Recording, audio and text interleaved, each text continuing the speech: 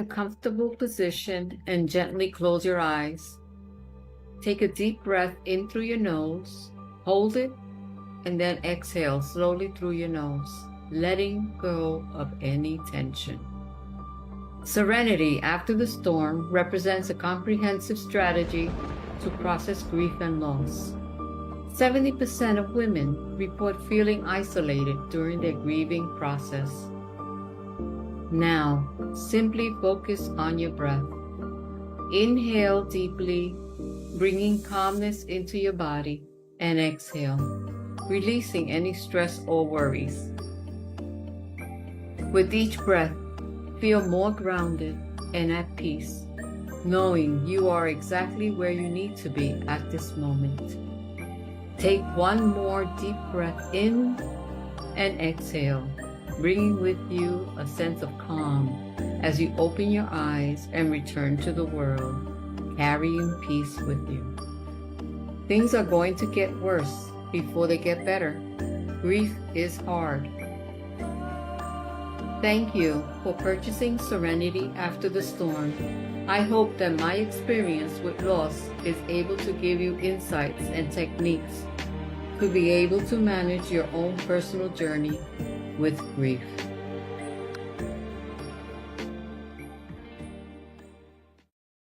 Infomercials. Hi everyone, here we are. We're at the Global Grief Conference 2025 for the last day. Woohoo! Let's get this party started. Okay, so my name's Di Parker. I'm the Good Grief Coach, and today's subject is going to be around lessons in loss. My guests are Jan Tinsley, who is a business coach, mentor, and entrepreneur several times over, and Victoria Cooper, known as Tori, who's a UK IHCA registered health coach. Tori is passionate about helping you simplify your journey to better health and wellness. So those of you that join my YouTube channel will know that grief is something that we do for all losses in life.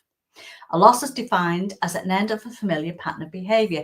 So something that you do regularly that you then stop is a loss. It's just how attached you are to that loss as to how much you will grieve. So today we're looking at some different types of losses that make a deep impact and change the direction of our lives. As indeed for me, today would have been my 40th wedding anniversary.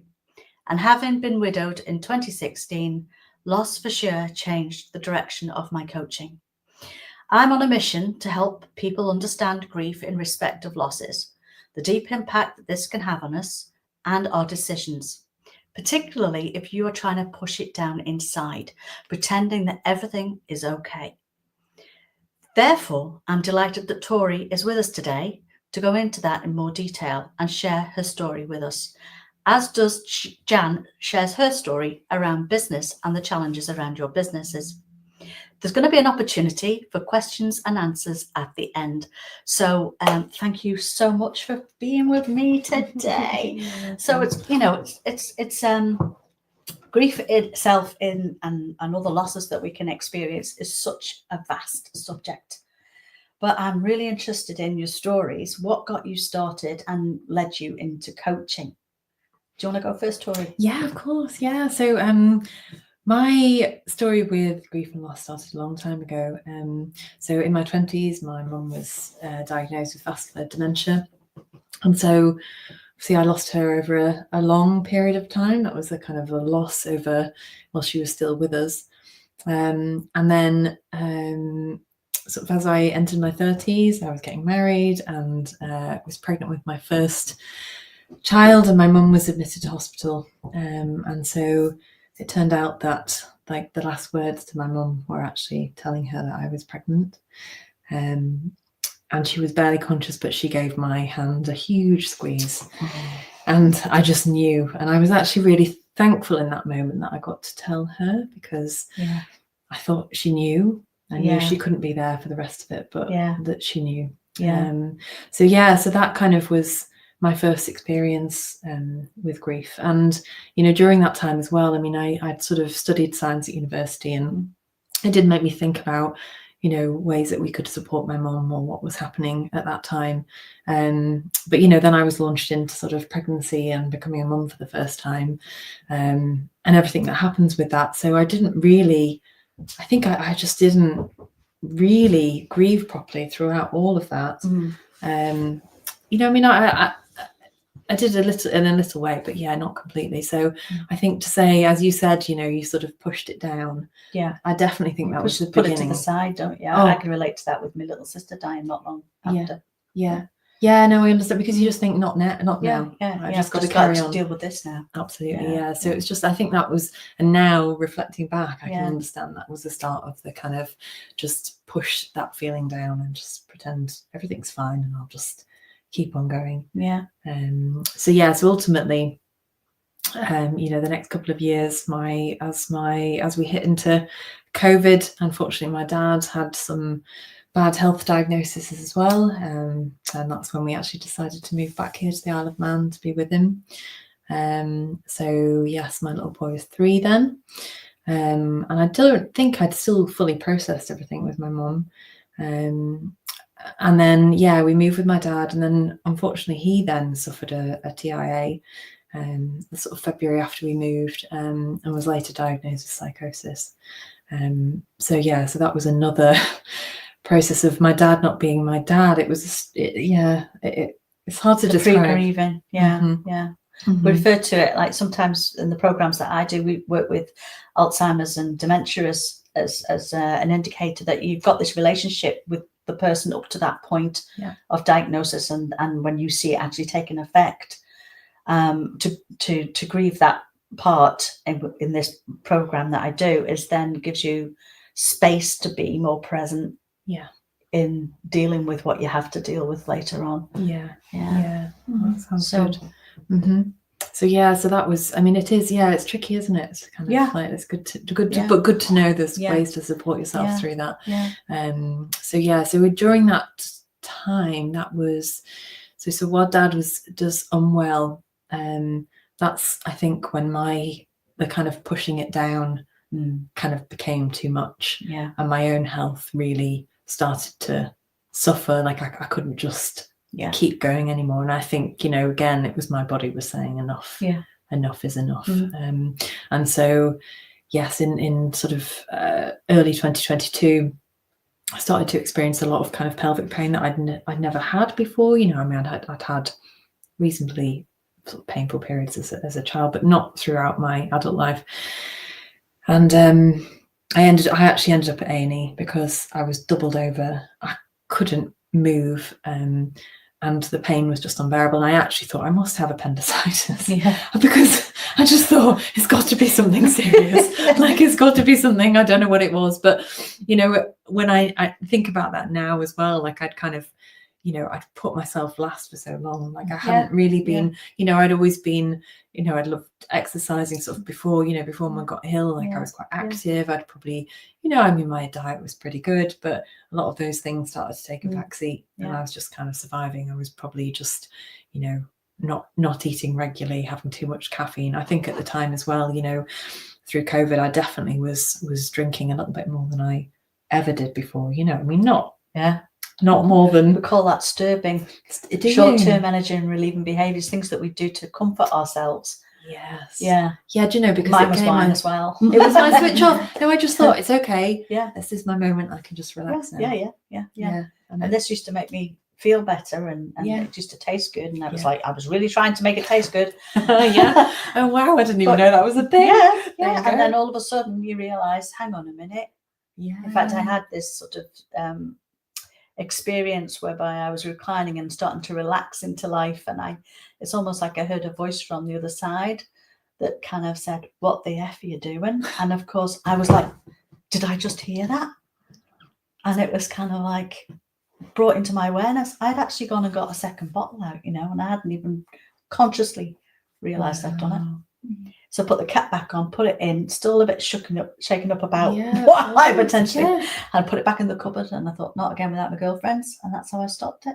But we all do it when we want to comfort ourselves. There's retail therapy, and you know, all of these things that we just we're taught to comfort ourselves instead of actually dealing with the pain of loss. Indeed, you're just Yeah. kind of putting it off, aren't Yeah. you? I think so. Yeah. Yeah. No, it's fascinating that that's actually a thing. It just creeps up as well. I think. Yeah. Like Yeah. I didn't really, Yeah. you know, it's like one glass and well, it's sort of Yeah, now yeah. it's every What's one night. glass? Yeah. Yeah, exactly. Doctors sometimes say red wine's fine every night, and what? No, exactly. Two? No. Not really every night. I know. So yeah, no, so Yeah. that was like definitely, you know, you think like I really had to put my health like last, yeah. and I think my body was screaming Yeah. that it needed attention and that I needed to pay attention to that. So, you know, I went to the doctors and I was given a CA-125 blood test, and it showed that that was high. I started completely freaking out because my grandmother had died of ovarian cancer. Oh. So I was like incredibly anxious about that. But on the plus side, because you know, so many women in that situation don't get to see a doctor and don't get seen with pelvic pain, and what I was later diagnosed with as endometriosis. But actually it got me to the doctors. So actually it you know, it was Yes. a positive thing, even though it induced like a lot of anxiety in me. So yeah, I was seen and I did get a scan, and then they eventually I was told by the consultant I had bilateral endometriomal cysts, I had adenomyosis, and I had endometriosis. And I saw the consultant and he said, well, we can just take your ovaries out and give you a hysterectomy. And I thought, whoa. And I said, hang on a minute. Like I don't know a lot, but I know that our ovaries are important for estrogen, and that's really important for our brain. And my mum had dementia, and again, I was spiraling. I was thinking, I don't want this. Like that's not the solution that I went to. So essentially, at that point, I decided that, you know, I needed to focus on my own health and find a way to kind of deal with that. And then my body was giving me a message, and that essentially did start my journey sort of into health. And subsequently my father also died, so that was 12 months later. My dad passed away, and At what point, Tilly, do you think you made that connection with the health and the grief? Where was because you obviously felt you had to take control of your health. Because I know sometimes it's always in retrospect, isn't it? We look back and then we can add the you know, the two and two together. I think because it had become so much. So obviously, like this was before my dad passed away, that I started looking at it. And I think maybe it was a combination of, you know, I was surrounded by the right people who'd suggested, oh, maybe look at this or look at that. And I think, you know, my own preference that, you know, I had always enjoyed like having a healthy body and eating good food, and just that realization that some of that had gone. And it was a friend actually, I sort of during that period, I can't remember, it gets quite blurry, doesn't it? I think I don't really know, because the stress was incredibly high. She actually passed me, and that's why I asked the question of the doctors, she passed me a book by Dr. Lisa Mosconi, who talks about kind of, she's a neuroscientist, and she's written a book called The XX Gene, which is about why more women get Alzheimer's and dementia than men. And she just picked this up out of the blue and said, oh, I think you might enjoy reading this, because she knows what happened to my mum. And I think I just started joining the dots a little bit, because until that moment, and in that book it talked about, you know, that relationship between stress and health and all these things, and it was just it wasn't so much a kind of here's exactly what's going on for you, but it started to connect it a little bit between what I was actually doing, and I think I probably more directly attributed it to stress at the time, and I think later understood the stress was a consequence of grief. Anxiety, depression, stress, these are always misdiagnosed by doctors, unless it's something that is that you have, you know, you've had a bereavement and you've gone in and it's an obvious thing. It could be, I've had clients that have had it long 20 odd years and they've gone in with an issue that presents today, and it's been connected to the grief that's been buried inside. So it does affect our health and our well-being. It's very important that we think about all of that when we are trying to find answers for helping ourselves in Yeah. And I think so as part of that whole body healing, because I Yeah. think obviously, you know, the kind of the loss and the sort of coping initially, and you know, there's all these different stages. Yeah. And you know, and it's not linear either. No. it's not one journey No. and you're swinging and out, No. and there's the kind of the mental health side Yeah. and the emotional side Yeah. and the everything. And I Yeah. think it's just remembering that, you know, our body is absorbing it as well. Yeah. And to kind of, we need to find ways at the right moment for us Yes. to deal with that. And to understand that grief isn't a process that you go through that's a start, middle, and end. It's an emotion. Yeah. So if you get triggered by something a few years down the line, and what's the common thing that people say to themselves? What's wrong with me? I should be over this by now. No, you shouldn't. A memory's popped up. Yeah. You've been triggered. What do you need to do? Do you need to cry? Do you need to do this in the garden? Or was that just me? Do you need a hug? Yeah. To just talk to allow friends. it Yeah. to be. And you know, and if you need a damn good cry, have one. Yeah. You know, instead of like trying to keep that lid on the old box down inside. So I think And so. wear it. Yeah. Or even exercise. You Yeah. know, I mean, that we were talking about that, weren't we? The sort of my story as well. Like quite a period later. I mean, this was after my dad had then passed away. You know, and I'd started to address some of these things. You know, and I think just sort of life sometimes rarely gives you that time and release, does it? So I think that's also a challenge for a lot of people. Certainly was for me. But you know, I thought, right, I need to, you know, I do need to be exercising again. I used to, and I was building it up. I'd started walking a lot, and then I was sort of, right, I'm going to get back into my running again.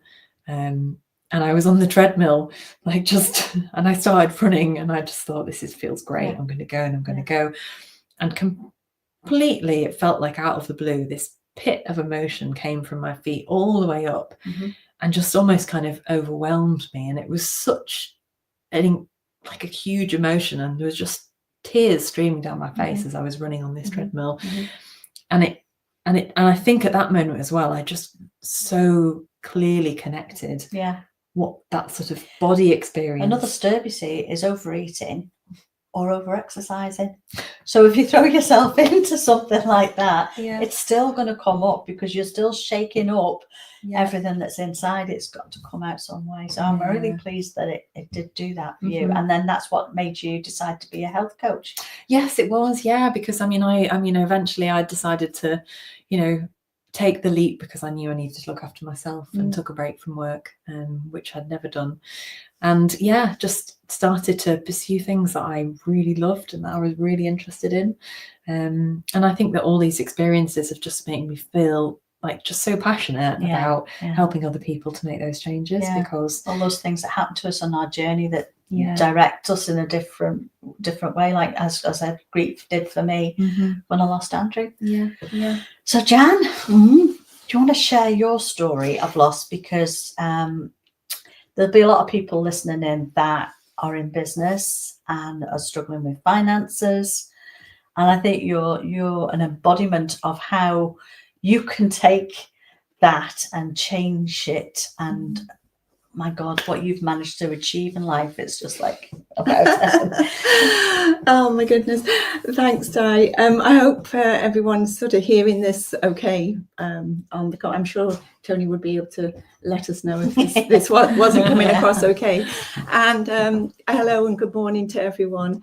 I'm Jan Tinsley, and as I said, I'm an entrepreneur and a businesswoman, and one of my absolute favourite roles is that I'm a grandma.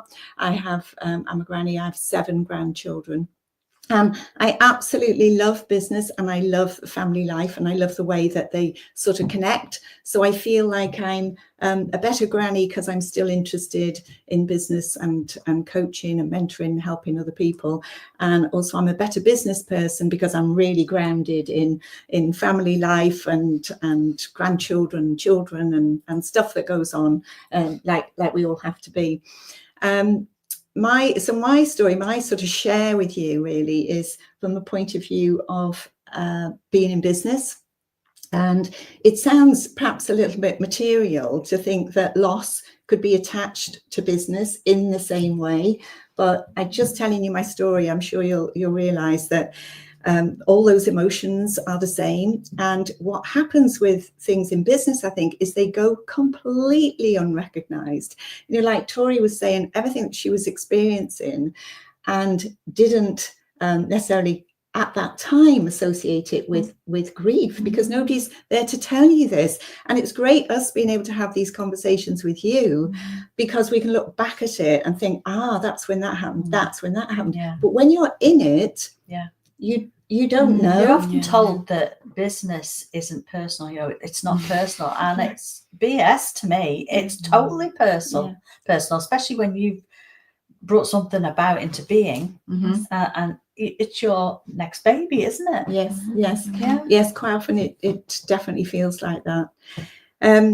So from my point of view, we started, I've been in business over 40 years. I am very old, and most of the time it's been our own businesses. I've been in business with my husband, and we've been at the coalface and running our own businesses in various sectors: hospitality, water bottling plant, financial services, dental payment scheme, property development, all kinds of things. And as you'd expect in business, it's a roller coaster. It's one of these. And it started off for us because right back in the late 70s, anyone that's old enough to remember this, there was a big financial crash, and interest rates here in the UK was 17%. And we were only just married. We got our first house. We got our first baby.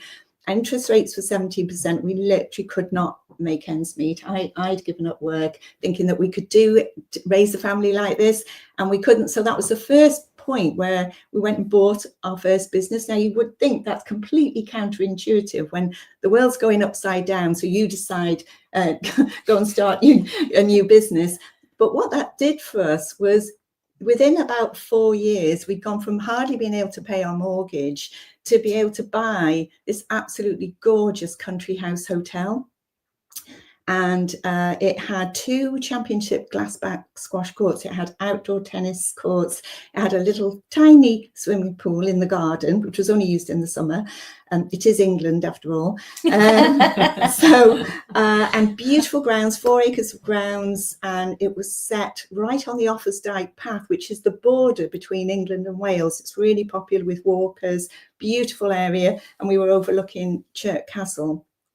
And what happened to us in the end, we wanted to develop, there's a beautiful walled garden in this hotel. We had this idea to put log cabins in it so that we could extend the room capacity that we'd got, and it just fit perfect that we could do this. After a lot of work, we managed to get planning permission, but we didn't have the money. So at the time, there was a thing called a business expansion scheme where people could make an investment into these kind of projects and get certain kind of tax relief for it. So it was a win-win situation, it felt. We had good advisors, we thought, our bank manager, our accountant, and another man from an insurance company. And we took on board the investment, but we had to create a limited company for this business expansion scheme to work. Just to give you the very, very short version of this, what happened was that we then found, after a while, after quite a few months, where the money was sitting somewhere, we didn't seem to be able to spend it or access it to carry on with the project. And then we found out that the new limited company that was set up, we weren't actually shareholders in it. And this really gave us such a shock. And I look back at that thinking how they got away with that, how naive we were, how trusting we were, all these things. You know, remember, we're still very young. And in the end, what happened is that we sort of gave notice. John actually got a job selling paint. If you knew my husband, you can give him a tennis racket, a squash racket, a cricket bat, a basketball, a baseball, anything, but do not give him a screwdriver or a paintbrush or anything like that. But anyway, he got a job selling paint, basically so that he could have the company car. So we had a car. And we decided to say, look, you'll have to sort this out. We can't carry on work in this place if you don't either give us our ownership or give us the money. And at one point, John had just had enough. He said, right, we're going, we can't do this anymore. And so we went, but on the understanding that we were going to get our payout. So our loss was this ticking bomb that we actually had no idea about. And eventually they put in a couple to run it. And if we didn't go anywhere near the place, and still waiting for our money, really struggling. I was just doing little jobs to sort of keep some money coming in. We got 2 small children, and eventually we found out that the place had gone bust, and it was put into administration, and everything we'd owned and everything we'd worked for and built up to that point in this beautiful physical thing that you could look at and point at was gone. And it kind of got worse before it got better, because after a few weeks, we had a phone call from the bailiffs who said that there was a hot tub and some catering equipment that was still under our name, our personal names for the finance, and they were going to send the bailiffs in to reclaim the money. Of course, we didn't have any money, so we ended up getting a local builder. We informed the police. We got a local builder to come with us, and we took the wall out of the building where the hot tub was and took the hot tub out and sold it to the local squash club so we could pay off the lease. But, you know, this is the sort of thing when you think things are bad and then they sort of seem to just go worse, and then something else happens and something else happens. And so that's just like part of the start. So we had a great start to success in our business life, and then we had a terrible, terrible crash. And then you've got to rebuild yourself. And what that did for us, why I like to sort of share the story, is because at that point we completely changed everything about ourselves. We both had good educations. We both could have had really great jobs, both of us in the public service sector, actually. But with this happening, we completely reinvented ourselves, we retrained, we re-energized, we completely transformed what we were doing, and we were growing and learning. I ended up going back into part-time education to study for a postgraduate qualification in marketing. John started training again. He ended up going into financial services. We were learning all the time. We started attending courses. I was going to the local college. And slowly, we realized that we were turning ourselves into something different. And it's a bit like, I think at that point, even though we didn't know really where we were going or what we were going to do, but we knew we were going to do something, and we were striving and working. And it's a bit like throwing the mud at the wall and just seeing how much sticks. Yes. And eventually we did end up creating a new financial services business. And out of that, we created another business. And that one was the one that really came good for us and became an incredible success. And if you'd have asked me at that point to do a business plan and create, give me the charts or the flow charts or the financial business plan or anything else of what that business could have been, I could not have dreamt in my wildest dreams that we could have created something like that. And so having that success, and then we ended up potentially going into, we decided we'd do a property development. And then that was just before 2008.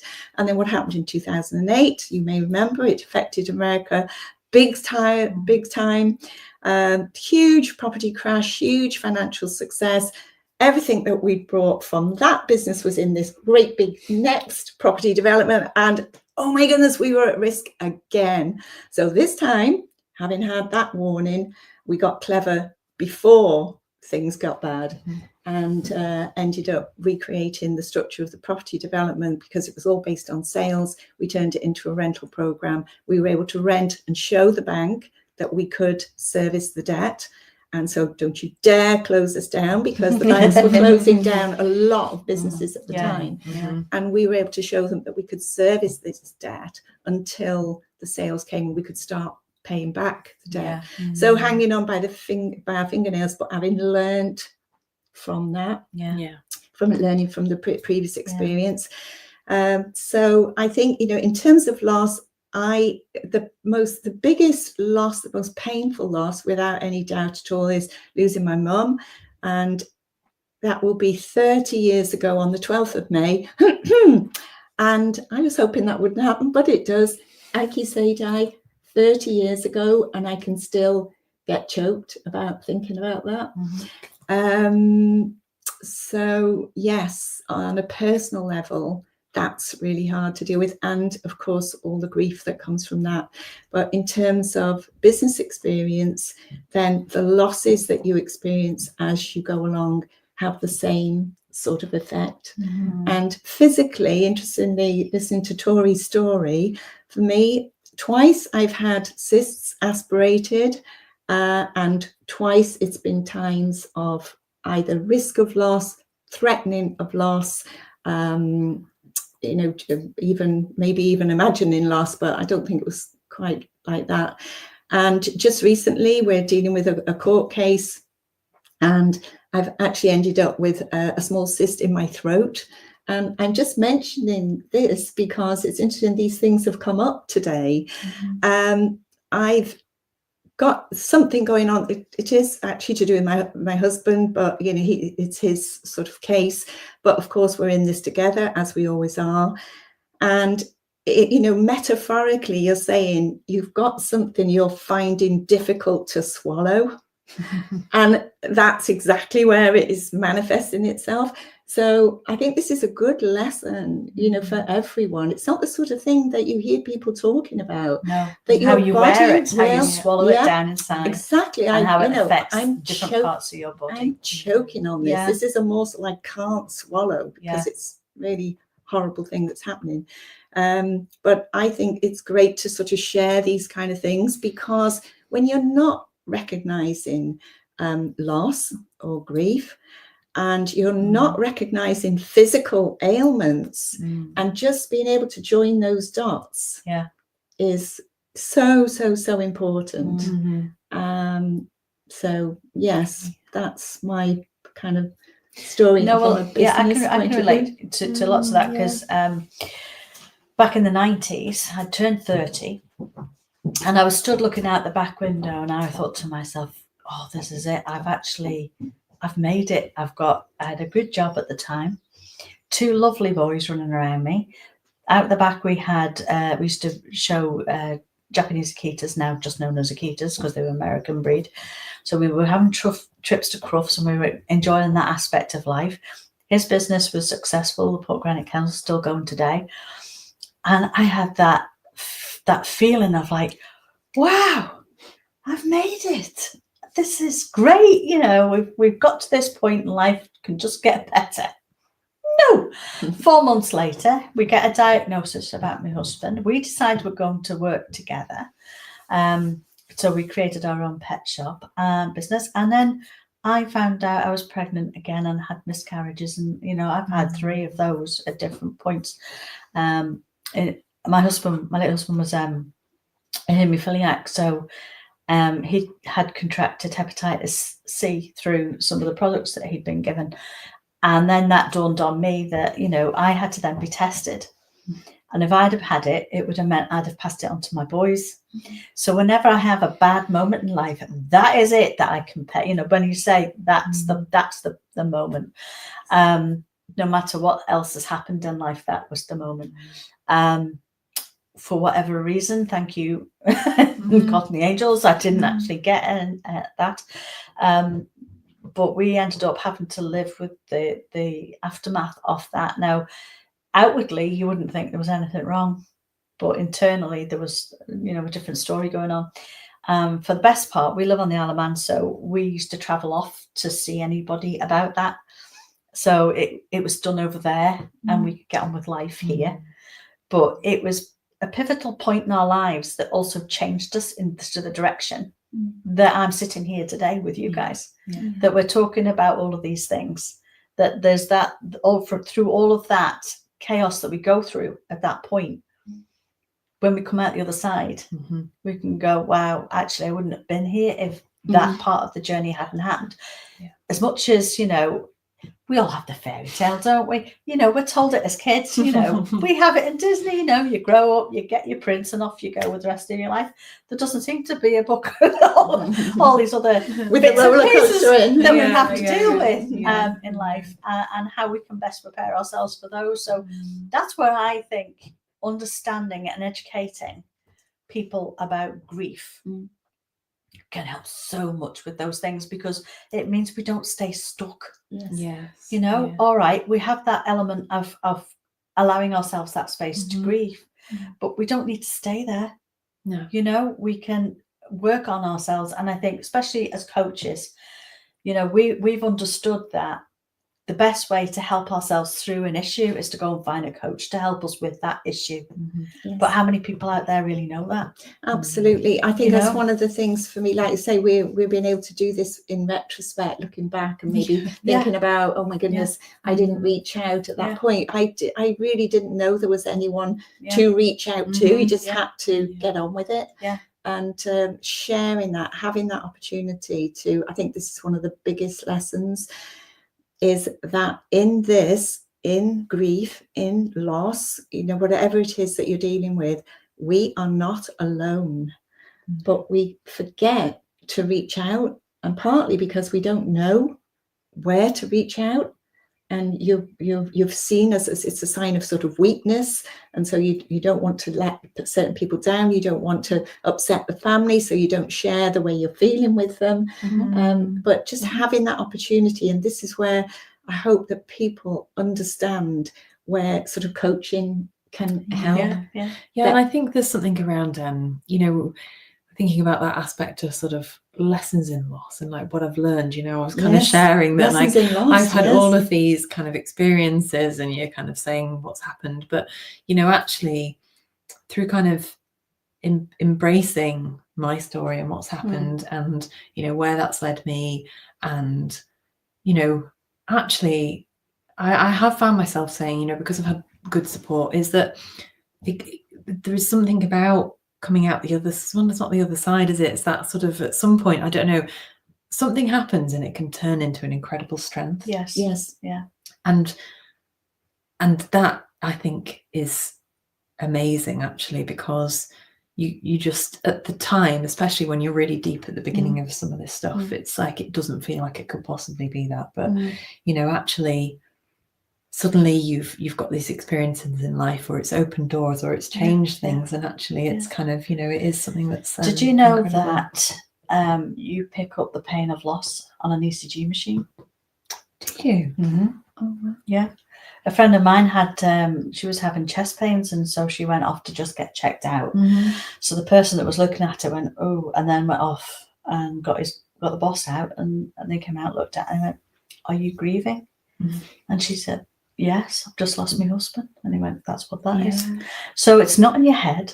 It's not something you make up. No, it's a physical. It shows up as a physical pain. It's the same with the inflammation as well that I was experiencing. So obviously I know now.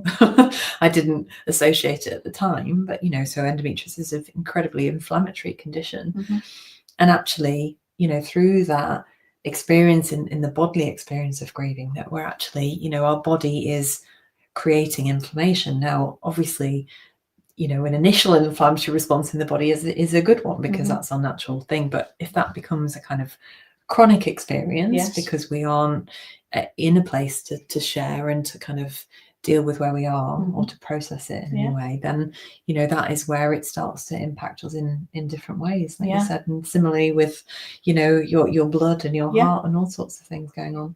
So it's just that, exactly as you said. I mean, I think if you have experienced these losses, and then actually you're suddenly like, oh, and now I have this going on, going on, I think, you know, it can be related. I mean, you obviously, it's important to speak to a GP or your health professional to sort of get that checked out, but that's not necessarily related.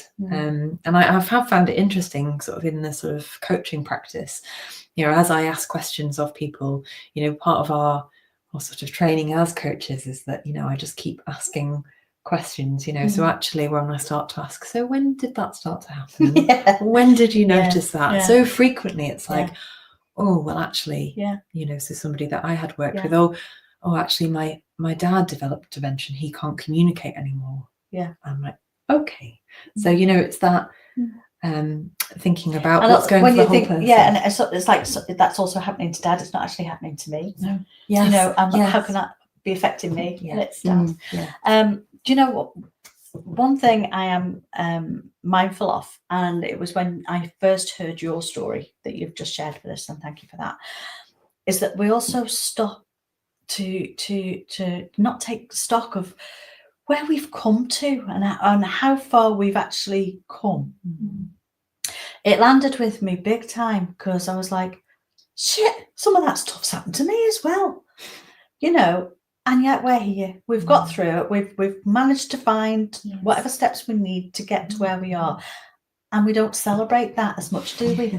I don't know, it's a British thing or what, let's do a bit more American woohoo on that one. But, it's important, I think, for us to also acknowledge our achievements. Yes. That we manage to find a way, we pivot. And instead of reacting to everything that's going on, if we take that step back, take a breath. How can I respond to what's going on? It'll help just change your perspective a little bit to help you find where you need to go next. And I've got a question actually for you. So in my I just wondered because I had heard, so in my professional life prior to deciding to sort of become a health coach, I worked for charities anyway, and I do remember a conversation actually. We were talking about it was children's well-being, and actually saying that our brain does naturally hold on to the negative experiences more than remembering the positive. And as you were saying that about we forget to celebrate. I think I remember that sticking a little bit in my head of that, we're so quick to move on and like, okay, that's done, next thing. Actually we don't think, oh, actually that was really positive experience. I'll remember that as well. Or keep them busy so we don't allow these things to come up to the surface. That's me all over. That's my mother. She'll clean your house top to bottom, but don't ask her to talk about what's happened with choline resistance. It's when Mum died, me and my sister worked together. She was working for us in our business, and we seemed to do that. That was definitely my coping mechanism, was to keep busy, to keep going and everything. And we were lucky because if I was having a bad day, she was okay. If she was having a bad day, I was okay. So we kind of right. Let's just see if there's any questions, because I think we're coming towards the end of our time. Hi, Elaine. Oh, that's Tony, have we got any questions for us that have come up? Just while we're looking at this, I wonder if I could just share, just summing up some of the things that we've been sharing here, for the sake of people listening. Yeah, look, there's one for you. Yeah, my non-profit is right there, and fighting being closed due to lack of financial support. So a lot of Yeah. Oh, shall I read this out? Yeah, my non-profit, this is a question from Christopher. Thank you, Christopher. My non-profit is right there fighting being closed due to lack of financial support. So a lot of sacrifice being made to keep the service out there for free. It's amazing how trials force you to grow and also show you how others can either be there or disappear in your circle. Absolutely, Christopher. We were so lucky to get some amazing support and advice. And as well as the mentors that are there, you're dealing with your own sort of dragons and demons, but there definitely is help out there. And that's something that I was just going to say there when we said, you're not alone. That's the one thing to remember. And the other thing is that probably whatever you're dealing with, whatever you're going through, is actually probably perfectly, imperfectly normal, in that somebody else is experiencing this. And the other bit is based on our stories and what we've just sort of said there in terms of celebrating. We're stronger than you think. You are stronger than you think. We can do hard things, and some of this is hard, really hard. And you know what you're going through right now, Christopher, with that, I hope you get the support. I hope you keep reaching out until you find the person that's going to give you the solution. And in some circumstances, which happened to us in one situation, because I had sort of put the word out and people had said, oh, you must meet somebody. I met a chap who said, I love this business and I want to write you a check out right there and then. And that completely saved that business. And we did make sure that he knew that when we were able to send him a very, very nice big fat check in return for what he'd. I think it's a great opportunity to say at this point too, that if anybody is listening to any of this recordings, whether they're, you know, live now or going back, if you want to reach out to either any of us here, you can find us at www.justaskacoach.com, and you can reach any of these ladies and myself to have further conversations if you need to. So I hope that you might think about that, Christopher, as a guide, you know, to perhaps have a chat with Jan. Yeah, definitely. Was there any other questions, Tony, that have come up? Don't know if he's listening to us. Should we just keep going until he cuts us off then? Because it is just what it is, isn't it? So what about a piece of advice? What pieces of advice would you give to anybody now listening to us? Yeah, words of wisdom. I think my bit of advice really is based on what I've just said, and that is, it's the reassurance that actually you're stronger than you think, and that we can do hard things.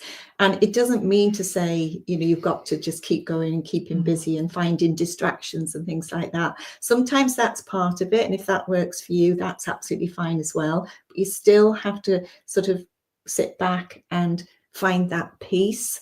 And I think peace is quite an underrated word, to be honest. It sounds slightly surreal, but it isn't magical. It isn't something out there. It's just a place where it's contentment, and it might not be like a party, but it's just a place where we actually feel okay and we feel safe. And I think it's important to ground during these places too. You know, like if people that aren't familiar with grounding, it's actually just go and put your feet on the sand or grass and connect with yourself again. Yeah.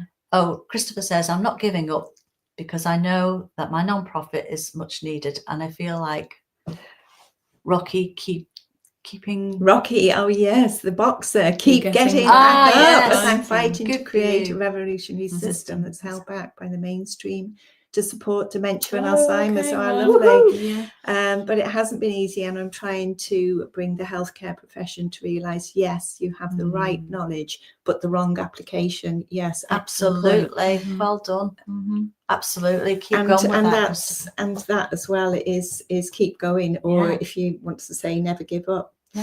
Yes. What about yourself?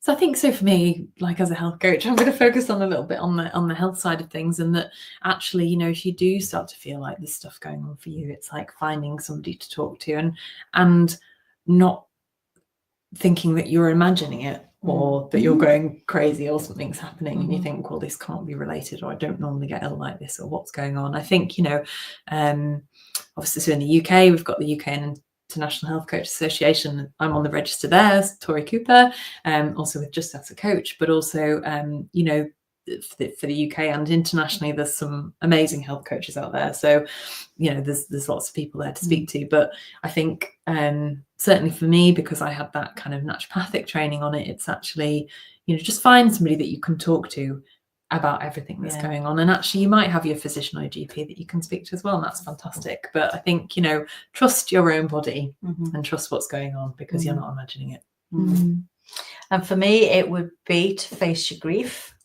Stop bottling it up inside. Know that your children are watching you, and there's misunderstanding that children are resilient. They're not. They're sponges from 0 to 7. They are absorbing the atmosphere that they live in. So if you've had bereavements, how have you been managing yourself in those bereavements? They just absorb it. And then when you get to teenage stage, you got the hormones kicking in and everything gets heightened. And they also start bringing up some of the stuff that they might have not dealt with because, say, granny died and they weren't allowed to go to the funeral or something like that in their earlier years. And that can start being part of their story going forward as well. Behavioral issues, etc. So it's a big thing. Look at your own self. How are you with grief? How do you feel with grief? Are you open to dealing with grief, or are you one of these ones that tries to just keep pushing everything down and it'll never happen to me and I'll be stiff upper lip and fine?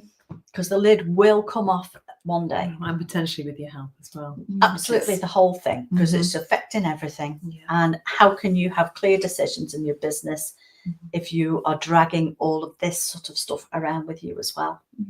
Do you know one of the profound things, going back to the exercise thing? Yeah. When I was doing the Ironman training, Oh yeah. that was taking some time out for me Mm-hmm. because, obviously you have to build up the distances. So you're on your own a lot. Yeah. And actually that part of it was great. The race was scary as heck, but that part was great because it just, but what I learnt in that was mental strength as well. To you can keep going, you can put one foot in front of the other. No matter what comes up, there is a way forward for that. And I really don't know how I would have coped the following 2 years through the illness. You got cancer after everything else. How I would have been at that time, but the mental strength of knowing that I had pushed and got through that. Yeah. And actually I was the last one crossing the line, mind you. Yes. But I crossed the line. You did. I still did it. We can do hard things. Yeah. And you did. Yeah. Ironman. Yeah. Amazing, Di. But it's I'm so grateful because obviously he died 2 years later. And if I hadn't have made the cut off and done it, it was like, oh, I don't want to do this again. So I think we've probably got just about 3 minutes looking at that to just round up what we're sharing today. And any questions that might be there, Tony, if you want to pop them through for us, we would love to know what's going on in the background. Oh, Christopher will definitely reach out. Well done, Christopher. You'll be in great hands when you talk to Jan, believe you me. And I wonder, can I just pick up on something you said, Di, there, because Di has really opened this up for so many people. Thanks, in terms of children and teenagers and helping them understand that grief isn't just about bereavement. Yes, they're upset. Granny dies, the cat, the dog, the gerbil, whatever it is. They understand that as bereavement, but they don't see things like moving school, moving house, moving country. It's like you've been listening to somebody. Yeah, exactly. This is exactly how you have opened this up and made me understand that it's grief, but it's loss of any kind. And even things like menopause, even things like stopping breastfeeding, even things like kids going off to college or university, they're all a loss. They're all a loss. But so we're going to have up to 42 losses in our lifetime as an average. 42 losses So, it is about time we started understanding and talking more about grief. And that's why I'm really honoured to be a part of the Global Grief Conference to share this journey. Yes. Oh, I think absolutely. So I don't know I don't know how long we are. So I don't know if there's any other questions. Does anybody? It's about 50 minutes now. 50. 50. Yes, we're just coming up to. Yeah. Okay. So 1 minute. Okay. Right. Okay, Tony.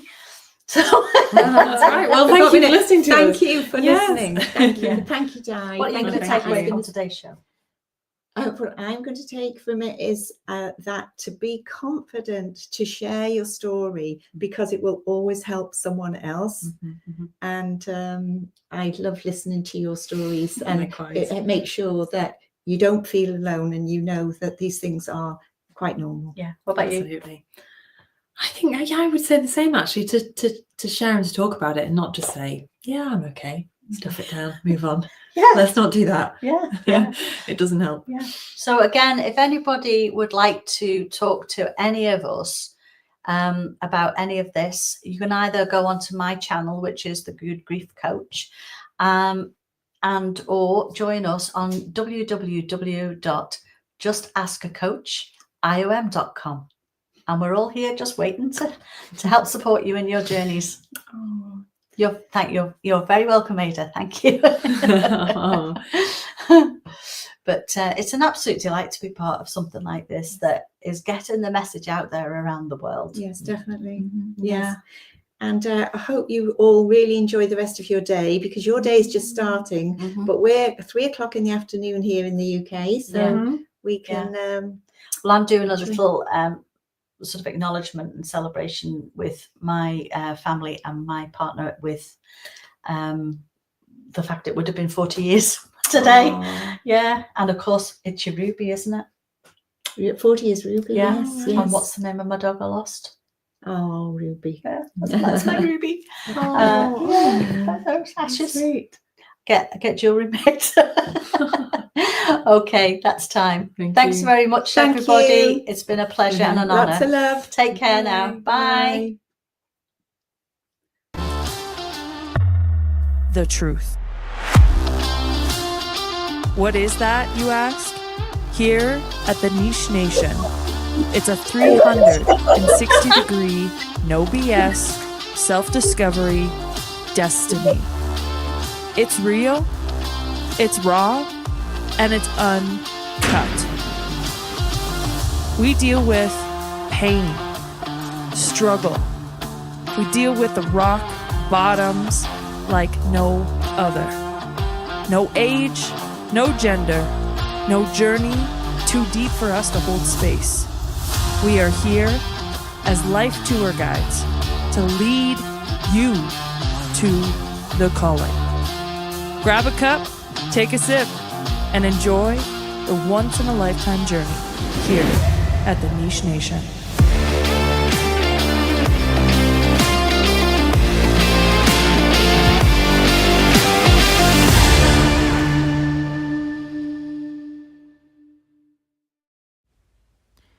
What do Postvention Collective and Journey Through Grief have in common? They are two businesses working hand in hand to educate, advocate, and support people left behind after a suicide. The act of suicide is surrounded by stigma, and that stigma trickles down to those left here to grieve.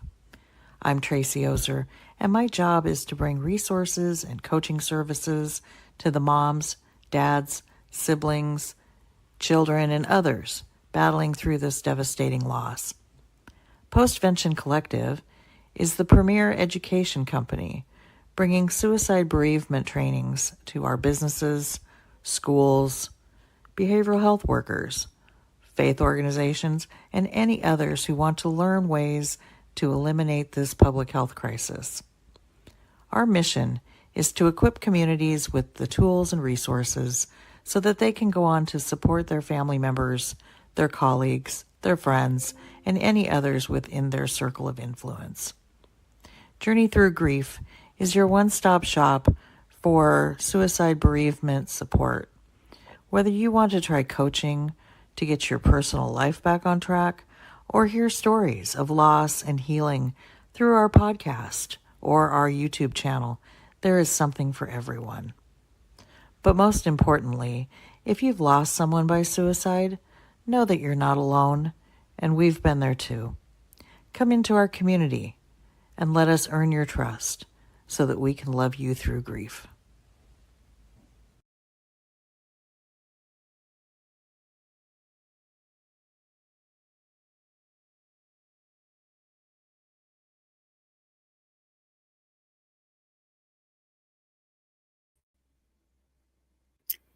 Welcome, everyone, to the Global Grief Conference. My name is Eileen Party. I'm here today to talk to you about grief and communication.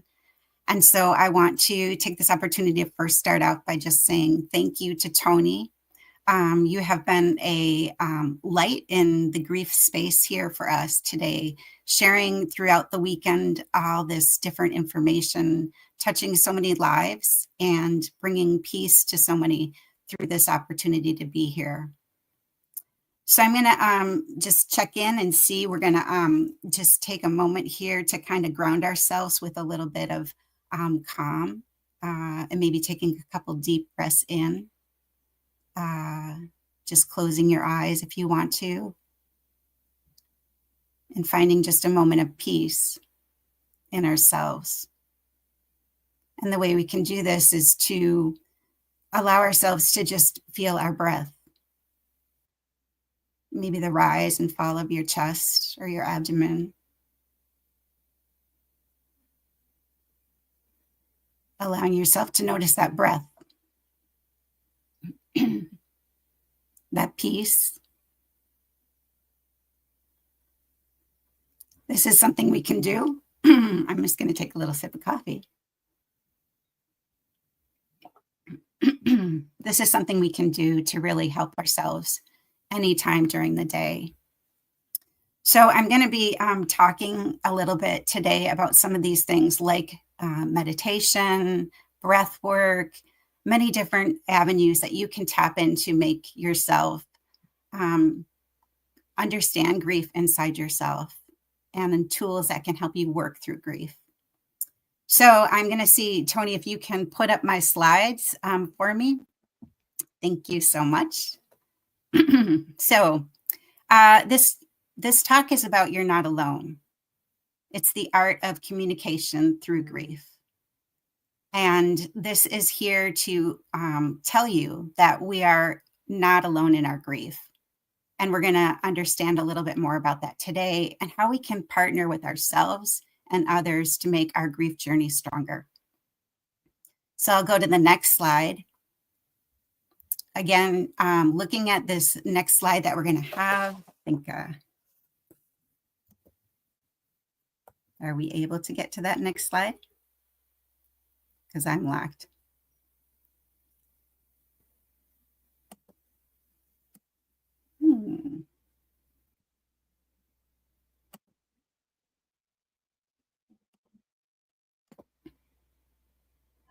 All right, well, little glitch, but hey, that's the way life is. Sometimes there's glitches along the way. So I'm just going to see if I can pull this up for us so we can make this as good as possible for you that are watching. Yeah, and I'm not having any control over the slides.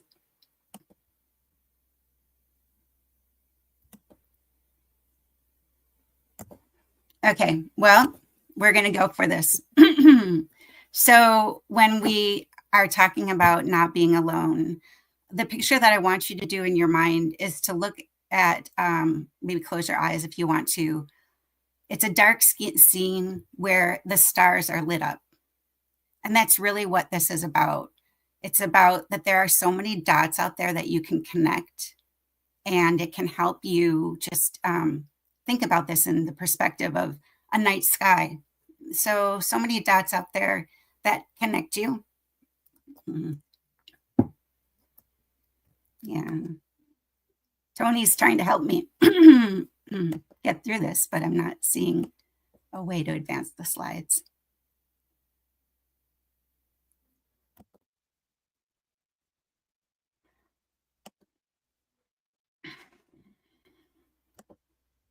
Don't you just love technology sometimes?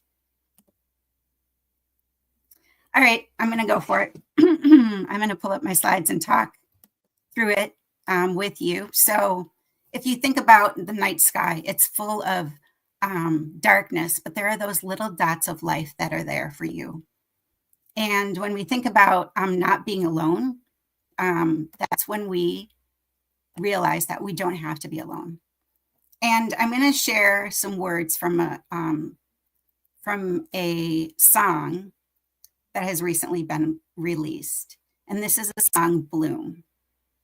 It's by Sad Boys, and I'll send or let you know a little bit more about this as we go through. It talks about you're not alone. You're not alone. We will bloom. We will grow. I'll shine my light. You're not alone. We will bloom. We will grow. I'll share my light for you. You're not alone. You're not alone. And so I'm going to take this moment to have you connect with someone else, someone maybe in your digital space, so that you can kind of process not being alone in life. And maybe who you send a note to during this activity will feel like they're not alone today. So we're going to do a little gratitude moment. We're going to take this moment right now. I want you to grab your phone if you have it, maybe a piece of paper. And I want you to, for this moment, just think about somebody that you have a digital connection to. Someone that you can pick up your phone and you could text them if you needed them.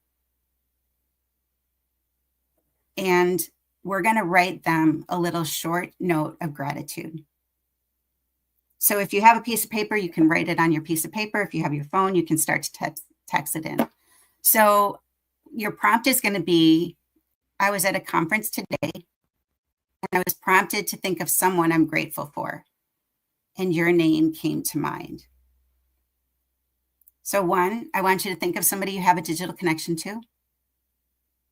2, I want you to pull up their information and text them that message or your own created message. I'm going to leave I'll share this one more time with you. The note that you could prompt them with is, I was at a conference today and I was prompted to think of someone I'm grateful for, and your name came to mind. And then think about the why. Why did their name come to mind? Was it because something you did for them, they did for you? Because of something they said? Because of who they are? So this just gives a chance for you to send a note to somebody right now at this moment and start to share being connected, being that people are not alone in their journey. And this is one small way that we can walk through grief and connect with intention. So I'm going to give you just a few more seconds to do that. Like I said, if you wrote it on the paper, you could take a picture of it and send it to them. Sharing moments of gratitude with others is a wonderful way to become involved and intentionally use that opportunity to connect with people. The way we can become not alone is by connection. And I'll be sharing a little bit more with you as we go through. And I just want to see if there's any comments or thoughts. What happens sometimes when we do these things where we connect with people is that you're going to send this note to them and they're going to receive it, and it's going to change their day. And then they're going to, come back to you with a message that's going to probably change your day. So yes, thank you, Bobby. Gratitude sharing is a powerful practice. Connection is everything. Connection is the way we move forward in life. And I did a survey for this conference that talks about how people are showing up for grief. And one of the biggest things that people talked about in the survey results were that I don't feel connected to people, or I don't know how to process through. Or if you have somebody that passes away, or a grief situation with a friend, sometimes we don't know how to respond to them. And this gives us the opportunity to do that. It allows us to connect with them and open up that bridge between grief and grace, and giving yourself grace and giving others grace. So thank you so much, Bobby, for sharing that. That's so true. That is an important part of grief process. So I want to just share some words that were brought in that talk about grief. And when I did the assessment or the survey, I really asked people about what words and what common themes do you find in grief that you wish you could change? And there were things like crying, that it's okay, being empathetic, a spiritual connection, forgiveness, trust, healing, empathy. So many words that kind of speak to us as grief. So if you have a word right now that's in your wheelhouse that you're thinking about as you think about grief, I'd like you to share that in the chat, and we'll go through some of those words that are being shared here live. So what does grief mean to you? Where has it shown up in your life? And I'd like to say that, you know, grief is a journey. And there'll be times that you'll go back and forth between it. But if you start to address it and connect with it and connect with others, then you'll find that empathy that we all need when we've been through grief. All right, well, I'm going to start to just share a little bit about myself. So I wanted to kind of get into this topic with you, but share a little bit about why I'm involved in this topic. So I'm Elaine Party. I am a registered nurse. I have a deep passion for meaningful communication. And I use the words communication stylist and strategist when I describe myself to others, because it helps people uncover the way they express themselves when they start to understand their style. And especially during the hardest points of life, this is when knowing your style of communication and knowing how others are processing styles of communication around you can be so impactful. So I blend compassion and strategy together.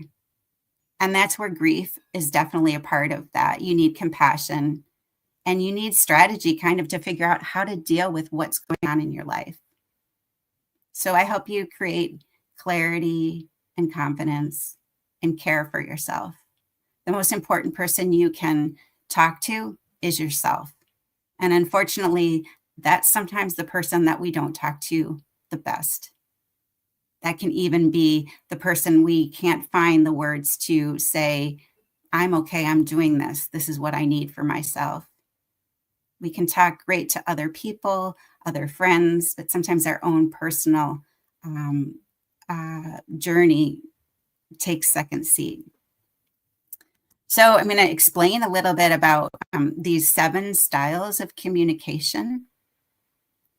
So we'll talk about, there's 7 that we are going to address today, and there are probably others that are out there, but these are some that I think line up with the forms of grief that we sometimes experience.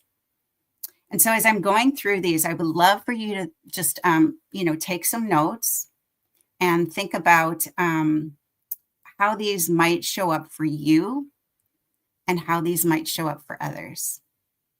So I'm just going to take a quick look and see if we have any other people that have commented at all. Okay, so we're doing good.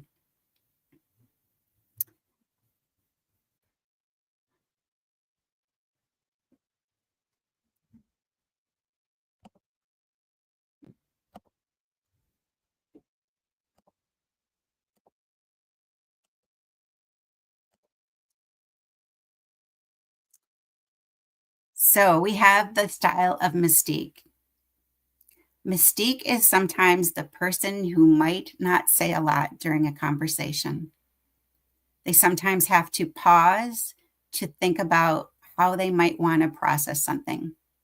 And in grief, you can really find that as an anchor for a lot of people. They don't like to talk. And again, I'll go back to my survey that I did. A lot of people said they have a hard time communicating. They keep things to themselves. If you are a Mystique communicator, you can find yourself digging deeper into that because that's your comfort zone. An alert kind of communicator is very good at attention to detail. They are ready to look at things and make sure everything's checked off. And so they might be the person that shows up in grief that is very, has a list of things they want to do. They got to check these boxes off. And if you're not an alert communicator, you might feel like they are kind of acting weird, like they're too strategic. But for many people, that's the way they need to show up in grief. Trust. Trust is when there is a built-in feeling of comfort with someone that you're talking with. So these are the people that might show up and want to hear about how you are feeling, or even how they are feeling themselves. Prestige is the form of excellence. So these people might show up and you might not appreciate their style because they seem a little bit too caught on ideas that might not align with you. They want to move through grief with an idea of, maybe creating the perfect tribute to that person. And maybe you're just not even able to talk at that point. So you might find their style difficult. Power is the idea of leading. So when we are in grief and we're leading, sometimes they're the person that takes charge. And so they like to take charge because it gives them a way to release some of their grief. An innovative person is a style of communication that comes from creativity. So this person might come up with some different form of way of, again, kind of a tribute to a person. They might come up with something that's very creative and innovative and not done before. And if you're not in that space, you might feel like that's not going to work. And passion is the person, and I can explain, I'm going to just be vulnerable here. Passion is one of my highest forms of communication. And when I look at that and how it comes up in grief, when I've lost people in my own life, I become very sad. And so my passion turns to sadness. So you might see that in a person like that. They can't really, they're crying a lot. They're emotional. These are emotional things that go on and through their mind. So that's the 7 forms of communication. So I'd love to hear if anybody has a clue of what they think their highest form of communication might be.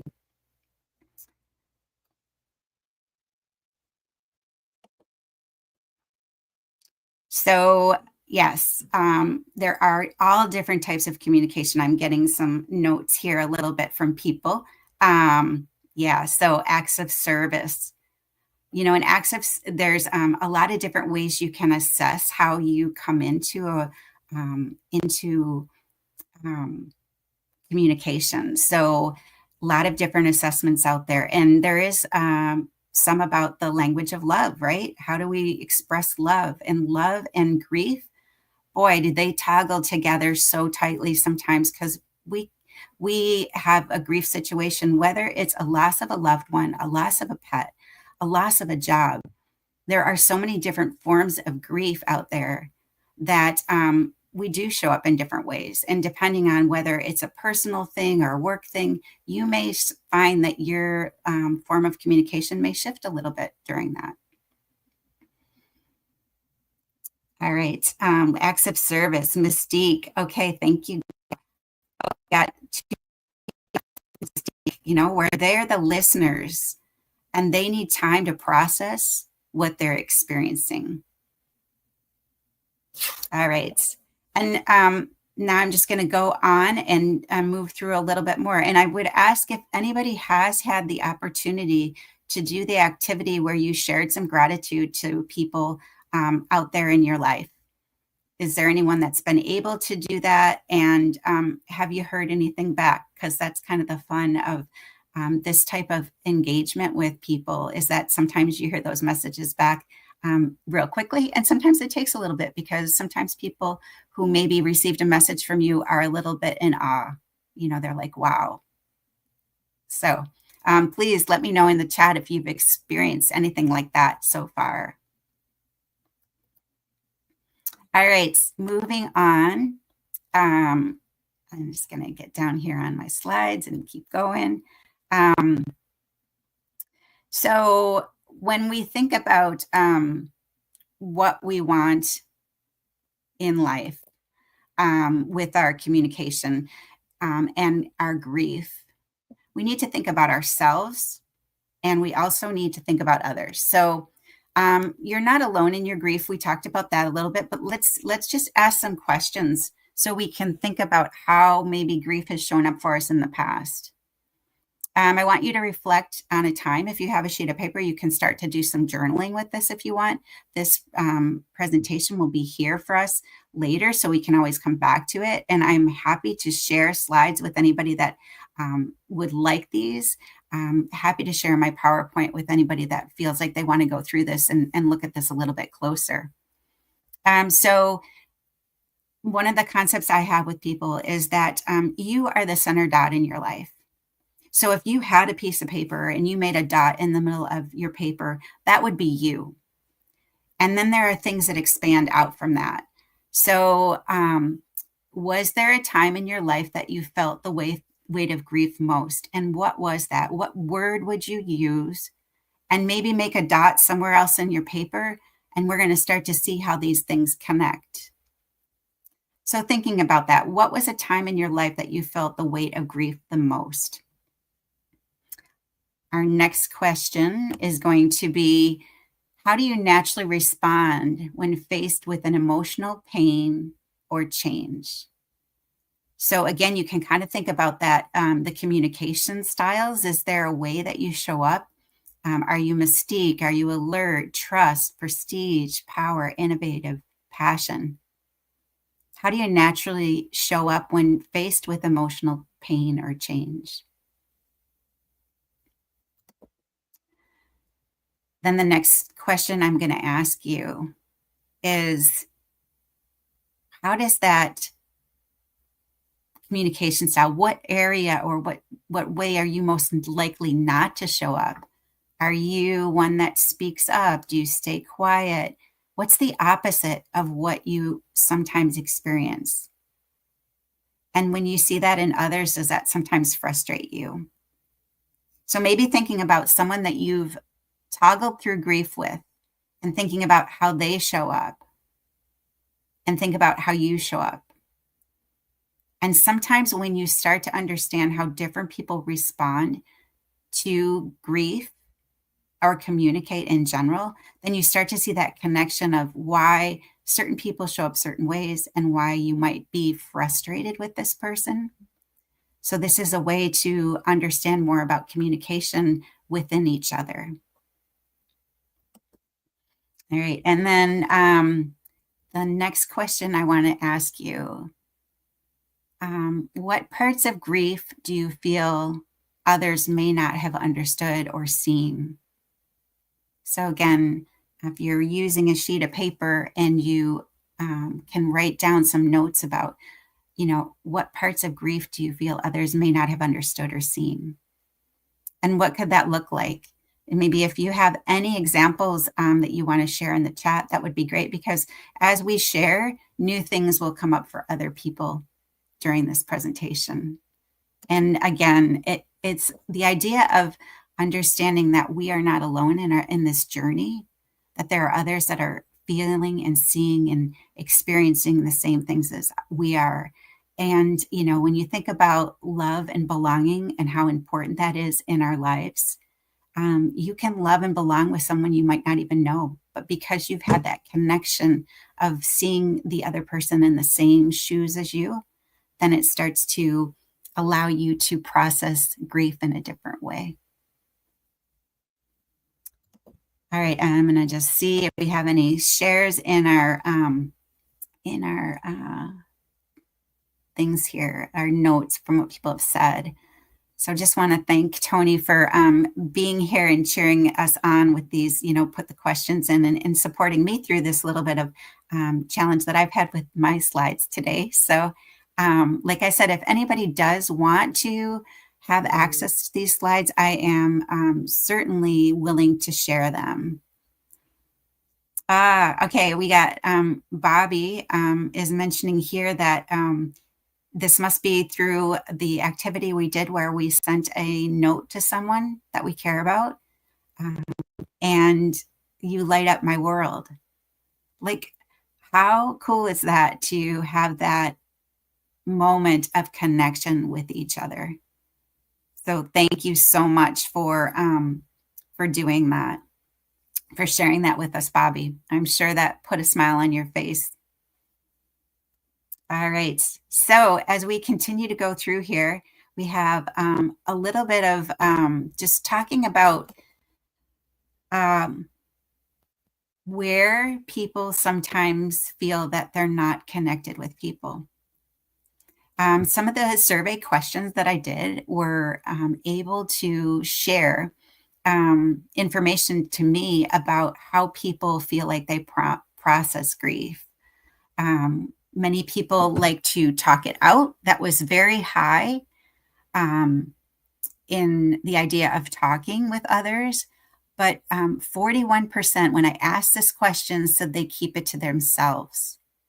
So maybe think of ways that you can incorporate, maybe it's journaling that's keeping to yourself, but it's expressing it as a great example. Joining a support group with your journey with grief, whether it's, we've had so many presenters here. I think about one that I watched the other day, Parkinson's.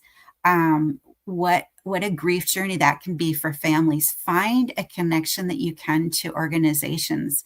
Think about Googling what you're keeping to yourself and see if there's something there for you that can help you move through with others and keep you connected.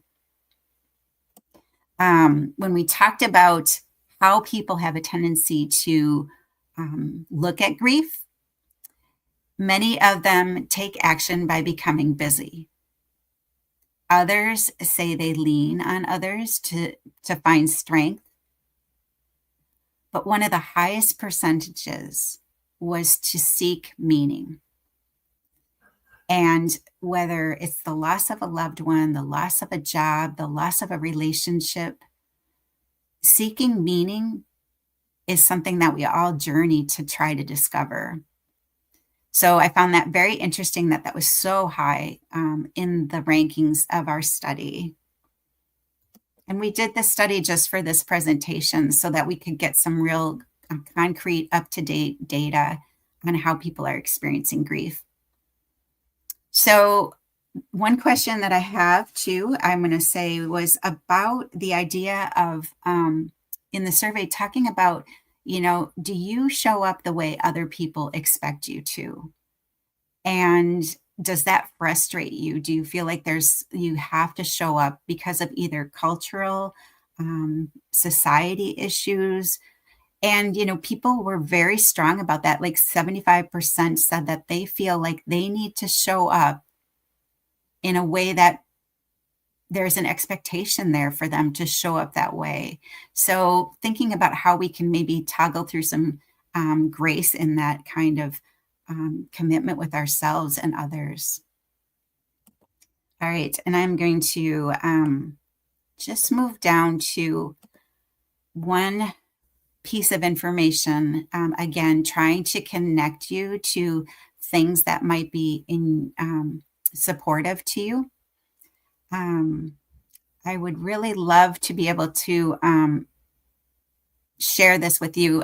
It's going to be a little bit more difficult because I'm not able to show you the slide, but I am going to try my hardest to help you understand more about this. And like I said, there will be the replay, so you can go back and always listen or reach out to me. I'm going to give you my email at the end. So one of spaces that we talked about earlier was gratitude. And so gratitude is helping us toggle through a lot of different things.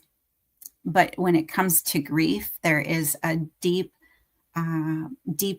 part of grief and gratitude that can be linked together. And there are some amazing books out there. One that comes to mind is written by Chris Palmer. He is the gratitude junkie, and he has taken his journey through grief and shifted his perspective over to gratitude. And so Chris has the gratitude space, and there is a community that is a support to people by sending out gratitude text messages. So I'm going to ask you, if you are able to pick up your phone right now and pull up your text messages.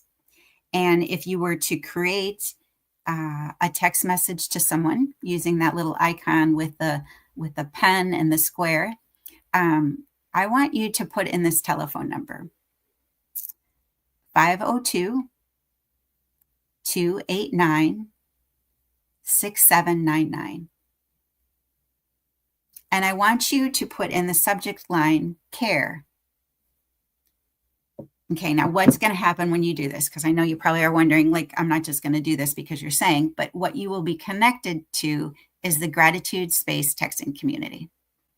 And by signing up for this, you will get daily inspirational text messages. And it's a good way to have something come in your inbox of your text messages that's filled with hope and joy. And so if you go ahead and send that, what happens is you'll get a little message that says, welcome to the gratitude space. And then there's a short sign up where you can put in some brief information. And this has been going on for the last 3 years. This gratitude texting community has been instilling positive text messages to people for over almost 3 years. It'll be 3 years in May. And we've heard some amazing things, people that have gotten messages at the right time, at the right moment. And this is just offering you this opportunity to have this come into your text message inbox and once a day. And, you know, understanding that some days it might hit you more than others. But it is a way for you to learn, because you will hear other people's quotes and comments that are sent out in these messages. One thing I'll tell you is that it's completely safe. You do not interact with anybody else on the texting app. So it's just coming from the gratitude space. All right. So I hope that some of you will sign up for this, because I think you will find that it is a great way to toggle between any form of grief and getting to gratitude. And I'm just going to quick check the text messages, or check the notes here to make sure that there aren't any questions or anything that have come up. I got, yes. So Bobby, again, thank you so much for your encouragement here for these topics. Writing helps us stop the swirl of thoughts. So there's a lot to be said about when we have those swirl of thoughts, being able to write down words or even doodle can be such a good processing of letting your mind slow down. And for a lot of times that is so important that we find ways to slow our mind down, because when we get in grief, our minds shift into these crazy different processes, and we need to slow them down, because it takes us, our brain is wired to protect us. And at some point that's good, but for most of us, we don't need all the protecting that our brain is giving us. So that's why when we do things like take a deep breath in and exhale it out, that are those simple things can mean so much to our body. So thank you. So Bobby also has noted that on texting community, there's also an opportunity to get meditations. So if meditations are something that is something that really helps you, or if you've never experienced the opportunity to do meditations before, I invite you to do that. There's a lot of scientific discovery and talk about the importance of meditation and mindful practice in helping us calm our minds down. And when we're in grief, we definitely need to sometimes calm our minds down. So thank you so much for that. Okay, so I'm going to share. We have like a little bit more than 5 minutes left here. So I'm going to share a few things. One is that I am coordinating different opportunities for people to tap into things that can help them process through grief. So one of the things is I'm very passionate about the gratitude space and had that texting community, doing the meditations on that opportunity are definitely something that we can tap into. And so let me get back to my PowerPoint. So a couple of things that we are offering is the art chat. So the art chat is something that I offer that helps people connect the process of creativity, art, no experience necessary, into conversations. So the art is the creativity side and the chat is the talk. And when we open up ourselves to think about, processing any kind of feelings we're having, when we open up our minds through the creative opportunities of art, the chat becomes part of the process. It becomes part of the creative process to channel ourselves with understanding more about grief and understanding more about challenges and learning about self-discovery. I had a woman recently who was in one of my classes and she was like, I don't really think that I'm going to be able to do this because I'm not artistic. And I can tell you that she was, I said, come over, let's sit down, let's, fill this space with an opportunity. And she did such an amazing job with the art because she thought she was challenged on something and she really wasn't. So it's a great opportunity that even if you're not involved in art on a daily basis, and maybe you haven't touched a paintbrush since kindergarten, that you can still come back to that childhood activity and find comfort in it. So I offer virtual art chats. I have just set up a new schedule, so I'll be releasing that soon. Scientific research definitely talks about the benefits of art and opening up our minds. And so these are two things that I love. I love doing art, and there'll be lots of different types of art. I started out with a watercolor opportunity, but then we'll be moving into other things, and we'll be bringing people in that have direct specialties related to art. And I'll be facilitating the chat part and they'll be facilitating the art. So much opportunity there to grow in these like 60 to 90 minute sessions that we'll have. And the fun thing is that I want to provide you with everything that you need to create these opportunities. So yes, so you'll be receiving things in the mail. It's kind of fun because it gives an opportunity to have a surprise. Like you get this box you're going to bring to your class and it will have everything you need. So all you have to bring is yourself, really. And the last thing I want to kind of talk about is the idea of the song that I started with that is by Sad Boys. They recently released a acoustic version of this song. And it has a lot of meaning. So I would hope that maybe some of you might be able to tap into that information or that song and feel yourself in that presence. So again, I am going to say that I'm open to sharing my slides with anyone. So if there's someone out there that wants to kind of see this and see what I had created, I would invite you to send me an email. And my email is elaine@elaineparty.com. So, and if you have any questions about communication, I offer an assessment that is exactly what we talked about today, those 7 styles of communication. How how do you toggle through life? And maybe if you learn some of this now as you continue through life, and we all know that we'll have grief processes that happen throughout our lives, whether, like I said, it's the loss of a loved one, maybe you had a pet that you lost, maybe you had a job that you thought was ideal and you got let go, maybe you had a relationship that you weren't sure about and you finally stepped away. No matter what your choice is in any of those, there's always a process of grief that goes through those situations. So if you start to think about learning your communication style before some of those things happen, you will be able to understand yourself better. And then you'll also be able to understand the people that are around you and their responses.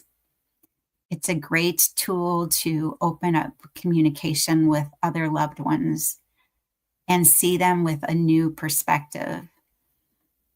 And then, so this is probably where I will just look and see if anybody has any questions that they would like to ask as related to grief. And anybody else that maybe had a chance to receive anything back from anybody, if that happened or not. I don't know if there was anything else there for people. We had a lady that was in the gratitude space who had a lot of difficulty with heart arrhythmias and anxiety. And she tapped into the gratitude texting community and was able to really create a better pathway. And she said she actually felt better after being in the space of the gratitude space for a while. So Bobby wrote again here. Thank you, Bobby, for your notes. I totally align with the connection in nature, whether you have playing in the dirt, flowers, leaves, and there's a lot of beautiful processes that happen with nature and the activities that you can do with nature. So finding something that speaks to you too is so important when you think about all the opportunities that are out there. And we get overloaded sometimes with so much information that it's sometimes very hard to process where we should be or understand or know. So think about things that speak to you, whether it's nature or photography or art or writing. There's so many different opportunities. And you've heard a lot of people speak here today and Friday, Saturday, and now we're on our third day here about different things that they utilize and tap into. So keep looking and keep listening, because there you will make that connection. And just like your dots in your life and how you connect to things, you'll be surprised once you start to see that happen, that it will happen more and more, and you'll find direction for your life. I love music. Music is so powerful and medicine to the soul. Isn't that so true? I think we've seen some great opportunities here this weekend with music in our in-between sessions and how that helps people toggle through. So yeah, I really hope that you are able to tap into the Sad Boy song. I think you'll find a lot of meaning in it, especially if you feel like you're alone. The creators of that story actually had bouts with cancer. So they had some real-time issues that were going on. And so some of what they share in that song through the words is because of their journey, and being together and knowing that connection is so important when we're in the space of grief. So I have just like 2 minutes left. So I don't know if anybody has any other questions. I want to thank everybody who's here today, who's put some comments in the stream over here. Bobby, Billy, Gail, thank you so much for being part of this space today. And allowing me to share a little bit with you about grief and communication. There are so many resources out there. I have only been able to touch briefly on some of the things that I could share with you. So if you are interested in learning more, like send me a note. I would love to have like a call with you and just share some of my wisdom that I know might help somebody out there. So thank you. Again, I'm going to just say contact is elaine@elaineparty.com. That's my email. So please feel free to reach out to me there. I want to thank Tony one more time. Ada, thank you so much for all your work. You guys have done an amazing job this weekend presenting so much information that people need to hear.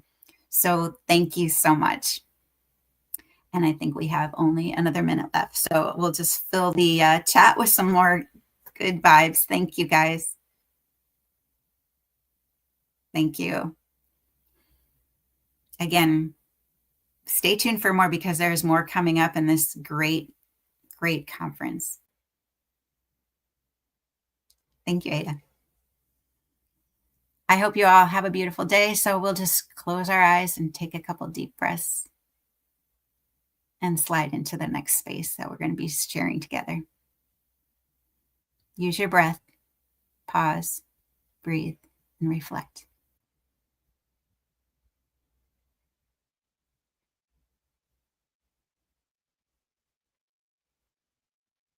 Thank you.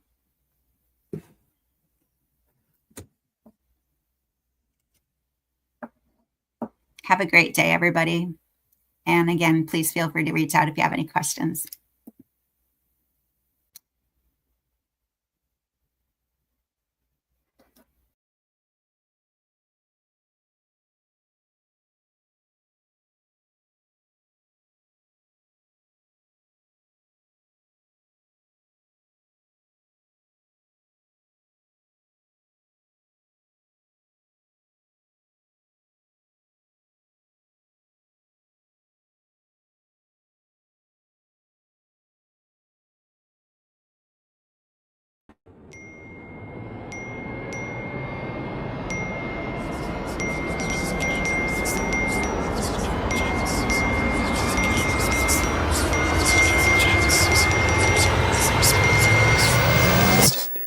What if you could hit reset? A place that actually feels like home.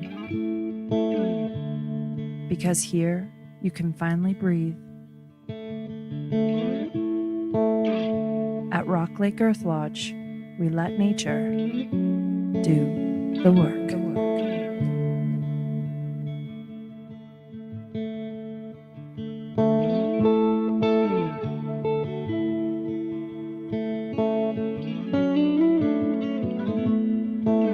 No pressure, no distractions. Just space to process, to heal, to find your way back to you. Because life doesn't come with a manual.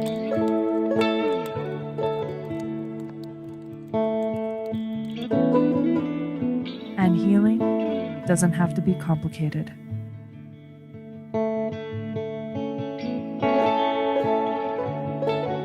When you are ready to reset, we'll be here.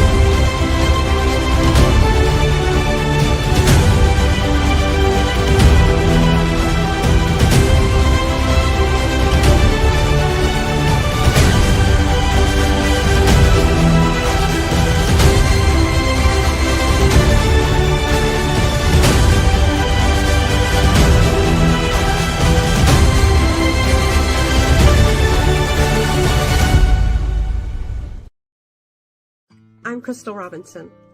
I'm a National Board Certified Health and Wellness Coach and the founder of Crystal Moon Holistic Healing. Here's what I know. Most people wait until something breaks. Their body, their spirit, or their relationships, before they stop and ask, what am I doing with my life? I've been there.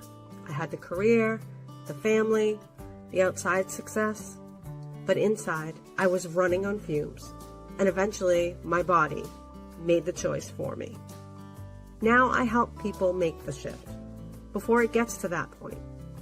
And if you're already there, I help you come back stronger. Transformational coaching isn't about quick fixes. It's not about surface level change or following a checklist. It's about getting honest about what's draining you, what you're carrying that isn't yours, and what you've ignored for too long. We talk about your patterns, your choices, your stress, your health, and we reconnect it all. Mind, body, spirit. I bring over 30 years of engineering experience and combine that with holistic science-backed coaching that meets you where you are. There's no judgment here, just truth, and the tools to help you live with more clarity, energy, and purpose. If you're ready for real change, the kind that lasts, I invite you to schedule a free 1-hour clarity call. No pressure, no performance. Just a space for you to explore what's next with support. Go to crystalmoonholistichealing.com or email me directly, crystallee@crystalmoonholistichealing.com to book your call. Wellness Simplified, your path to clarity, joy, and healing, bringing you back to you. You don't have to keep doing life the way you always have. You get to choose differently. Let's take that step.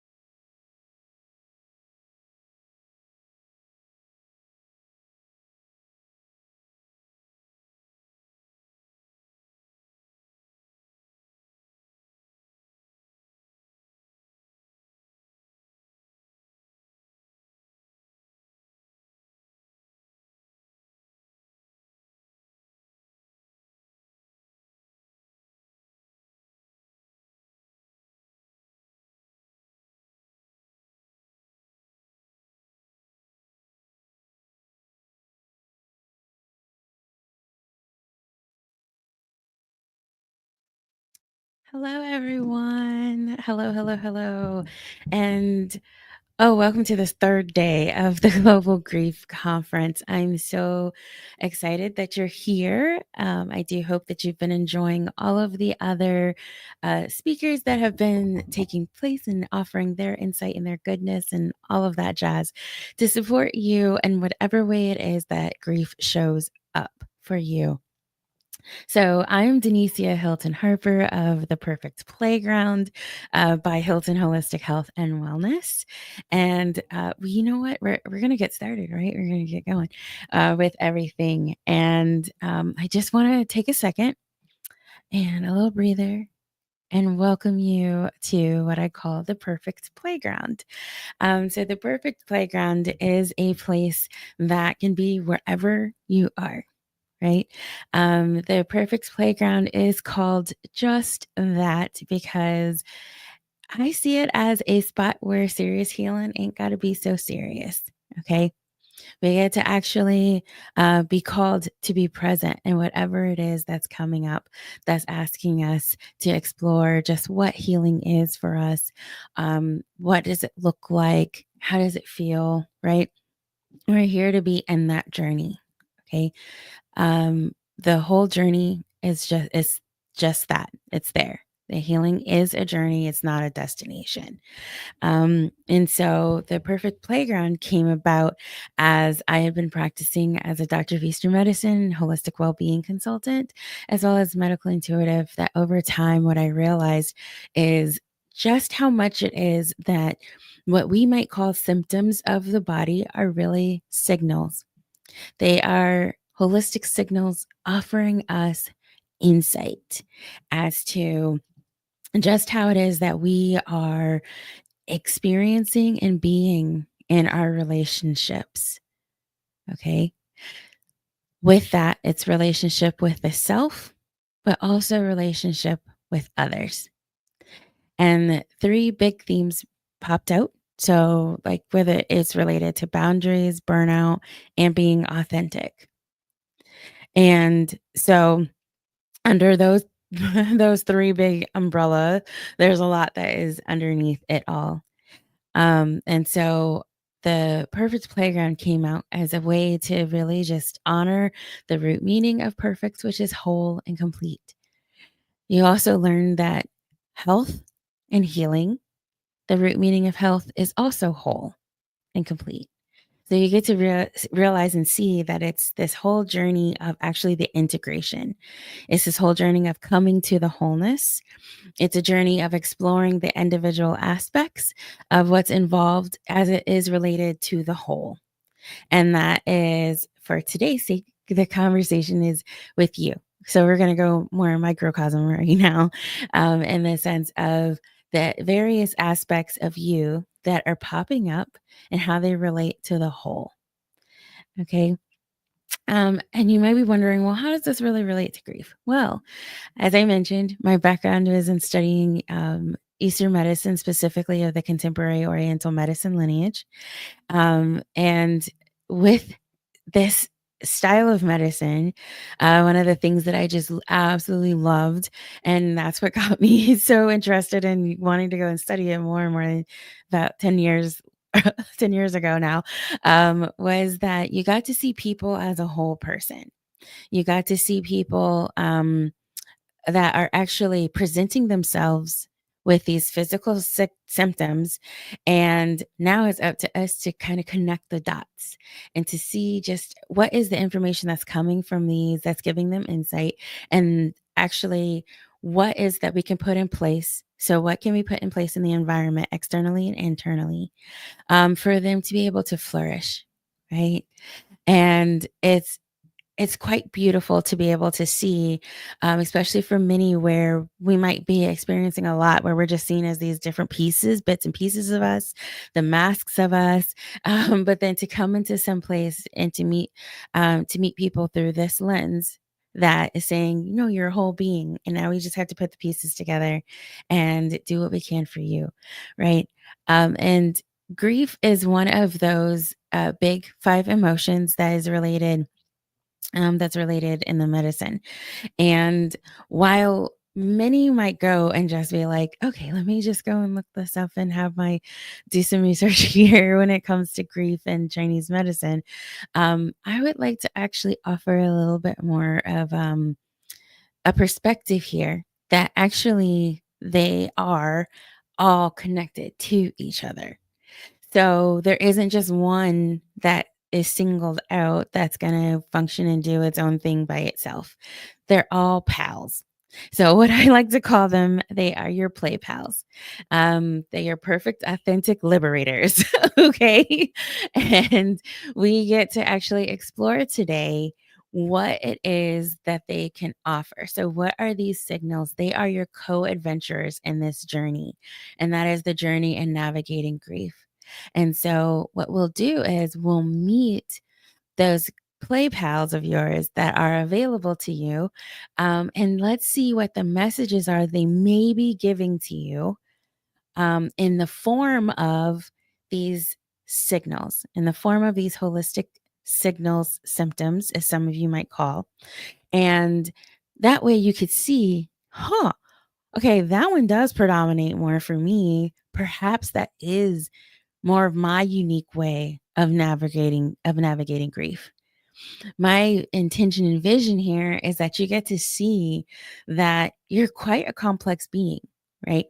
Quite a complex being. And then hopefully it answers and it offers some relief that whatever it is that someone might have suggested or something you might have done in the past, it may not have worked. It may not have felt as good, right? And so the idea here is that as we meet these play pals of yours and get to know what are those holistic signals that they send off, that you could be like, oh yeah, that one definitely predominates more for me. And then you'll get to see, oh, this is the direction that more than likely applies, right? And so I am hoping that you guys will enjoy the ride as we go and we do meet them. So yeah, once again, we are the playground. So when we're at the playground, there's only one rule and one rule only, and that is that you get to play.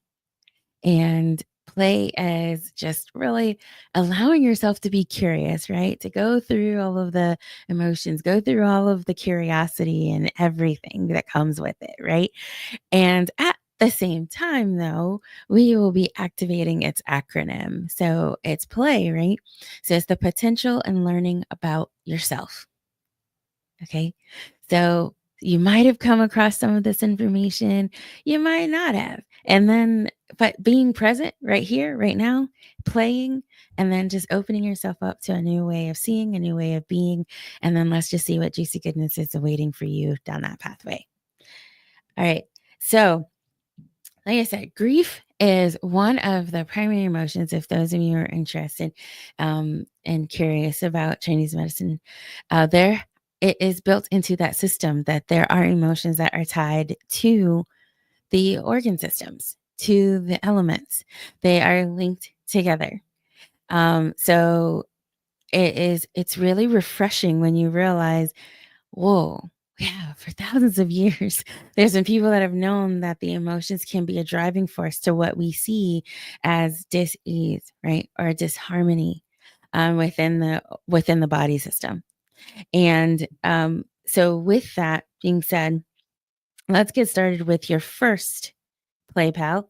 And your first play pal is going to be the grounding globetrotter. Okay.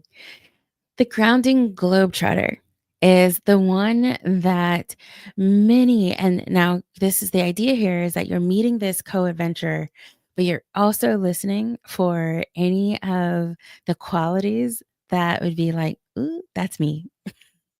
Oh, I do that. Okay. Or, oh, that pops up. All right. So that's the idea here. You're listening for that. So with the grounding globetrotter, this aspect comes up. It's very nurturing. This is why it's grounding. Very nurturing and very soothing. And this is going to be coming out as the one that tends to be a little bit more behind the scenes, that wants to be there for everyone else, right? Wants to do for everyone else. They can anticipate it. At the same time, as it relates to grief, this might be the person that will squash and push down their own just for the sake of others that are around them. They might be the one that's going to actually anticipate and think about what others are doing, what they need, and it's going to be hidden for them. So then as the journey of the grief comes about, what might happen is there could be some weight gain that doesn't necessarily shift that comes up. While they're moving, right, they still feel like they just want to, they might just want to lay there and they just want to be there. So this one would be very prone also, is like the type of grief that comes out is going to be more related into worry. So they're worrying about everyone else. How are they doing? How are they going to be now that this person or phase in someone's life has transitioned, right? So, and actually I do want to pause real quick and then also bring this up, that when I think about grief and I think about its association to loss, that can be association to loss of people, but it can be your animals, but it could be a stage in life. It could be also careers, right?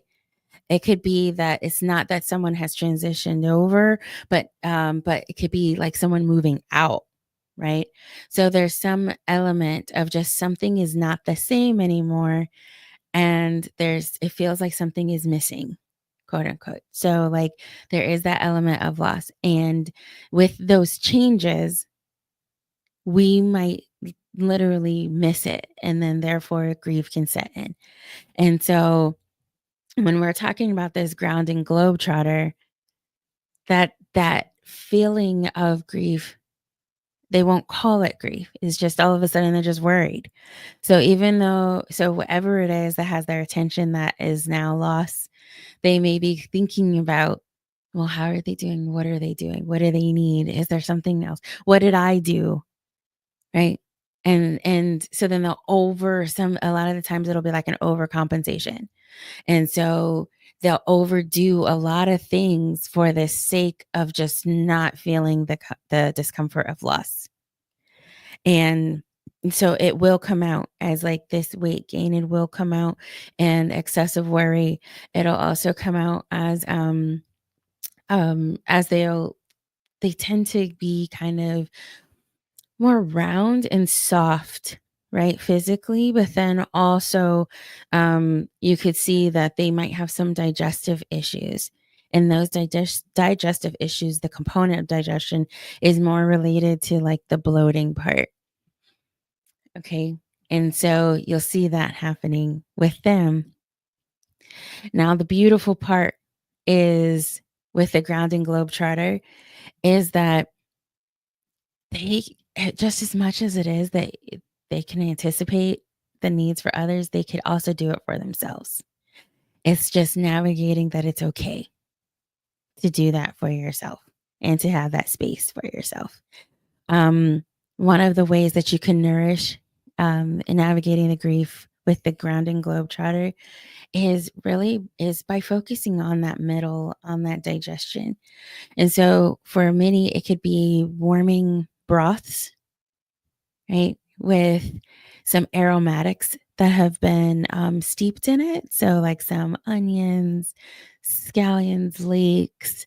You can use those to actually be able to work through things that are softer on the digestion, like not really raw or super cold foods at all. So just think about how nourishing and warming it feels when you take that sip of soup or that bite of soup and you just feel it all going down. And it's like, right? Like you can use foods just for that. And then as you're looking at people, so external environment, looking at those, assess who's around you, right? See where there's someone that could actually do something for you. So if they are constantly all the time like asking for things from you, then identify who could be offering things to you and then allowing yourself to receive that type of love and support. Our next one that we're going to get to is our radiating roamer. So our radiating roamer is going to be that one tends to present to be very fiery. That is the element that's associated with it. Think very fast paced.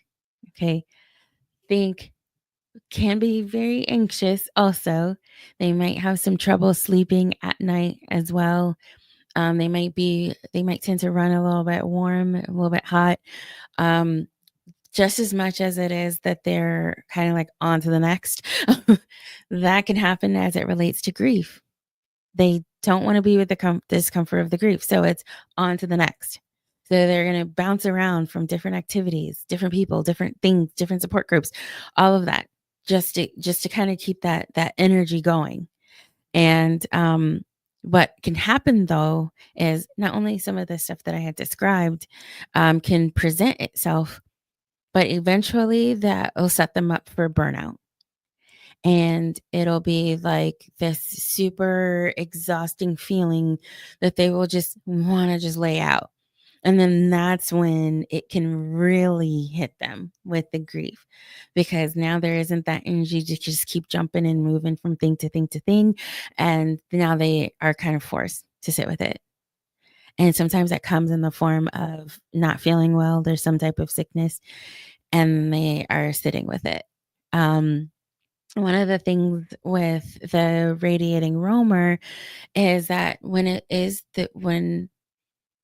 you are navigating grief with this play pal in particular, it can be quite helpful to kind of be moving, like to physically be moving, to activate those endorphins, as it is that you're going out into a dance class or you're just free dancing anyway, right? Or a lot of times it's other creative outlets. So if it's painting, if it's writing poetry, it's those expressions of the heart that'll come out.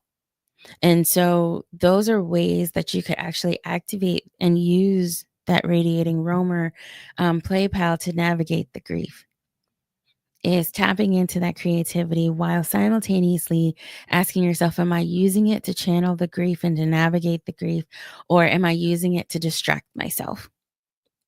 So that's your big delineation there. And then when it comes to the sleeping issues that can predominate, the rising heat that can also predominate. You're looking at urine patterns tend to be drier as well, meaning you're not urinating as much. Is that I would say, really take a look at your minerals and what vegetables could you add in that contain a lot of minerals to be able to calm the mind, calm the body.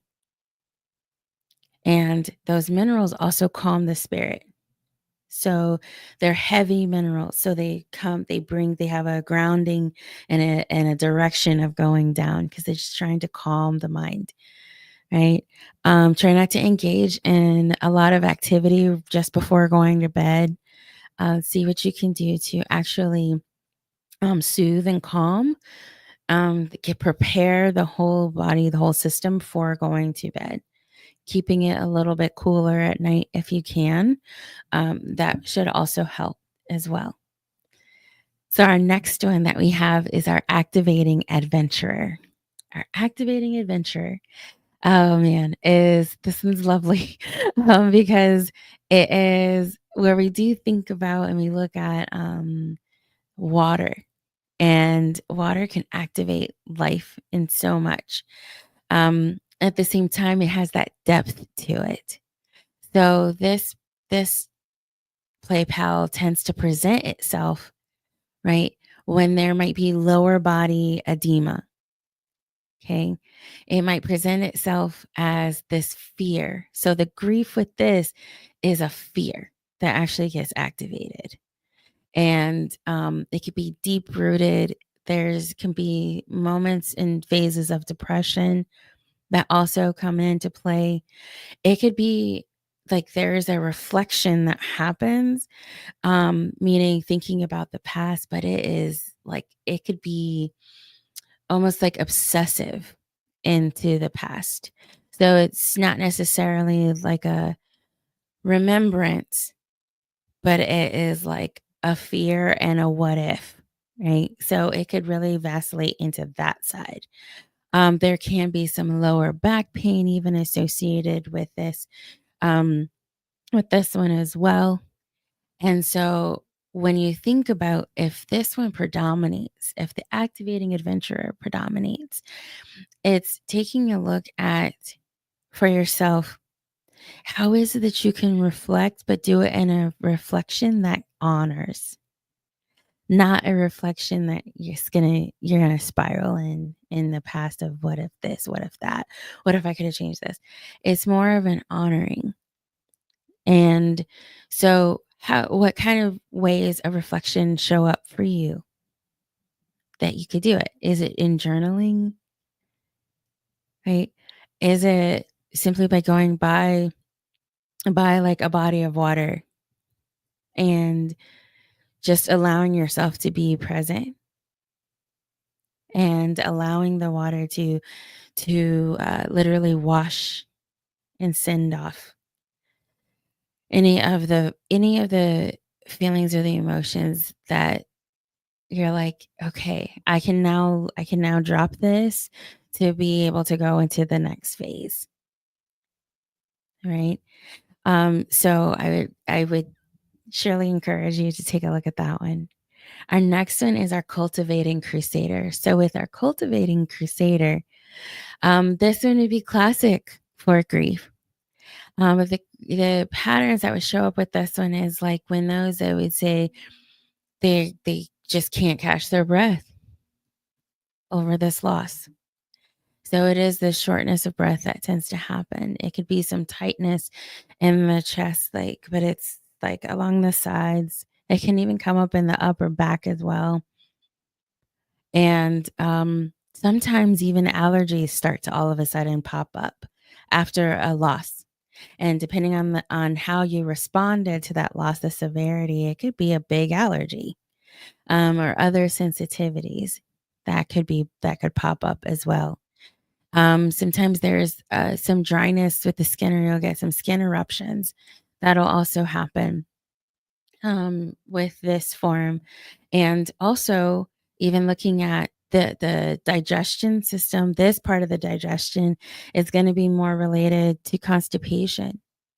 So, in what ways is it that you're holding on to whoever or whatever it is, refusing to allow it to pass on, to allow it to go into its next phase of its journey? In what ways is it that we're controlling it and controlling that, right, for our own sake? And so sometimes when it comes to processing and navigating the grief, it's realizing like whatever and whomever it is they have their own. So they have their own journey just as much as you have yours. And so it's seeing just how is it that we could be controlling or trying to control it. And for who? It would be for us. And so when the Cultivating Crusader really stands out, it's asking ourselves, what is it? What part of this is it that I'm actually really trying to keep and I'm really trying to hold on to? And why? So you can reflect on that, right? You can do some processes that allow you to practice allowing something to actually go away, allowing something to do its own, fulfill its own role, fulfill its own space, honor its own journey. And sometimes that's even just sitting and just breathing. Because even in the breathing, so remember I said this one affects our respiratory.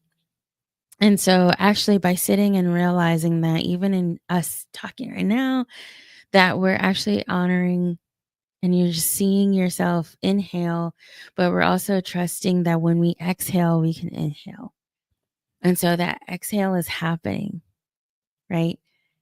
It's happening on its own. So then just as much as it is when we're navigating the grief, the loss, it's wow, are there pieces that I'm gonna miss that I feel like I may not ever get?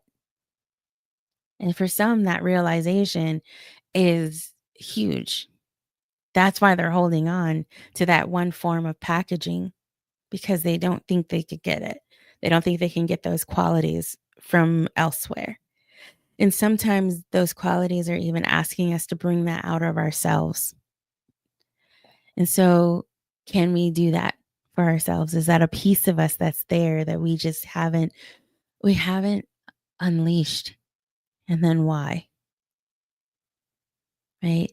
And so how is it too that we can just kind of like not go of having to control as much and trusting the process. And then our last one that we have is our evolving explorer. The evolving is just that. I mean, it really honors that it will change.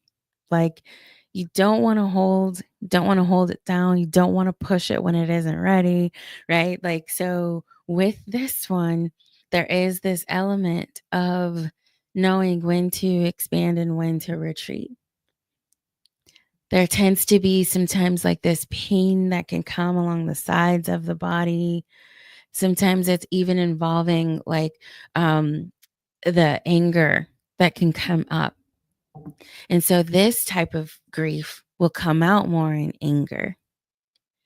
But some don't think that it'll look like they're angry at something else, but it's actually the anger is coming from the loss.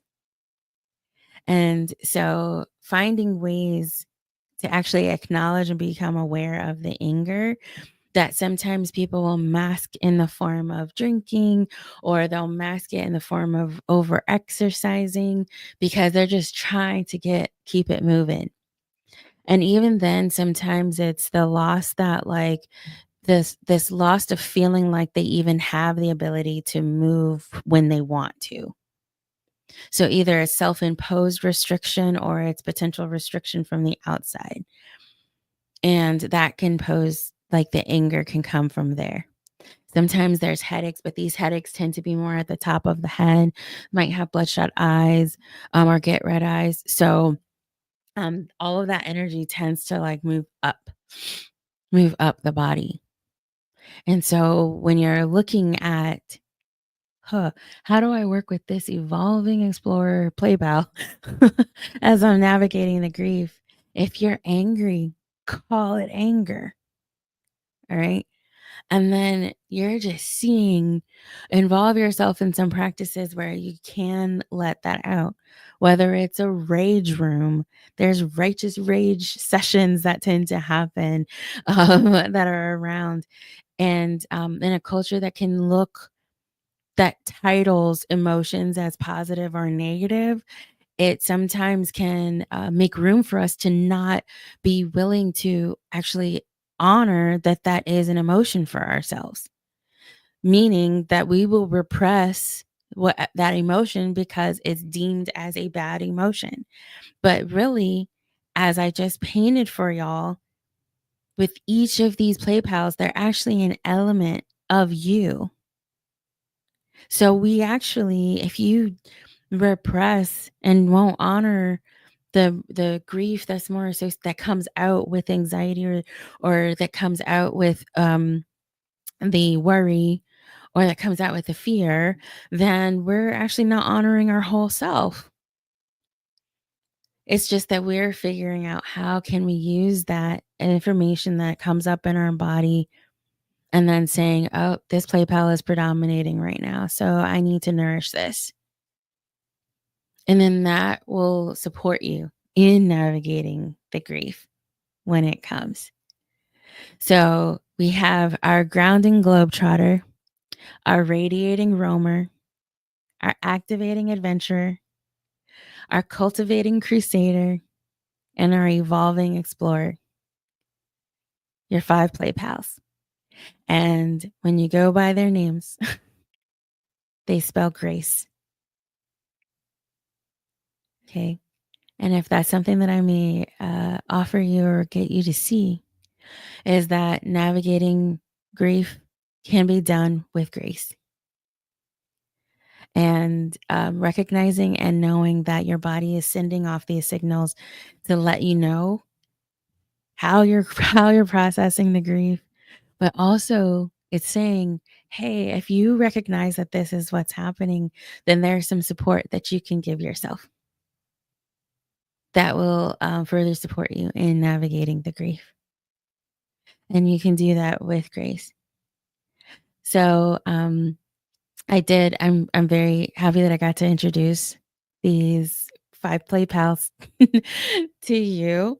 And then also, if you're interested in taking an assessment, then to see which ones might be predominating more for you based on the signals that are coming up for you. And then you can come right back to this and then say, oh, yeah, let me go back to see what Denicia said about this. You got it. It's right there for you. So that if you are interested, you would go to www.theperfectplayground.com/playpals. So PLAYPALS. That's theperfectplayground.com/playpals. And then if there are any questions, I don't know if there were any that were out there, but I would love it if I'll see if they are. Oh, I see their comments now. Hey, Ada, thank you so much for having me.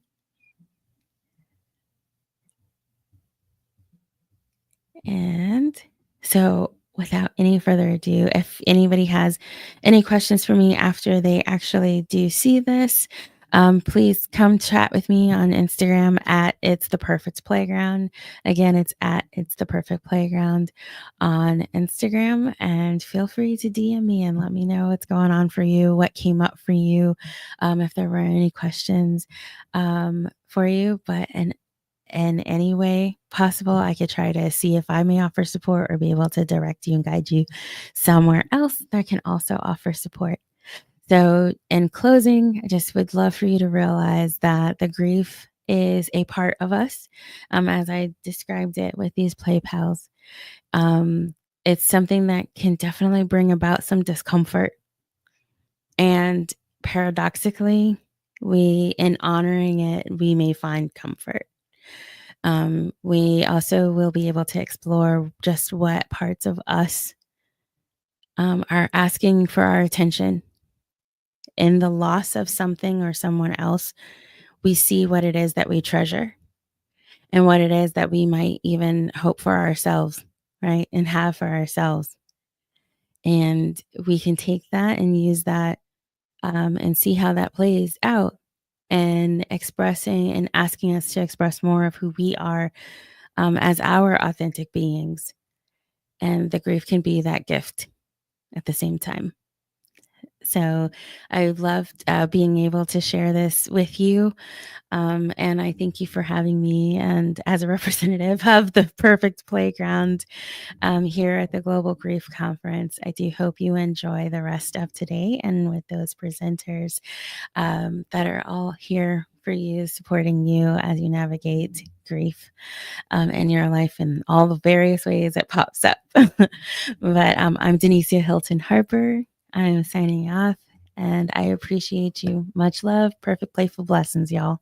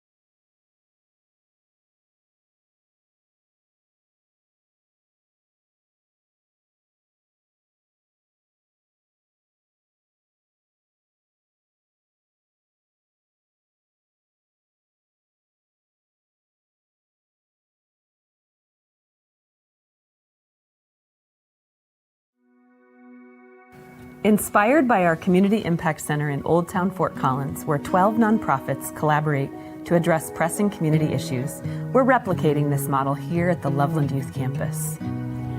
Our vision extends beyond individual programs. We're breaking down barriers by creating community hubs where families can access multiple resources under one roof, and nonprofits can streamline efforts, share expenses, collaborate in new ways, and ultimately put more resources into impactful programs. Essential services like literacy support, mental health care, and access to nutritious foods will all be offered under one roof.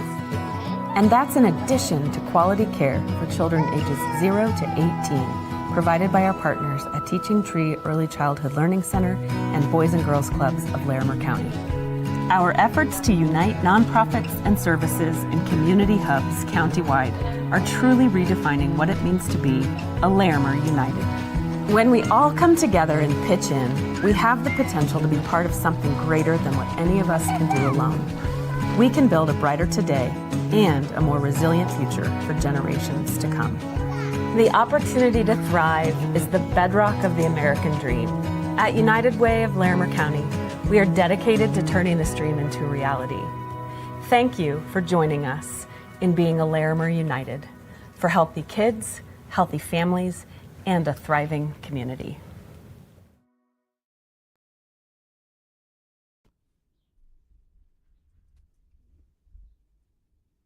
Good morning. Good morning. Good morning. How's everybody doing? I'm doing swell. How you doing? Man. How y'all doing? I'm doing well. I'm Good. tired. How y'all doing? Yeah, I'm here, man. Me too. Day number 3. Yeah. You know what I'm saying? Day number 3, man. And we still going strong. Hey, man, big shout out to Heat, man. Baby comes home today, man. You know, so he's getting the house ready for the baby and stuff, man. So if you get a chance, man, you know what I'm saying, reach out to him and let him know that we. What am I eating? You know what? I went ghetto. I got a spam sandwich. What you talking about? He said spam. Spam sandwich, is man. great, Spam man. sandwich, you know. Yo, you know what's crazy? Back, That's funny. I thought about that, and I literally thought of switching that word out there for the Chicago show, knowing how much, you know, how strong they are in the Muslim community. But I eat pork. You know what I'm saying? But Yeah. in one of them songs that I performed, I said, yo, keep a nigga more full than a ham sandwich. But I thought about that, and I'm like, yo, should I say damn sandwich just to not offend nobody? Look, man, look. My friend Ada tuned in. Good morning, all. How you doing, Ada? How you doing this morning? My friend Roosevelt, you know, she always give me a hard time. Every time I see you eating.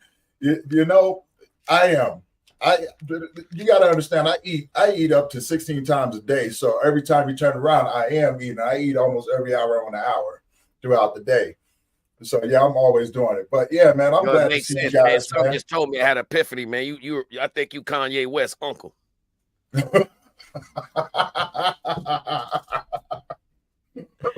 I ain't messing with you. You're cute. I ain't messing with you, man. That's one thing people be forgetting about. Kanye West a big boy. He ain't no little dude. Man, he ain't a small dude, man. You know what I'm saying? But you know, I mean, I got to do this up until the first part of June. Then I got to cut back so I can start dropping water and just start cutting up and start getting ready for the show. So I'm enjoying the food now because when I go on restriction, you know what I'm saying, it's strictly fish and vegetables after that. You know what I'm saying? And less water and less carbs. So yeah, I'm excited. That's gonna be painful. That's cool though. That's it's mad discipline, you know? It is mad discipline, you know, and if I didn't love it, I wouldn't do it. Right. Okay? You know what I'm saying? If I didn't love it, I wouldn't do it. But you know, I'm excited heading up into it though. You know what I'm saying? I'm definitely excited headed up into it. I get to do the 50 and over master class. So I'm excited for that. You know what I'm saying? To be up on What's stage. that? You said it's the what? It's the 50 and over master class. What's that? It's the open bodybuilding. So you know what I'm saying? We just sit up there with They gonna have guys the paramedics there? Huh? They gonna have the paramedics there? They better. Yeah, they They need better 50 and because- over. They need a couple vans there. I was just thinking about that. You said 50 and over, like, yeah, it's gonna be a whole lot of different issues going on, man. Blood you know, pressure, bad knees, bad hips. Ooh. Mm-mm-mm. man, I ain't messing with you, Q. Man. I want to see that. I want to see that antique bodybuilding competition. I'm telling you, man. I'm just do the sound effects on the side, like just little pieces of wood snapping. Hey, Q, you'd be surprised, man. You know what I'm saying? Like, if these guys stay in shape, right? You know what I'm saying? I mean, they discipline, they stay in shape, they watch what they eat, they work out on a regular basis, man. And you know, look, they this take bodybuilding stuff. Look, drink a whole juice like that. Look, see bodybuilding. Mm-hmm. Look. Hold on. You ain't saying nothing but a word. I got a gallon jug. What are you talking about?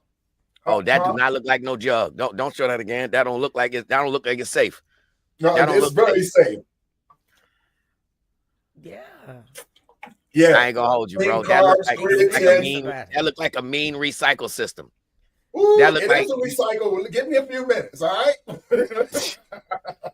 I'm giving it right back. I'm giving it right back to the earth.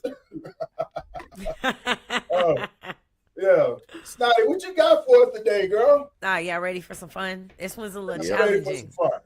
So this one is called culture tags. Can you see it? I'm trying to put it. Okay. So what I'm going to do is I'm going to put this bad boy, the card you can't really see. I'm going to put it in the chat, right? And I'm going to give you some clues, and you have to guess what it is. So it's going to look real intimidating. Here it goes. The first one. You see that? Let me put this on up here real quick. Let me show this. See to what? The people. Oh. See it? That's the hashtag. So I'm going to give you some clues, and you have to guess what this hashtag is. Okay, you ready? You ready? Lay it on it. Okay. So when you were a kid and you would act up and your mom would, kind of smack you in the mouth. Or no, let's go back. When you were a kid and something happened and tears just start pouring out of your eyes and your mom snatches you up and she grabs you and she's like, this hashtag. Okay. I got the last part down. Okay, work through it. Okay.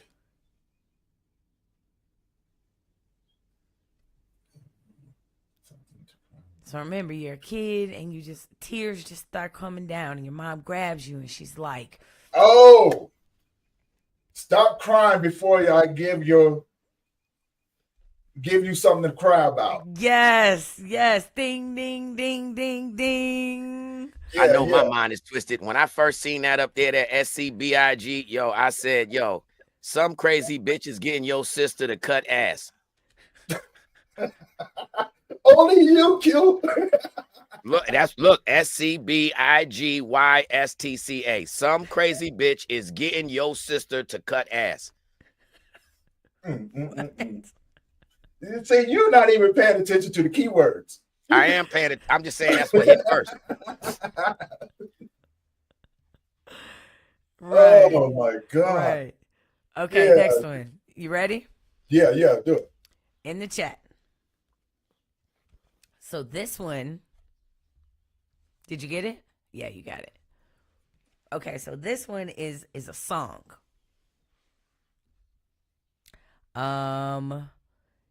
It's a Whitney Houston song.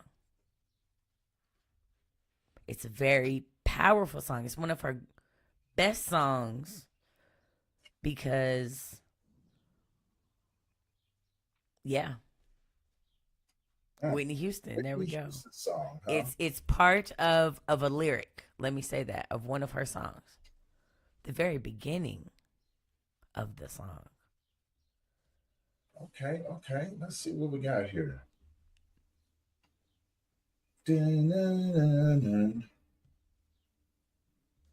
I will love you forever. No? See, now you got everybody in here thinking right now, because, Whitney was a G. Yeah, it's a powerful song. Like I said, it is the first line to one of her best songs. Come on, Whitney. What we got? Come on, Q. You the one that got the music. Bruh. It's not when the she said Bodyguard Whitney, one. that kind of went back. Like, yeah. I don't know. Come on, audience. What y'all Okay. got for us, man? Come on, pour them on in here. You know what I'm saying? Let us know what your thoughts is. Join on in this game show. Snotty over here cheating. Okay. Mhm. No, Coming up don't with ask ChatGPT. Don't do that. No. Okay, I'll give you a hint. The A. No, pick a letter and I'll tell you what the letter is. Any letter and I'll tell you what it is.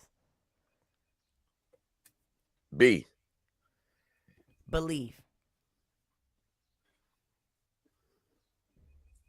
Give me the F. You get one. See, Q If I asked for give you one. the I F. asked for one. If I give you the F, then that'll give it away. All right, give me the A then. R.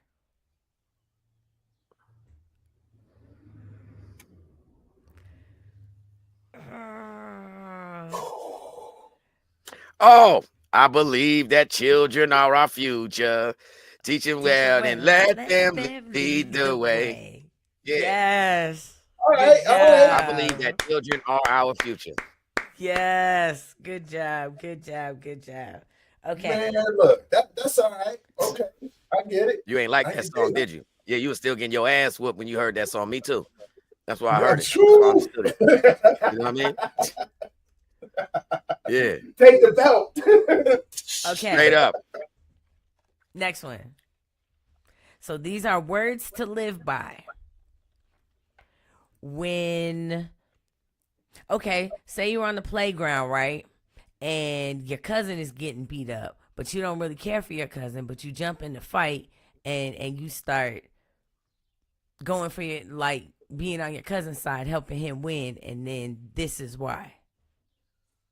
Y'all don't really get along, but you do it anyway because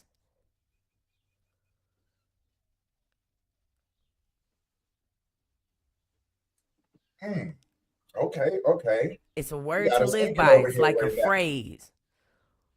Or let's say, let me give you another one. It could be anybody in your family or somebody you're super, super, super, super close to that's like your family, right? And you defend them despite y'all not getting along, and this is the reason why. Can I get a T? Can I get a T? Which one? Give me the second T. Ooh, Roosevelt, I think you got it. Blood is thicker than water. Yes, there you go. How Shout was out my to clue? Roosevelt. Big shout out to Roosevelt. I think she got it. Yeah. She did Ding, get a ding. good job. You should have gave the hint. All you had to do was say the hint. Say, oh, Trissy won. We'd have known. You getting water. Oh man. Okay. What Okay. you got for us next? Here's the next one. So this one's a fun one. This one's a very fun one. So you were playing in the yard, you come in the house, and your mom says this to you. She's like, ooh. Ooh. And she fans her nose. Ooh. YSLO. Yep. You stink. Close. You smell like outside. You smell like outside. All right. Good one. Roosevelt said, "You better come in." We was a little off on that one. All right, this one looks intimidating. No, let's not do song lyrics yet. We'll do that one next. Let's see. Okay. SOOGFB. Okay. All right. What we got? So this one is family and friends. So when you were younger, and say you're out with your mom, right? And she runs into somebody she knows and they start having a conversation. Ooh. And say that again. They start having a Stay conversation. out of grown folks' business. Stay out of grown folks' business. Good job. I didn't even have to take it any farther. Are these bringing back some memories? When I was a kid, boy, you better get out of grown folks' business. We over here talking. Yeah. Stay there if you want to. Yeah. Yeah. Getting some memories. Roosevelt said nacho cheese. Okay, let's do this song lyric one because this one looks tough. All right. IGSWITKI. Goodness. CHS. This is a song lyric. It is the hook of a very popular 90s song. And should I give you the artist? Yeah, give us a clue. Give us a clue. It's there's a lot of songs out there. It's SWV song.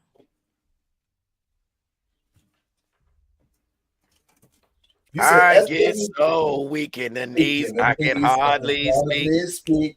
Oh, shoot. All right. What's the next line? I lose all of them as something takes over me. Yeah. All right.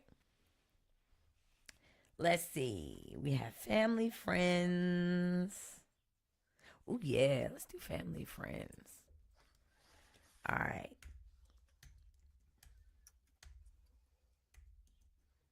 Okay. Oh, nope, not that one. Oh, we have somebody who wants to do one? I think Roosevelt put one in. Okay, you want to do that one next? Yeah, let's pop it up in there. All right, Roosevelt, since you put this one up here, you gotta give us some hints now.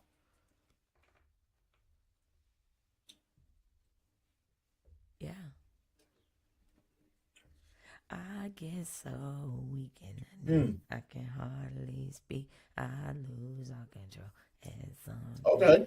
She made it real difficult. It's a famous Colombian singer.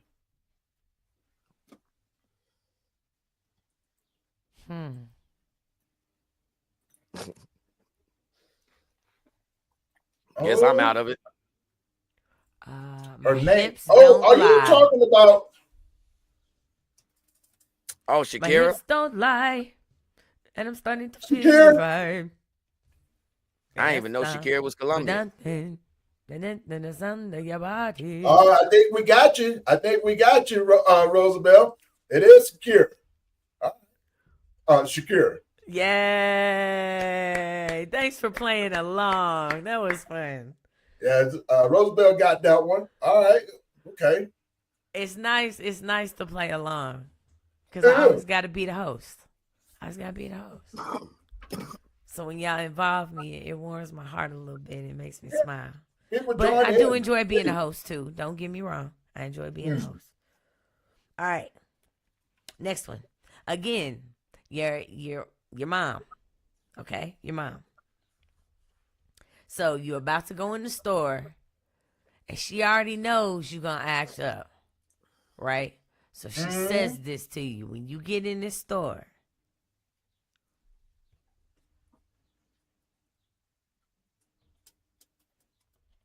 You need a hint? A letter? Yeah. Which one? P. Please. Oh, please act like you got some sense. Oh. Please act like you got some home training. Yeah. Yes.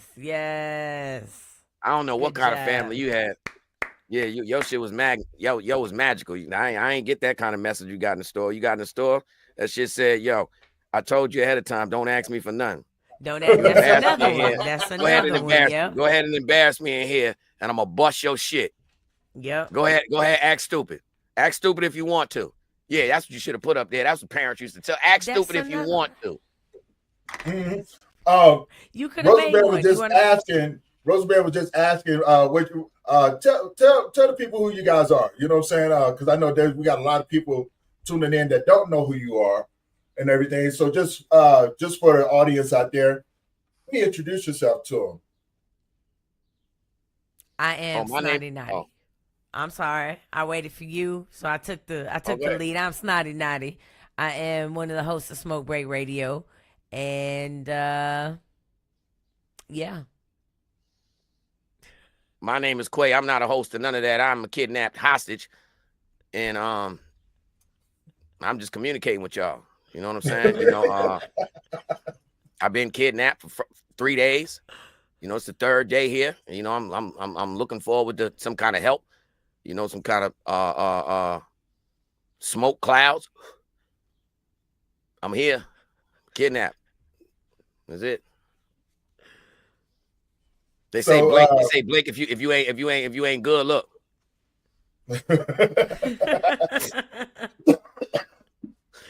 Roosevelt want to reach out to you, have you on the show. All right. Yeah. Let's go, Snotty. Yeah. Kidnapped. So his name is Quay. Quaalude. Oh yeah, my name is Quaalude. Yep. Kidnap Quay. Kidnap Quay. Mr. 20% said that's what's up. You know what I'm saying? Yeah. So before you guys get off, make sure you just as good kidnapping victims. I ain't gonna bother you. You kidnap me, I ain't gonna really bother you too much. You know what I'm saying? That's the best way to do it. You never know what may happen. You know what I'm saying? Yeah, but that's a thought that people don't even think about. Humble kidnapping victims. Like everybody won't be, you know what I'm saying? Sometimes you just gotta go for the ride. Most definitely. Make sure before we get off today, you guys let them know how they can find you, all right? And everything. So, you know what I'm saying? Make sure they know how they can get in contact with you, because you may have a lot of people that may want you on their show, man. You know what I'm saying? Great opportunities. Tony did it with his water gun. You know what, Roosevelt? Don't be calling me out, okay? Don't be calling me out. I warned you one time before. I will kidnap you, drive you around the block, 4 blocks away, drop you off, call the police, help them look for you, and come back and have coffee with you. All right? Don't you be calling me out. I'll do it. All right. And while at the same time making sure that the tablet and everything is charged so we comfortable while we kidnap. There you go. Right. Look, I'm a good kidnapper. All right. Don't test me. Hell yeah. What you got for us, Snotty? Hope I spell this shit right. All right. Next one is a song lyric. All right. But it's to a TV show. It was one of my favorite TV shows back in 80s.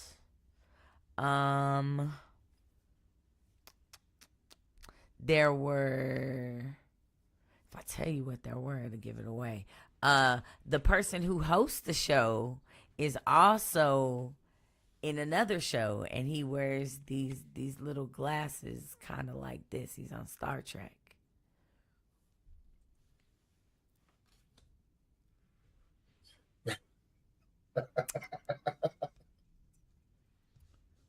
Oh, all right. Let's see. Oh, I know what she's talking about. She's talking about a dude from LeVar Burton, Reading Rainbow. Mm-hmm. Man, that's good. Chamon. Damn, LeVar Burton. Oh, look, Snotty over there humming the song now. You know what I'm saying? I just gave it to you. I don't remember no music that came with him. Butterfly in the sky. I can go twice as high. The Reading Rainbow song. That was your cue. Yeah, that's the Reading Rainbow song. I don't know the first part of it. Come on, she got it. Roosevelt got it. Take a look. It's in a book. Reading Rainbow. A reading rainbow. You know what? All right. Just remember this, Snotty. Just remember this. Y'all want to make some up? Y'all want to make some up and put it in the chat? What you guys got in the chat? I know Quaalude's got something. I know he's got something. Hey, you already know he does. Come on. Nah, not like this. This is hard right here. Oh, okay, we got one. You got to give us some hints too, Rosie. TAE. You sure sung did, this yesterday. He sure did. No, hold on. Let me see. Tony, yes. Tony and Tony ate everything. Tony's always eating. You know what? Forget you, Roosevelt. Forget you. All right. Oh yeah, Tony always eating. Tony's always eating. Yeah. I ain't mess with you no more, Roosevelt. You know what? Watch this. I bet you I do it again. Okay, here's a good one. Okay. Back in the day, right? And now you probably still say it now. You're about to get into it with someone and they're like, I'm gonna hit you, I'm gonna punch you, I'm gonna do all this, and you stand there, you look at him and you like, I wish you would. I wish you would. Good job. Good job. I wish I had the claps. You got the claps? Anybody? Nope. Everybody got the ding ding dings. We got one. Diddy. Diddy, okay. Didn't I tell you? All right. Yeah, look at you. Come on now. You got to do better than that, Mr. 20%er. Come on, everybody. Tune in. You know what I'm saying? What y'all got for us? All right. While we wait for one for them, I'm going to put this up in here. MATGR. See if I got this right. Okay. It's a song. I think it's from the 80s. And there's a little sound effect in it that went, ooh, yeah. ITTT. And people would dance to it. You do like the Running Man to it and all the other slick stuff. And it would play, and the little thing in the background would be like, It takes two to make a thing go right. Yeah. All right. It takes two, yeah. You good at this one, man. You good at this. Oh, you got one in the chat? Let's go. Yeah, we got one up here. Mind your goddamn business. Oh,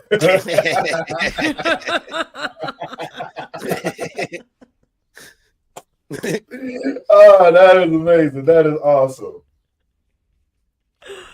Oh, y'all like this game? What you think of it? It's called Culture Tags. If you can see it. I like it. It's, I believe, at culturetags.com. Let me get the box. This is what it looks like. It's got like, I'm trying to put it in there. I have to take the blur off. But it's got like a whole bunch of versions in here, like a whole bunch of topics. And then it's got these other side games. It has 90s nostalgia, 90s TV and film. Then it has Per My Last Email. And like, they're real fun. So if you enjoyed this game, you know, culturetags.com. We got two. I think I'm gonna put this one in here. You know what I'm saying, as we wait for the next presenter to come up, and yeah, we'll see how everything goes. Mr. 20% said IWBMCAISUWICOSTM. Look, you can't be putting complete sentences up in here. Right. God, you need to put a whole paragraph. What are we supposed to do with it? You know what? Give us some clues. Stop playing now. Give some clues. I want to be.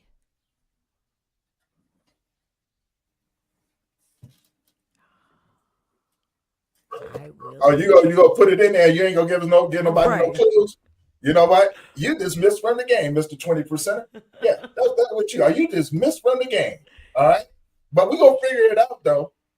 Yeah, and then we got another one in there too. So yeah. Yeah, mine's simple as hell. He that right here is that's an assignment. Eat my.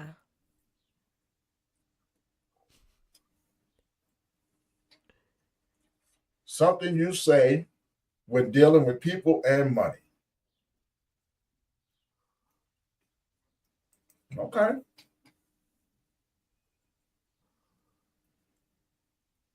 I will break my foot off it. There ain't no F. No, ain't no That ain't F. no help. That ain't no help.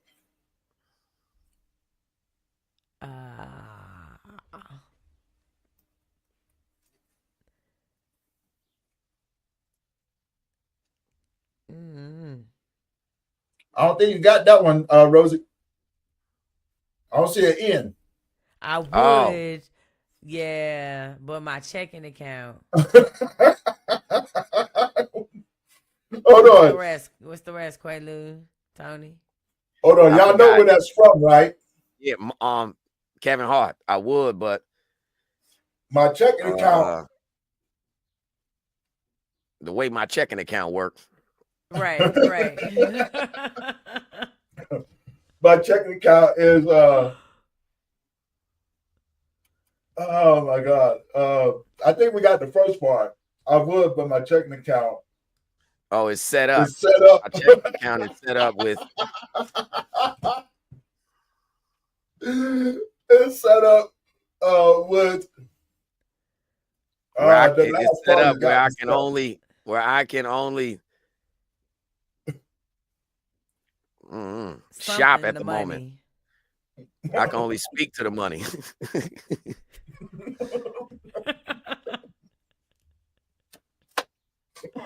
That was a tough one, man.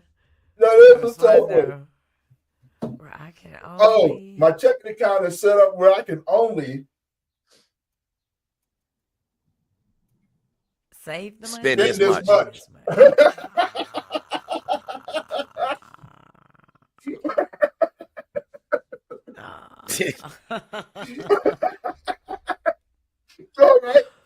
All right. So now let's go to this one real quick. That was good. That was real good. EMSTA. Oh yeah, and that go with this. This is the hint.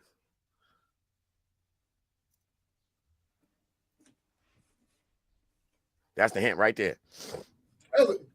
You know what? That don't help out too much, because you do that all the time. Oh yes, it do. Look at the hint. See the facial expression? Here's normal facial expression, and then when this happens, you like.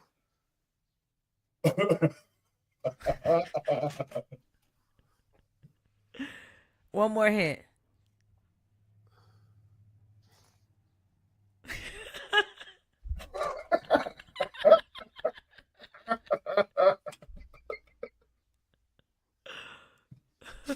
I give you a hint. Excuse me.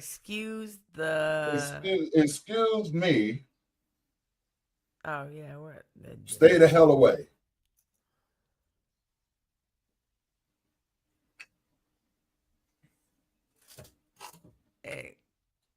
Yeah. That's two hints. Excuse and.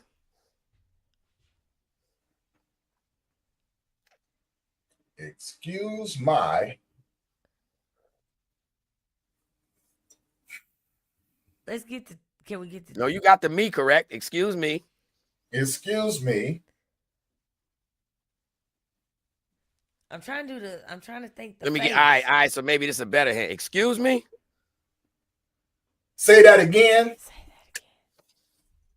All right. Now it makes sense with the hint, right? It does. It does. Excuse me. Say that again. All right. I like that. Yeah. I like that. All right. So we got another one from. Let's see. We got one up here. I think I went past it. Let me just see real quick.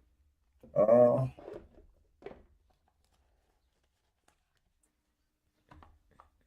here it is. Here it is. All right, Roosevelt, give us some hints.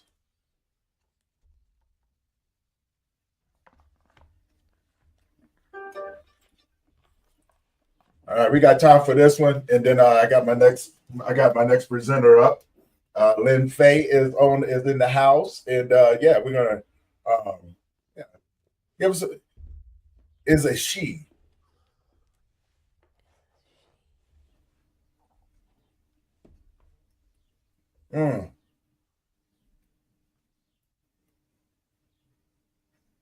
So what, heifer? There is money involved. There's money involved. Shade. There's a People don't song. call people heifers no more. When the last time you heard somebody call somebody a heifer? I'm not quite sure. That might be a punchline nowadays. I might use that in the near future. Instead of using one of these new words, you know, I'm especially like the B word, and I'm like, shut up, bitch. Nah, that ain't cool no more. I'm gonna just try that out. Ugh, heifer. And see the response I get. No, I gotta try it in different ways. Say it in a bad way. You better treat her right. And then I gotta try it by shaking somebody's hand. How you doing, heifer? You better treat her right. What we got? You better treat her right. Better treat her right. So yeah. Say what he feels, then money. What's the hint? What is this about? Like shave where her friends. She works here for the tips. Oh, that was a good one. Is that it? She work here for the tips? She works. Or she works home for the tips. She works hard for the money. She works hard for the money. She works hard. She works hard for the money. Yo, look, work hard for the money and she works here for the tips kind of go hand in hand. They do. Got to work hard to get them tips. All right. So yeah, we guys, we got to close out this segment. My next colleague and friend is here, Lynn Faye. I want to thank Snotty and Q again for coming in and bringing these fun games to us as we venture into day 3 of the Global Grief Conference 2025. Guys, you guys going to be back later. What time are you guys coming back? 2:45. 10. All right. So, you know, guys, tune in all day, right? You know what I'm saying? To come and have some fun with us. Again, thank you, Snotty. Thank you, Q, for, you know what I'm saying, making this fun. And thank you. Guys, we're going to see you guys later, man. Much love, respect. See you guys in the next presentation. Peace.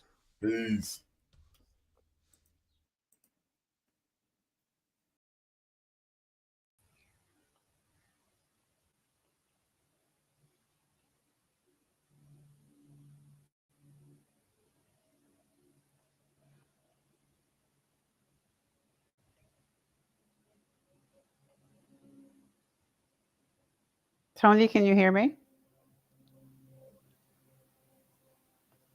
Yes, I am here. Oh, good. So I was there in the back. I guess I was not in the show, but I was there at 11:30. So I'm here. No, you're good. I got you. You know, I'm gonna go ahead and jump off. You do your thing, and if you need me, I'm in the back room for you. All right. Did you load up? I need my PowerPoint. The PowerPoints was too big for me to load up. So I don't know if you can click on the icon at the bottom, you should be able to pull them up. Will you wait for a minute before I do that, just to see if I can do it? Of course. Now remember, we are live though. Oh, okay. So yeah, we're on screen talking to everybody right now. Yeah, okay, that's good to know. That's good. Yeah, we're on screen talking to everybody. Fine. So while you're doing that, Faye, introduce yourself to the audience. I will do that. I am Lynn Faye. I am an estrangement clinician, and I have a lot to say about estrangement. But I am not seeing my PowerPoint here, Tony. So I'm going to have to maybe just do it without. I'll be looking at maybe my PowerPoint, but maybe other people will not be. But let's see if this works. We'll see. There you are. It's coming up. It's coming up. Yep, we got you right there. Boom. It's coming up. I'm going to jump off. All right. Hey, so I am. Jump off. Love you. Thank you for being here today. Everybody else, enjoy the show. We're going to see you guys all day long. Have fun with us, right? You know what I'm saying? Be educated, get the find resources, but most importantly, connect with the presenters. Faye, have a great presentation. Thank you, my friends. So happy Sunday. Good morning, good afternoon, or good evening to all, depending upon where you are in the world. First of all, I want to thank Tony Lynn for inviting me to speak today on grief. But I'm going to make a little bit of a shift, if that's okay with the audience. Tony asked me to, or asked all of us to make this fun. But that was a challenge for me because estrangement grief is not fun. So I will make this real and I will make this honest. And so I hope that you can join me in that goal. So who am I? I graduated from Yale in New Haven, Connecticut with a psychology degree and a teaching certificate. And then I attended Pace University in White Plains to get my MBA in human resources. I then wanted to be an educator in terms of administration. So I got my 6-year degree at Southern Connecticut in New Haven, Connecticut. And I also have various coaching certificates, which came about much more recently after my educational career. My background, and so I loved teaching secondary school. I loved being a principal. I also was Inroads program director. Inroads is an amazing organization where they focus on underserved youth, and they train them while they're in college for these amazing internship opportunities. And I had the pleasure of creating their inaugural internship program. In terms of the college program, the pre-college. So the college program was created, and then we wanted to add to the pipeline, and we created what was called the Pre-College Leadership Summit. I also was program director in another New Haven nonprofit, where I was the coordinator of the inaugural internship program with the Yale School of Management. Both very exciting. And now, in addition to being an estrangement clinician, I teach at Connecticut State Community College. I'm in the community college system, and where I teach a variety of courses in communication, including public speaking. So if my students are out there, I want you to tell me how I'm doing. And then in terms of what I do, in addition to teaching, estrangement clinician. And so I work with families and parents, adult sons, adult daughters, individually, to understand this dynamic. Sometimes before there is an estrangement, and I will define that shortly, but oftentimes during the estrangement, I am asked to sit down with families, sit down with parents, and then the adult son or daughter where there's been a rift. And also with estranged parents, particularly, to recognize the role that their past has played in their subsequent parenting. Because as estranged parents, we own a big part of that estrangement. What is family estrangement? So in short, it's the distancing of one family member from another family member. And oftentimes that distance is so painful that it leaves the family member in a state of confusion, devastation, and anguish. And how do I know that? Because I was one of those confused, devastated, and anguished people. So I am speaking to you I'm engaging in my work from a position of a lived experience. And so my lived experience and then my preparation to become a coach has allowed me truly to make my pain my purpose. And I learned so much working with estranged individuals. So this is a journey for them, and they also provide a journey for me. And so I went from healing myself to healing others. And I also organized a parent support group. We're in our 5th year. And this is for parents who find themselves estranged from their adult son or daughter. I also love doing research. What is the new ideas or the new concepts about estrangement, about family shifts, about trauma, which plays a major role in estrangement. And I've also mentioned my private practice. So to sum up, my past experiences, my lived experience as an estranged parent, I truly believe is a far greater credential than my degrees, than my training and coaching. I get the parents who come to me and they are at a loss. What do I do? Where do I begin? How do I reconnect with my adult son or daughter? And what I don't say at that moment, because they're quite raw, we've got to connect with ourselves first. That really is first and foremost, connecting with self.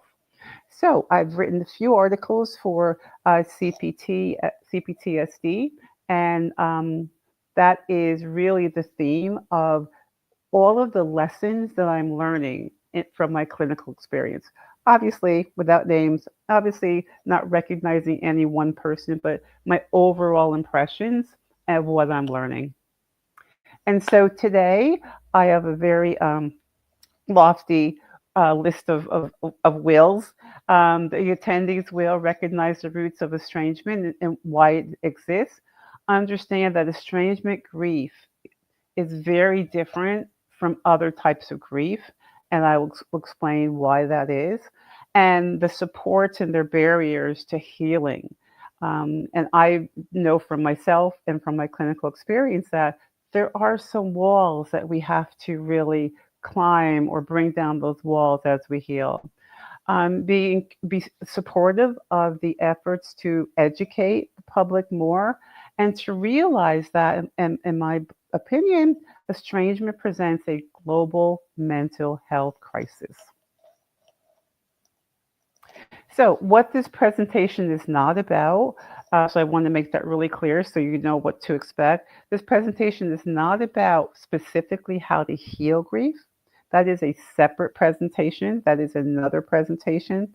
This presentation is about understanding the journey that happens, that is experienced by parents going through an estrangement.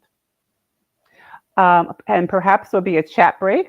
So I will rely on Tony to let me know when and if there will be a chat break coming up. And so part one is and it's just 3 parts, the research and the voices. So I wanted you to really hear what it feels like to be out in the fields researching and what it feels like to be an estranged parent, other than my voice. So I work very closely with Carl Melvin. He lives in Ireland, and he has become my colleague, my mentor, and my friend. And I want to recommend his book highly, Navigating Family Estrangement. It's a great book. How do I know? Because I've read it, I think, at least 3 times as one of his editors. And it really delves deep into what is estrangement, what are some of the experiences that estranged people feel, and what I like to call the tentacles of estrangement. You know, estrangement isn't just between the 2 people. It has such expansive tentacles, far-reaching, and that is why our grief journey is really always evolving. So I highly recommend his book. And I put him as a top expert in the field of estrangement. Another person that you might want to look into if you want to research beyond today would be Josh Coleman. And Josh Coleman is another expert out in the field, and he's been talking and doing interviews and doing a lot of research. So I want to at least give you some names so that you can look into this more from different perspectives. So Christina Sharp is one of the researchers who spends a lot of time looking at estrangement, and she looks at it as this ongoing process of creating or maintaining distance. So family members either coming together or family members coming apart. And it's not just cut and dry, it's not just black and white, and estrangement can look so different from person to person. And so what she recognized was that there is a continuum, and that people kind of can fall on this continuum. And when they say voluntarily estranged, they make this decision: I do not want to have a relationship with this person. So generally speaking, it could be any family member. But again, my primary focus today will be estranged parents. And so this is just a look at what that continuum looks like, and just an example, going from less estranged to more estranged. So it's possible that the less estranged could be minimal conversation, minimal communication. It could be where the adult son or daughter and the parent, maybe they speak at the holidays. Maybe they see each other once every couple of months. Maybe it's only a phone conversation that keeps them together. And then going on the other end of the spectrum, no communication. And so I think when I say no communication, I think people are like, what do you mean? Like, your adult son doesn't talk to you and your adult daughter doesn't talk to you. I work with families and individuals where there is literally no communication. And I think unless you're estranged, you kind of don't understand what that feels like or the impact of that. And I know for myself, I knew someone years ago, before my kids estranged from me, a father who's like, nope, my kids don't talk to me. And I was like, what? Like, I could not wrap my head around what he was saying, that his kids don't speak to him. And then decades later, here I am. And so it is a hard concept to accept and to understand. So how prevalent is this? I'll give you some facts and figures. Carl Pillemer, working with, I believe, Cornell, his research suggests that 1 in 4 families are affected by estrangement. So I think he looked at the broader picture, siblings, aunts and uncles, nephews. So I think he had a broad picture. And so from his perspective, and that created this number of 67 million people. And this was 220 in 2020. And then David Brooks, he wrote an article, What's Ripping American Families Apart? And his numbers give us at least 27% of Americans are estranged from a family member. And so again, he's looking at the broader picture of estrangement. And then he says that 40%, at least somewhere along the way, maybe they came back together, that's why this number is higher, maybe they reconciled, but 40% of Americans have been estranged at some point. And so the one thing I want to share is that these numbers are great. But from my clinical experience, what I have found is that some people don't even share that they are estranged, even to their close friends. And that might be hard to really wrap your head around that as well. The shame that estranged parents have is just so great, that they don't feel that they can even share with the closest family members. And what they do sometimes is not even talk about their adult sons or daughters from whom they're estranged. And when they're asked, they kind of deflect. They kind of change the question, or if they see this conversation going, they kind of leave.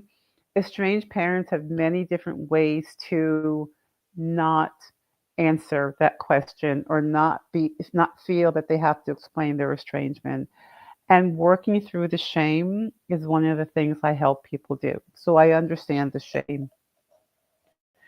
And so the most common form of estrangement is between an adult child, son or daughter, and one or both parents. And so that is the focus, and that is according to David Brooks. Mitch Davidowitz is a psychotherapist out of the Boston area, and I interviewed him for one of my podcasts. And he gives us some of the reasons for the estrangement. So, shift in generations. generations as determined by certain markers and certain occurrences in history. And there are many different ways that generations are defined. But there's been a generational shift. And that generational shift really has an impact on the values that are held and the different values that are held by the different generations. And so the rise in psychotherapy, which many of the younger generations are doing, I think my generation, the baby boomers, and the older generation, psychotherapy wasn't mainstream for us. And I think today, and I'm glad that it is, I think it's as a psychology major and as a clinician, psychotherapy is important if you need it.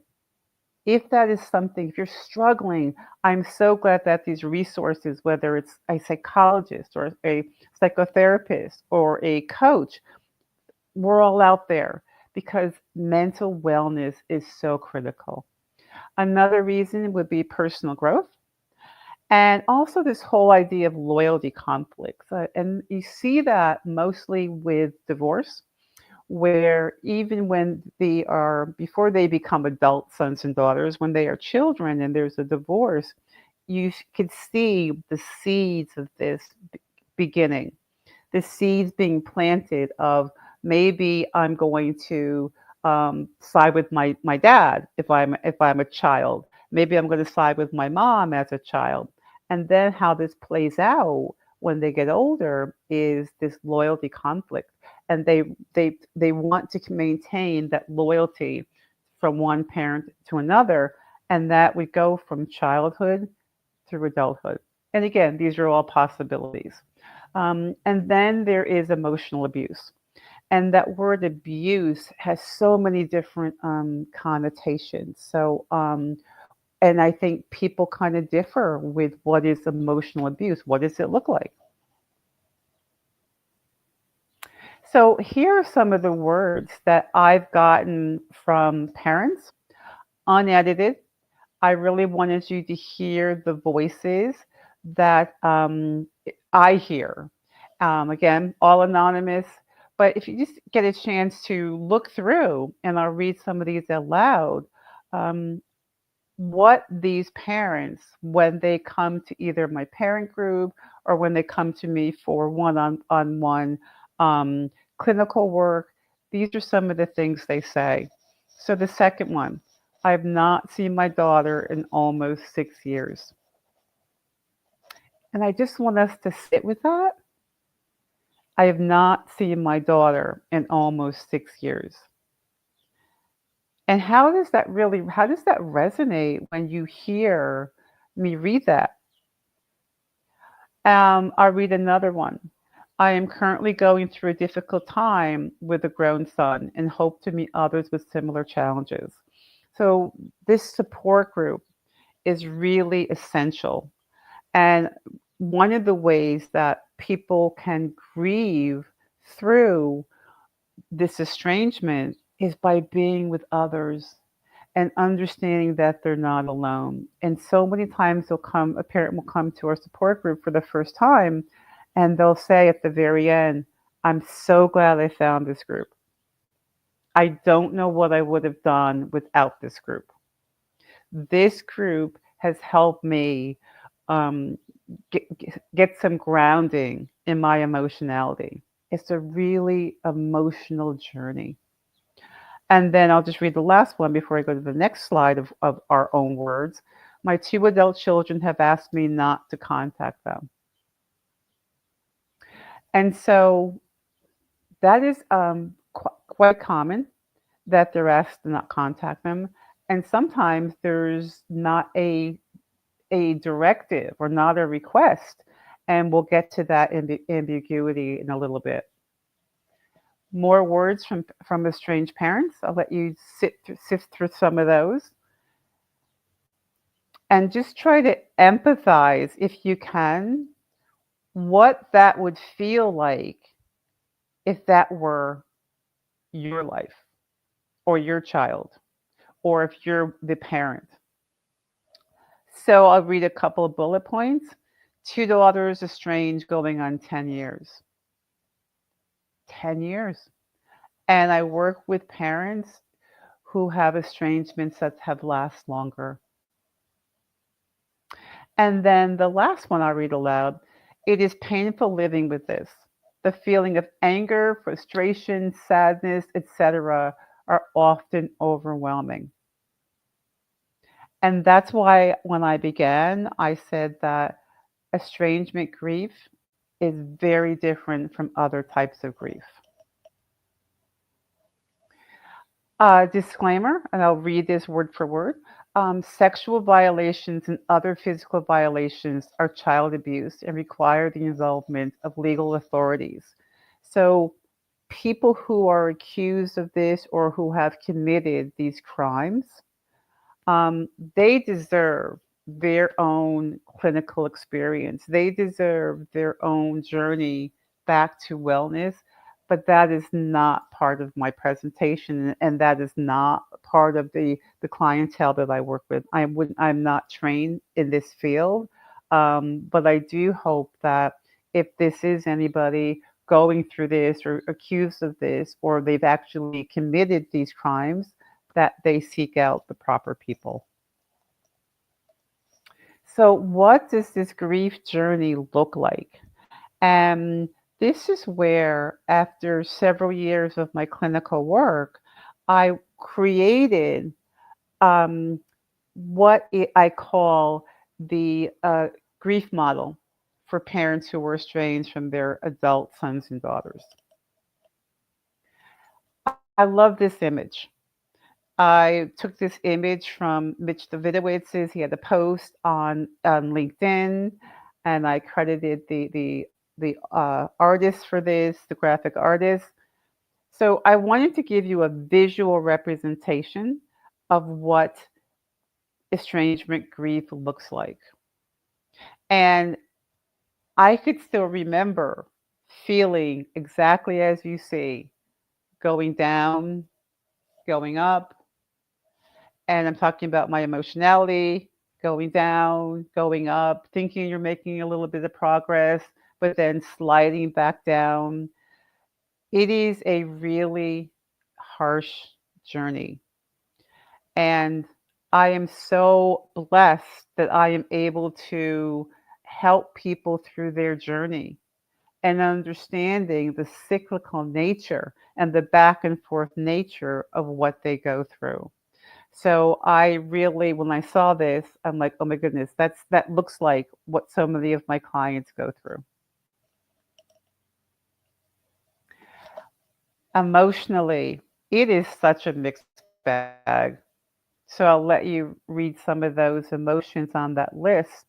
And one of the emotions that I didn't put on that list, which should be on that list, is what I've already mentioned, shame. So there's a sense of abandonment. Parents feel that their adult sons and daughters have abandoned them. They're angry. They're sad. They're lonely. Some of them are numb. They don't know what to feel or they don't feel. And I would say shock. All of these are common. And sometimes you feel many of these at one time, at the same time. So Daring is the name of my grief model. Daring, and I'll go through the components of the acronym. It's a grief model for estranged parents, and I want to say really clearly that if anyone is going through this, please have them seek help. And I want to say with emphasis that healing from estrangement grief, it's courageous. You've got to say, I have the courage to do this. Hence the name Daring for my grief model.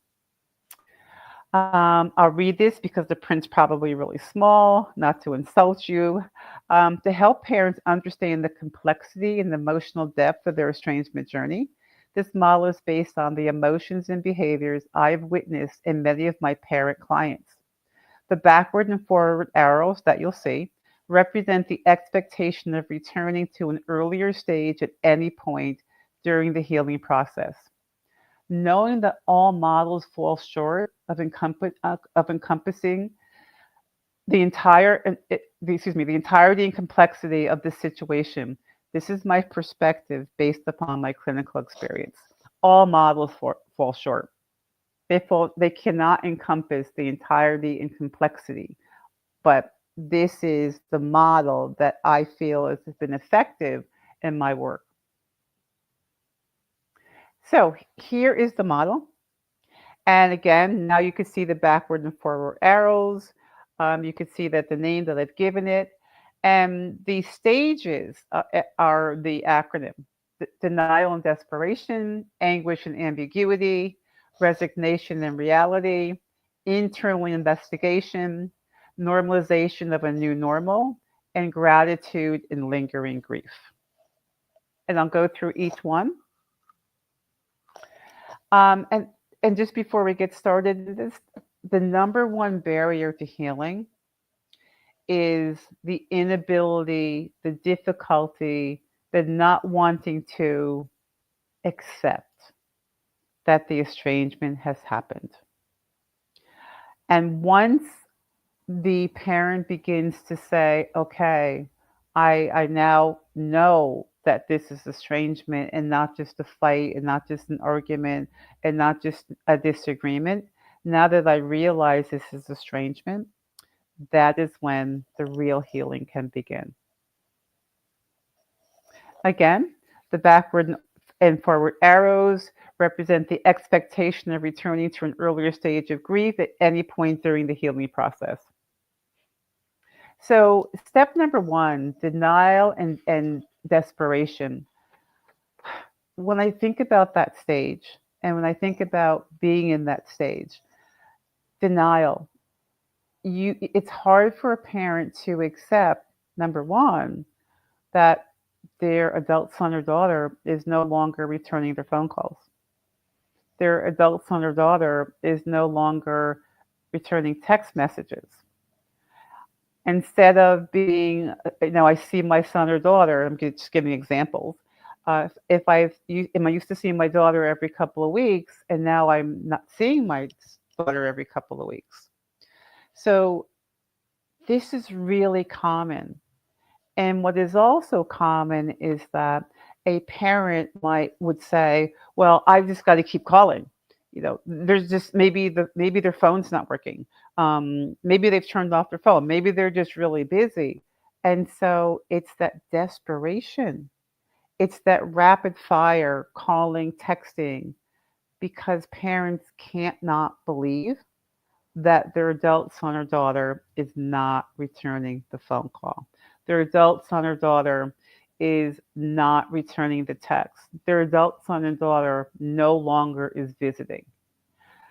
And the reason why there's this denial and desperation in part is because it's not uncommon for there not to be any formal or informal verbiage. Typically, the adult son or daughter just distance themselves without saying to a parent why. Without saying to the parent, look, I'm done with you. I'm going to distance myself and I'm not going to talk to you for the next several months, several years, and maybe forever. And so this not knowing, this not having any communication is why there's this desperation, because the parent thinks that if they just text them one more time, that they will answer. So this anguish and ambiguity. So the pain that starts to come across, it's this soul-crushing pain of feeling abandoned. And that is what happens when you don't have this relationship with your son or daughter. You feel abandoned. And I'm not implying that they have abandoned us. What I'm saying is that the parent feels abandoned. That's their experience of what's going on. And the ambiguity, you could feel anger and love. You can feel hurt and I want to apologize to my son or daughter. So you can feel that mix of emotions, and sometimes they're on opposite ends of the spectrum. And so one of the books that I read or I recommend is Ambiguous Loss by Pauline Boss. And she talks about the ambiguity of people who are missing in action in terms of military, people who have disappeared and bodies have not been recovered, and also estrangement. So her book has a more general appeal, but that ambiguity is so evident with estranged parents.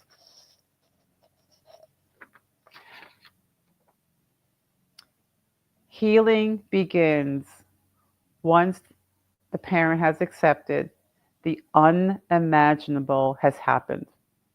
I don't think that any estranged parent that I've heard, so there could be, but not that I've heard, ever imagined that their son or daughter would not speak to them. Stage 3, the resignation and reality. And so at some point, hopefully, the parent will continue to wonder. The parent will continue to be anguished. The parent will continue to have crying episodes. But at some point, they realize they need help. And this is the stage where they often will reach out to a clinician, they'll reach out to a support group, and they'll say, look, I am really hurt by this. And what I need to do is I need to find a healthier path. Some people will get stuck at stage 3, where they're just too hurt, too angry, too upset to really understand how there is help, how talking to a therapist or another type of clinician can be helpful. And so this is where I think if you know people who are stuck in this, it would be great to encourage them to seek out an estrangement clinician or psychotherapist who deals with family conflict. That would be tremendously helpful if people can do that. And so today, I'm sharing this with all of us in case we experience it, but also if you know people out there who are experiencing this and they need to be able to begin healing, that healing process. The next stage of the daring is the I, and the I is the internal investigation. And so this is a very, I'm going to say, really tender stage where the parent has to be willing to say, what did I do to cause my son and daughter to want to estrange from me? And so it's the stage where we, estranged parents, we have to look in the mirror. We have to be willing to say, what did I do? Where did I go wrong? What could I have done better? And a lot of parents want to know what they could have done better. But since we often don't know the specific reasons for the estrangement, we have to use clues along the way, clues in childhood, clues and reasons why the conversation started to slow down. And so if we have not been told, we still have an obligation to search our souls. This is a soul searching expedition, this internal investigation. And it's critical that we do this because we want to honor the adult son, our adult child, our adult daughter. We need to honor the decision that they've made. I'm not saying that we have to like it. I'm not saying that we have to accept, because I know accept is a very loaded term. But at some point, we have to own our part. And we have to be willing to share that if the opportunity arises, that we want to grow, we want to share. And so I think that this stage 4 is critical, as all of them. And so I created a self accountability tool that aligns itself with this step. And this allows the parent to go back to their childhood and what happened in their childhood that they brought into their parenting that then later caused this estrangement. And the tool has been very effective. And so I think that this tool has really helped parents understand more their role and also how to reconnect with themselves. And that's really an important step in my work with estranged parents. And so we're getting to the last 2 steps, normalization of a new normal.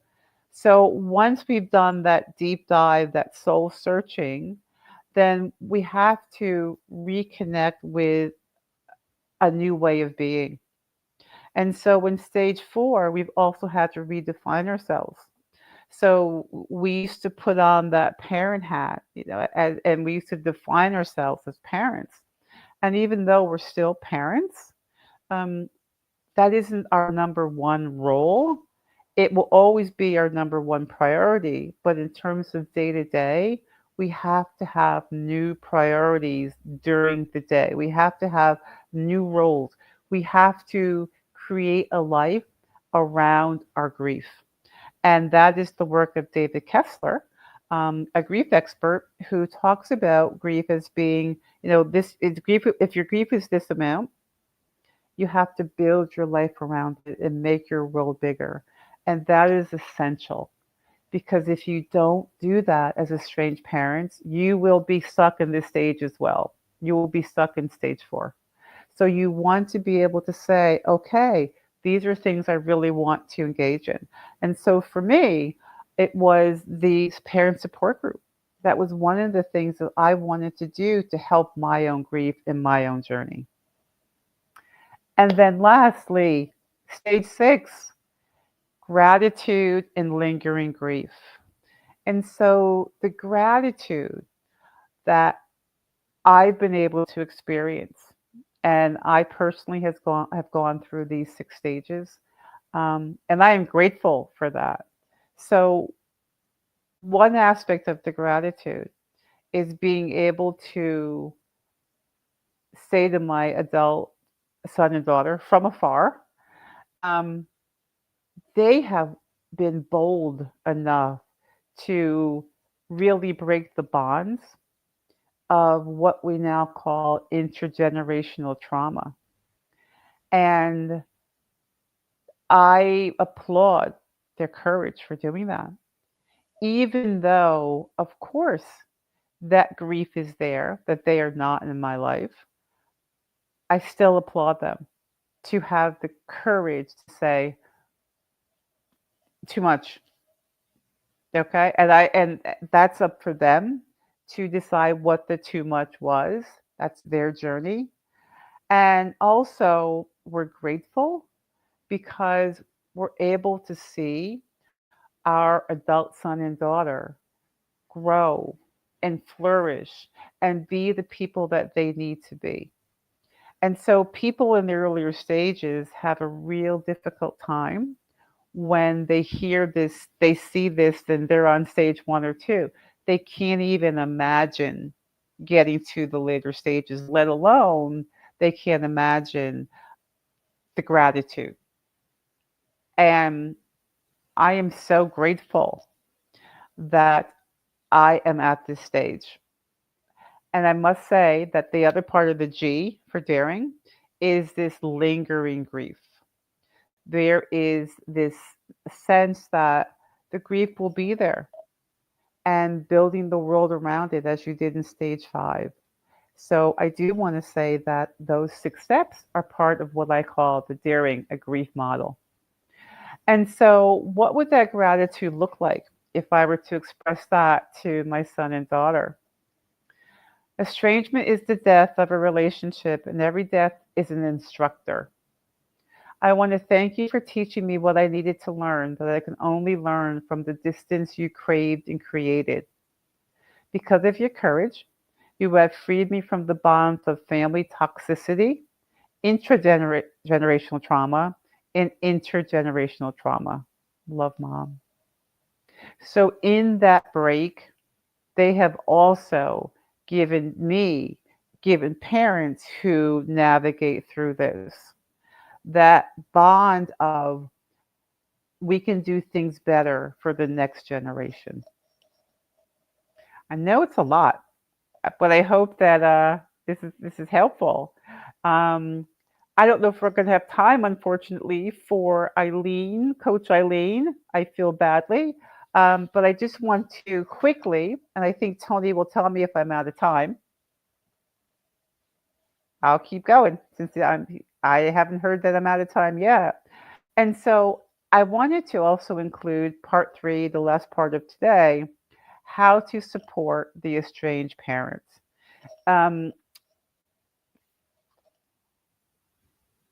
So if a estranged parent informs you of their estrangement, a do not would be, please don't respond in words or in body language with this sense of disgust, like, oh, listen to their painful story. Just stay in their story without judgment. Yes, clients that I work with feel that when they tell people that there's this sense of, oh, what's wrong with you? What did you do? And that's what carries the shame for them and through them. If an estranged parent informs you of their estrangement, please do not. And we know that people do this because they're concerned and they care and they love, but it's best not to continually ask the parent if they've heard from their adult son or daughter. Instead, let the parent initiate any update. A lot of parents, especially early in the stage, compartmentalize. And so they try to distract themselves. And so I really believe that if they hear from their son or daughter, all of you, their close friends, will be the first to know, because they'll want to share that. Guess what? I heard from my adult son or daughter. But continually asking them is hard. And obviously asking them to check in with them, it would be an appropriate thing to do. And then last one, I believe, if an estranged parent informs you of their estrangement, please don't be offended if the estranged parent starts avoiding you. So we withdraw. When we're newly estranged, we feel like, oh, I'm just going to sit back. There's this feeling that estranged parents have of, once they realize that they don't have this relationship with their adult son or daughter, there's this strange sense of, I just can't be with other people. I just can't be. All right, last one. I think I am getting a wrap-up sign from Tony.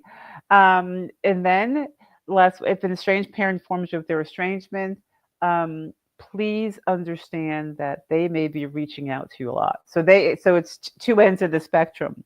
They may kind of shy away, some parents, and other parents may just be a little bit more needy, because it's really a hard time. I think most of us realize our sons and daughters are our lives. And so the pain goes deep when they are no longer in our lives. So again, I did not make this upbeat and fun, so I apologize to Tony. But again, I want to say to Tony, thank you so much for allowing me to share through the parent perspective. And again, I work with adult sons and daughters. So I really value the entire spectrum. And I would really value comments, adult sons, adult daughters, family members. And this has been a blessing for me in my life, in my journey. And I think that I'm exactly where God wanted me to be. So, Tony, that is my wrap up. I don't know if there's any questions, Tony.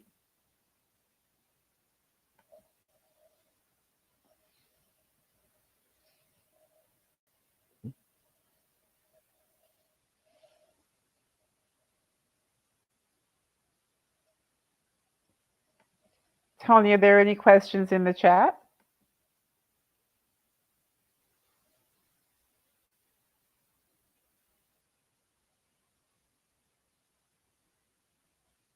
I'm going to look at the chat and just see if there were.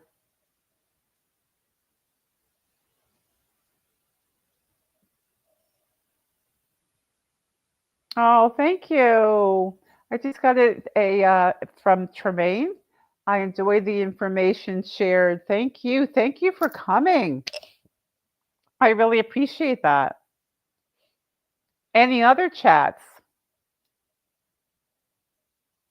As I'm looking to see if anything else is coming up.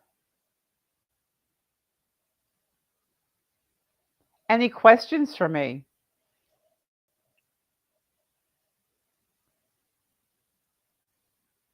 I'm getting not yet. Any comments for me?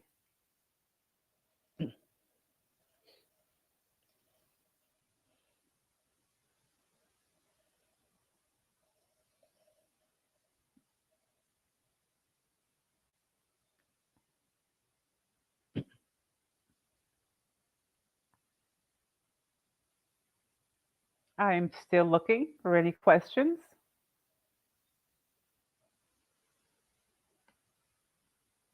I'm going to stay on.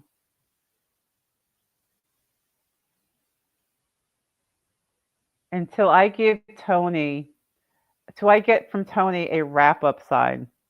So I'm going to stay here, and I'm going to just, as I would tell my students, earlier I said that I teach communication, and I teach public speaking. And so I tell them that some of their speeches will be planned, and some of their presentations will be planned, and some will not be. So I am going to stay on until I get the wrap-up sign from Tony. And find a comfortable position and gently close your eyes. Take a deep breath in through your nose, hold it, and then exhale slowly through your nose, letting go of any tension. Serenity after the storm represents a comprehensive strategy to process grief and loss. 70% of women report feeling isolated during their grieving process. Now, simply focus on your breath. Inhale deeply, bringing calmness into your body, and exhale, releasing any stress or worries. With each breath, feel more grounded and at peace, knowing you are exactly where you need to be at this moment. Take one more deep breath in and exhale, bringing with you a sense of calm as you open your eyes and return to the world, carrying peace with you. Things are going to get worse before they get better. Grief is hard. Thank you for purchasing Serenity After the Storm. I hope that my experience with loss is able to give you insights and techniques to be able to manage your own personal journey with grief.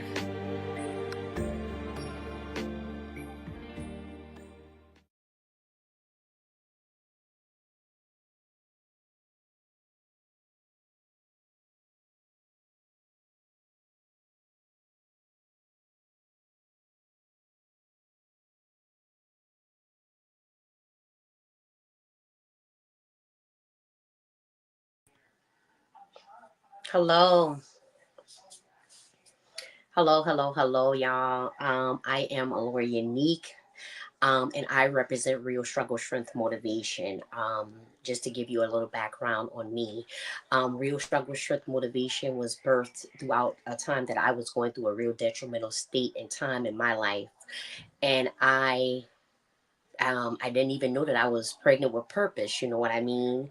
And my goal is to bring forth living ecstasy, which is a state of wonderment and mental clarity, to let people know that the struggle is truly their strength. Anything that they go through, they can come out, they can overcome it. So today, my topic that I will be bringing forth is strength in the struggle but grieving with God's grace. Grieving with God's grace. This is what I will be speaking about today. So again, good afternoon to everyone. I highly appreciate Mr. Tony for allowing me this opportunity to come into the sacred space today. And I stand here not just as a speaker, but as someone who has grieved deeply myself. And honestly, I've struggled. I've been through so much in my life. And that's a whole nother testimony, story rather. But I'm not gonna linger. So to start it off, I want to say that grief is something that we all have to endure, one way or another. And I want to also let you know that the grief that I've walked through, it stole my breath away at one point in time, and that was coming from several different situations of friends passing, some through tragic events, some through drug overdoses, some through gun violence. It's been a journey, you know what I mean? But I've learned something throughout each process of that time, even though I highly miss them. But I know that they are now watching over me in a higher realm. I know now that I have several guardian angels that are watching over me. So I've walked through grief, like I said, that stole my breath. The kind that makes you question everything. Your purpose, your power, even God's presence. I've buried pieces of myself with losses I didn't think I'd survive. Again, I lost many friends, some like brothers and sisters, again to gun violence, fatal car wrecks, health issues, and again, drug overdoses.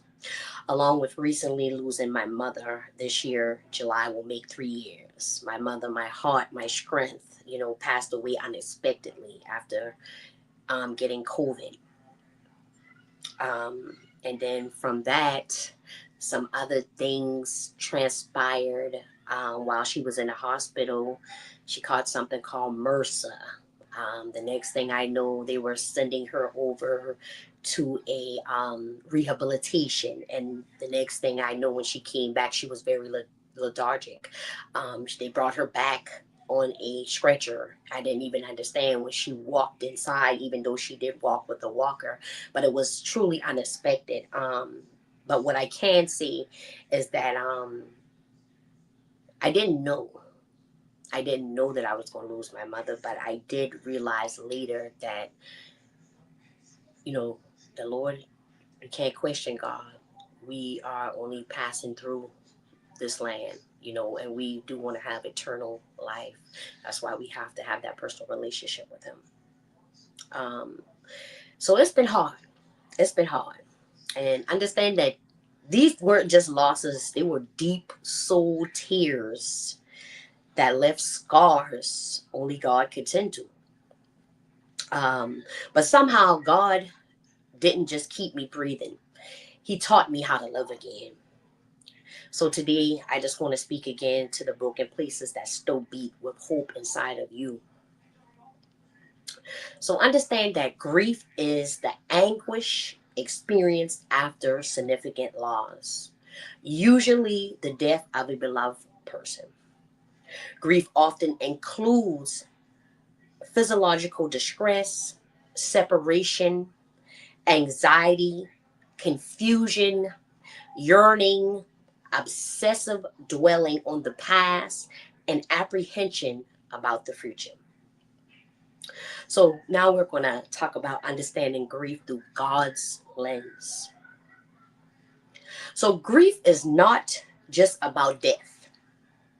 It's about loss of relationships, loss of normalcy, loss of dreams, even the loss of who you were before the pain. It's a wilderness season that can feel endless. But let me tell you, God meets us in the wilderness. Matthew 5:4 states, "Blessed are those who mourn, for they shall be comforted. This is why we have to have the Holy Spirit to come forth, even in times that we do feel discomfort. We have to ask him to come forth, to comfort and to keep us and to give us that peace that surpasses all understanding. You understand? And one of my acronyms for peace is to pursue ease and comfort every day. Pursue ease and comfort every day. So that verse reminds me that mourning is not a weakness. It is truly a promise.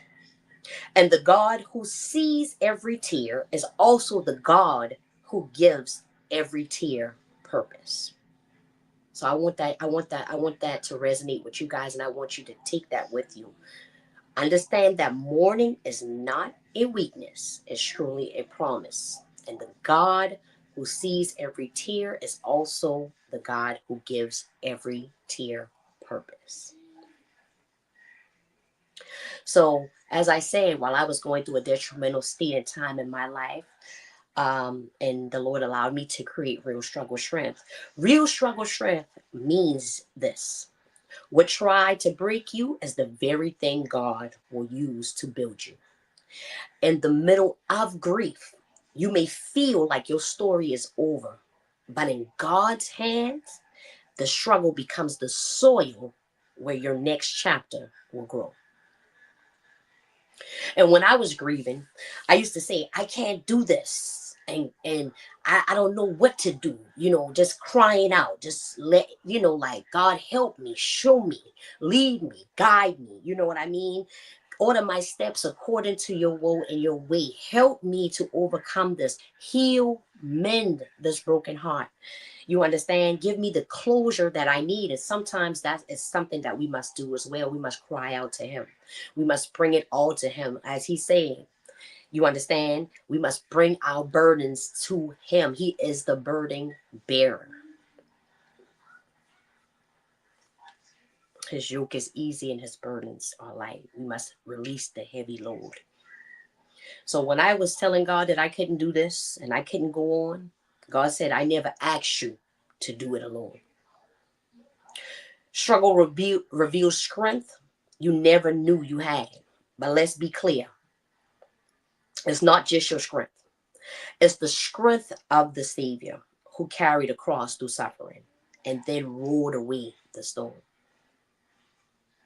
So let me share a moment with you. There was a night I cried so hard I couldn't sleep. I felt like everything I loved had been taken away. But in that silence, the Holy Spirit whispered, I am still here. That was the night I decided to anchor myself to God and not my grief. I want you to understand that grief also has layers. It's not a one and done process.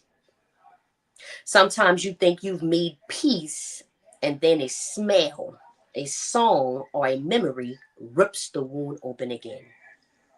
They talk about stages, denial, anger, bargaining, depression, acceptance. But I believe God adds one more stage for those who believe: ascension, rising from it.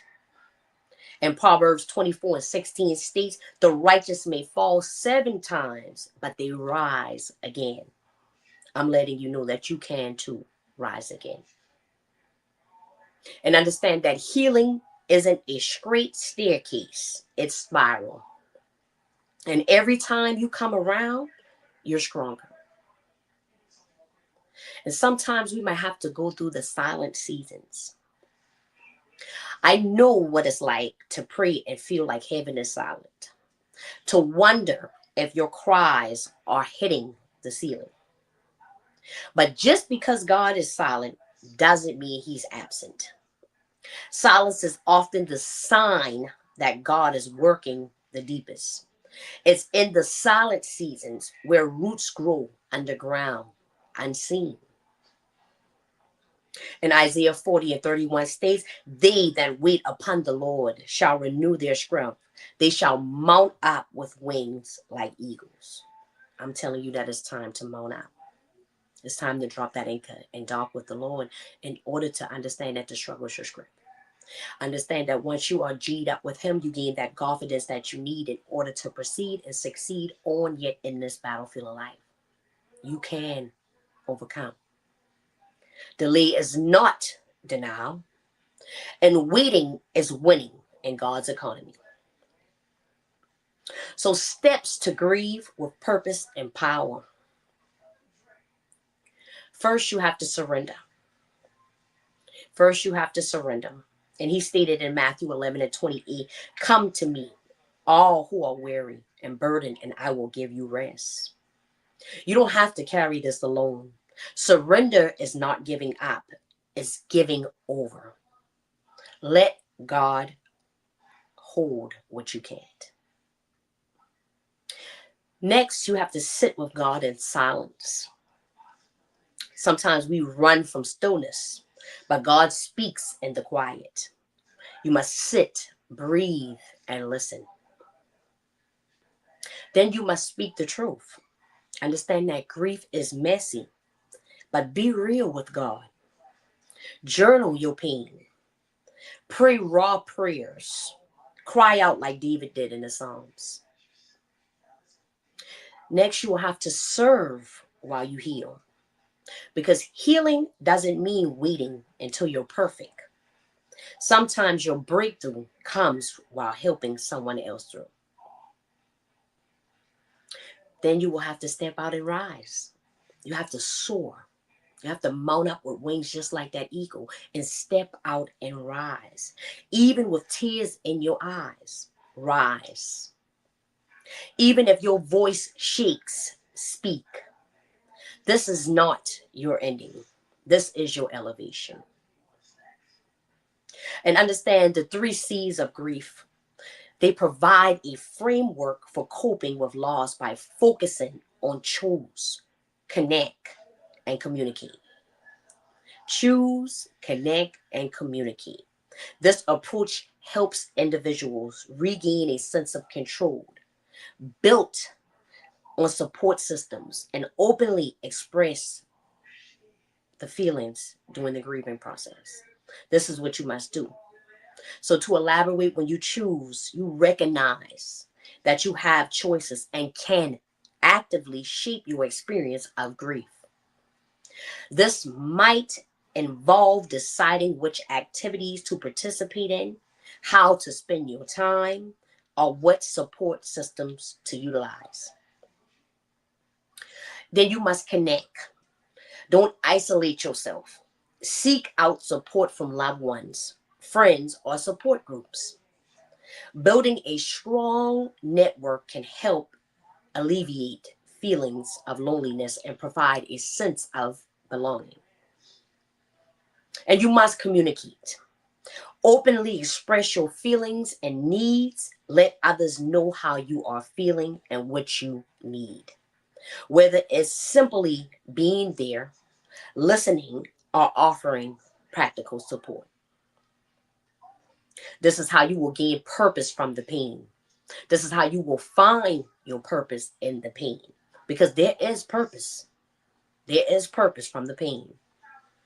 And as I stated before, my ministry was born out of mourning. Real Struggle Strength didn't come from a place of success. It came from the trenches of grief. But again, pain has purpose. And purpose is the enemy's worst nightmare. This is the way that we want to live. We want to live a purpose-filled life because we all have purpose. And Psalms 30:5 states that weeping may endure for a night, but joy comes in the morning. Joy comes in the morning. So understand that it's okay to mourn because weeping will endure for a night. But you still can have joy. And I'm talking about the joy that the world can't give and the world can't take it away when you drop that anchor and dock with the Lord. So take a moment. Close your eyes and think. What dream could be hidden in your darkest moment? What dream could be hidden in your darkest moment?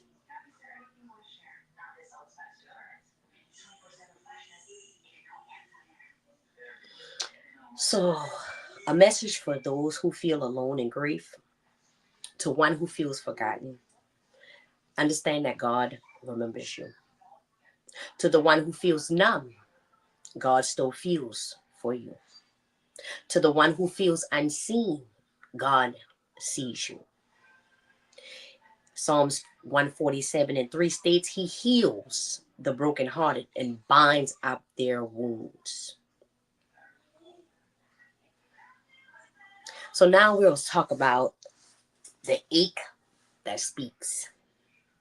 The ache that speaks.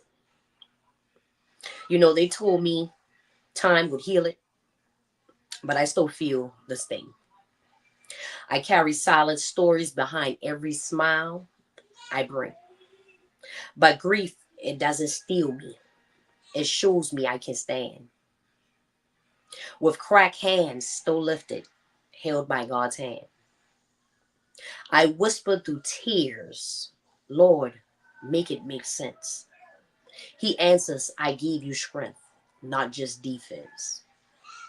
You were chosen for more than pain you perceive. You are still breathing, so there's more to achieve. And that's just something that I came up with, you know what I mean, to let you know that everything has a purpose. Every single thing, even in the grieving process, it has a purpose. You understand? Like, it still has some significance to it. And that's just a spoken word, the ache that speaks. So let's declare this together. I am not my pain. I am God's purpose. I will rise. I will heal.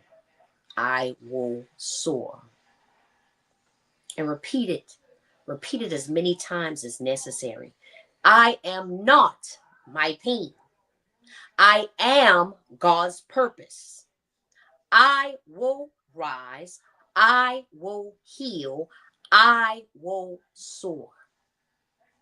And sometimes you might have to do it even another time until it really resonates. I am not my pain. I am God's purpose. I will rise. I will soar. I will heal. I will overcome.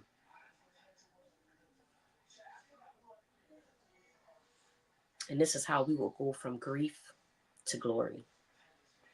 From grief to glory. You may feel broken, but you're not. But you're not beyond repair, even though you feel broken. You are God's masterpiece. Even in the making. This is why I constantly tell people when I do my motivational videos to drop that anchor and talk with the Lord. To understand, this is the only way that you will understand. I tell people my acronym for hustle is to hunt until struggle turns living into ecstasy. Hunt until struggle turns living into ecstasy. Ecstasy, a state of wonderment and mental clarity, because it all starts with the mind. We must keep our thoughts and our minds suppressed at all times in order to be able to overcome grief, in order to be able to heal, in order to be able to mount up with those wings like that eagle and be able to soar, to step out and rise. So again, you are God's masterpiece. Even in the making. Even in the making. So I invite you too to drop your anchor in Him. To rise from the pain, not by your own strength, but by His. Speak your sorrow. Release that hurt so that your heart can heal. And don't be afraid to share your story. Do not be afraid to share your story. Shine through the scars, excuse me. Shine through the scars, I'm telling you. As I said before, yes, it takes time. And just like with me losing my mother, it's plenty nights that I still cry. It's plenty nights that I still wish that she was here. It's plenty nights. It's a feeling, an undeniable feeling that really never goes away. But we must continue to move forward anyway. We must continue to move forward anyway, despite anything, because that's really what they would want for us. That's what any person that we lost, they would want us to continue to carry on. We only have one life to live, and we must live it out. No despite, we must live it out. Again, we only have one life to live. So like I said, if you have to cry out, if you have to ask him to make it make sense, ask him. Cry out to him. Call on him. He is waiting at the door. He is waiting on you to come forth. That's all you have to do. That's all you have to do. And guarantee that you will feel so much better once you do that. Once you once you release, you will feel so much better. And like I said, it's okay to cry. Because sometimes you will. Because that's what memories are for. When you think these thoughts of these people that we might have lost, we will cry. We will feel that pain. And sometimes we might even smile. We might laugh and think about some of the things that we did with them. You understand? Like, a memory never dies. A memory never dies. That's why we have to make memories. We have to make every moment count. Every second, every minute, every hour of each and every single day. We must take advantage of that.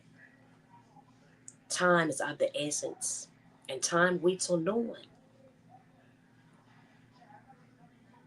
So again, understand that you are not your pain. You are God's purpose. You will rise. You will heal. You will soar. But it's a choice that you have to make. It's your choice. You have to choose wisely. And even if you feel broken, like I said, you're not beyond repair. You can be repaired. The Lord loves to recycle, reuse, and reuse you as much times as possible. He loves to do that. He loves to help us. He yearns for it. But again, we must come to him boldly to the throne of grace. Boldly to the throne of grace, even with the grief,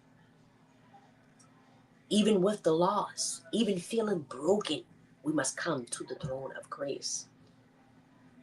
We must give it all to him. Again, we must hunt until struggle turns living into ecstasy. So I just want y'all to remember this message today. Again, you have strength in the struggle. Just grieve through God's grace. Grieve through God's grace. Give it all to him. Connect. Communicate. Choose. Again, wisely.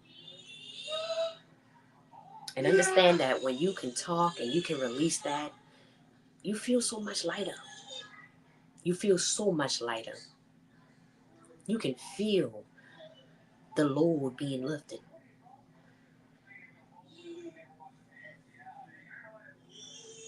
So, like I said, speak your sorrow. Share your story. Shine through the scars. This is necessary. This is the way that you're going to rise from that pain. Again, you are God's masterpiece. So, in my closing, I would just like to say a small prayer. So, Heavenly Father, thank you for being close to the brokenhearted. We give you our grief today, our confusion, our questions, and even our pain. Turn our mourning into movement, our wounds into wisdom, and our silence into strength. Remind us that we are not alone. Empower us to rise with your grief, through the grief. Empower us to rise with your grace through the grief. And this is my prayer for you all who are watching right now. I want you to rise. I want you to come out of it. I want you to understand that, again, weeping may endure for a night, but joy cometh in the morning. In Jesus' name we pray. Amen. Amen. Amen. So like I say, y'all, grieve through God's grace. Thank you. Again, I am Aurora Unique. I appreciate this opportunity, Mr. Tony. Thank you so much. I highly appreciate you, sir. And I hope that this message resonates today with everyone, some way, shape, form, or fashion. So that's what I have for you guys today. Like I said again, I appreciate this opportunity and I hope it resonates. So God bless y'all.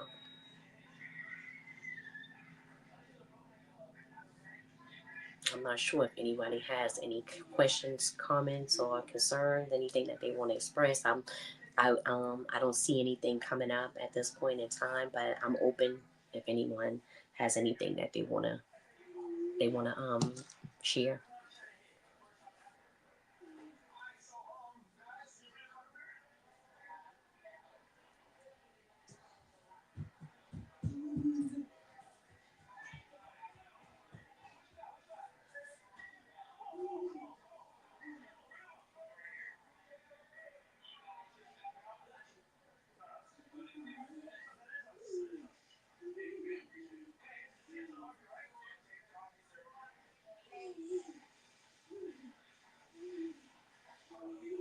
Okay, I don't see anything coming up. Mr. Tony, are you there?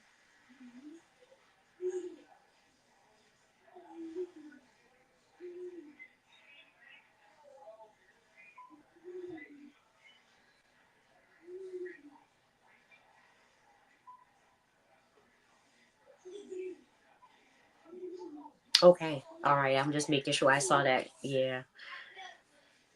Again, I do appreciate this opportunity today for you allowing me to bring forth some motivation and inspiration.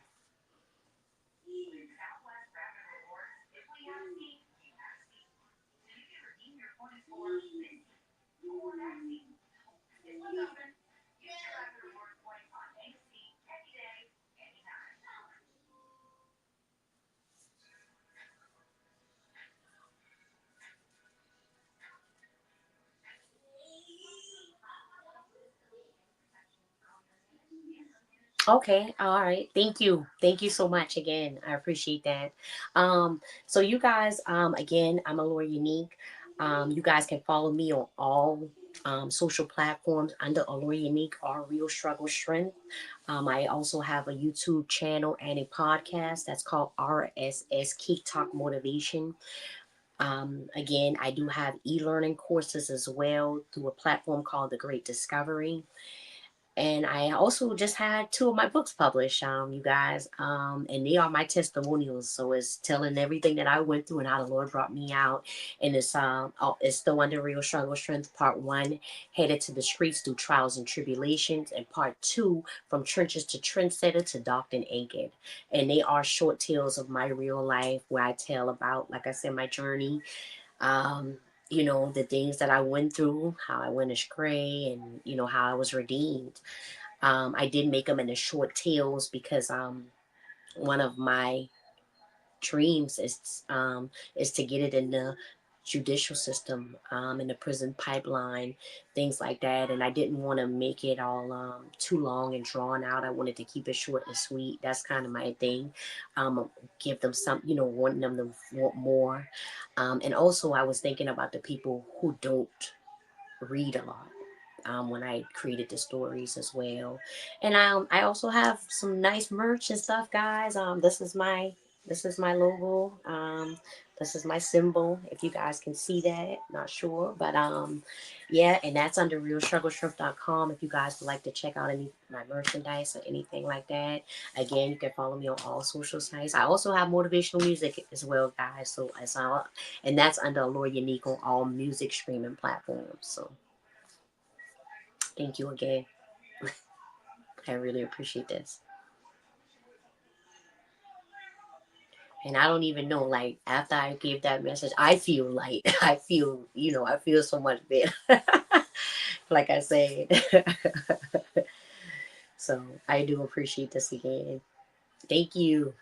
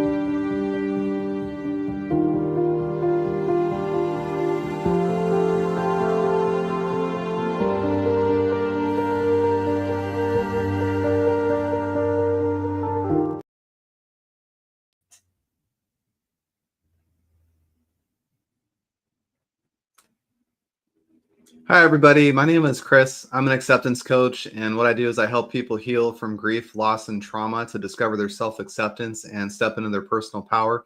I want to thank everybody for joining me today on the 2025 Global Grief Conference. I want to give a shout out to my man, Tony Lynch, for giving me this opportunity to share with you guys the Empower Grief Journey and to give you guys an opportunity today to hear my story of grief and also the tips, tools, and tricks that I've learned to navigate that grief journey just a little bit easier so that you guys can find the gifts, the lessons, and the blessings in your own grief journey and go on to find your own empowered grief journey. So I'm going to let Tony get the slides up here and we'll get rocking and rolling. Thanks, brother. All right.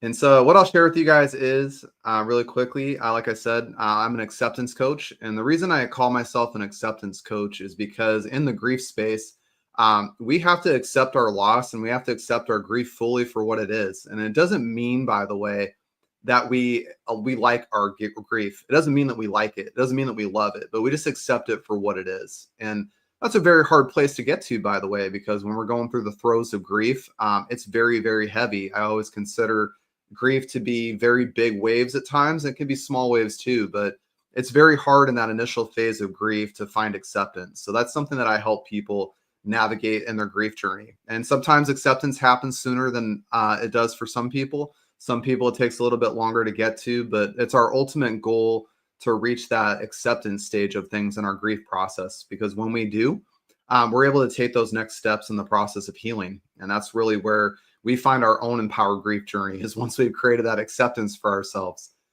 So today I want you guys to know this presentation is your dedicated space for healing, growth, and transformation.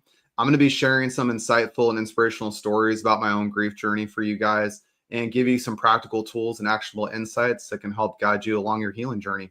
And I want you guys to know today, as you're watching my presentation, this is all about honoring your journey. It's really about embracing your emotions and finding your strength in your own time. I want you guys to know you're never alone on this journey, and together we can navigate grief with courage and compassion. So let's get started. So my grief story, what I'll share with you guys is, I call it the gift in shitty wrapping paper. I don't have a better way to say it because everything that did happen, it was just like one bad thing after another. And for many, many years, I struggled to find the meaning and purpose in what was going on with me. So what I'll share with you guys on my grief journey, this started with my grandfather getting terminal cancer back in 2018. And that was a really hard moment of life because this was somebody I was very, very close to for, I think it was about 33 years when he passed away. But I was very close to him for 3 decades. I spent most days with him. I helped him out with a lot of projects. So hearing about terminal cancer is a big shock because you know that the end's coming. And so you're going through a lot of anticipatory grief. You're constantly trying to find a solution, something that will not make that permanent or not make that happen as fast. In the middle of his chemo treatments in 2019, they got into a very bad car accident. My grandfather broke his entire left side rib cage, not only 3 weeks after having chemo. So he was in a really just a bad place of his own journey. And then he had the car accident happen on top of that. And I was there for the whole thing for him through that process. And it was very traumatic in a lot of ways. Hey, Ada, thanks for jumping on here. I'm very, very grateful to have this opportunity to connect with you guys. And so what I'll share with you about that, that was really hard because I tried to be there for him at 88 years old, going through chemo and going through the hardships of cancer and healing from a car accident and dealing with all the family chaos involved in that situation. At that same point in time, my grandfather let me know that it was time for me to move on with my life, by the way, do what I needed to do. And so I ended up moving to New England. And then I traveled back home less than a year after I moved back there. And my grandfather passed away in my arms one night. It was my first experience with death. It was my first really big grief journey that had hit me. And I'll share with you that moment when he passed away. I had no idea what to expect. I didn't know what was happening. I didn't even know how to respond to it. And it's almost like my brain shut down and I went into a complete shock. And that shock lasted a good 3 to 5 days, by the way. I didn't eat or sleep for 3 days. I didn't really eat much for a week. I was a very angry person after that for about 3 months. I went into a big depression.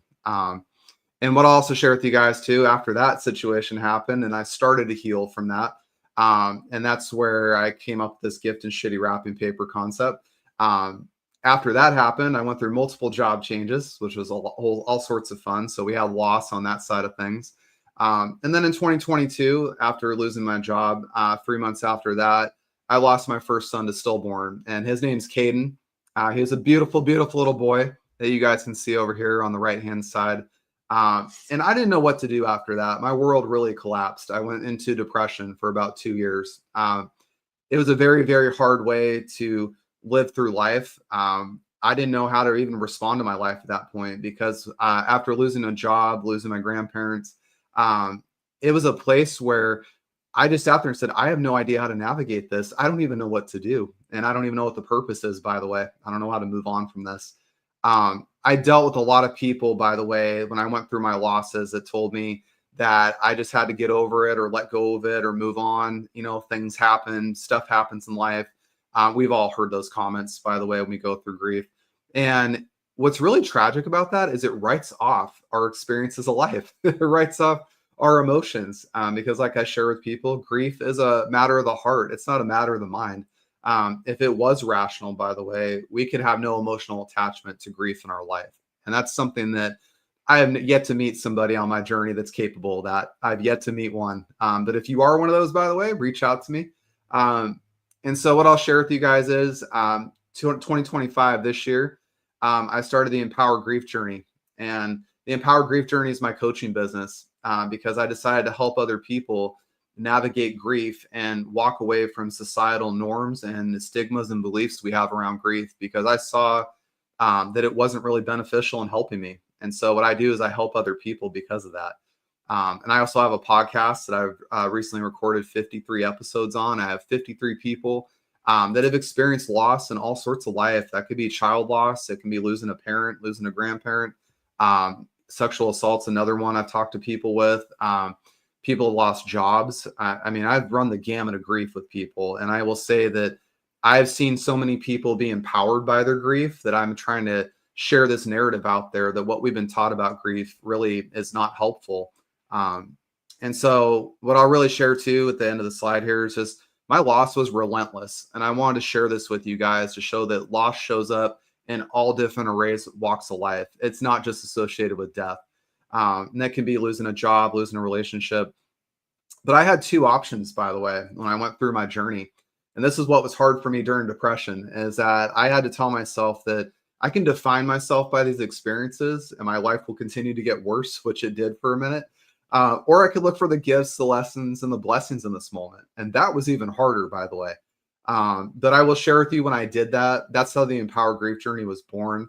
That's how I gave meaning and purpose to what my experiences were. And so I'm going to go into that here in a little bit. What we've been taught about grief is not only incomplete and wrong, by the way, it's harmful. It is very, very harmful to people. We've been conditioned to silence our pain.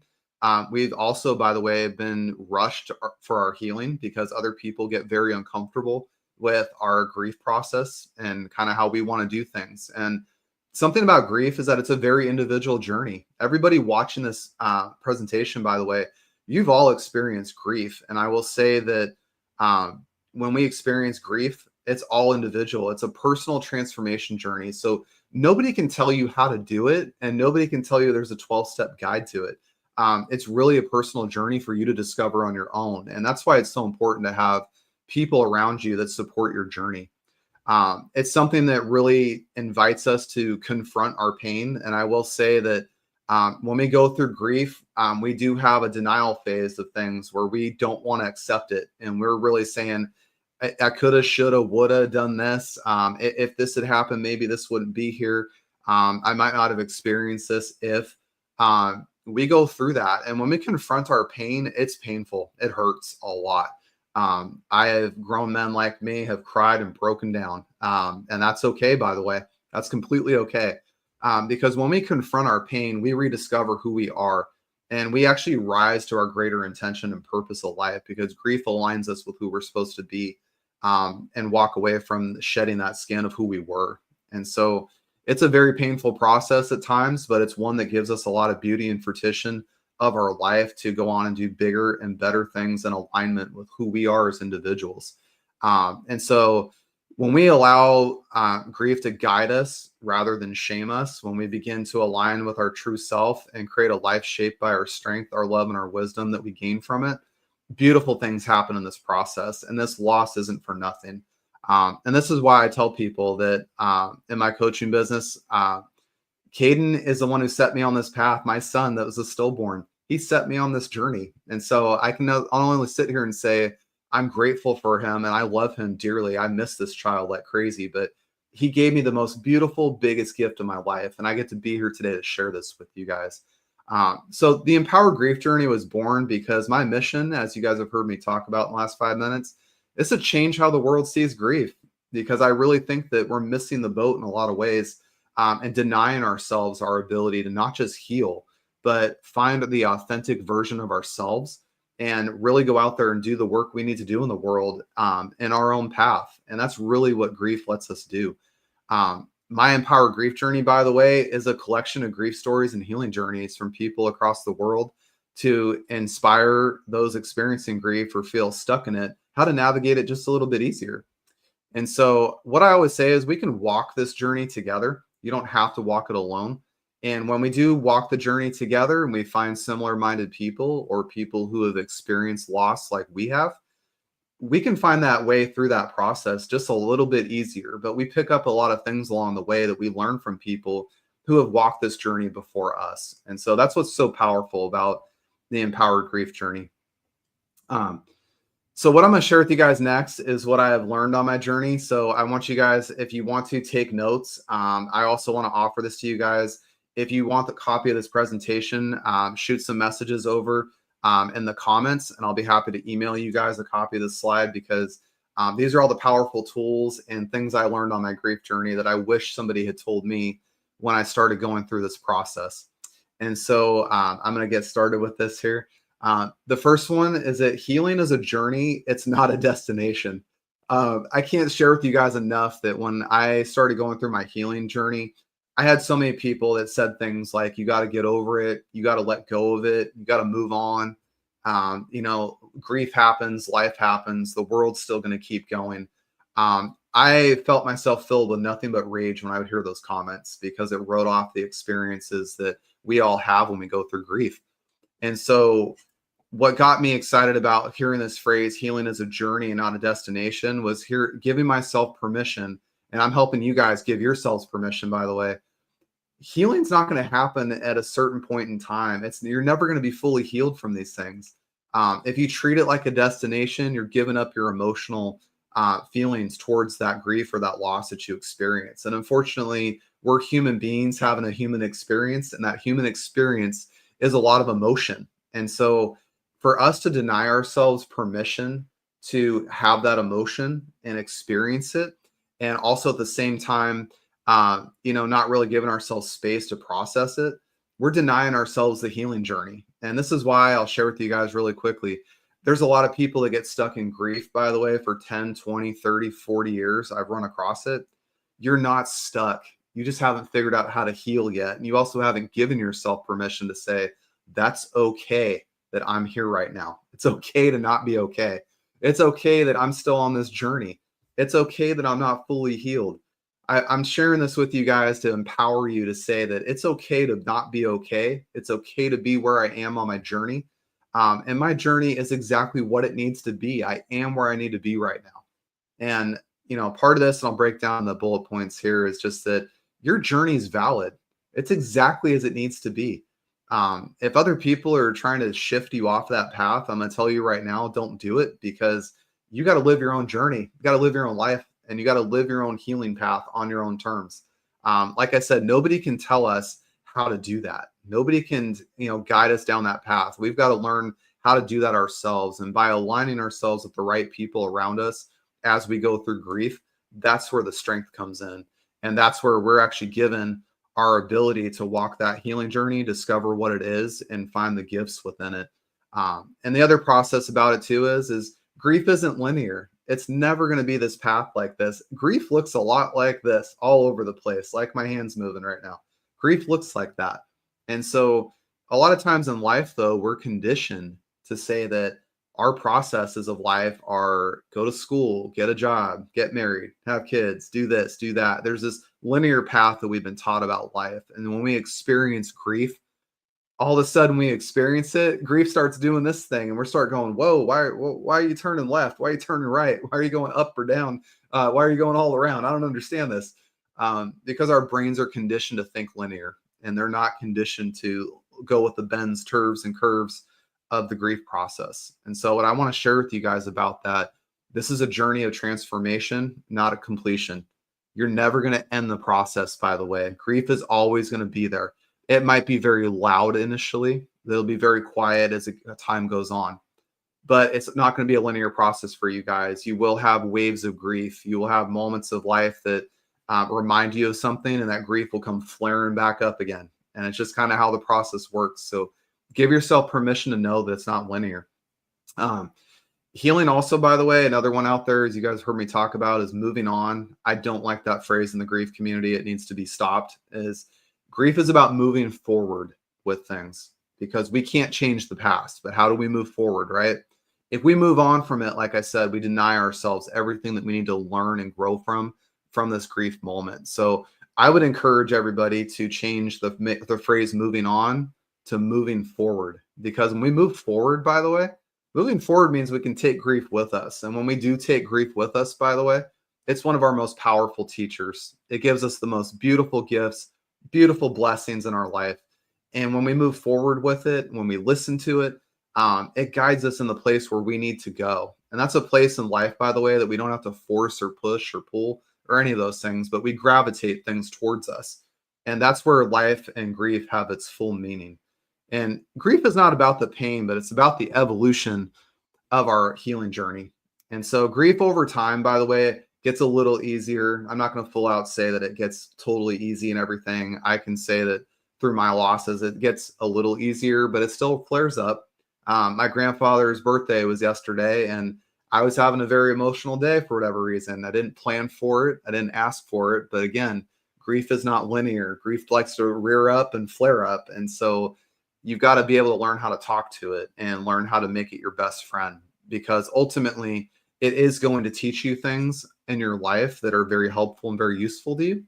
And so when you give it that space, by the way, beautiful things are going to happen. One of my favorite quotes that I have that I share a lot is that your grief is sacred. It's all about you. And I want you guys to know that your story matters. You're always going to have people try to compare loss and say they've gone through it or done this, but your story matters. Your story. And what I want you guys to know is let it transform you, but not define you. We're all going to have very hard emotions and very, very hard feelings when we go through grief. It's part of the process. That's why I said be kind to yourself. But you don't have to let it define you. Those are just emotions you're feeling. I'm going to jump into that in another slide. But you don't have to grieve alone. And we can always walk this journey together. My boy Tony and I have been walking this journey since we connected on a podcast. We've been doing that. People that are on my podcast episodes, we walk the journey together in those episodes. When you're able to go find those people that have gone through the loss the way you have through it, you're never going to be comparing losses, but you're going to get that confirmation of feeling seen and heard and understood. And that's what walking the journey together is all about. Another powerful message that I learned through my grief process, by the way, is that our emotions are messengers. That's actually what emotions are. How many of you guys, and I would love for you to put comments over here in the box, how many of you guys have been told to control your emotions in life? Or how many times have you heard that your emotions are out of control? How many times have you guys heard those messages? I'm going to let you guys throw some comments in the box there while I'm going through this. Those are very common things we've heard as we've gone through our grief process in life. Even as growing up as kids, by the way, all of us have. And even as adults, we still hear it today, that our emotions are out of control, or you need to get your emotions in order. Those couldn't be further things from the truth, because when we go through grief, again, we're experiencing a high amount of emotions. We're dealing with anger, sadness, frustration, overwhelm, depression, upset. We're also dealing with happiness, joy, laughter. We're dealing with so many emotions going on in such a short period of time. And that can be very hard and very overwhelming in the grief process. It can be very overwhelming. And I've heard people say, I feel crazy, Chris, because I feel happy today. But I'm still really sad because I lost my grandfather a month ago. And I always tell people, hey, that's okay. That's grief. That's the way grief works. Today you're happy. That's okay. Tomorrow you might not be. So take it as you can get it, is what I like to say. Emotions are messengers. They're not things to be controlled. Whenever I hear somebody say that, by the way, to somebody who's grieving, by the way, I almost laugh because I say, this is an emotion in my hand right now. Notice how there's nothing here? Emotions are all up here. They're intangible things that we can't control, but we have to learn how to understand them. And so I always share that when emotions are messages, guess what we can do? We have more control than you think. Our emotions we can listen to, we can pay attention to. And so emotions don't need to be controlled or ignored or suppressed for that matter. Listen to them. Listen to them. Hold space for them. Treat them like a curious thing in your life. They're trying to communicate with you. Whenever you guys have probably been out in public before, I use this acknowledgement all the time that I've had little kids bump into me at the store. And I never know why, by the way, because I'm looking or minding my own business, but they'll bump into me. All of a sudden I go, oh, hey, what was that? Who are you? That same thing works for grief when you have an emotion. That same ideology works. That emotion is going to bump into you. It's going to hit you and kind of tap you here. And what it's doing is saying, hey, I got a message for you. I got something to share with you. I need to tell you this right now. This is how you're feeling. And when you make your emotions feel seen and heard and understood, by the way, that emotional intensity that you feel, it can be a tightness in your chest, tightness in your muscles. It just dissipates because you gave it space and you made it feel seen and heard and understood. And as grievers, when we're going through grief, like Christopher Wayne Jones here commented, his mom had stage 4 cancer with necrotic lymph nodes, and he had to watch her die slowly. There's a lot of emotion going on there. That emotion that he's experiencing, by the way, and I won't speak on behalf of him, but part of that emotion he's feeling is sadness. His emotions trying to say you love somebody a lot and they're going to pass away here soon. And you love them a lot. Your anger, by the way, isn't anger. Anger is a secondary emotion. It's just trying to tell you something. That anger is really saying, I have a lot of love for this person. I'm not ready to let go. I'm not ready to experience this yet. And so when you're feeling emotions, they're very, very heavy. But what you can do, by the way, is ask your emotions questions. And I encourage everybody I coach, whether they're at grief of loss of somebody from suicide, they're at grief of loss of a grandfather like me or a kid like I had, I always say, ask those emotions questions, ask them powerful questions, because those are the answers you guys are looking for. Those are the answers that you are seeking. And so the top 3 questions I like to ask when I'm experiencing an emotion of grief is, what do I need to hear right now? I put myself in that place to just listen to that emotion come through. Just let it come through. Don't put any filters on it and say, oh, I'm not allowed to feel this way, or I can't feel this way right now because it's going to make someone uncomfortable. No, give yourself space. Give yourself space as a griever to right now just say, what do I need to hear right now with my emotion? And listen for a few seconds without having a lot of thoughts or talking to yourself or anything like that. Just sit there in the quiet after you ask that question. A lot of times you'll hear that come up to you, that answer that you're looking for. Another one is, what is my emotion trying to tell me?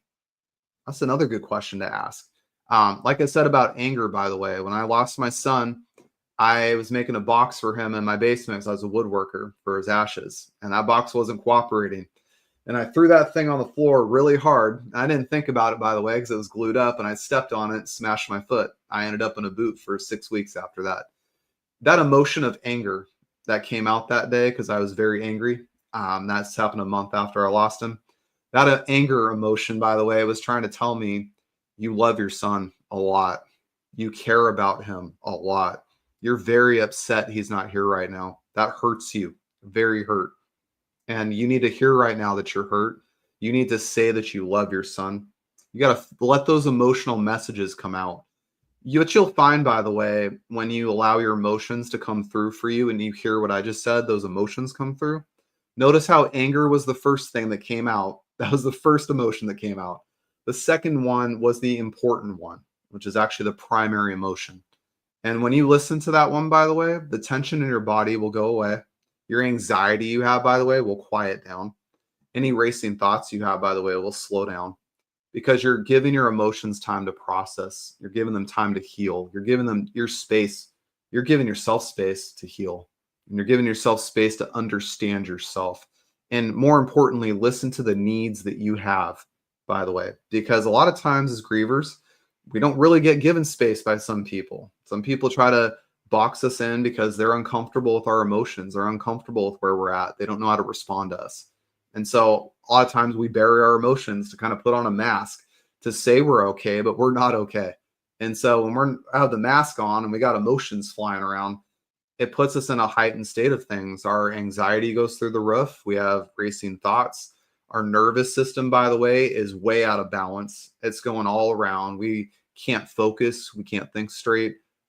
We have, big, strong surges of emotion, by the way. That can be anger on an extreme level, crying and sadness on an extreme level.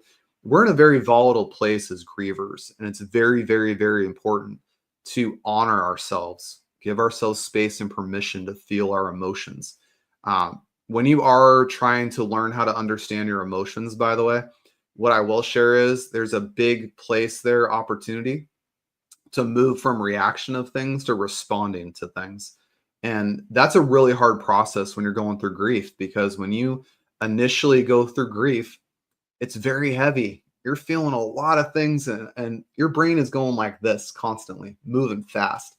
And it's really hard to get out of that reaction land because you're trying to fight through a lot of emotions all at once. And it can feel like a big giant balloon walking around over your head. And it can be very hard to just respond to something. It can be very, very difficult. But when you do get to a place and you find those spaces in between your grief where there's quiet, there's pause, there's time to reflect, there's time to ask emotional questions, ask yourself how you're feeling, what you need right now. Is there something I need to learn from this? That's another big one.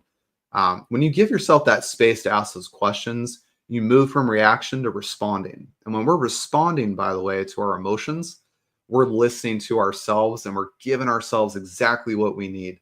Because as grievers, we need to feel seen and heard and understood. That's a big thing as grievers that we need to hear. And when people don't make us feel those things, that's when we get angry. That's when we push people away. That's when we get very quiet and withdrawn. That's when we feel alone. We feel isolated. We feel nervous to stand up and speak up in front of people or share, for that matter. And so we feel like we got to do it alone. When we can get to that place of moving from reaction to responding, that responding place is where we have a lot of power. We have a lot of decisions. We have a lot of abilities to manage our grief in the way that serves us best. And like I said, I'm not here to tell you how to do that because that is a very personal journey. You yourself know your needs. But I want you guys to know that when you live in that responding world, you're giving yourself that ability to listen to yourself fully, and you're giving yourself the place to understand yourself better.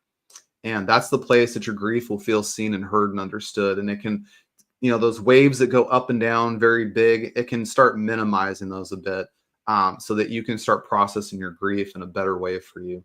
One of the things that I'll go over really quickly too is journaling. Journaling your emotions is a powerful tool. Write down things like I feel, I am, I believe. Don't write down, by the way, that you are angry or you're this, or, I'm trying to find the right way to say this, but write down I feel or I believe, but don't write down I am, because you'll identify yourself with that emotion, and you're not your emotions, by the way. A lot of people have that one misconstrued. You're not your emotions. You feel emotions. Those emotions are messages, right? So if you feel an emotion, say, I feel angry, I feel hurt, I feel sad, I feel like crying, I feel those things. And then that gives you space, by the way, to ask those questions. What's that emotion trying to tell me? Now that I feel it, what's that emotion telling me? And then that puts you in a place of responding. So you can respond to that emotion. You now have a choice to decide how you want to handle that. And you can feel more grounded. You can feel more in control. And what this also do, by the way, is balance out your nervous system so that you can make better decisions that are more comfortable for you, that make your body feel calmer as you go through the process. So I'll end this slide by saying you're not your thoughts or feelings or emotions, but you're a human having a human experience. And what I want you guys to focus on too is observe your emotions, observe your grief, look at it, watch it, feel it, try to understand it, and then take your power back, because ultimately as an observer, you can do that. The other thing that we go through in our grief process is our triggers. Our triggers are our greatest teacher and our greatest opportunity to heal. As a griever, there's a lot of triggers that go through grief. And this can be people, by the way, trying to compare losses with us. It can be people trying to tell us how to heal. It can be people trying to take on our responsibility or our task of grief as their own and them trying to fix us. And that can be very, very challenging for a lot of people. And it's why when we go through grief or we're around people at grief and we say something wrong or we say something that they don't like or that might be inappropriate, you'll get a very big emotional response from them. That's a trigger coming out. And that's okay, by the way. I'm going to share with you guys, triggers are okay. It's not something to be frowned upon. I'm giving you guys permission today to feel your triggers and understand them. Triggers are emotional messengers. They're just pointing to a part of your grief that needs attention. And back to, like I said, about emotions, if we try to control them, if we try to control a trigger, we're not giving it space to actually understand what part of that grief needs our attention. So one of the things we can do, by the way, is create awareness to this trigger. And we can always say things like, what am I feeling right now? Where do I feel this in my body? What memory or moment or meaning is attached to this situation that I'm in right now? I can share with you guys every holiday after Thanksgiving when I go to the store and Christmas music hits, I get really enraged. It's because I always think about if I had a son right now or if he was whatever age, what would life look like? It's the first thing that comes to mind after Thanksgiving. I give myself that space to say, this is what I'm feeling. I'm feeling sad and overwhelmed and upset about this. My memory is that I had a son. He didn't get to live though. So now I'm always playing the what would my life be like if my son was here. I'm giving myself walking through that emotion. I'm walking through those feelings. And when I do that, by the way, the trigger starts calming down. The trigger gets a little quieter because again, I'm going to that point of my grief that needs attention and saying, hi, I see you, I understand you, and I recognize you. And so what I'll share is your response to triggers can change over time. When we're really fresh in grief and it just happened, those triggers are very, very big and they're very hard to manage, right? Over time, by the way, and as you work through giving your triggers some attention and some space, you're going to get those guys to change a little bit. So when you do get triggered, by the way, that trigger was probably this big when you first started grief. Well, now it gets down to here. And as time goes on and as you pay attention to your triggers and give them space and listen to them and understand them, they get smaller and easier to manage because you start to understand why they happen and what's causing them to happen. And you again get to step into that empowered place of, I get to decide how I feel about this. I get to decide what I want to do with this. And that's where you can step into your personal powers I coach people on. And that's where you can take control of those triggers. And by the way, sometimes they go away because you did the work to heal that trigger and understand yourself better, give yourself permission to be there with it. And that gives you a place, by the way, that you can heal that part of yourself as you walk this healing journey through grief. So healing, by the way, it happens through curiosity instead of judgment. A lot of people go through healing and grief with a lot of judgment. We have a lot of blame and shame and guilt that happens because, again, we're around people sometimes that want us to heal at their speed or don't fully understand us. And so we oftentimes put a lot of self-judgment on ourselves and we say things like, well, I can't feel this way, or I shouldn't feel this way, or I should be over this by now, or why is this still bothering me? I'm going to encourage you guys to stop the judgment and stop beating yourselves up. The world will do that for you. Let them take that. But I want you guys to step into power again in your empowerment. And what I want you guys to do is step into curiosity. And so for a moment, what I want to share with you guys about that is if you ever go to a store or go to a playground and you watch kids, kids are very curious. They like to touch things, smell things, feel things, play with things. They live in this curiosity place of things. And when they live there, by the way, everything is treated as new. Everything's treated as an experience, something to learn or understand or believe, create new ideals, things like that. When you're going through grief and you're trying to heal, that's the place you can do the healing. Judgment will take it away from you. Curiosity will give it to you. And so when you're doing your healing process, you want to ask things like, why am I still feeling this way? What's causing this feeling to show up in me? when you listen to your triggers, when you listen to your emotions, give them space, and you stay in that place of curiosity and ask yourself powerful questions, you're actually allowing yourself to heal. You're allowing those parts of yourself to come through. And when you're in that place to allow your curiosity to take over, that healing becomes very easy because you're really paying attention to yourself. You're giving yourself space by blocking out the judgment and the noise and the you should be here, this or that, the blame, the shame, the guilt. You're getting rid of all of that. And you're allowing yourself to just be you. And when you're in that place of curiosity and healing, when it's just you and you're giving your emotions attention, you're listening to your triggers, that's when those things start going away a little bit because you're giving yourself space to heal those things about you. So that leads me to my next slide here really quickly, which is safe people. I'm going to share with you guys when you go through the grief process, there are safe people and there are not safe people to be around. I wish somebody told me this when I went through my grief with losing my grandfather and losing my son, because I didn't know the difference because nobody told me. And so the reason a lot of us stay stuck in grief, by the way, a lot of us do, we have surrounded ourselves with unsafe people. We unwillingly know this, by the way. And as like I said, when you're going through grief, you're in a very emotionally vulnerable place. And you're in a place where a lot of your sensors are down, a lot of your guards are down, and you're trying to take on things around you because you're just a sponge absorbing stuff. Because when you're in grief, you got a kind of a brain fog, if you will.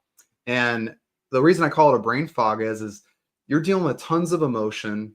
You're dealing with a loss, and maybe you lost a loved one, per se. So you're dealing with estate planning, funeral planning, dealing with family members, dealing with friends around you. You've got so much stuff flying around. And it's very overwhelming. Thank you, Don. And so what I'm going to share with you guys about this is safe people. Safe people listen to you without trying to fix or minimize your pain. And so safe people hold space for you. This is why I do what I do, by the way, in the coaching space. I'm not here to fix people. I'm not here to tell them what to do or how to do it. I'm not here to do that. What I am here to do, by the way, is hold space for you. And safe people hold space for you, irregardless of things. They're not there to fix you or tell you what to do. They're also not going to minimize your pain. They're going to let you have your pain, have your emotions. They're also going to validate your emotions and make space for it. And what's really cool about that, by the way, is if you are around somebody grieving, and I like to use this example from a show called Parks and Rec, when a woman was going through grief and her husband kept trying to fix her all the time.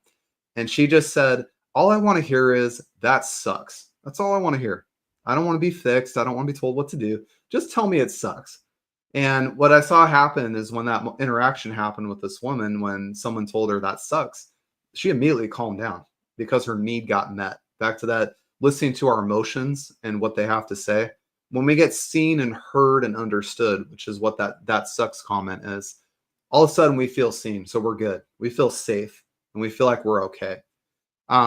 And so the other thing safe people do, by the way, is they respect your pace and boundaries in the grieving process. People that are safe are not going to try to force you to move on or let it go or force you to heal on their time frame.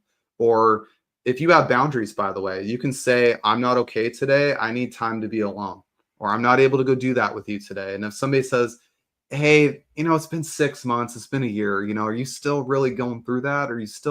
You got to get over it at some point. Those are not safe people. Those are people breaking your boundaries. And as a griever, you need to have boundaries in place to protect yourself as you grieve. Because again, if you're not listening to those emotions and giving space for them to just be and exist, those are going to get crossed all the time. And you're actually going to end up dealing with, by the way, managing other people's emotions on top of your own emotions and trauma going through grief. And that's just something you don't need to be doing, because other people's emotions and feelings and belief systems are not yours to worry about as you go through grief. The only thing you're responsible for is you. And that's why I empower all my people that I coach grieving to say, hey, this is about you. It's not about other people. And so if you're having to do that, managing of other people's emotions while you're trying to grieve, while you're trying to heal, they might not be safe people for you. And that's a decision you might have to come to and might have to figure out how to navigate. The other thing safe people do is they support you without making it about them. And I love that. I love being around people like that. I have a few people of mine that I've met through podcasting that do exactly that. They don't make it about themselves, and they're there to support you just as you need it. Safe people, by the way, are also consistent, reliable, and gentle with your vulnerability. One of my podcasting people I did an episode with attempted suicide, and I'm just keeping him anonymous because I don't want to put him out there, but he shared a story about that. And he had a friend call him at 1:30 in the morning 3 times and then stayed on the phone with him for over an hour to make sure he didn't take his life that night. That's a safe person. That's somebody in your corner that says, I don't care it's late at night. I don't care what's going on in my life. I'm here for you. And when you find safe people like that, it's a beautiful thing. Unsafe people, I want to dive into that a bit because that's usually what happens. And I want to help you identify that as you go through grief. Saying things like you should be over it by now, or at least, or but this. Be wary of those things that get said to you as you go through the grief process, because that's a person that is saying where you're at right now isn't important, or I'm uncomfortable with that. Please don't talk about it.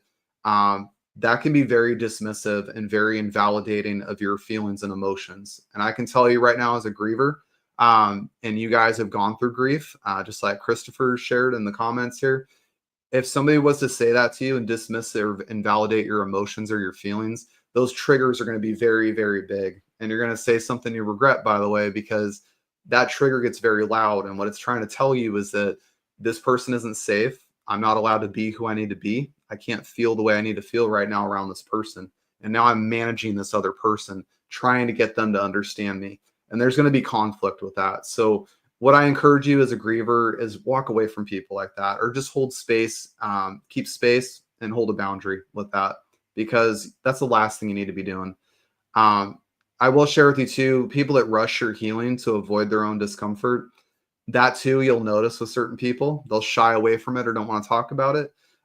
People can only empathize with you to the level of their experiences they have in life. And when people do that, they try to close down conversations for you and don't make space or hold space for you. And that can be very difficult as a griever to be around those kind of people, because you're holding everything in to make other people happy. And that, by the way, is giving up who you are, and it prolongs your healing process. It can make things really difficult.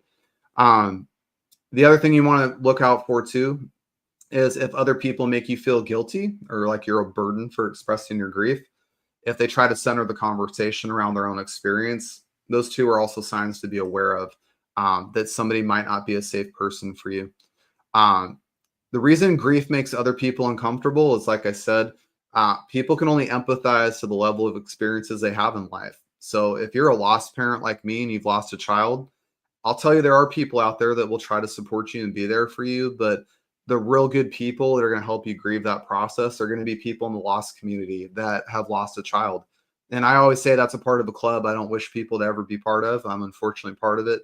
But when we talk to a lost parent directly, somebody who has lost a kid, they get it. They understand it. They don't try to do what unsafe people do. They actually do what safe people do.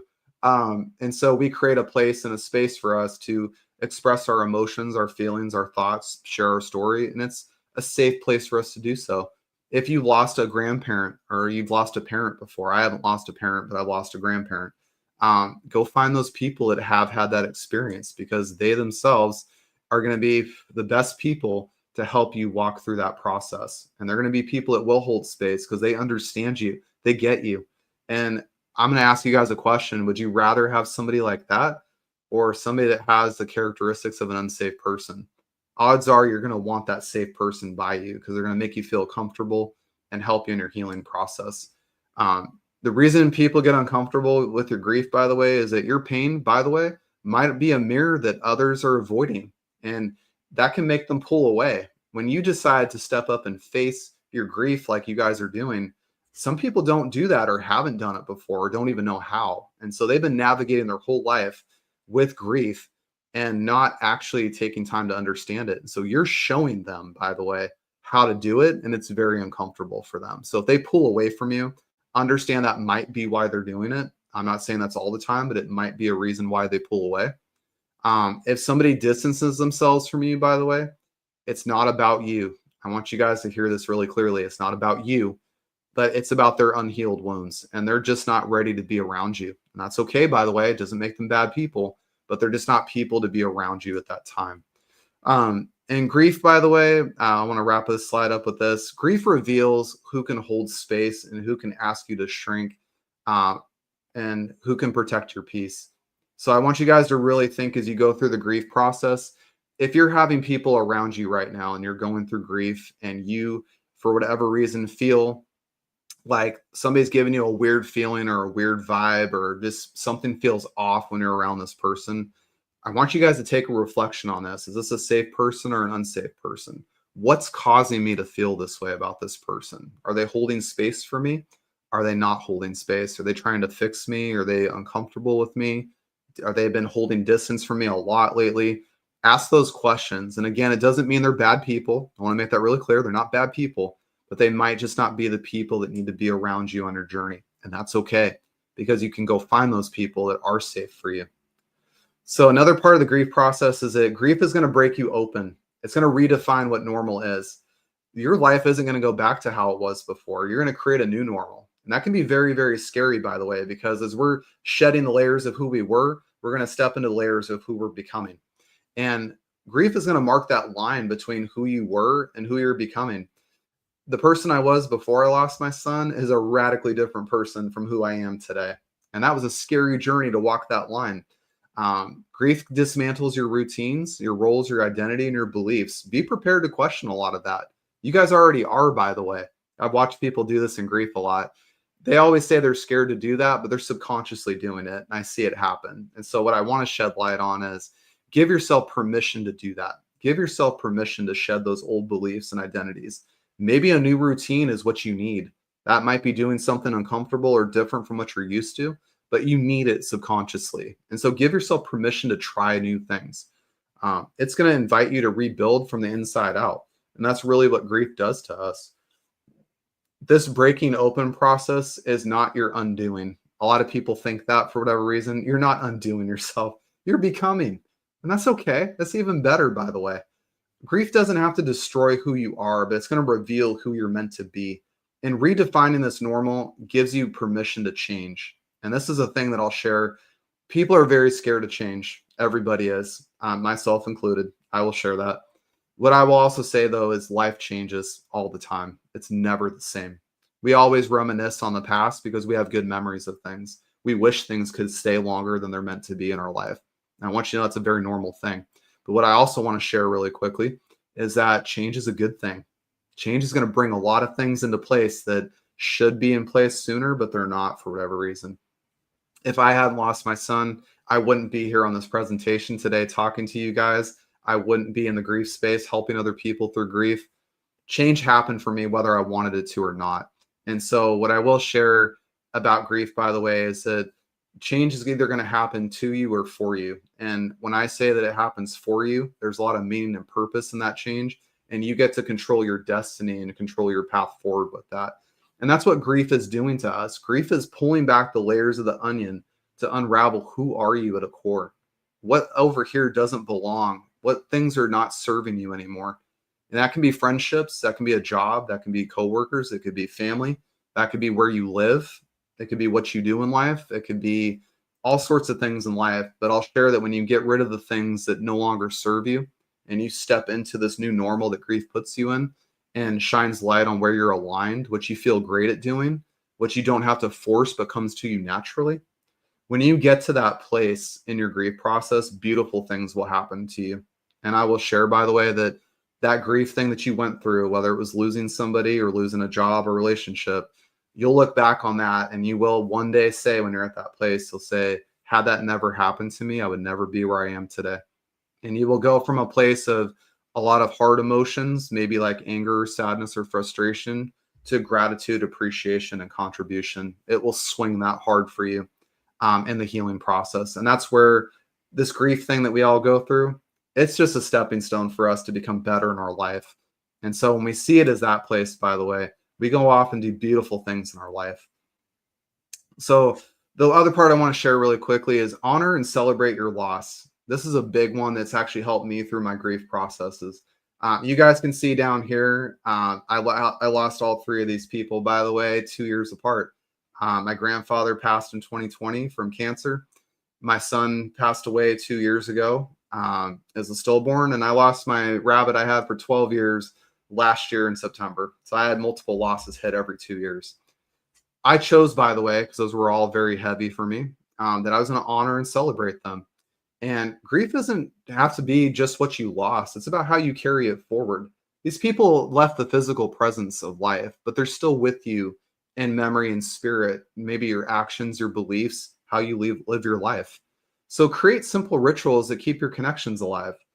For my son, I have a necklace that I carry every day with the poem that we had written for him the day that he passed. I also have on there his name every day to remind me what I do. And I have a tree of life that represents him. My grandfather, I celebrate every day by going sailing on a boat and being near the water. He loved that, and hiking on trails. I celebrate his life all the time. Finley, who's this little stinker rabbit with a hat on, had him for 12 years. I was very blessed to have him 4 years longer than most people who have rabbits. I have 2 beautiful rabbits now because of him. I'm able to take care of more. So I adopted more. So celebrate those that you lost. Celebrate their, let your actions and reflect the values and lessons they taught you. Simply put, do that. These people that you lost don't have to disappear. Keep their memories alive. And let yourself guide your life, by the way, by things they taught you, maybe colorful phrases they taught you.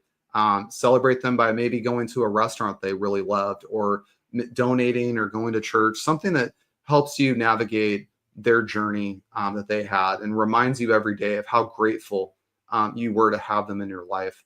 And I'll share with you guys too that joy comes along with grief. You can experience those things hand in hand.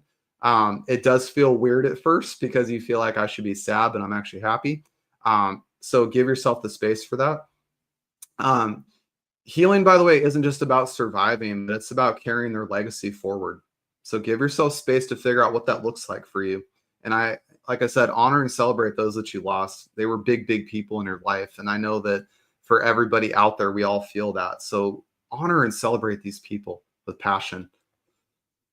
So to summarize our Empowered Grief journey that we just took today, this is about honoring your journey. It's about embracing your emotions and finding strength in your own time. You're never alone on this journey. And together we can navigate grief with courage and compassion. So your grief journey today, guys, for all of you that watch this, this presentation, how is your empowered grief journey going to look for you? I know you're going to discover it and you guys are going to find it. But I want you guys to focus on the gifts, the lessons, and the blessings of this moment. I want you to focus on that. I want you to find your community of people, because maybe people around you may not be the right people for you for whatever reason. That's okay. Nothing wrong with that. But find your people. I'm a lost parent. I go to the lost community when I have issues working through grief about my son. Those people get me. They give me space. I give them space back. Those are my people. Go find your people. I want to encourage you to do that. Your grief will take a whole different direction when you start finding your people. Your emotions are messages. I encourage you guys to listen to them. Don't try to control them. Don't try to suppress them. Let them out. Hear them. Listen to them. Give them space. And when you guys feel triggers, by the way, those are the emotions needing space. Those are the ones in your grief journey that are saying, hey, I don't feel seen. I don't feel heard. I don't feel understood. Give your guys a space for those things. Everybody in society is going to tell you you're too emotional, or you got to get your emotions under control, or don't be triggered. You're going to hear that stuff. Those are all lies. Triggers are your teacher. Emotions are your messengers. Use those tools to your advantage, because as you go through this grief process, those two guys, your triggers and emotions, they're going to guide you down this path of figuring out where grief is taking you. And by the way, that might be a new job. That might be a new career. That might be moving somewhere new. That might be starting a new family. That might be having another kid. It might be an array of different things, but listen to your emotions and your triggers, because those two things are going to give you the most power in your grief process and your healing journey. And those are what's going to make this process worth it for you guys. And it's going to give you so much empowerment to carry forward and move forward in your life with purpose and meaning, and never to forget the legacy of those that got left behind. So what I want to share is your grief is sacred. Your story matters. Let it transform you, not define you. You don't have to grieve alone. Let's walk this journey together. So I want to share with you guys on an outgoing message today. If you enjoyed this presentation, I would love to connect with you guys in the grief community. I've met some awesome people the last 4 months that have gone through an array of different grief stories and healing journeys, by the way. And we don't ever have to walk it alone together. We can do all of this together. So I want to share with you what I'm offering you guys is I do offer a free empowerment call. It's a 1-hour call where we just hold space. That's what we do. There's no judgment. There's no telling you what to do. There's no fixing you. Those things don't have space here. What does have space is just a call for you to make your grief feel seen and heard and supported, to discover how coaching can help you move forward with clarity, compassion, and purpose. I'll share with you guys that give me an empowerment call. You guys are going to learn a lot from that because I'm going to give you some good advice and some good tools like we talked about today to help you kind of discover how that empowerment journey is going to be for you. If you guys do want to work with me one-on-one, I do offer one-on-one coaching, and I will share with you guys, that's the real empowered way that I always talk about coaching is that a 3-month period of coaching is the best way to go with things, especially when you're going through grief, because grief has this weird way of doing a roller coaster all the time, up and down, and you're going to feel fine one day, not so fine the next. And doing a 3-month coaching window is a great way for you to really dive into those emotions, those feelings, those processes you're going through, start discovering those gifts and direction you're taking. And that's something I help people navigate a lot. And coaching calls are not just expensive calls, by the way, but they're places where we hold space without judgment, without any kind of notions of things other than to listen, to be seen and heard and understood and discover where that process goes for you. So all of you guys attending the grief conference this year, I'm giving 25% off my 3-month coaching package to help you guys make it a little affordable, but give yourself an opportunity to get that attention that you guys need so that you can navigate this grief journey just a little bit easier. Another thing that I'm offering too, by the way, is a new group that I'm putting together, which is a membership group. It's called the Empower Grief Collective. It's a $47 a month with a 7-day free trial on it. You guys can come in this group. I do weekly live coaching sessions in here, by the way, where I'll share a tool or some kind of way to help people through grief, but also hold a space for Q&A so people can ask questions and put their grief stories out there or discuss what they might be struggling with or what they might need help with. I have found that putting this collective together is that when we're going to build a membership group of people who are going through grief together from all walks of life, from all different cultures and belief systems, we actually can heal faster together and we can grow together. And we can do beautiful things together in this process of grief. So I wanted to give you guys a couple things there to offer you as you guys walk through your healing journey. And if you guys are curious just to learn a little bit more about me, you guys can reach out to me at empowergriefjourney.com. That's my website. You guys can learn a little bit more about my grief story. You guys can book your empowered call there. It's free, by the way. There's no charge for that. It's a free 1-hour call. I also want to encourage you guys to listen to my podcast, The Empowered Grief Journey. It is on Apple and Spotify, so you guys can find me on there. Right now, there's about 26 episodes that are released. I've got that same amount coming out between now and June. And then you guys can also follow me on my social media pages. I am very active on Facebook and Instagram and TikTok and YouTube and LinkedIn right now. So I'm very happy if you guys want to jump on and follow me on social media. I'd love that. I love connecting with people across the world with grief because despite our cultures, our time zones, everything like that, we are walking grief very similarly to each other in life. And I think that that's a very beautiful thing that we're doing. So I want to thank everybody for watching this presentation today. I want to give a big shout out to Tony Lynch, who put this all together, and Ada. I want to give you a big thanks, you guys, because it's meant the world to me to connect with you on your podcast, but also for you to give me a space to share my story about Caden. And I just want to wrap it up today that this story, thank you guys so much. My son, Caden, he was a beautiful little baby. I'm sad that I don't get to have him in my life, but to share his story and to be doing the coaching that I'm doing today with people and helping change the way the world sees grief, that little child gave me the biggest gift I could ever have. And I want to give it back to you guys in the best way that I possibly can. And for everybody watching and listening today, I'm very grateful for you guys, not just to support Tony, but supporting me and supporting all the other presenters on this grief conference. we all came together to share our walks of life through grief and what we've experienced to help you guys have some tools, have some comfort, to be seen, to be heard, to be understood as you navigate grief. And so I want to encourage you guys to stay empowered and know that your grief doesn't have to define you, but it's going to propel you forward into some very beautiful things of life. So thank you guys so much. From the bottom of my heart, thank you.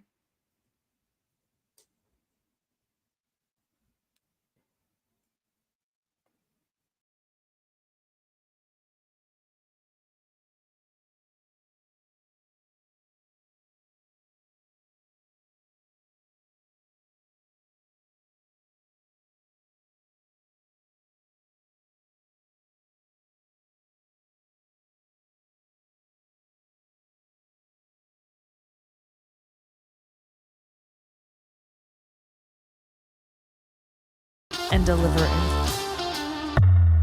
the truth. What is that, you ask? Here at the Niche Nation, it's a 360-degree, no BS, self-discovery destiny.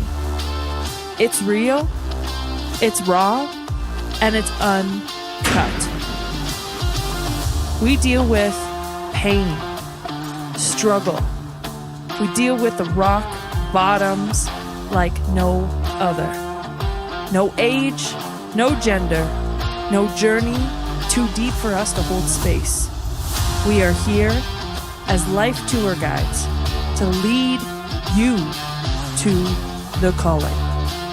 Grab a cup, take a sip, and enjoy the once-in-a-lifetime journey here at the Niche Nation.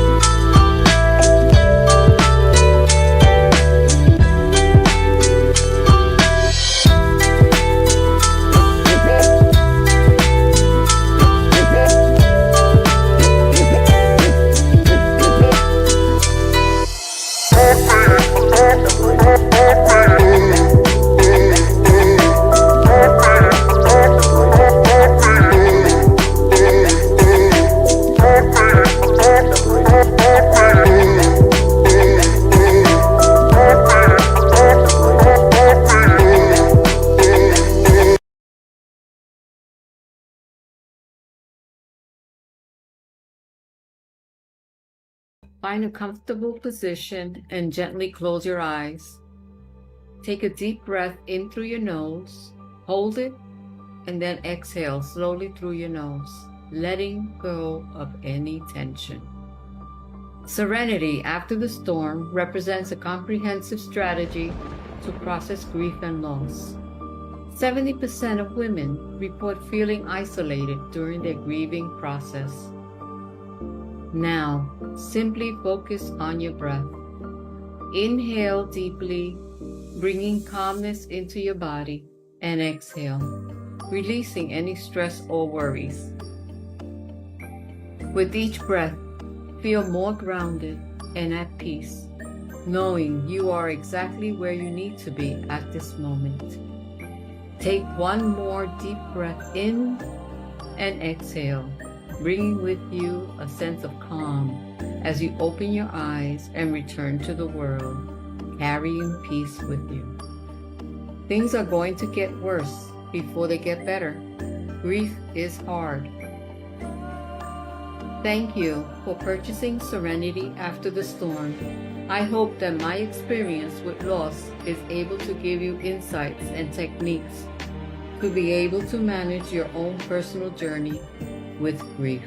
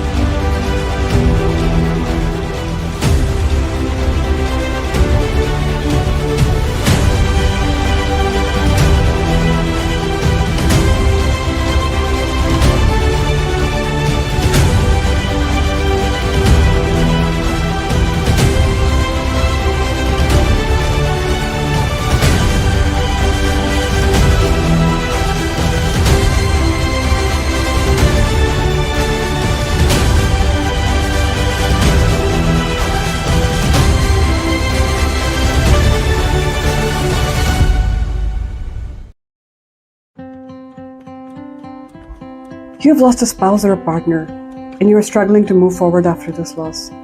Let's talk about it.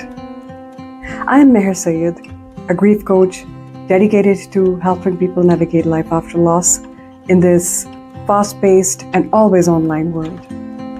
I know how overwhelming grief can be, especially in a world where people expect us to stay busy, show up, and keep moving. But grief doesn't follow a timeline, does it? It needs space, it needs understanding, and most of all, it needs support. But healing doesn't stop with one conversation. If you're looking for deeper support, I offer one-on-one coaching sessions where we hold space for your grief and your emotions and move forward at your own pace. Or you can join my extended grief coaching program if you're looking for extended and ongoing support. If you're looking to join a community where there will be others who have shared something similar in terms of grief and facing loss, you can join my Facebook community, The Grief Circle. And if you feel called to share your story, I invite you to be a guest on my YouTube channel, Grief Talk, where we share stories about life, loss, and learning to live again. Let's connect. Visit www.griefcoachingwithmeher.com and let's get in touch. You don't have to go through this alone. Let's hold the space together. I'm honored to be speaking at the Global Grief Conference this year, where I'll be sharing ways to navigate grief and holding space for it in a world that's moving too fast around us. So if you've ever felt like you're grieving in silence, where life rushes on around you, this session is for you. Don't forget to tune into my session on April 26th, 12 p.m. Mountain Time. See you there.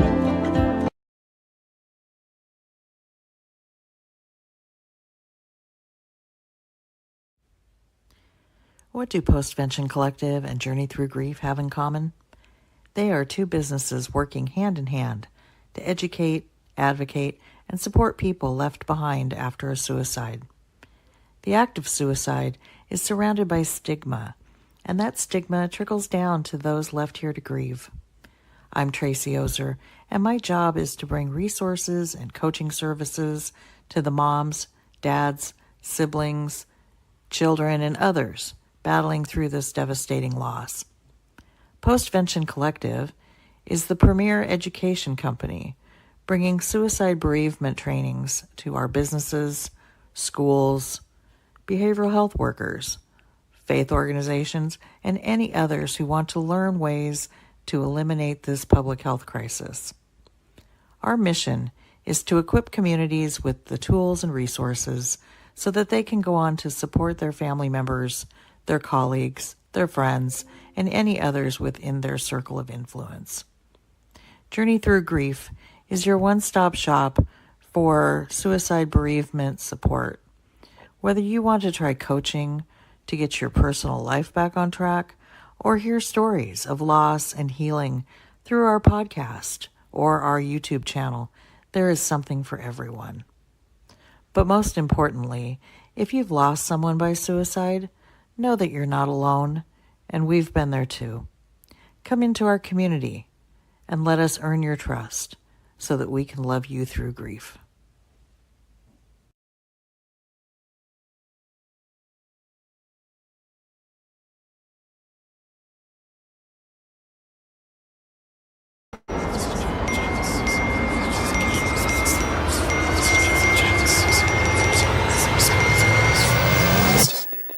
What if you could hit reset? A place that actually feels like home. Because here you can finally breathe. At Rock Lake Earth Lodge, we let nature do the work.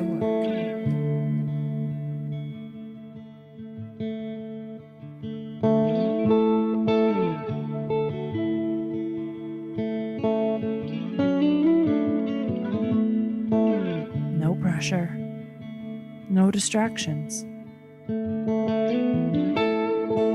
just space to process, to heal, to find your way back to you.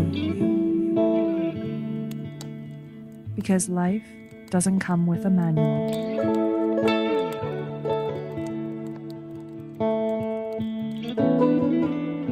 And healing doesn't have to be complicated.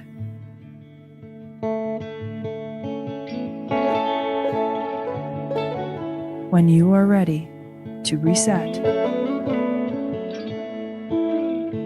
we'll be here.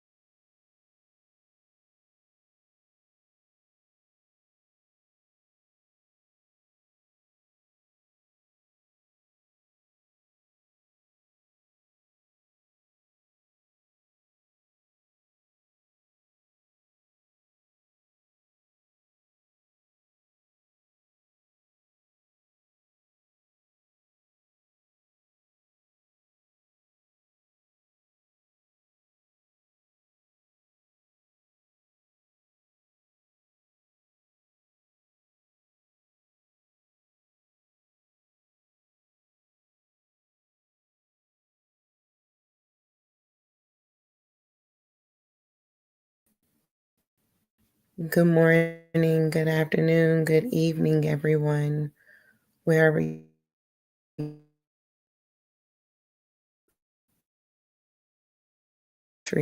around the world. I welcome you and I thank you for being here today. You have now entered a sacred space, a space of honesty, a space of healing, and a space of hope. I want to set the tone and I want to take a moment to breathe. Let's take the time to take in a moment to breathe together. Inhale stillness and exhale distractions. Inhale calmness and exhale expectations. Inhale openness and exhale fear. As you enter this space, allow yourself to pause, to breathe in stillness, to breathe out distractions, to ground yourself in this present moment. I ask that you open your heart to receive what was always meant for you. Know that you are in a safe space here, that you all are seen, you are welcome to be here just as you are. So let's begin together from a place of calmness, readiness, and open-heartedness, and ready to receive.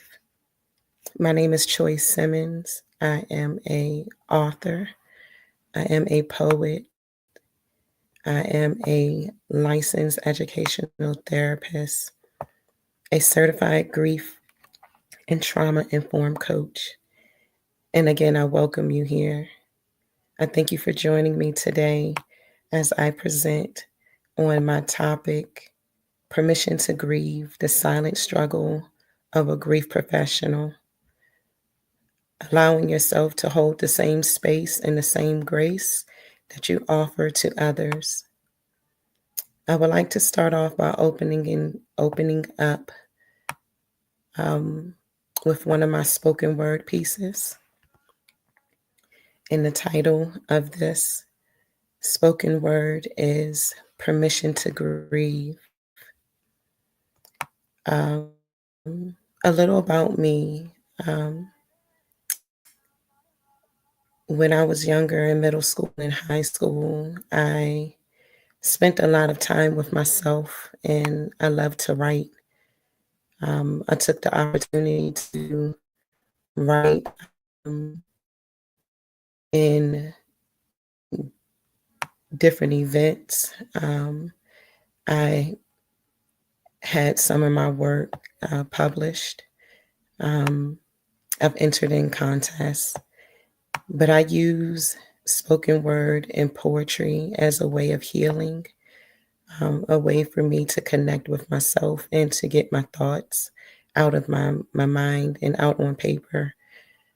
It wasn't until I got older that I built up the confidence to share those spoken word pieces with people. And today I would love to share a couple of my spoken word pieces with you guys as we go through this journey with each other.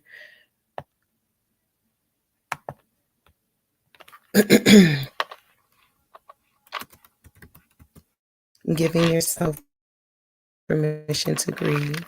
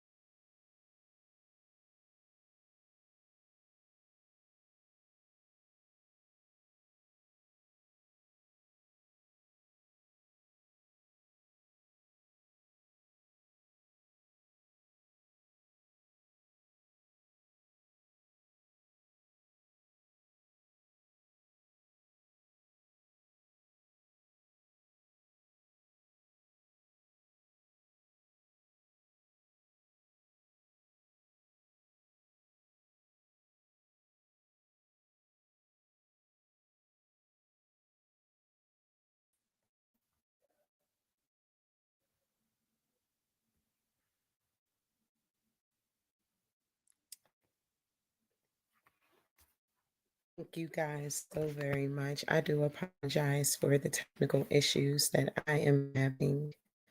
I thank you for your patience, and I want to come back and join you guys by speaking my spoken word piece, Permission to Grieve. They told us to be strong.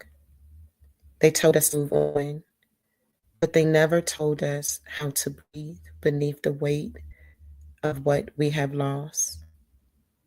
Today, we give ourselves permission to tremble, permission to weep, permission to fall apart and somehow still be whole. We are not broken. We are not breaking open. Grief is not weakness, it is the evidence of love. And today we gather not to get over it, but to walk through it together. We are brave enough to heal. We are brave enough to feel. We are brave enough to grieve. Thank you. So today we're exploring the silent struggles we carry while helping others heal, and why giving others permission to grieve is essential. It is also essential for us to also give ourselves permission to grieve. Today, excuse me, you guys. Today, my presentation will be broken down into 3 simple parts. The silent struggles of a grief professional, carrying grief while also hiding it, the cost of silent grief, compassion fatigue, emotional exhaustion, and the loss of self, and then giving ourselves the permission to grieve, honoring our humanity, healing ourselves as we also help others to heal. I want to take the time to, again, take a pause. I want to do that just for you, but also for myself, as I feel the emotions rise inside as I am presenting to you guys. And as you guys know how it feels to walk through grief and what grief looks like when you are to navigate it in open spaces, such as when you return to work after a loss, or you find yourself in open spaces surrounded by people and you are present but do not feel present, do not be seen. I've learned to find different ways to calm myself and to center myself, find ways of grounding myself so that I could release the stress and the fears, the worry and the sadness that I may be carrying at the time. And so I would love for us to take the time to breathe together, to inhale permission to feel, and the pressure to perform. While I am a certified grief and trauma informed coach, I'm also a human being. And this topic that I am touching on today is so near and dear to me. It speaks to the fear of speaking up and speaking out as a certified grief trauma informed coach, as a grief specialist, a licensed educational therapist. I can go on and list the titles and the roles that I have accomplished and achieved in my lifetime. But one thing for sure is grief holds no weight to any person. When grief shows up, it doesn't care who you are, what you do, and how long you've been doing it. It attacks and it attaches itself to us. And it's a weight that we carry forever. And so I want to take that time and ask a question to you. When was the last time you gave yourself permission to grieve? Think about that. Whether you've lost your loved one or something or someone 1 year, 5 years, 20 years ago, it is important to find space for yourself and to give yourself permission to grieve. What grief are you still carrying that needs to be acknowledged? Think about it. And as we go on with this, with our time together, we will come back and we'll address those two questions that I just asked. When was the last time I gave myself permission to grieve? And what grief am I still carrying that needs to be acknowledged? Sometimes when you are in the profession of grief in mental health, coaching, or whether you're a teacher, a counselor, it is very difficult sometimes to show up in the space that you are there to help others as your true self. And this is something that professionals tend to do. We tend to hide behind our roles silently. And one thing that I realized in my time is counselors need counselors, and coaches need coaches, and teachers. And even as a parent myself, I have a parent. There's often times that we look at the role, at who we are as humans, with fear of being seen as weak, with fear of being judged. And there's often times that we will silence ourselves so that we are not seen in those ways to people in the world. But I tell you that moving the mask, when you are able to remove the mask and to honor the truth of your grief and to truly find yourself, that's where healing begins. Giving yourself permission to grieve. By doing so, you allow yourself to be human and to be vulnerable. You allow yourself to heal the same way that you are trying to help others to heal. You're allowing yourself to see the pain and to acknowledge it and to dive deeper down within yourself and to understand that it doesn't make you weak. Grief, it does make you weak, but showing that you are also grieving does not make you weak. It makes you human, and also allows other people to see that you are not perfect, that you bleed just how they bleed, you hurt just how they hurt.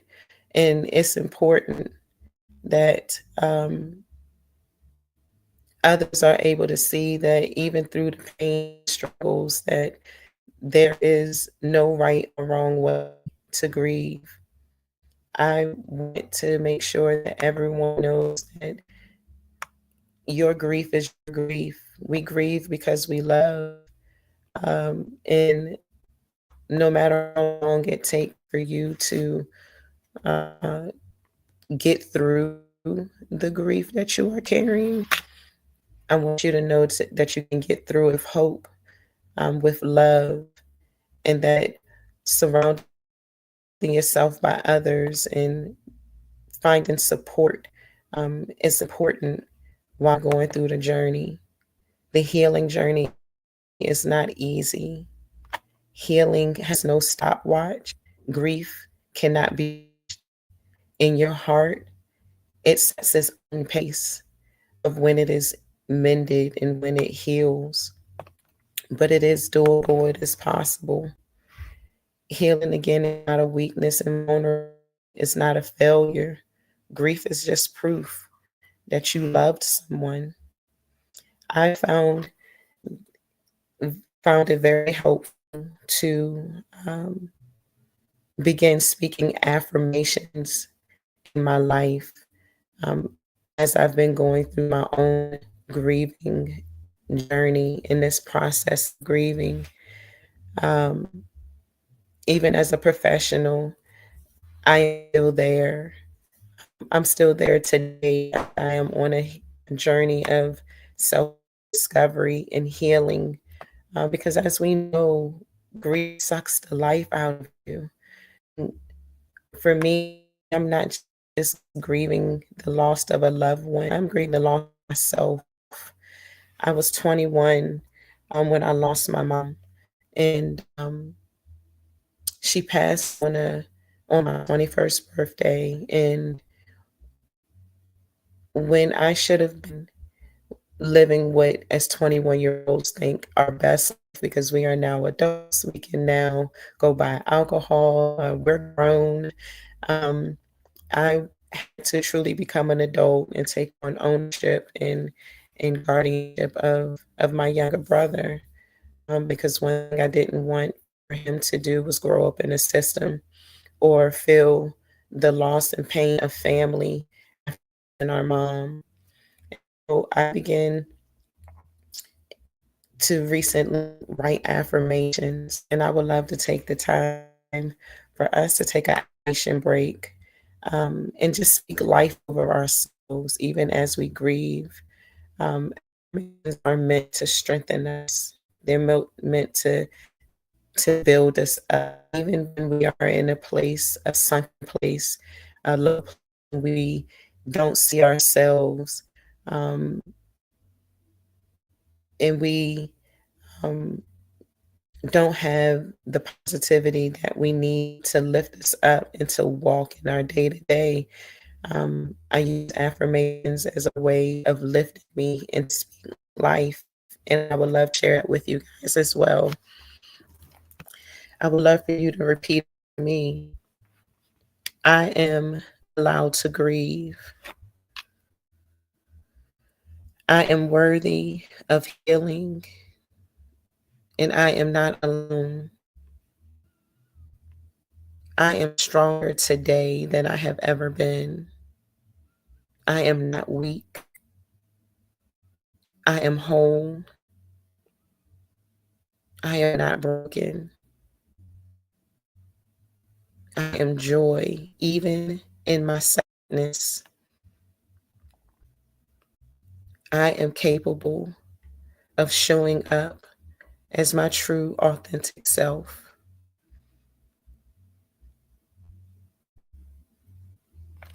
Thank you for taking the time to take an affirmation pause with me.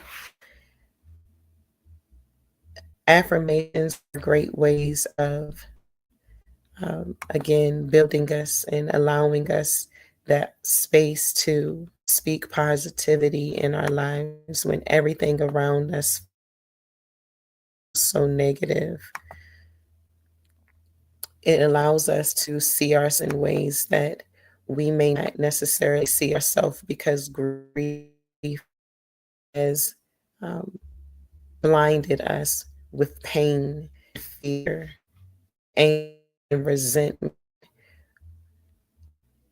But I encourage you, take time throughout your day, speak affirmations over yourself, speak life into those dark places where you may not feel alive after losing your loved one or after losing yourself for something that was of such significance to you.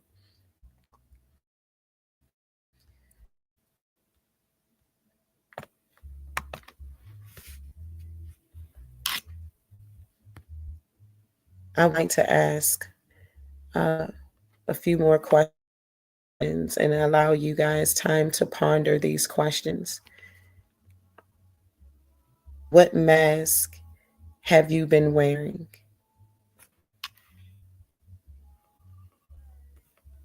Where have you hidden your grief?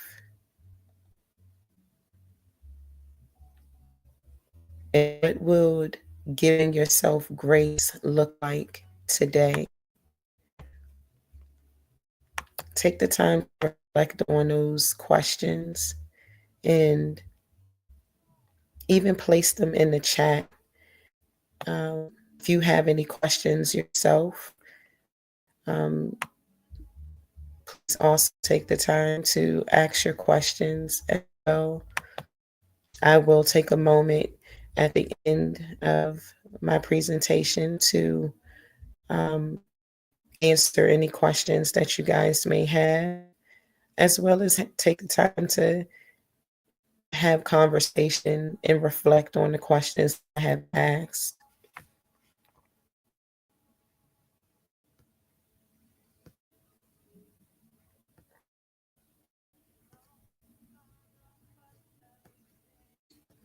I would love to share another spoken word piece. It's called Beauty Beyond Brokenness. What if healing isn't about erasing the cracks? What if it's about letting light pour through them? Today, we honored the ache. We stood in ruins and we found garden growing. Grief does not end, but it transforms. It reshapes our hearts into something softer, something stronger, something infinitely more human. Alone or not forgotten. And this is not the end. It is the beginning of a new kind of beautiful. It is the beginning of new spaces that you can enter with your head held high. It is the beginning, the reveal, unmasking of the pain that you have been hiding behind. It is the unveiling, the unmasking, the truth being revealed.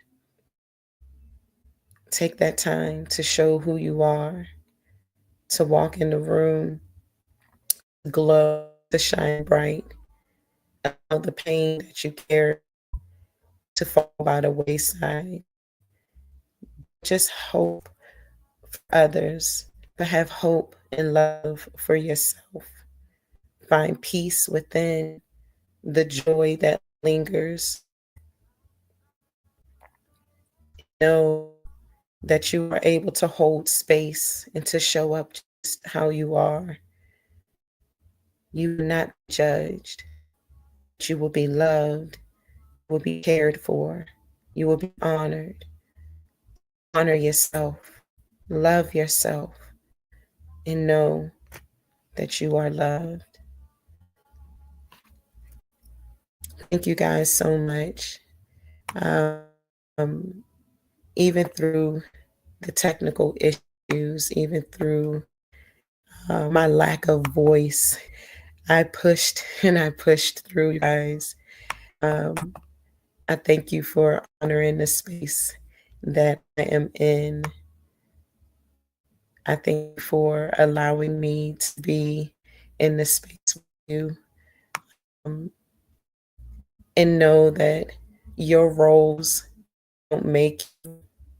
Grief has a way of showing up regardless of your titles.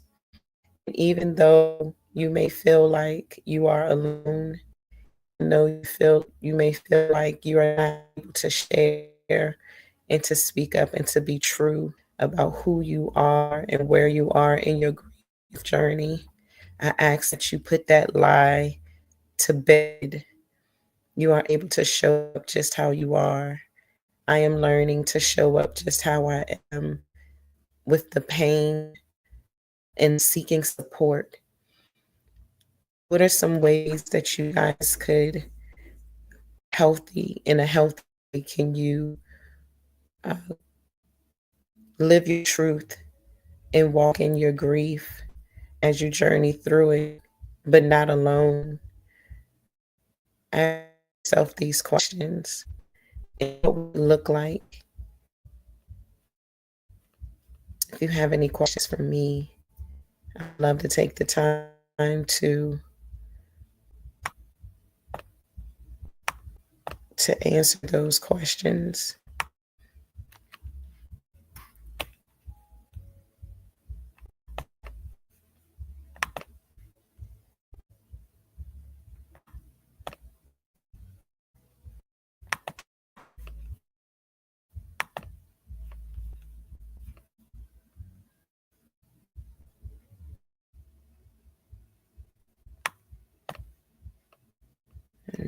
Let's see.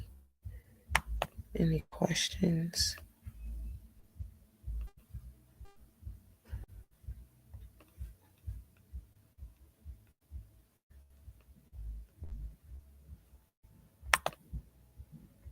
Mm.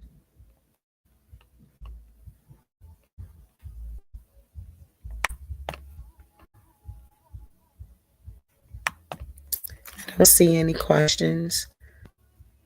But in closing, I would like to close with affirmation. And close this space. I ask that you breathe in strength that you already carry and know that healing is not a race. It is a return. Return to your heart. Return to your truth. Return to your right to grieve and grow. May peace settle over you like a soft blanket. May you find yourself gently held by grace even after this moment ends. You can stay connected with me. Find me on Instagram at Beautiful Minds LLC _.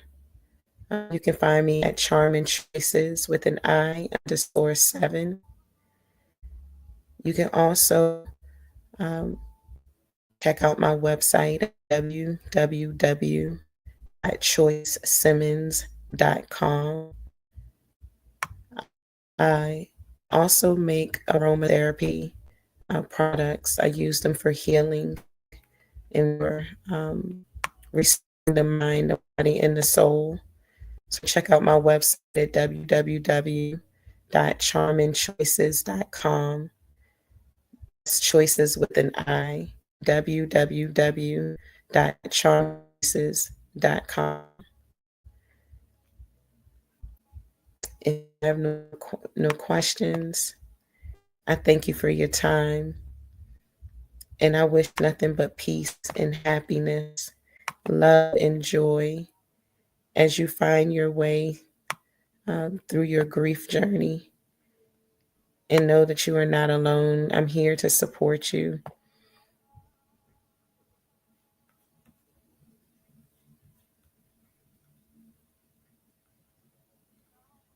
Thank you.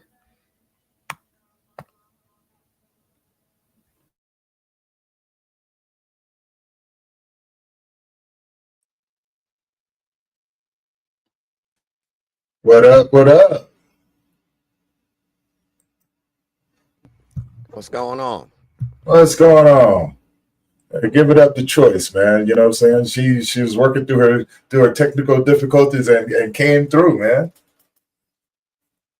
Yeah, that's what I'm talking about. Unmute yourself, Snotty. Thank you. All right. There we go. How you feeling, man? How's the vibe with everybody, man? How you doing, Quaalude? Good, bro. How you? Oh man, I'm still back here enjoying the show, man, and just taking it all in, one moment at a time, one moment at a time, just enjoying everything, just really just enjoying everything, man. Yeah, my stepdaughter's birthday today. She turned 19. I forgot all about that thing. Oh man, you're supposed to have been over there with her. Oh, now I'm about to go. Okay. I'm about to go. When this is done with. Yeah, man, happy birthday. Tell her happy birthday from us. Yeah, she just turned 19. Okay. Hey, that's a big number right there, man, especially for a young lady.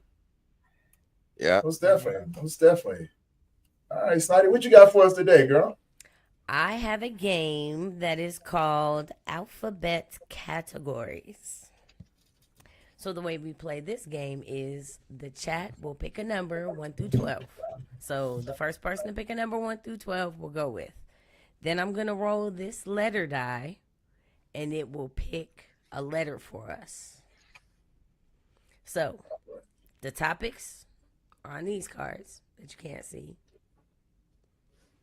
And then the letters are on the die. So chat, give us a number 1 through 12 to help us pick our topic. And I'll roll the dice. The die. That's our game.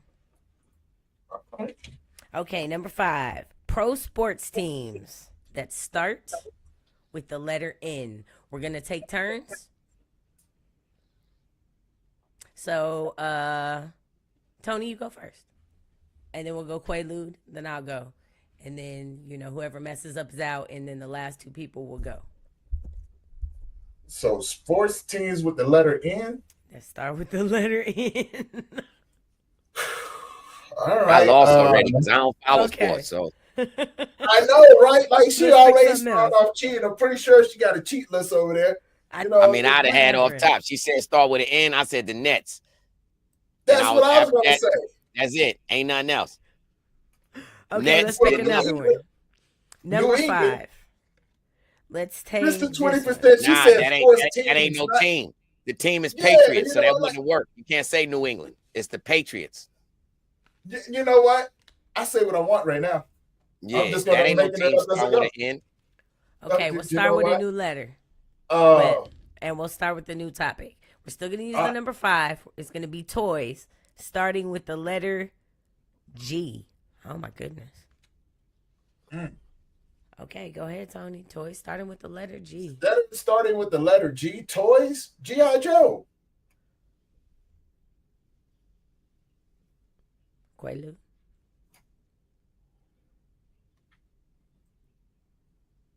Toys with a G? Toys that start with the letter G. Gummy bears. That ain't no toy though. Out with a G? I don't know. I passed. I could. Okay. How about a Garfield stuffed animal? Is that reaching? That or do was I going to get be that my one? next one. Garfield, because he was a stuffed animal. And they had toys with Garfield. Okay. We got Gumbo. Gumbo was another one. Garbage Pail Kids. Okay. God damn it. All right. Let's see. Godzilla. They had. I already said G.I. Joe, Mr. 20%. Don't be taking my answers, trying to use them as your own. I'll be trying to do that. No, you cheating already. Game Boy. Damn it. God damn it. Game Cats. That was Choice. Choice said Game Boy. Oh, Choice said Game Boy. Choice, put them in it. Oh, you know what, Choice? Don't be cheating. You over here in the private chat. You got to go over here in the public chat. I'm done with your stuff already.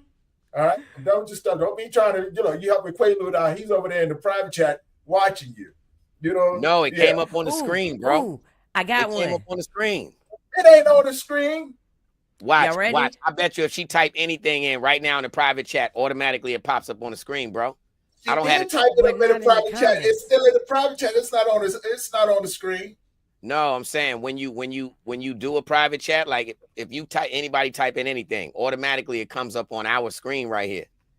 I don't have because you still looking in the private chat. No, I'm not looking in the private chats. I big screened it. That's what I'm trying to say. It comes up for you automatically the way you got it set up. Oh, now see, Choice put in glow stick. We got glow stick. I got one, y'all. Y'all been skipping me. What? Go ahead. Now you've been cheating. That's why we skipping you. I ain't been cheating. Y'all just mad because I'm good at the games. What you mean? Of course you got the answers to the damn game. You I ain't got the cheat sheet. answer. How I got a cheat sheet? I got a whole bunch of letters written down. A whole bunch And of on the words other written side- down on the for other every side letter of it, the You alphabet. got answers on the other side of it. There ain't no answers on the other side of the same thing. Y'all accusing me of stuff I ain't Yo, do. come on, that's so sleight of mine hand. is Look, Gumby. look, she didn't turn the card around like this. She switched the cards under the camera.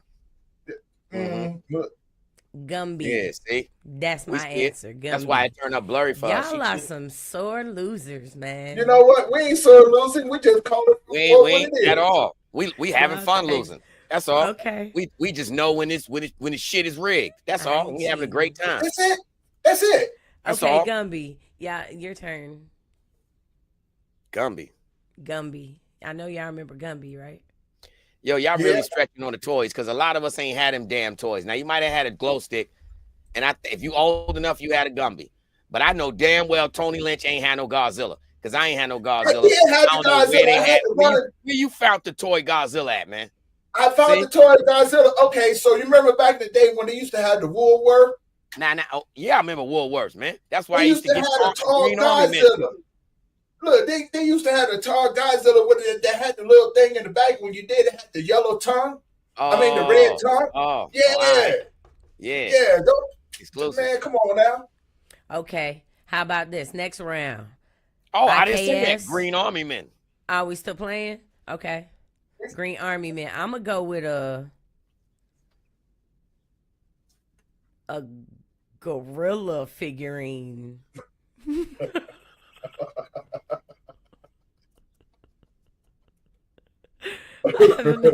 That's called cheating. That's caught off the dome. Gorilla I mean, figurine. y'all can say no, it doesn't fly, and then I'm out. And ain't nobody had one of them neither. That's what you should have I- said. Toys you had that started with a G. Y'all like that one? Y'all gonna let that one slide or no? I mean, you know what? I'm something gonna tells give me- you that. I mean, gotta let it slide because something tell me you really had one. Yeah, most Okay. definitely, most definitely. A gorilla figurine. Which one you go with, Quill? I'm gonna give She you. still I'm got gonna give it. you your shot. She still got the gorilla. Yo, show us the gorilla figurine. I ain't Snotty got still one. got What it. you talking about? Hey, y'all remember that slime, that goo, that green goo? Yeah, the slime. Yeah, the one that used to come in the little egg, huh? Kids are still dealing with. I got to get Zelia that. At least she gets slime, and they know how to make it. They know how to make their own. Yeah. Yes, sir. It got something to do with eye solution for the eyes, or like eye contact solution. I forgot the exact thing, but it's something. And Azalea's 10. Make her own goo, and you put the food color in it, change the colors. Yeah, bro. Okay. Man, I'm gonna have to do that because I missed that. Remember those back in the day at Nickelodeon where they used to dump the slime on people? Drop the slime on people. Yeah, You can't do that on television. It's GAC, right? That's what What's they GAC? have. GAC. The little farting stuff. Yeah, the little green stuff that used to come in the little eggs and stuff. That's a good one, man. That's a real good one. All right, Quaalude, it's your Ah, turn, man. look. Choice to put up the she put up the We didn't need no ingredient. GAC for the part sounds. We used to do the parts like this under the arm. Remember that? I do. All right, so we got the ingredients to the goo. We got borax. Okay, contact Oh, solution. yep, dish detergent. Yes, they do. Yeah. All right. So look around. At times that kids is doing that. You run around, you like, yo, hold on, man. I know I ain't crazy. I know damn well this was a new Palmolive, and it's like this now. And they put it right back where the dish detergent go. But they making goo, bro. You ain't crazy. You ain't crazy. It didn't fall over. You ain't do that much dishes. Your kids robbed you. Oh, all right. What you got for us next? Are we still doing G's? Because I think We we can do running out another of one. G's. And since y'all think I'm cheating so much, we'll have the chat pick the letter and the topic. So one person pick a letter, and then somebody else pick a Naughty topic. taking that personal. We just playing with you, Naughty. Nah, I Yo, know. did you notice? Yo, I'm Tony, trying to did you notice prove that when Snotty turned her head to the side? Snotty got good hair. You say that? Hey, you know that I'm glad she virtual because I think she would have whooped both of us at this present point in time. No, dude, I would have ran. I know y'all giving me a hard time, man. I would have ran too, but then there's a side of me that would have been like, we got a jumper. I mean, at least we have a fighting chance. I mean, she may whoop both of us. You duck maneuver and catch her with the spitball action. Just keep weaving on her. And dip. Man, get out of here. That's it. Oh man. All right, so Snotty, you said you're gonna let You know what the you gotta do audience nowadays? pick You gotta film it. See, we left that part out. We old school. Yeah. Nah, nowadays you got to be like, oh, what? And film it. Mm-hmm. Look, man, I am not about to go out like that. What, filming them? Ain't no sense of filming our downfall. Snotty, she over there kung fu mastering and stuff, man. You know what I'm saying? No, I'm saying to avoid. I ain't punching no chick. So when Snotty get to swinging, I'm dipping. You gotta film it. You gotta take footage. You know what I'm saying? Definitely for parole. They be like, you man, what happened? Look, Miss Asbury. I was weaving. You see? Yeah. You gotta do that nowadays, man, because parole, they send you for anything. Man, Look, Miss Asbury. Like it wasn't even us. She started the whole Even us. thing. The whole thing. Hey, Yeah, yo, I remember, listen, bro, I swear to God, I remember, my first week home, I walked into a bank robbery, bro. What? Literally. Mind you, I'm thinking I'm being slick because, you know, ain't supposed to drive on parole, whatever, right? Initially, anyway, so I parked way down by Dunkin' Donuts. Call myself creeping up Central Ave walking. These dudes just robbed the HSBC bank across the street. They blocked the whole damn thing off. Not only me, the bus pulls up at that time. So that bus stop right there is where, you know, the closest bus stop to parole. So it's like 10, 12 other people that came for parole that got off the bus. We all on the sidewalk like this in zip ties. Waiting to prove to them we ain't robbed no bank. And we all felons on parole now. Jesus. What? Woo. I ain't got nothing to say about that one. Right. Talking about being in the wrong place at the wrong time. Jesus. I'm talking about you can see the parole building from where we zip tied. But you know what's good about it? This is the first time that you see a bunch of criminals sitting around laughing. But we know that, you know why I feel good? We know we ain't do nothing. We crooks. Man, worry about nothing. Zip ties don't bother us at all. You know, we've been, man, listen. Good. Worse. You know what I mean? And the beautiful thing about it is, guess what? Most of us had dirty urine. They ain't finna test us now after this. Man, we good. Man, take much time as you want. Take what time you want. Oh man. So Snotty, you said you're gonna let the audience pick a letter. They can't come for the up next with what we doing? We still doing toys? Nah, we're gonna do something else. We're gonna play the same game, but we're gonna take the letters out of it and we're just gonna play. So the topic, let's do magazines. And we'll just go in turn naming magazines. They don't have to start with a letter. We'll just name magazines. How's that? All right. So go ahead, Tony. You start it off.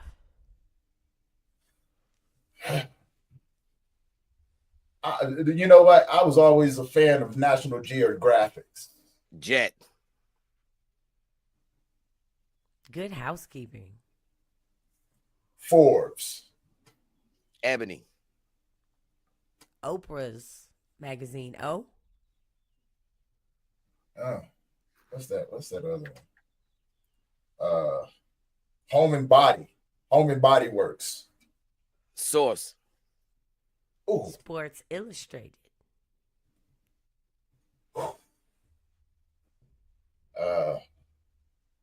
NFL Today. Vibe. Maxim.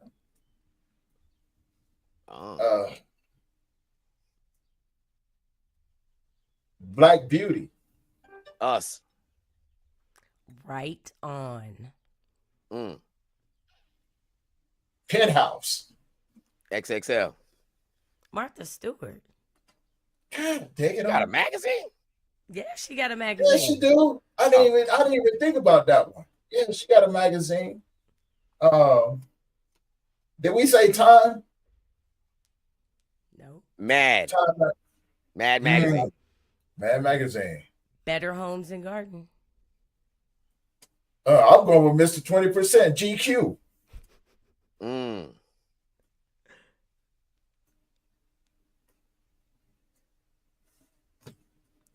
Man, ran out of magazines.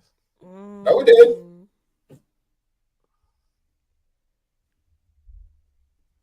Well, look, I didn't put it on the bottom of the screen right here. Oh, there's two more in this chat. I don't know if you see them, Q. That's cool that he's not stealing from the chat. Cool. Nickelodeon.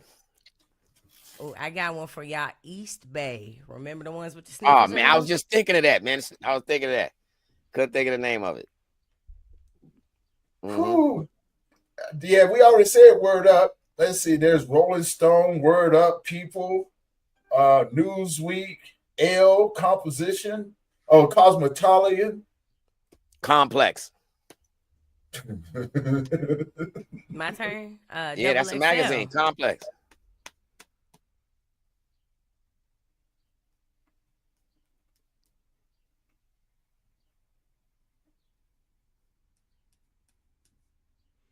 I think the buzzer's about to sound, Tony. You got nothing?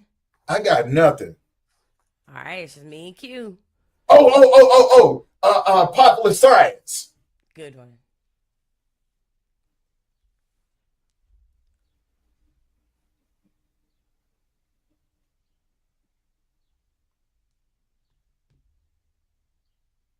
Yeah, The buzzer. It's over for me because I'm trying. I'm trying to sit and look at. Like remember they used to have a magazine section. I'm trying to go through and I had them at first, but over. Oh, Harley Davidson. There you go. Bike Week. Scholastics. Car and Driver. Popular Mechanics. I think I Car might and Driver have. was a number one joint. Yeah. Oh, Cycle Trader. No. That's a magazine. The ones you get at the grocery store, right? What? Like when you coming out, they little magazines of the cars that are being sold locally. Yeah. Okay. Oh, Rob Report. Hot Rod. Hot Rod. Mini Truck. Yeah. I'm gonna go Ooh. with Penny Saver. That's another one. Yep. All Everybody right. get Penny Saver. I mean, Remember, you gonna go Penny Saver, then I'm gonna say Macy's. Yeah. Okay. There we go. All right, Macy's in the Blending house. in brochures, Yeah. They had another joint. I don't know if anybody remember this, but remember back in the day they used to have a bully book, the XL bully book, where you could order pit bulls off of them. Yeah, I used to. Matter of fact, back in the day when I was younger, I actually ordered my Black Belgium from that book. It used to be a book dedicated to nothing but the bloodlines of pit bulls. I know what you're talking about too. Yeah. Gum Rewards. I think I'm out of magazines, y'all. Look, they over here turning it up. They got Right On. They got Wired, Montgomery Rewards.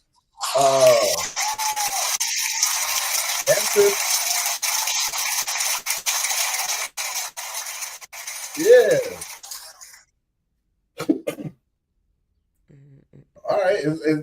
I think it's not you out of magazines. I think I'm out of magazines, y'all. What you got, Q? Yeah, I think I'm out too. I think we didn't put most of them out there. I'm pretty sure there's more. You remember Planes, Trains, and Automobiles? I don't. They used to have the old model trains in there. They had the old model automobiles, and then they had the old model planes up. Planes up in there. You could read about them. No. Yeah, we used to get those in school. Nah, that just means that you used to hang out in different sections of the library that people really didn't go in. I just had a vision just now, and I was just seeing you in the library with glasses this thick, looking at all them books that we was being cool over here, So we saw the movie though, Plane, Trains, and Automobiles. Hey, sometimes that's what you got to do. You know what I'm saying? Look, we forgot. We forgot like this, looking for a book. What y'all doing? Hey, you know what? I came in the front when I was a kid. I used to have them big old thick glasses. We was poor. We grew up in the projects, man. You know what I'm saying? You got to get what you could. Your mic just muted. I said your hand nature right now, your gestures just showed us that you got the rope. He used to having the rope on his. I didn't have the rope. I did not have the rope, but I did have those. Look, them glasses was thick and they was tough, right? Get in the fight and didn't have to worry about nobody breaking my glasses. But bam, like yeah. I was doing that. Oh, travel and leisure. Yeah. Back in the days, people used to wear glasses with tape on them. Straight up. No, I didn't have to do that. I didn't have to do that. I had project glasses. What are you talking about? PC Mag. There's another one, PC Magazine. Yeah, it is a good one. Yeah. Cracked. I was thinking about Mad TV. Cracked had a magazine, right? Oh, yeah. They used to have the kid with the freckles. Highlights had a magazine. Look at Dude, High Time. You said High Times. Yeah, remember High Time? Yeah. Yeah, because remember back in the day, you could get that mag. You had to order that magazine from California. You know what I'm saying? And they used to have all the different strains of cannabis in there. Yep, and they had the awards and all that. Yeah. What was that other one? There was another one. Yeah, I can't even think of no more. Right. All right. That was a good round, though. Yeah, man. You know what I'm saying? There's a lot of good ones out there that we weren't even thinking about that people still putting in the chats and everything. Mm-hmm. So what you got next for us? What you got next for us, Nada? We're gonna play one more round of that, and the topic is gonna be, I put it in the chat, soda brands. Soda brands. Soda brands. All right. Soda drinks. Soda. Oh, brands. I thought you said soda bread. All right, That's what it sounded like. You said soda bread. Oh. So that's what we got. We got Ain't that soda many. brands. Who's starting off with? I'll Pepsi. start. Oh, yep. That's exactly what I was gonna say. Sprite. Sprite. Okay. Fanta. Mountain Dew. Fizzy. Big Red. What is that? That ain't no soda. What? Fizzy is a soda. Fizzy? Yeah. Where at? Where they selling that? They selling them in the 7-Eleven up here. It's like the 50-cent soda. It's like a 35-cent soda. Oh, like the Royal Crown. That's the Yeah, cheapest soda on the market. Yeah. The RC Cola. Ooh. Faygo. Ooh, that's an old one. Welch's.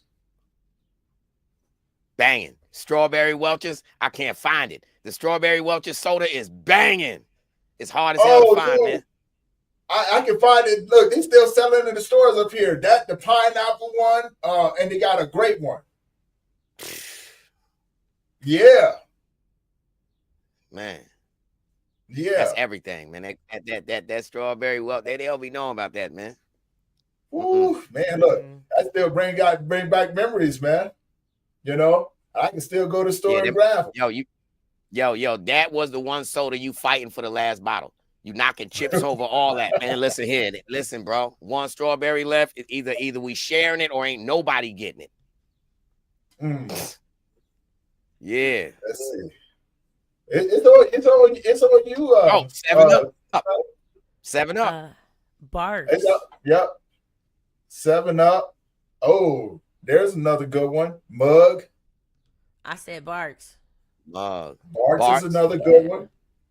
Ain't that like ginger ale? Mm-mm. It's like Mug root beer. Oh. Yeah. Seagram's. They make ginger also, ale. Yeah, ginger ale. What's that other one? They got a Mellow Yellow. I was just thinking about that. Joyce popped it up in the comment section. Ooh. I do like some Dr. Thunder. Dr. Pepper. Dr. Thunder though, and the generic I ain't never heard brand, that. It's I ain't never heard no Dr. Thunder. Our little grocery stores brand up the street. Yo, you should do a game like that, man, where you mention the item and we gotta name the knockoff brand. Oh, that's dope. You know, same thing but the knockoff version. Huh? We gotta do it. We gotta do it. They had the craziest name. She said Dr. Thunder, and they be having fruity loops. You know what I mean? Like, you never seen them fruity loops, and they come in a bag. Hey, who remembers that drink that they banned?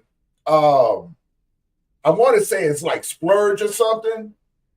It used to come in a yellow and green can. You used to have remember the one they used Surge to have or some shit like that. Was it called Surge? Surge. Yeah, Surge. Remember they used to have people jumping off the bungee, jumping off the bridge, and when they got to the bottom, they exploded.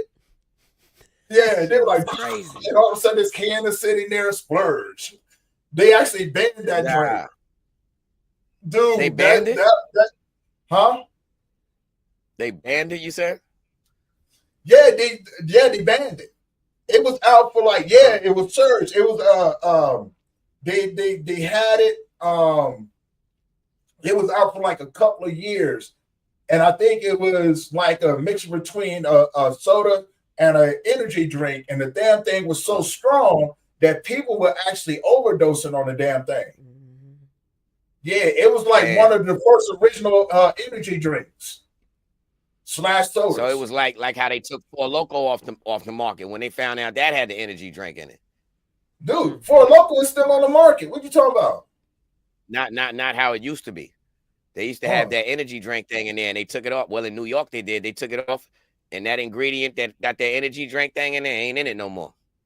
Yeah, they still sell it, dude. That's like one of the most popular drinks out here in California. Like people going to the 7-Eleven and to some. Well, you can't even get it out the liquor store, but you can go into the 7-Eleven and it's like $1.50, and people buying them up. You know what I'm saying? Yeah, man, they buy them up like crazy. Yeah, that's one thing you can't do in New York. You're not buying no beer at no liquor store. Yeah, beer is beer. See, I was telling somebody else that too. I was like, dude, back home in Virginia, you go to the liquor store to get hard liquor. You get beer out the like the regular stores. And they was like, what? I was like, you go out the regular stores and you go to the liquor store to get hard liquor. You can't. They don't have them. It's not a mixture. Look, we got Mr. You Pibb. can get beer out the gas station. Beer is every store. If they sell milk, they sell beer. Yeah. In New York, not no liquor though. That's different. You got to go to the liquor store for that. Right. You know what I'm saying? Which that was it's in the word liquor store. You know what I'm saying? Yeah. That's where you get your Henny and your cognac and stuff from. You know when you at the liquor store when you see the bulletproof windows, you at the liquor store. You know what I mean? With the little slot. Yeah. Yeah. In the liquor store. Hey, back in Virginia, they got to a point when you walked into the liquor store, the guy set up here, and you know what I'm saying, and everything was behind the counter, so you would have to get everything from him. You know what I'm saying? And then he was sliding through after you put your money in, he was sliding through the little cut in the bottom.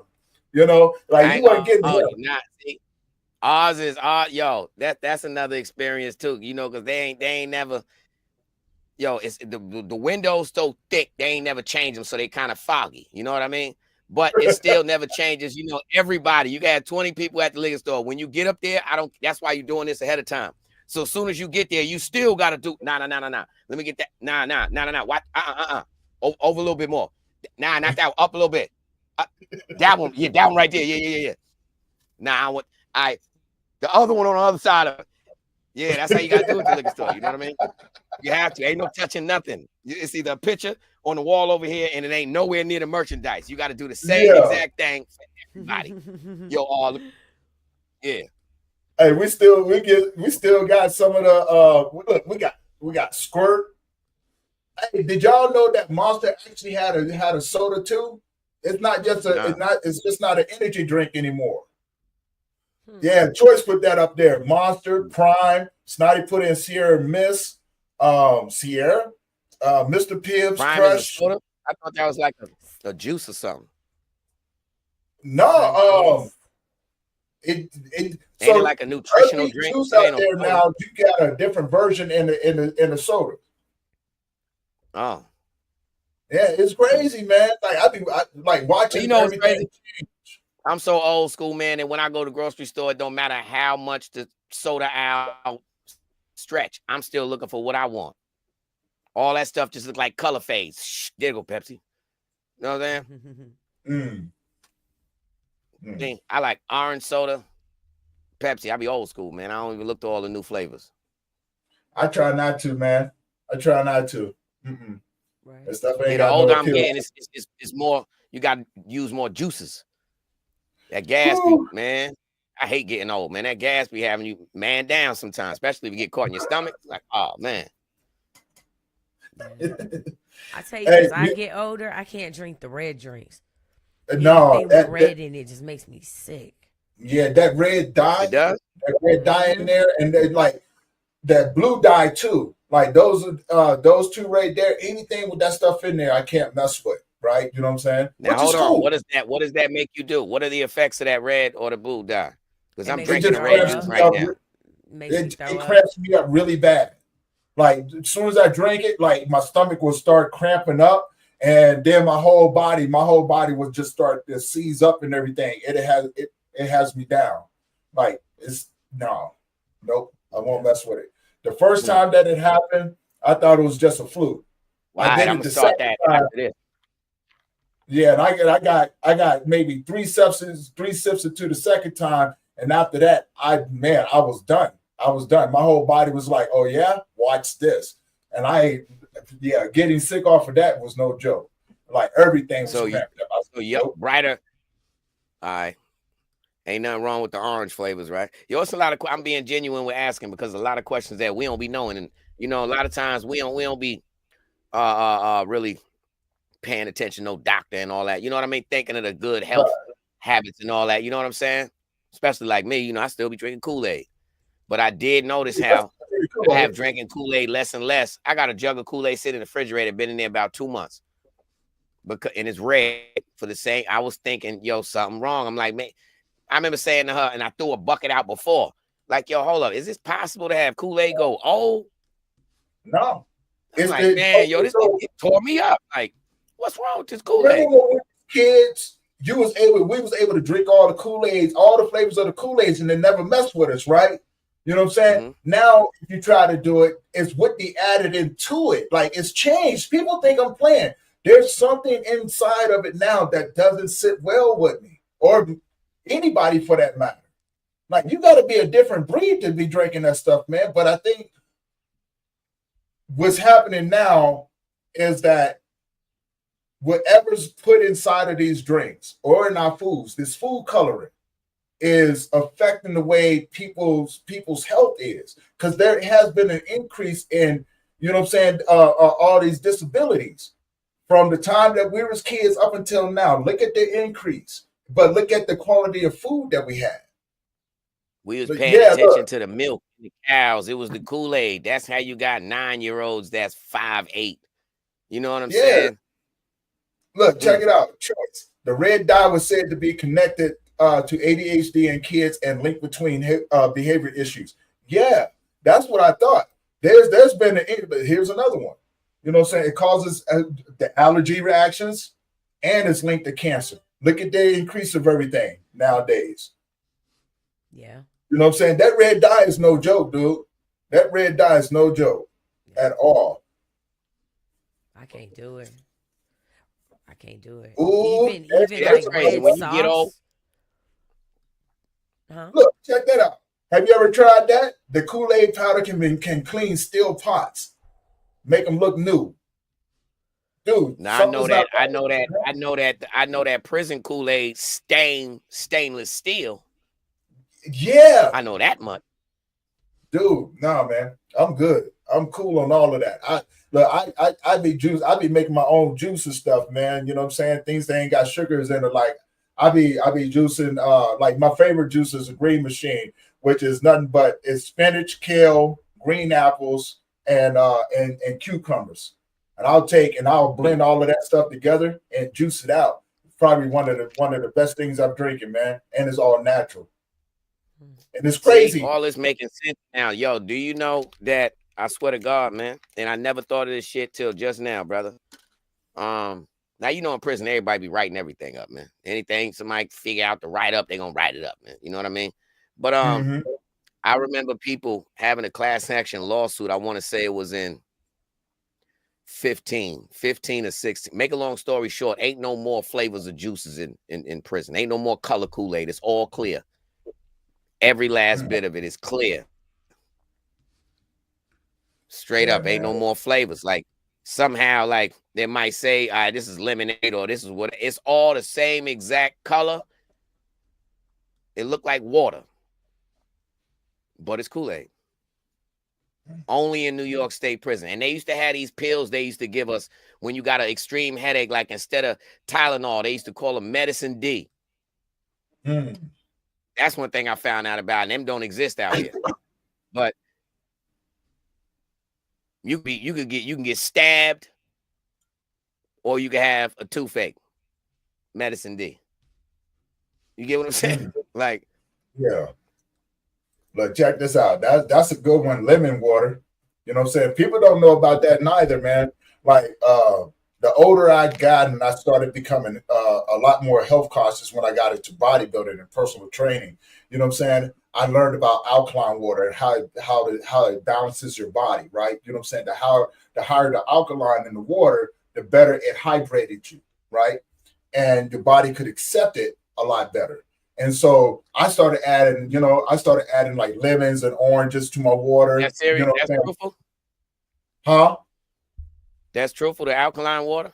What about natural water? Like I got natural mountain water down the road, literally. Well, the natural water, the one thing that you got to be careful with that is that some of the minerals that they put in there are combines to the metals in your body, which in turn causes you to have a lot of medical problems. You know what I'm saying? Yeah, man. So you got to be careful with the mineral water. You have to be careful with it. I don't trust it. So I was just asking. I ain't been in the country long enough to trust none of that shit coming out the mountain. I drink bottled water. Yeah. Well, you got to remember, you know what I'm saying? You got to remember too, most of that water that comes out of the mountains is not filtered, right? You know what I'm saying? And it's crazy because it's still, I mean, out here in Colorado, we got the mountains and people will tell you, don't drink that water. Do not drink that water, right? Because the animals drink it. They pee and poop in it, right? You know what I'm saying? And so you got all of those chemicals coming, or all of that feces and stuff coming down, and you put that in your body, it's natural waterborne pathogens that attack everything in your body. That's why in turn, you know what I'm saying, you start having real serious problems. You know, just because where I live at, right? Where I live at, ain't no black people. So that water not made for me to drink anyway. It doesn't. You got to know how to look. Here's one that people don't think about, right? You know what I'm saying? And Mr. 22% put it up there, and I was going to say this. The best thing that a person can do is drink volcanic water. Anywhere there's a volcano, drink the water that's there. Why? Because the volcanic ash and everything actually filters out the water. It takes out all natural born pathogens, right? It's already hot. So it's just filtering through. And the water that you get out there is cleaner than anything that you can drink.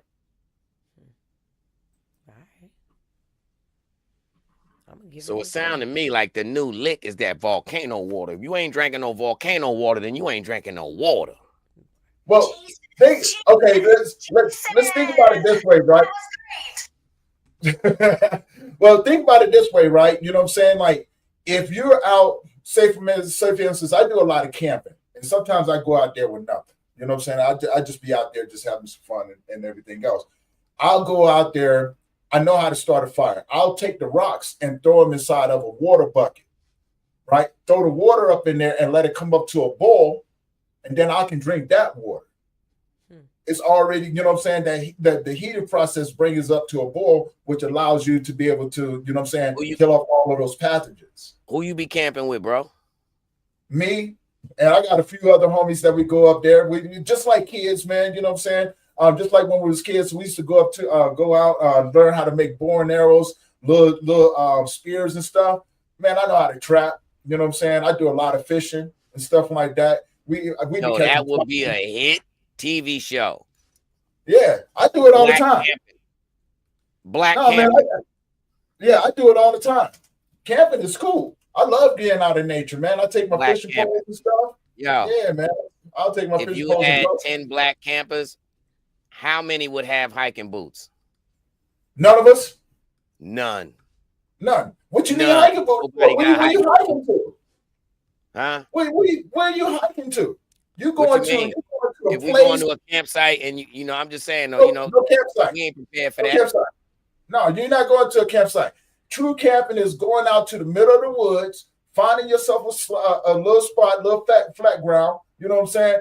Putting up a tent, and then you go around. You put everything else together. You know what I'm saying? Where you using nature to actually, you know what I'm saying, do everything. So your rocks that are around you, the trees that are around you. I mean, it's always good to have like a machete or a little small saw so you can, you know what I'm saying, chop up wood and everything, you know. But you go out there, man, you can fish, you know what I'm saying, if you know what you're doing. I go out there and I spend anywhere from 7 to 14 days out there at a time. Just me and nature. You know, I'm up in the mountains, you know what I'm saying? So if I get by a lake, I know how to fish. I know what I'm looking for. You know what I'm saying? Everything that you need is already provided, from the worms to the little sand shrimp and everything. You do everything like worms and everything like little sand shrimp. And then you catch yourself a fish, you chop the head off, take the innards out, you put up a little trap. You get anywhere from raccoon to possum, you know what I'm saying? You know, depending on what you're looking for. Double cheeseburger, bacon double cheeseburger, fries. Get none of that out there, man. Listen, Hey. you on your own, bro. You on your own. I'm gonna tell you Hey, what, man, you know what I'm saying? Hold up. Ain't no service. Yeah, camping trip done with. Yeah, no, I love it because I don't want to have service. I want to be out there where it's just completely quiet, where I can just connect to nature, man. You know what I'm saying? Sit back and just have a good time. It's quiet. I'm alone with my thoughts. I got my feet in the ground. I'm touching the earth. I'm connecting in a different way. You know what I'm saying? It's just me and the elements. It's peaceful. I ain't got to deal with the noise of nothing. No city noise, no cars around, no people running around, no chaos, no nothing. I'm just at peace, connecting with nature and the creator. Right? You know what I'm saying? I can listen to him.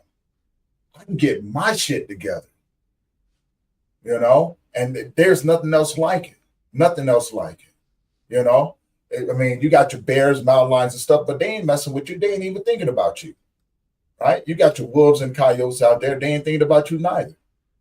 You know? Hell, man. You know what I'm saying? Nature is a beautiful thing if you know how to treat it and respect you. It's when you mistreat nature that nature comes back and go, now I'm gonna tear your ass up.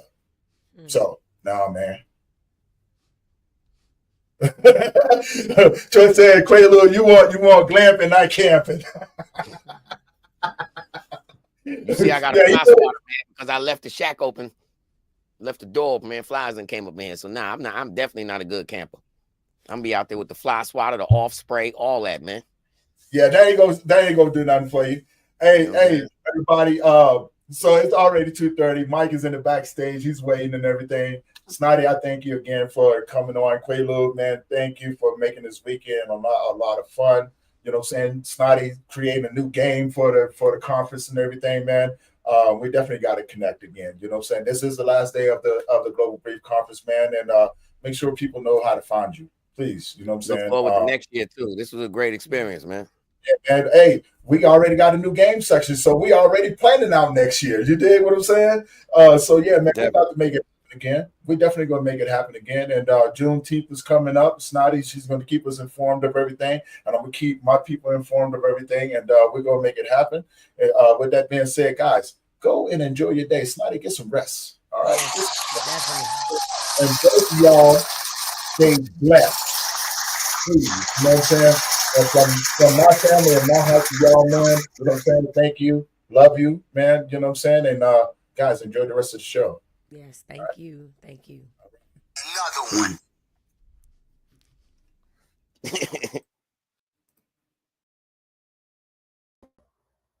And they're gone. Hey, everyone, it's Michael Gersh. I am back. Just in case if you were here yesterday and you thought it may be just a tape running with the same old jokes, I have a different shirt on, so it's kind of nice. I want to thank Tony, Quaalude, and Snotty for making me want to pee after that long discussion about drinks. I'm a firm believer that Orange Crush or grape soda is probably the best. And, these 3 days, I just want to start off with this big, long conference. Tony is like Jerry Lewis in a way. He's the leader of this conference, always on, always there. I'm going to call him Jerry Lewis from now on because he's just that much fun. And he put all this stuff together. It reminds me of the Jerry Lewis telethon.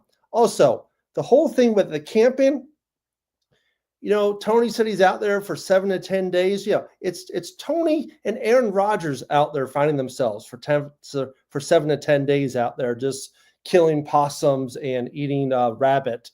But that was very fascinating with the camping. I would probably do it for 2 or 3 days, and that's about it. But 7 to 10, no, I can't do that. So, but thank you all very much for coming out. If you were here yesterday for my little segment, I'm going to try to do some different jokes if I can. My name is Michael Gersh. As I said, I am a stand-up comedian, but today I'm sitting down. Comedian, photographer, speaker, and author. It's like I'm a Renaissance man is really how it goes. And I know there's Mr. 20% saying hello. I don't know what happened to the 80% of him, but his name is Mr. 20%. And it's good to see him back as well. But it's a wonderful day. The sun is shining. I live here in Northeast Ohio, and I'm not originally from Ohio. I'm originally from Miami, Florida, and I chose to live in Ohio for the weather. Yeah, where yesterday it was like 40 degrees and almost snowed. But I'm originally, like I said, from Miami. I chose to live in Ohio because I like it for the most part, but also I went to college here. I went to Ashland University on a swimming scholarship. I got my master's degree from the University of Akron, and I chose to go into comedy as a career. And people go with, hey, Michael, with all that education, why did you go into comedy? 2 simple words, childhood trauma. That's right. My parents put me into a Speedo when I was 4. They threw me in the pool, and they go ahead, survive. That's trauma for you. So from age 4 to 21, I wore a Speedo twice a day. I smelled like chlorine, and I shaved my legs a lot. I started to shave my legs before my face. That's not right for any guy to do. So that's trauma for you. I am a proud graduate of Miami Palmetto Senior High School, where we graduated other people that you may have heard of.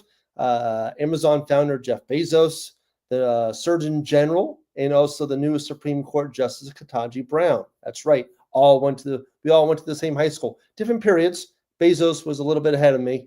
So let's review the top 4 grads, shall we? You have Bezos, the Surgeon General, the judge, and me. That's right.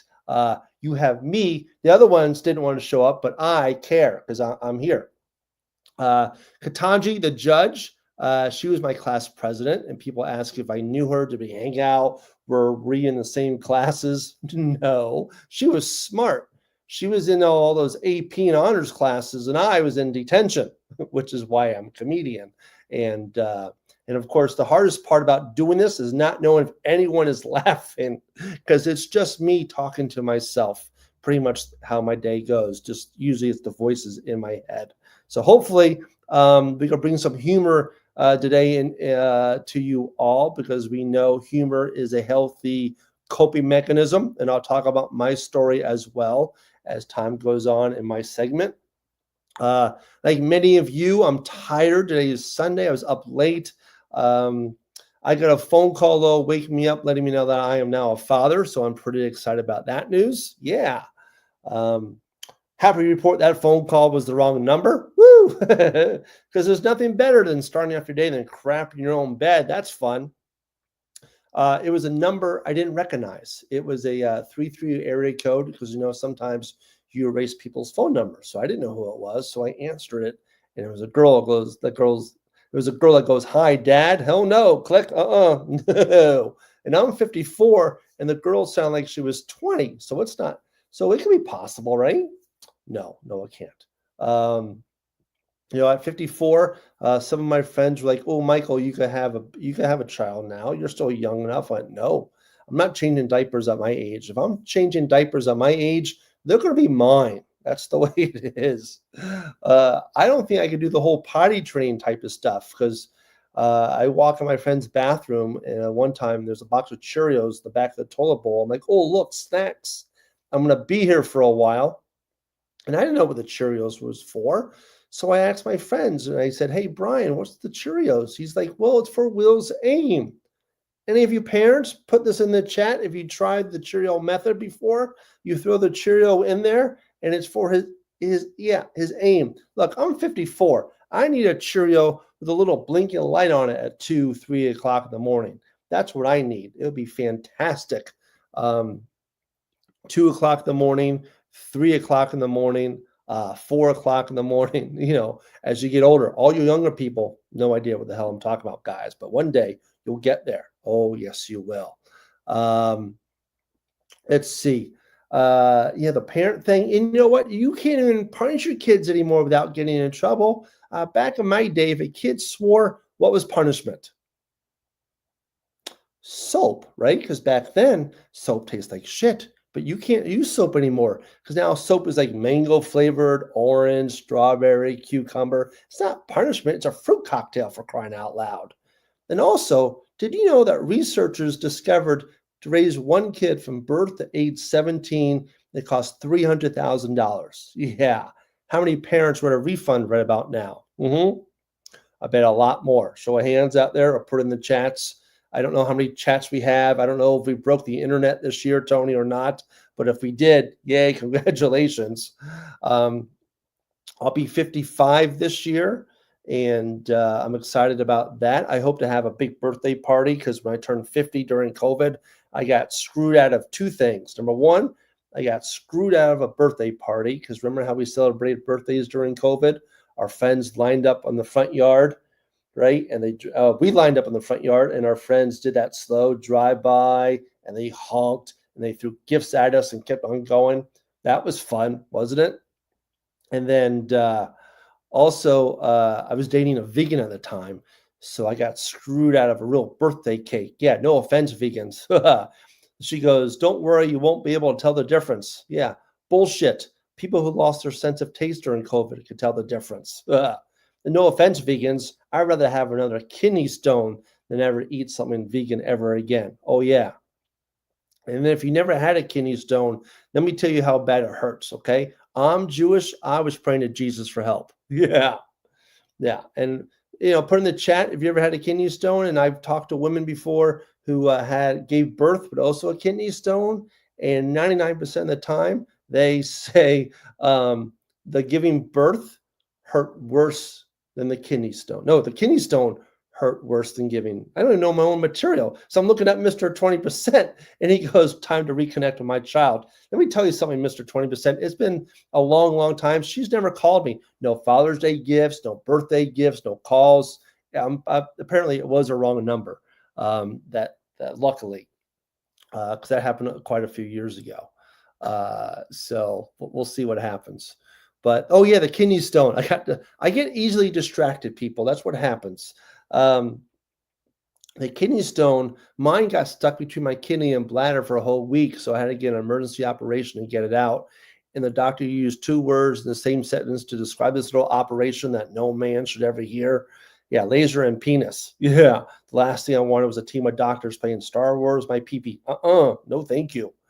And I wasn't paying attention the day of the surgery because I was stressing out. And they wheeled me in the operating room into the operating room. And they went, Michael, put your feet up in stirrups. Yeah. So I had a C-section, and the Speedo that I wear, covers it all up. So I'm kind of good like that. So it's kind of nice. I'm a member of Gen X and AARP, which is nice, which means I'm bitter about everything, and I get more excited about air fryer recipes than I do sex. That's what happens. Kids, when you're out there, it's I remember, it feels like just like yesterday. I was the cool kid. I had my box with all my cassette tapes in there. Now I have a box for all my meds. That's fantastic. The reds, the purples, the blues, all those type of things. When you get older, I also realize now that I get older, I can't eat the same things like I used to. Spicy foods, forget it. I wish I could meet someone to invent a Pez dispenser for Tums. That's what I want. I think that'd be fantastic. Let's see. It was Sunday. Last night I ordered pizza for dinner. And I don't know how many of you guys eat pizza a lot like I do. You get it delivered. I think the pizza companies are getting out of hand with the notifications. Like Domino's will give you a notification when it's being prepped, when it's in the oven, out of the oven, in the car. It's like an Amber Alert for your pizza. It has to stop. It's getting out of control. My father was a school photographer. He was a school photographer at NYU. And like my dad, I'm also a photographer. Excuse me. Even today, I went out shooting. I was shooting where I live in Northeast Ohio. We have a steam engine that came by in the Cuyahoga Valley National Park. So I was shooting that, and I went out to another park and I shot some birds. And we're not shooting, but photography. It's slang, right? A couple cardinals, bald eagles, which is awesome, and living in Northeast Ohio, you have to pay attention to the weather. Like I said, yesterday, rainy, it looked like it was going to snow, so I have to watch the weather report. And a couple of months ago, the guy out of Cleveland was saying, hey, be careful out there. There's going to be some snowflakes hanging around. And I thought he meant people would get offended too easily. That's the smartest joke you're going to get from someone who went to Ashley University in Ohio, people, okay? And I really hope you guys are laughing, and it's just not me talking to myself thinking I'm doing very well. This is very difficult. My friend Ray is a people photographer, and I had lunch with her not too long ago. And do you ever run into someone who gets the wrong impression from your conversation, eavesdrops a little bit? So Ray and I were at Panera's. If you've never been there, it's a restaurant where you have to wait in line to order something first, then you go sit down. So we're in line. I go, hey, Ray, what are you doing this weekend? She's like, well, I have to shoot a bridal party. I have to shoot my neighbor's dogs and cats. Then I have to shoot a baby. And when she said shoot a baby, the woman in front of us turned around and gave us a very weird look, probably not knowing we're talking about photography. So I noticed it, and being immature, I said, hey, Ray, when you shoot a baby, are they laughing? Are they sleeping? I mean, what exactly is going on there? And like 5 minutes later, the cop showed up. So that was fun. So the moral of the story is mind your own business, people. That's what happens. I will say this, not too long ago, I bought a shirt and I got home and the security tag was still on. And all my friends were like, hey, just go on YouTube and figure out how to take it off. I'm like, I'm not going to do that because I'm stupid. If I try doing that, the blue dye will go everywhere. So I took it back to the store, and the woman said, no, you were very smart, not to try it because people will do it and they get the blue dye. And of course, try to be fun. I said, yes, I wouldn't try that because all my money has blue dye on it. And like 5 minutes later, the FBI showed up. So I will say this. I know I have like 13 minutes left to start into my story and why I'm here. When I was 8 weeks old, my brother, my mom, and my dad, we were involved in a car crash. We were hit by a drunk driver. And the force of the impact was so great, it totaled the car, and the four of us were taken to the hospital. And my dad had to get stitches on his face from the windshield. My brother, who was 3, didn't have a scratch on him. My mom was taken into surgery. And as for me, every bone in my body was broken. My skull was completely fractured from one side of my head to the other. So the fact that I am 54 years old and sitting here in front of you, trying to make you laugh is nothing short of a miracle. And this is my best day. Just like when you woke up today was your best day. My injuries were so severe. The doctors were telling my dad, well, your infant son is touch and go. And my dad was doing, he was already, suffering all that trauma because here the doctors were telling him about me. And my mom was fighting for her life too. With all my injuries, the only thing I ever wanted to do as a kid was be a comedian. And luckily for 30 years, I've been able to do that. I was equipped to be a competitive swimmer. I love the photography, anything in life that brings me joy. And unfortunately, my mom died the next morning due to her injuries. So now you're looking at the mother's child who never knew his mom because of a drunk driver. She was 28 years old, and I never had the chance to run home from school and say, hey, Mom, look what I drew for you, or hey, Mom, what's for dinner, or hey, Mom, I love you because of a drunk driver. The word mom isn't in my own vocabulary. The word mother is, and it's usually followed by another word when I'm stuck in traffic. You too, right? Yeah, you know that word. But I've dedicated my life for about 30 years trying to prevent other people from drinking and driving, whether it's high schools, the military bases. I've spoken to courts and DUI offenders for the last 11, 12 years, and I blend a lot of humor into it. And I firmly believe that if you can make someone laugh and make a difference in someone's life, then you're doing something pretty special. And I think that's what we're doing here with this conference in terms of sharing expertise. You've heard a lot of stories, and a lot of the speakers are counselors, and they have that nice, soothing voice. And I don't have that. I wish I did, because everyone's nice and calm, and I sort of have like a New York accent, probably still, and a little bit more all over the place, So yeah, I've dedicated my life because I didn't want my mom's death be for nothing. And it's often said grief and trauma gives us purpose. That car crash gave me purpose. Now, I don't want anyone to feel sorry for me, because me and my brother were also raised by a Jamaican woman named Dolly. Now, Dolly is 5'4", Jamaican woman who came into a 100% white Jewish household. Can you say culture shock? Because God bless Dolly. She started she came in the family, but it's only supposed to be part-time, and turned into a lifetime role. She'll be 94 this year. I say she loved me as her own. She beat me as her own. It's just those wonderful things. And she loves telling stories. She always loved blending the cultures together. Like if you've ever been to Jamaica, Jamaicans love something called curry. Not like the curry we get here in the States, but curry is so hot, you bleed out your eyeballs. So one year for Passover, Dolly decided to make curry matzo ball soup. Yeah, I have never heard a rabbi scream, Jesus Christ, that's hot before. We never saw him again. And she loves telling stories. A few years ago, after my dad passed away, we were doing the unveiling of his cemetery, of his headstone. And we're sitting around, and she goes, I remember when you were in your cage. I was like, cage? You mean crib? She's like, no, cage. I went, well, that explains a lot now of how I was raised. But God bless Dolly, because I wouldn't be the person I am today if it wasn't for her. And we talk about people that come into your life, with grief and trauma. And here's a woman that stepped into a motherhood role. And you don't find people like that often. And a few years ago, I published my book. I know what you're thinking. Oh, crap, he's literate too? Yes, I am. It's called The Magic of Life, A Son's Story of Hope After Tragedy, Grief, and a Speedo.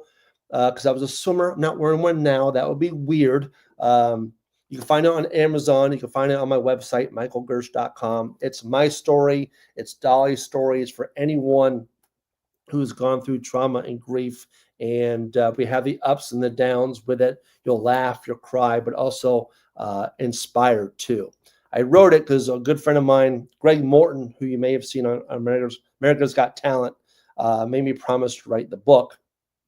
And I'm glad I did, but it was my journey. And I didn't really finish it, unfortunately, after my father and my aunt passed away in 2018. In fact, tomorrow will be the 7th anniversary of my aunt passing away. And she used to leave me and my brother Jeff phone messages if we didn't answer her, and she would always end it with, "I hope you're out having fun." So today, that's why one of the reasons why I was out doing photography, because for her, I was out having fun, and we need to do that in our life. As hard as my dad and her death was 90 days apart, that put me in a spiral, because I emulated what my dad did with his grief and trauma. I hid it inside like men usually do. And what's nice about this conference and meeting people like Tony and other men, how we feel so free to talk about our emotions and grief and trauma. And even though I told my story for so long, I never really dove deep into the grief and trauma.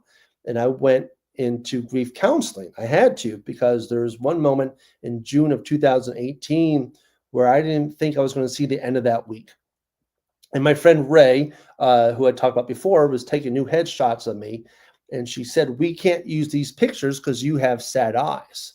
And she was right. And the eyes are the windows of our soul, right? And our friends who know us very well will know when we're hiding our pain. And she she knew it and she called me out on it, and I went to counseling that week. And one of my friends is a grief counselor, and I had lunch with her that week also. And she said, "You don't look like yourself." She goes, "Why don't you fill out the application and get yourself into counseling?" And I went home. Took me another 2 days, and I filled out the application. And every question on it was almost yes. I did have one no on there. I was not pregnant, so I had that going for me. But that saved my life, and I had a plan. And I remember almost going through with it.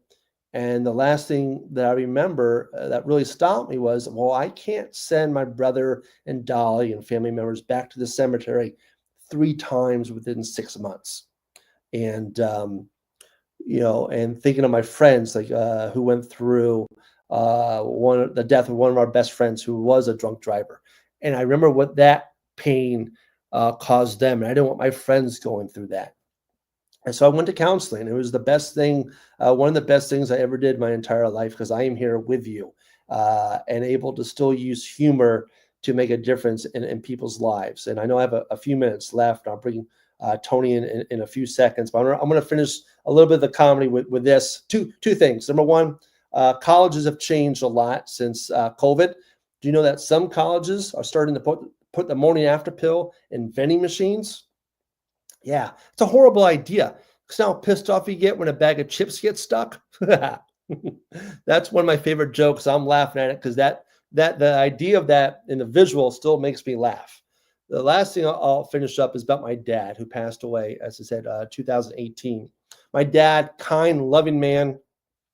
Always wanted my dad's help, and but he also wanted me to learn independence. I remember when I was a kid and I couldn't spell a certain word. I go, "Hey, Dad, how do you spell this word?"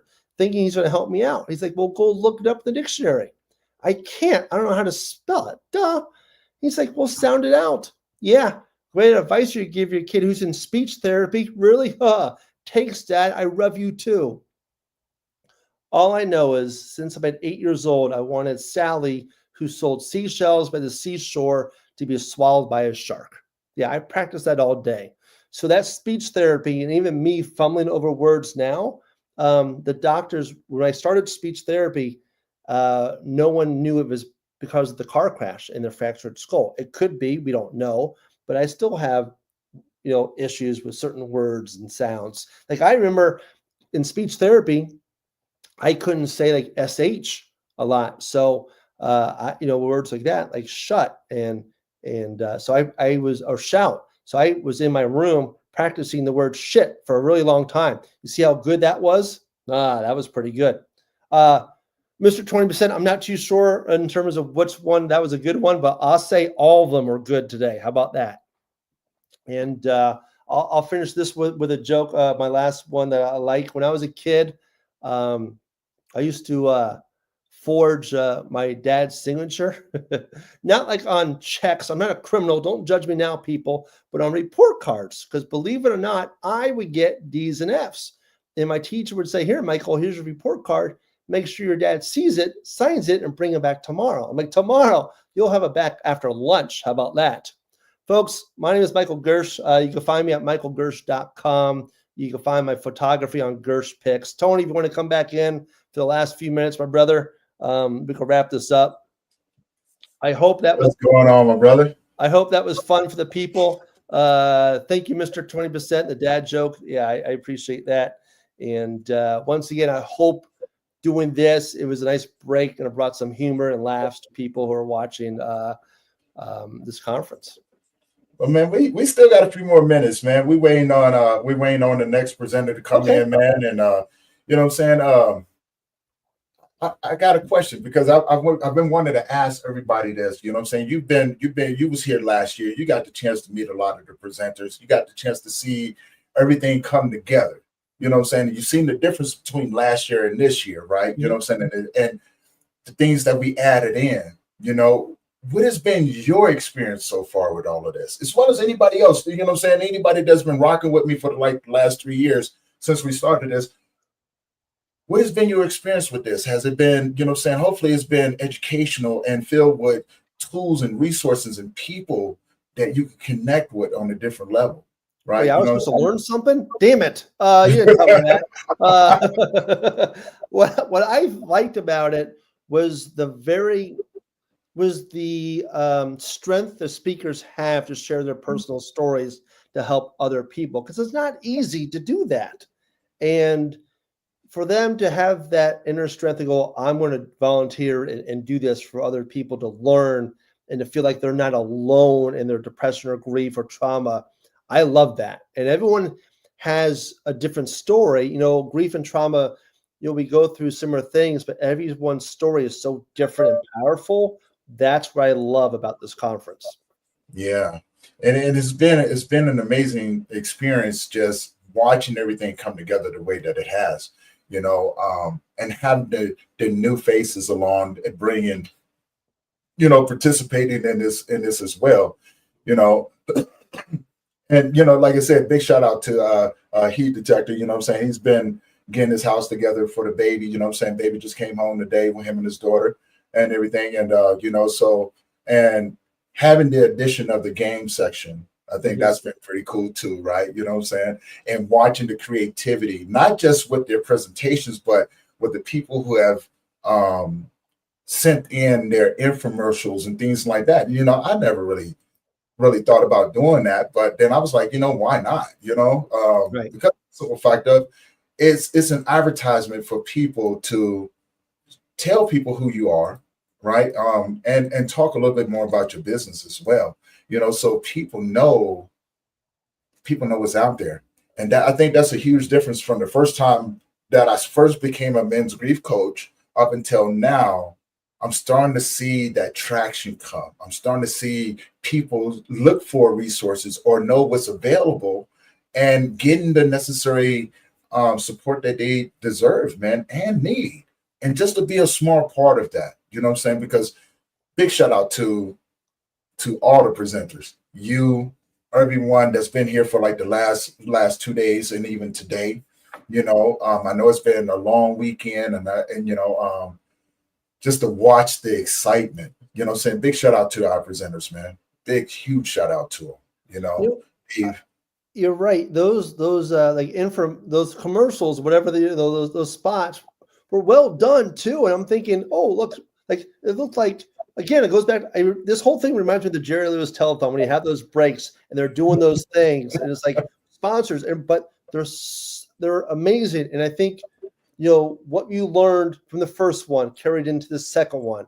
From the second one, you learned into this one, and think about next year what you learned and what you can do better and have. You know, it's always a learning experience through these type of things, especially through the internet, where I saw in the comments, you know, we got shut down or whatever 4 times. You know, we're at the mercy of the energy. It's not like we're all in a conference center somewhere, right?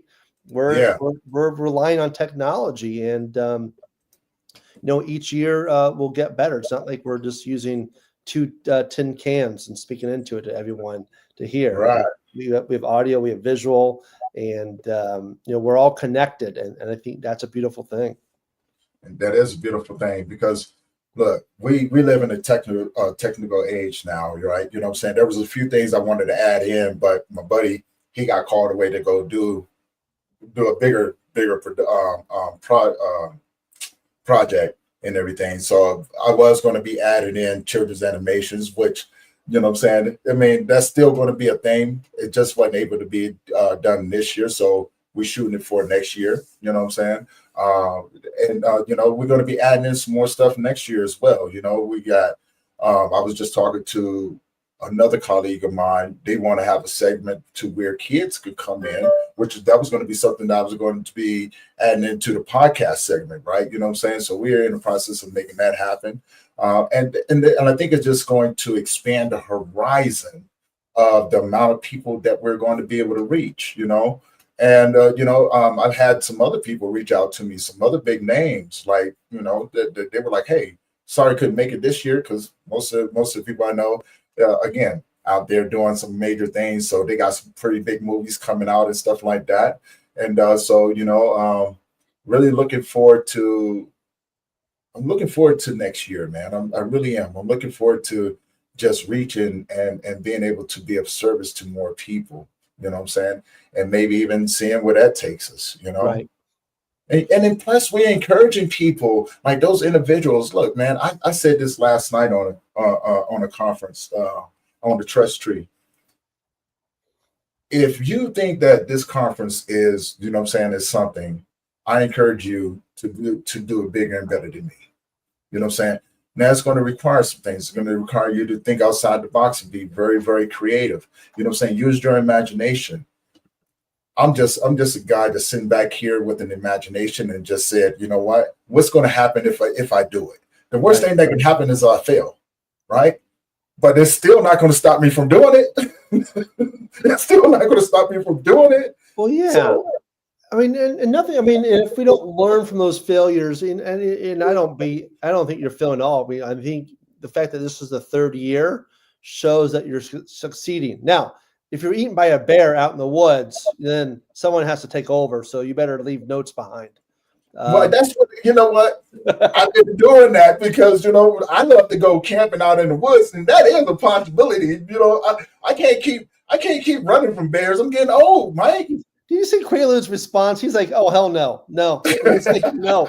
He's like, "You know, like go to a campsite." You're like, "Nope." We might just go out there and where no one's around. And he's like, "Yeah, no, I'm not doing that." Hey, you know what? I want to give a huge shout out to Ada, man.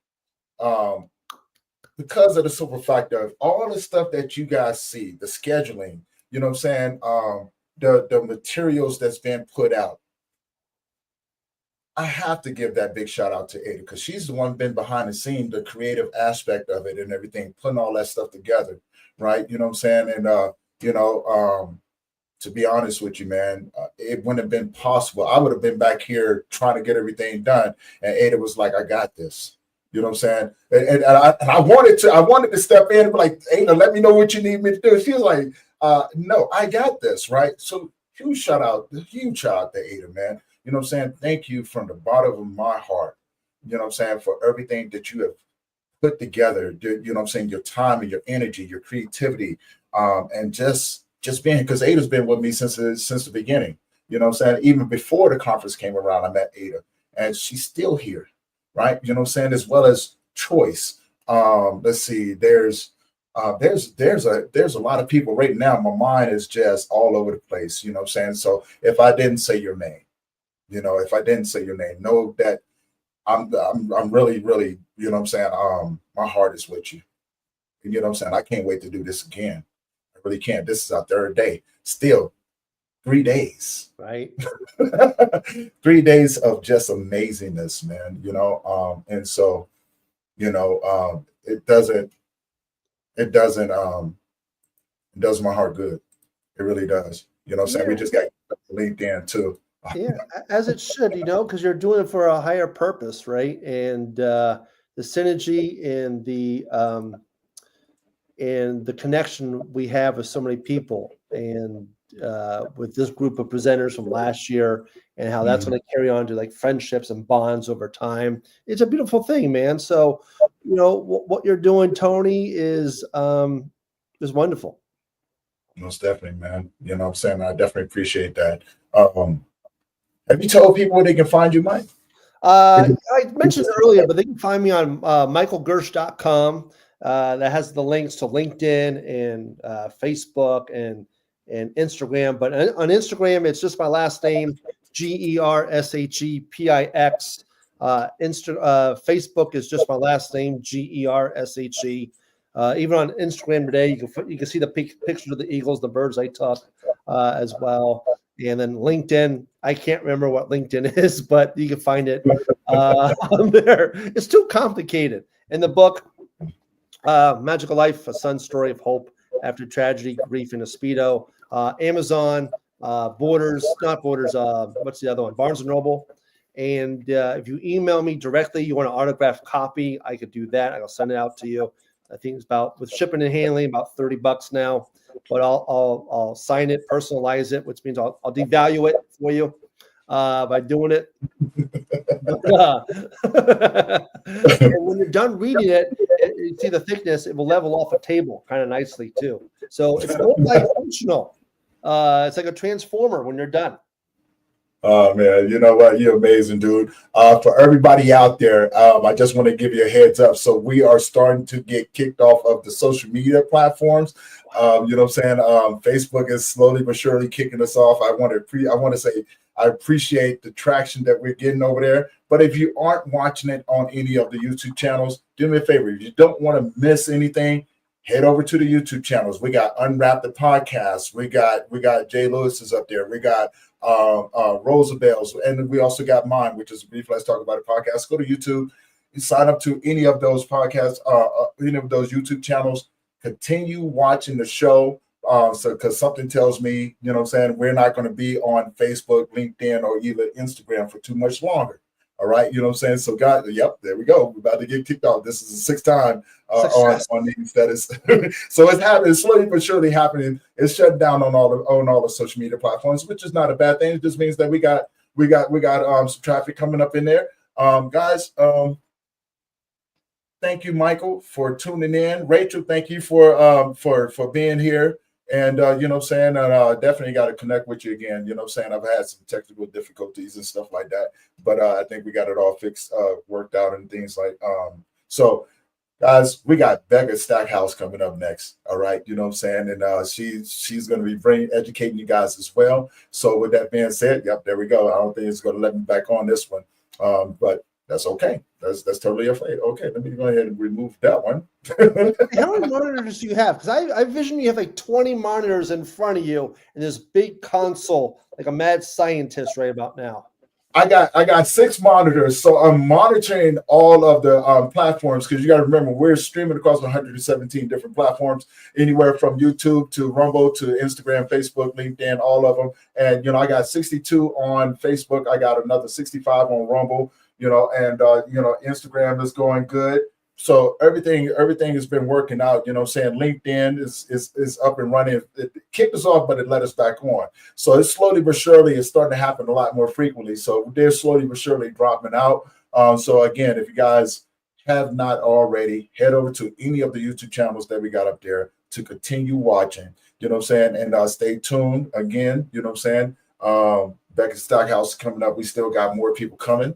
So you guys sit back and enjoy. If you're at home, turn on your TV, watch it from up there. You know what I'm saying? I'm still yeah, I know 100. I know. There we go. I'm still sending out the YouTube link. So if you're on Facebook and you follow me on Facebook, the link is there. You know what I'm saying? All you got to do is go in there. I'm not even asking you to subscribe, but if you do, I appreciate it. You know what I'm saying? If not, just sit back and enjoy, please. Okay, you know what I'm saying? Just sit back and enjoy. We on all the streaming platforms, and we on your TV too. All right, Michael, thank you for all the love and respect, man, and thank you for your comedy. Thank you for your wisdom. Thank you for your story. You know what I'm saying? Everybody give Michael a huge shout out. Go find him on his social media links. Go to that book. I've read it. You know what I'm saying? You guys are going to be cracking up laughing. You know what I'm saying? But he's going to take you through a journey of emotions of his journey. You know what I'm saying? And when he says that he's a Jewish Jamaican, wait till you read the story of that one, right? You know what I'm saying? And I still, every time I read it, I'm just like, that's what we're talking about, you know?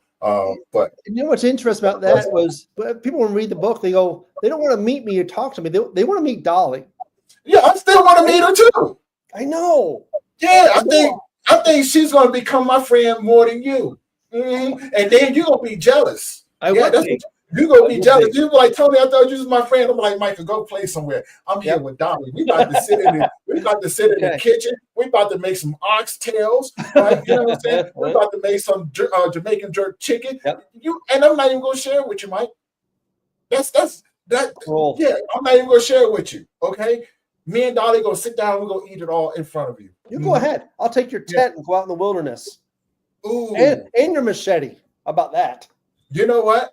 I don't like the way you play. Take that, okay? I don't like the way you play. I don't like the words you're using right now. You're taking food off my plate, man. What are you doing? Hey, yeah, man.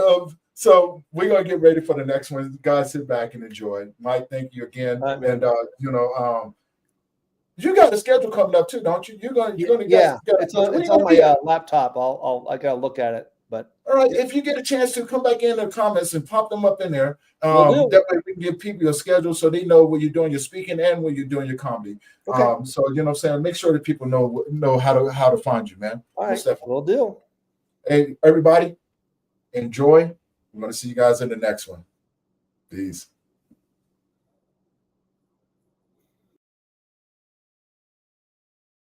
Find a comfortable position and gently close your eyes. Take a deep breath in through your nose, hold it, and then exhale slowly through your nose, letting go of any tension. Serenity after the storm represents a comprehensive strategy to process grief and loss. 70% of women report feeling isolated during their grieving process. Now, simply focus on your breath. Inhale deeply, bringing calmness into your body, and exhale, releasing any stress or worries.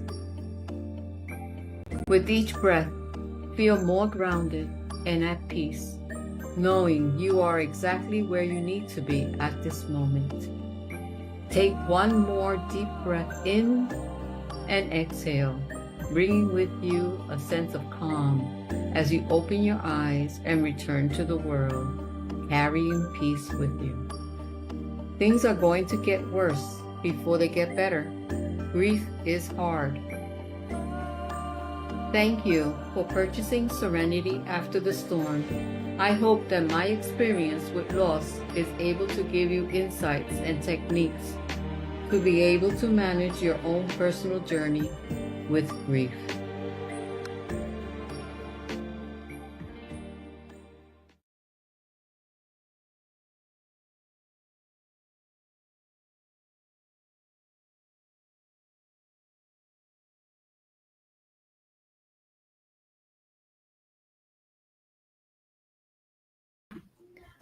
Hello guys, let me get my presentation up.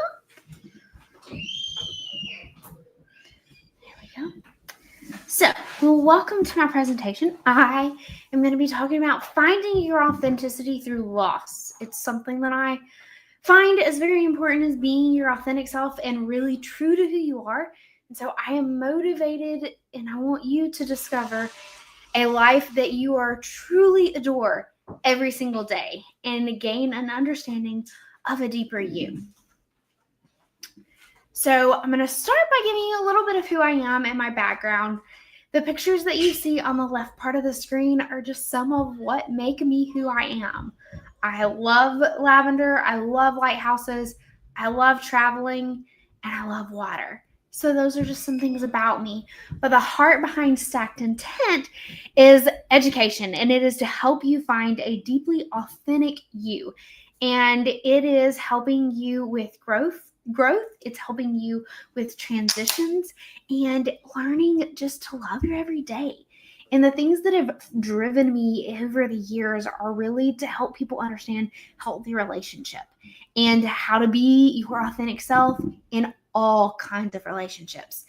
And I am crafting every bit of my business around that concept. And so I run the programs and I help shed light on relationships. And I'm not just talking about romantic relationships. I'm talking about all kinds of relationships that matter to you.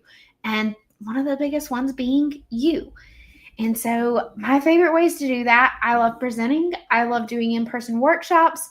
I love writing my newsletter and my blog and my podcast as giving you resources that are just out there, online courses, and so many other ways. And on my podcast, I've got some amazing co-hosts that really help me there. And so I've done some seminars and retreats, and all of this comes through my education, my life experience. I have a certification for family life education, and that has really helped me be able to cultivate how we really look at relationships and what they look like. So personally, I have a little bit of a history that has some loss within it. I've lost all of my grandparents at this point. We've had a miscarriage. I've had some financial struggles and loss. I've had some friendship losses, and I've had some career changes. And so we're going to kind of dive a little bit into each of these. We're going to go through the journey, and I'm just going to share a little bit about my journey in building my business and why I think it is something that's really important for you to dig into and find. So I'm going to start with the grandparent loss. So we each have a journey across our lives. And so I lost my first grandfather, which is in the second picture there. And I lost him to a glioblastoma. And that was really before I had much of a relationship with him. I was really young when he passed away. And so I remember parts of him. I'm told there's some parts of him that I'm like. A lot of what I remember is stories, glimpses of this. And so that was a loss that it was a part, but it wasn't one that totally affected my day to day. And then I lost my second grandfather when I was in my first semester of college. He passed away from cancer, and it was quick. He went in sick to the hospital, and then he passed away a couple of days later. And then in 2022, the week that I got married, I lost my maternal grandmother, and that's the one right there with the rose.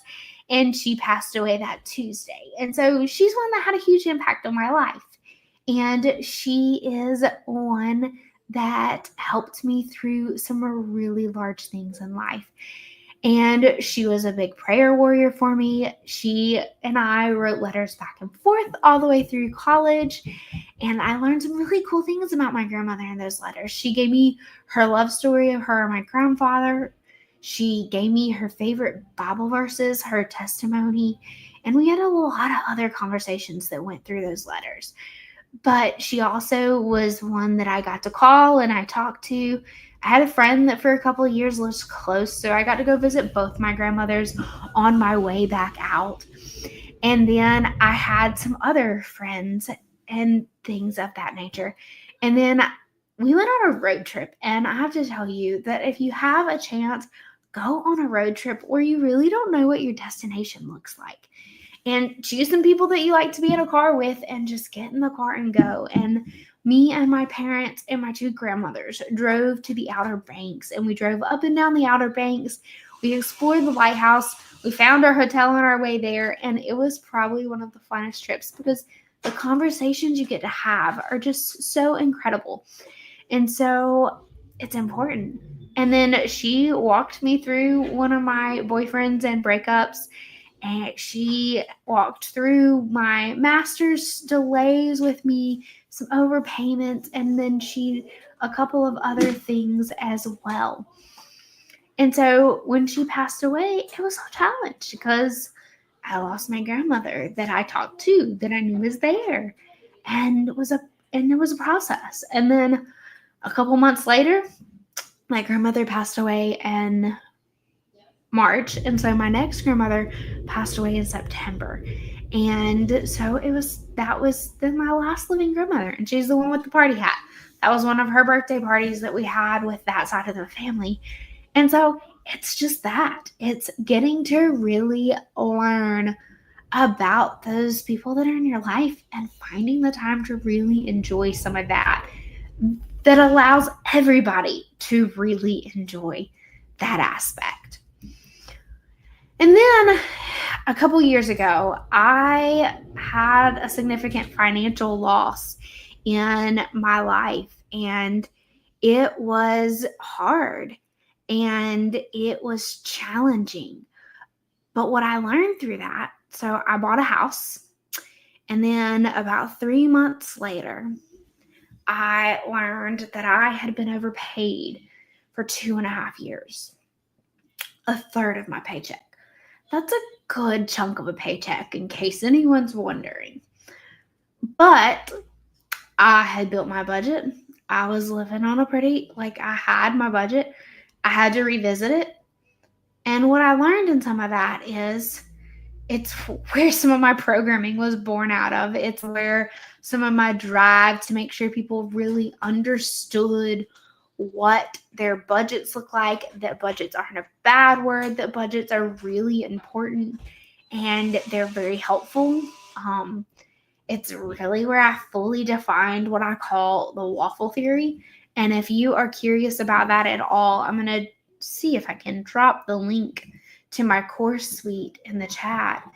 And that there's one, well, you can go to stackedintent.com and look at my course suite, and it will help you do that. And so you can go look and see what the waffle theory is. There's also a blog written on it, but it's simply understanding your finances. Even in financial loss, even in financial challenges, it's knowing what you need. It's knowing what's important to you. It's knowing where you stand, and it's having a drive to understand. Because if you don't understand your finances, then it's just overall completely challenging. And so it's important. It's important in understanding that authenticity of yourself in your loss. So next, I'm going to touch on friendship loss a little bit. And I have personally experienced friendship loss from childhood all the way into the past couple of years. And it is one of those things that we all encounter as we move through our life. But that doesn't have to make it any easier, because every time we have losses, it is one of those things that is so challenging to us. But building a healthy relationship is totally vital. And so they provide emotional support for us. Friends can provide a sense of well-being, helping us combat loneliness or those feelings of isolation. These connections can also reduce stress. They might even offer that listening ear to give us a fresh perspective. They can also help us with healthy habits, like maybe keeping us accountable for physical well-being that we want. Through meaning conversations, friends, they can also help us foster some of that personal growth, that authenticity in ourselves. They can bring us joy and give us reasons to celebrate. But sometimes we lose them, and we don't just lose them to things like death. Sometimes we lose them to chaos of life, miscommunication. There's all kinds of reasons occasionally that we lose a friendship. And so it is one of those that is challenging. But in this, I would encourage you to keep yourself vulnerable. Keep yourself in a place that you look for healthy. And sometimes the best place to start is to have a healthy you. And so if you don't have a healthy you, digging into that and really digging into a healthy you and healthy what you want to look like, so that you can show up as that best version of a healthy friend. Career changes. So this is one that we can face at any point in our lives, right? Because we can face career changes from right out of going in to 20 years into a career. I didn't realize I would face one as soon as I did. I also never thought that leaving the job that I love truly, but that I did have a desire to leave, would be such a hard thing, because I truly loved my career. I truly loved the community I got to reach and what I was getting to do every day. But that transition of that loss is definitely one that put me in some isolation. And so you got to recognize that. When you are looking at your authentic self, you've got to recognize what that can do. And so stepping away and finding what you need, finding the support you need, and being able to vocalize it in a career change of finding your authentic self, it's an important aspect. And it doesn't mean that it's going to happen overnight. It may take a little bit of time, but it's definitely finding that. So we're going to talk a little bit about miscarriage. And this one's hard. And it's one that you don't always get to hear about until you've had one. And then you have conversations and you talk to people regularly that have either had a challenge getting pregnant, had an infertility journey, or they've had several miscarriages. And you don't know that. And it could be that people choose not to have kids, or they've just had such a struggle that it happens. So the picture that you see in this slide was about when we kind of thought I had miscarried. We found out we were pregnant, and then within a couple of days we miscarried. And so my husband and I met in 2020, and then we didn't start dating until June of 21. We got engaged in September of 21, married in 22. So while our pathway to getting married became swift, We were both very confident in where we were and what we wanted and how we wanted it to build. But our strong foundation and genuine friendship played some key roles into how we both handled this. As we matured as a couple, we were able to choose and expand our family when the time's right. We relocated in that 2022, and then a lot of what I talked about happened all at the same time. And so finding and keeping that authentic self in all of this was definitely its own journey. And it's a journey that if you find yourself there, it's not necessarily an easy journey, but it is definitely one that it is worth continuing to dig back into yourself. And I really wanted to make sure that miscarriage is one of those that it took some deep introspection into what I wanted to be next, what I wanted to take from it, and how I wanted to learn to move forward. And so our journey unfolds, and as we anticipate our family growing, there's still a loss of this baby. And so I want that to comfort somebody. You're not isolated, and the friends around you may have struggled or be struggling with it as well. And so that's where that support system comes important.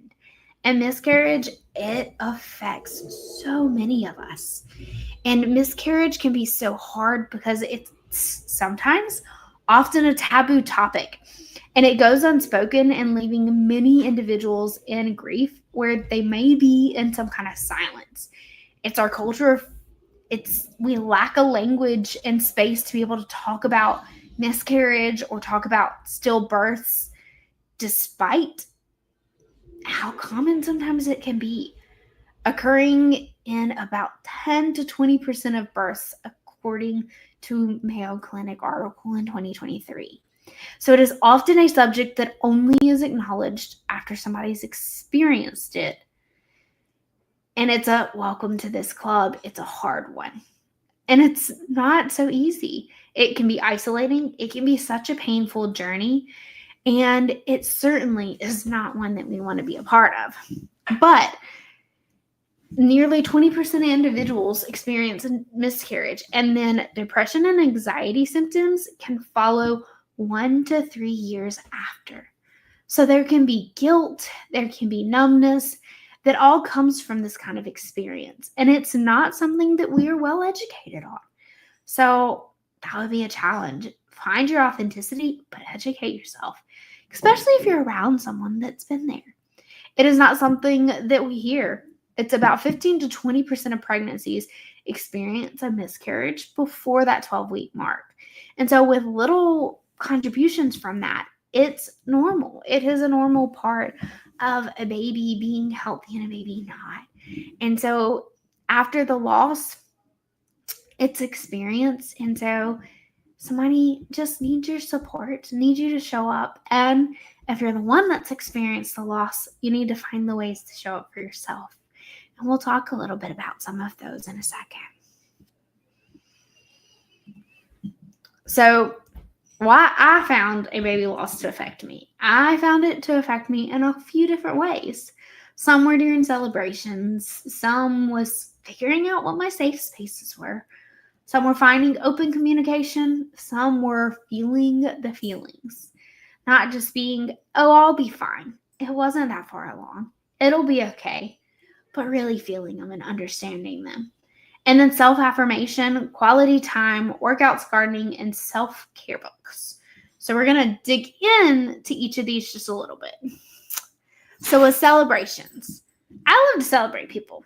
But after I experienced the miscarriage, finding that authenticity just came with putting myself into the decorating or the food. There are plenty of baby announcements that you see, especially after we miscarried. But I love to meet new babies, and I love to make sure that people who are pregnant, because you don't know everybody's journey, get to feel celebrated, whether that is through the gifts that you give, making them a meal, donating to their meals, hosting or decorating baby showers, and then providing some encouragement along the way. whether it's just showing a note, dropping a fast text, but what helps you feel you're most connected in a celebration when you may have lost yourself a little bit. So, and some of these I decorated. I learned how to make balloon arches, and I have had so much fun doing some of those. Or I baked, and it's finding that connection. Safe spaces. So safe spaces was something that took me a journey to find. And not all of our friends are safe spaces during a miscarriage, because not everybody understands. And while that can be something that hurts us deeply, it's important for us to find somebody that offers us true encouragement or something that feeds our souls. And trying not to give emotional space to those who feel while you're processing your loss. And remember that postponing grief, it's really not going to go away or disappear. It's going to show up until you kind of handle it. So finding your most authentic self is just important, and it's helpful. And it'll come back when you don't expect it, if you don't handle it. One of my favorite places to do this in the last year was my mom and sister and I went on a trip, and it was a trip that allowed for The Art of Living Well was the title of it. And we got to, it's where you see me journaling in this picture. We got to reflect. We got to really see what we wanted life to look like. And it allowed me to come back to what I need some of my safe space to look like. And that's important. Open communication. You want to make sure that you're communicating with the people in that safe space that you found. That I found the comments like, you don't have kids yet, or aren't you ready to make your parents grandparents? Those are not always helpful questions, even when people are just trying to make comments. And so you can land very difficult depending on who says it.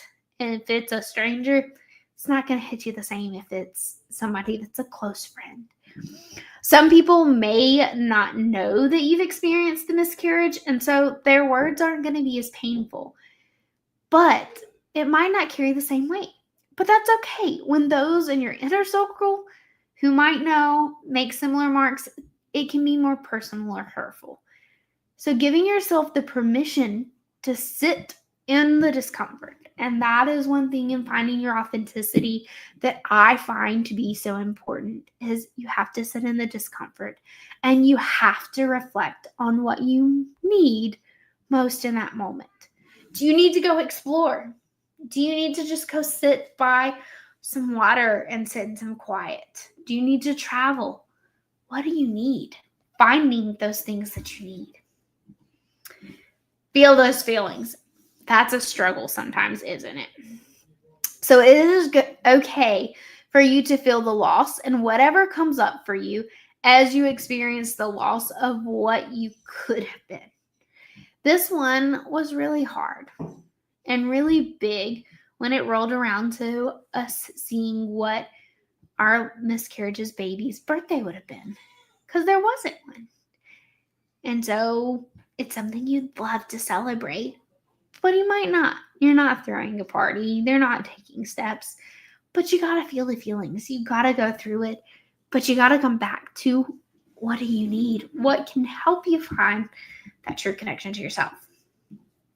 Self-affirmation. This is one that I've always found to be really important, of speaking positive to yourself, because do you realize that if you take a moment to pause and think, how many negative things have you already said to yourself in a day? Here we're at almost 6 o'clock in the evening, so we've had all day to think about it. And so speaking positive to yourself is one of those that I have found to be helpful through grief, through my life.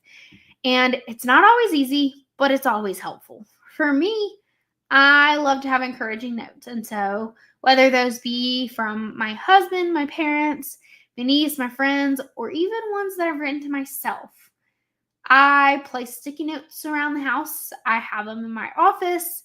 I like to write on the bathroom mirror, which means if you share a mirror with me, sometimes you get to look at that too. But in all of this, I did write a 30-day self-affirmation challenge. And so if you go over to the Stacked Intent website and you go to the Stacked Intent free resource page, you'll see that 30-day self-affirmation challenge. And so find different ways to love yourself and what that looks like. And you can do that all for free. It doesn't take you costing very much to find that at all. Quality time. I am a person that loves to have my schedule planned to a T. And sometimes can find it hard to make adjustments. However, our schedule has not been planned to a T lately. It just hasn't worked that way, just in the transitions and the way that it's been. But I like to have things to look forward to, whether it's a lunch date with my friends, a lunch date with my husband, time that me and my husband are spending together, weekend that I get to see my whole family, or a trip I get to travel on. I love to travel. And so quality time can be traveling with different people or traveling alone. This all are important. It's all time that you spend. And so finding your authentic self, what does quality time look like to you? Does it look like just you and your partner? Or also, it's learning some quality time with yourself. What does quality time with you look like? So quality time for me personally can look like sitting down and do my devotional and my journaling, or going for a walk with my dogs, or just sitting out in the middle, or sitting on some water and just floating. So what does quality time for you look like? Think about it. Does it involve other people? It can be just as recharging to have other people a part of the quality time. Workouts. Working out can be one of those that can be a challenge in our day, but it is so important, and research shows that we really need to have 150 minutes of workout a week. And so you can break that up however you need to break it up. You can break it up into 10-minute segments. You can break it up into 3 sessions that equal 150 minutes. However it works best for you is what you need. If you can't go do an hour workout every day, then that's not the workout that works for you. I personally found in high school that working out was important. It was a great stress relief. It helped my daily function. But during the loss of baby M, I found my drive to be a little harder to find. But I did find myself meeting myself on the jiu-jitsu mat regularly. And I set up a gym on my parents' back porch, or walks, or outdoor time, or the one that helped me train. And so it's also one of those things that's really important for health balance. It is important to build my workout routine so that I could sustain it and be able to remain mobile. It helped me in finding the space to work every single and most days. I did find that I do better if I have a 25-minute workout, because I can make myself see how achievable this is, how important it is, and my mental self appreciates it and handles it. So what's important in that takeaway is what works best for you. Are you a parent that's taking a kid to an athletic and you can go walk around the field while they practice?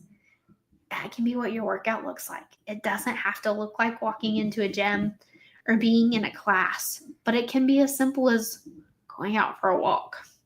I gotta walk my dogs every day right now because that's the way they get to go out and do some exercise and movement. And so what do your better exercises look like?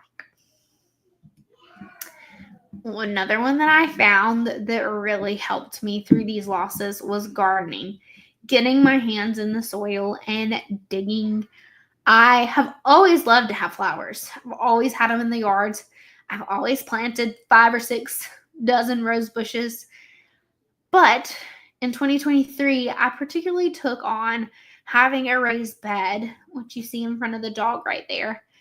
And we have blueberry bushes. We had hundreds of tomatoes that came up off our tomato bushes that year, and cucumbers and a couple other things as well. But what really found it is it just got me outside in the sun, which research shows when we're going through grief is really important to us, and it's really, really helpful for us. So our self-care books, this is another place that I really found some help for myself in the years of transition and loss. I've always really enjoyed self-care books, leadership books, all those kinds. But this particular one, I just needed some help. So through those struggles and out of my time, digging some different digging, and after we got married, I just needed some new things. And so from the time about 7 or 8, I've always journaled and done my devotionals at night. Well, as I got married, that didn't work anymore.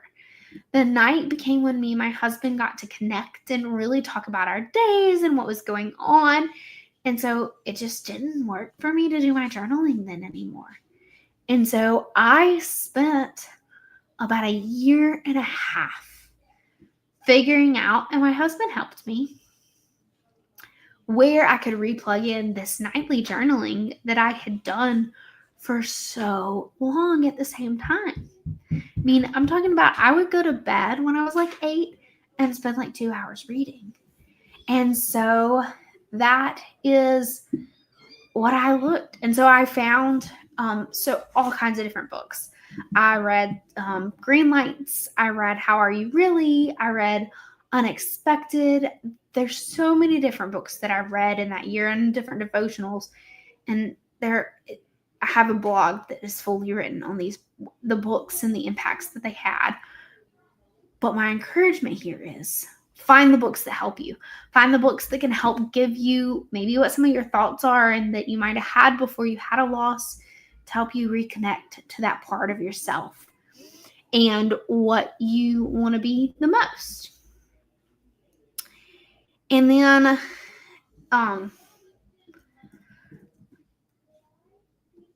I went to a retreat, and I found a retreat to be really helpful in finding that connection of that final authenticity back to Becca. So I've got one coming up in November, and I would love to invite you. And if you'd love to know more, you can head over and you can drop me an email, or you can just find, and it's at stackedintent@outlook.com. But today, I hope you found encouraging. I hope that you find a journey to your authentic self and a journey through loss. I have truly found myself, and I've always loved myself, but the last couple of years, I had to find the journey back to loving my everyday and loving Becca. So imagine this retreat that is crafted for you, who you truly get to be. So we've walked in your shoes in different ways, and we understand some of your struggles and how it can guide you. And we want to be here to help you find the strongest version of yourself and the most authentic version of yourself, because all of us love authenticity of you. And so whether you're feeling stuck or overwhelmed, or just ready to find some real growth in finding that experience of what has made you, come join us. So the 3 pictures that you see here are myself and my 2 co-hosts for my podcast. And we invite anybody to come. We have limited spots at our retreat, but I am so excited. I'm a yoga teacher. I founded my Stacked Intent, and I'm a CFLE, but I am thrilled to help bring you self-care for your everyday routine so that you can learn through this time of focusing on you how to truly love your everyday. Then the one in the hat, that is Ashley, and she is a certified nutrition and wellness educator. She is a family and consumer science county extension agent, and she cannot wait to share resources and help you reconnect with your healthy version of self. And then Sarah is the other one that you see here, and she's a marriage and family therapist. And so she is excited to help you find your rest and peace and connection in yourself. And so we just would love to have you join us. Our retreat is November 13th through the 16th. And you can find more about it on my website, which is stackedintent.com. And so lastly, as I close out today, and I appreciate you all for joining me, if you want to see tips and tricks and have a weekly email delivered to you to give you some resources on being your most authentic self, come join my email list. And I talk about relationships, I talk about nutrition, finance, and then I throw other topics in there occasionally. And I do that on my blog, my email. So my blog and my email coincide. So you'll get a blog that has some really in-depth information, and then you'll get an email that has quick tips. And then my podcast follows the same format. And so I'd love to have you a part of my community, and I appreciate the opportunity to be a part of the Global Grief Conference today. Thank you, guys.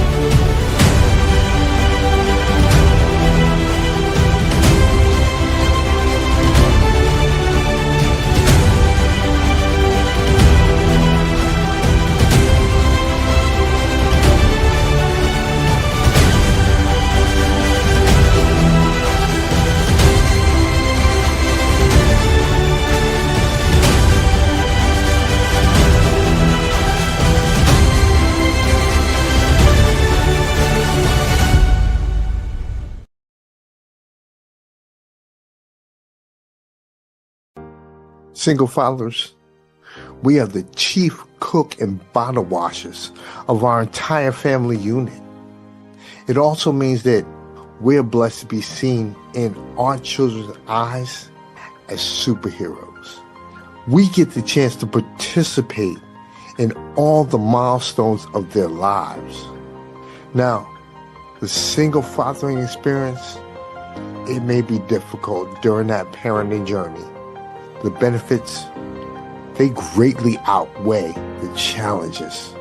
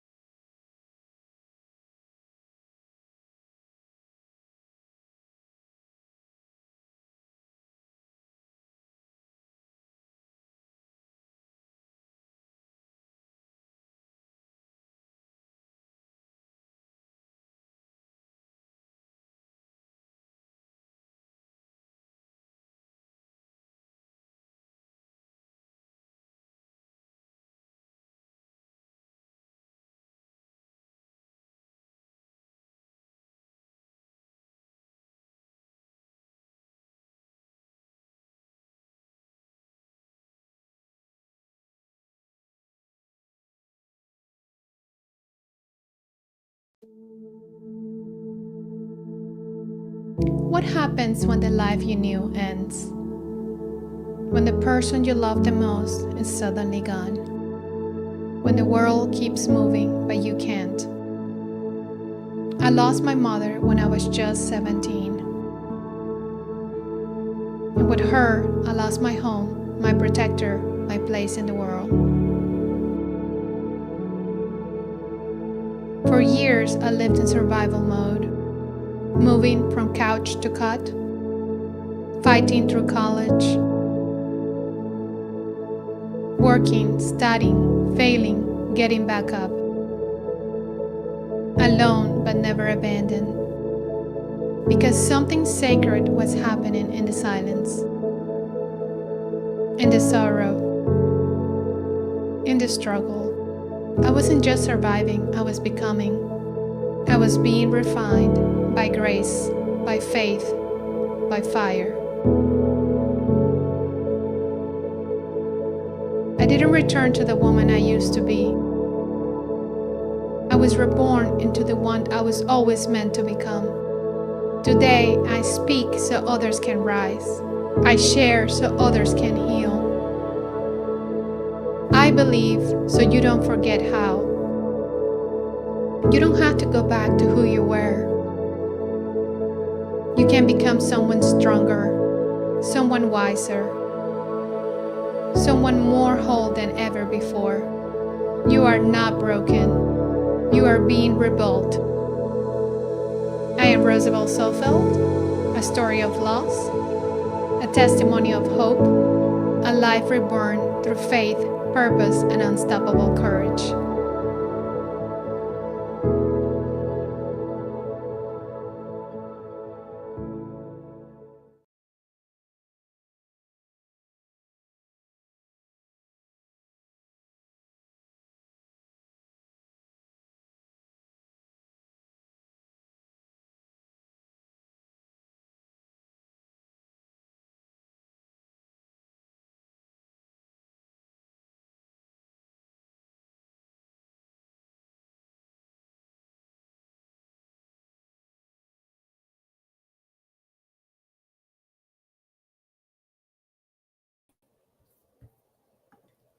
Hello, good afternoon, or good evening, everyone. Thank you for being here today. My name is Roosevelt Sofeld. Thank you so very much to the producers, to the people who have made this beautiful program, the Global Grief Conference 2025, an opportunity for us to share our life story. Today, again, my name is Roosevelt Sofeld, and today I'm going to be talking about a word that it has helped me very much in my life, or a word, let's put it this way, that has shaped every chapter of my life, and that word is courage. Now, I am a mom, I am a daughter, I'm also a nurse practitioner, I'm an immigrant, and I am a woman who have lived a story that I believe many have lived also, perhaps in silence. So today, I'm about to speak about, again, courage. Now, let's go to the next slide.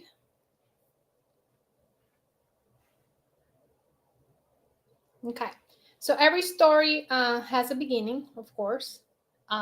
My story, well, let's go back to the first one. I'm sorry. It's, let me see. Okay, let me do this myself. Okay, very good. Okay, sorry about that. Trying to control the, okay. So every story begins, of course, in the beginning.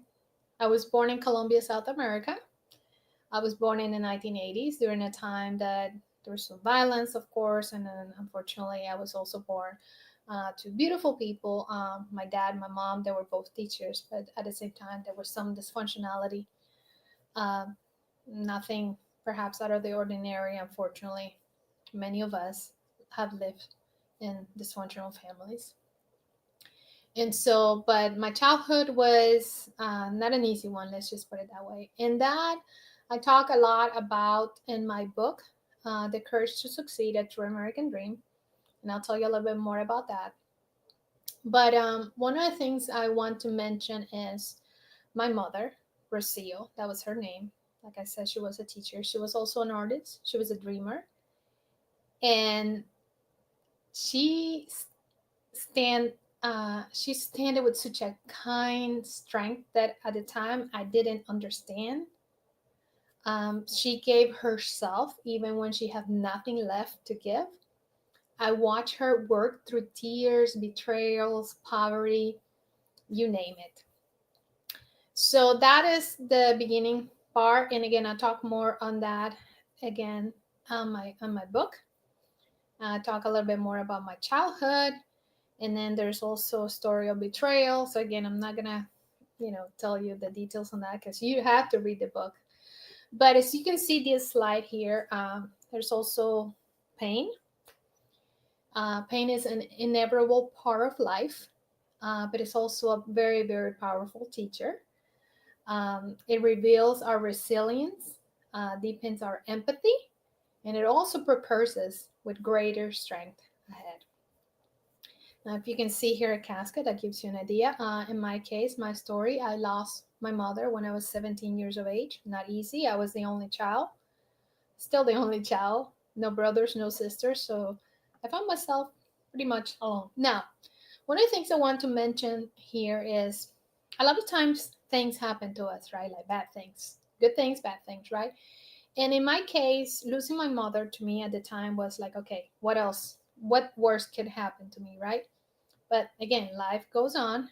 And this is there's a chapter in my book that called Curveballs, because as life progresses, you find there was a chapter in my life on motherhood, and again, that's what it felt like. It was curveballs that were thrown at me. So just when I thought that the worst had happened, that wasn't perhaps the case. So now, let me tell you a little bit about what is courage.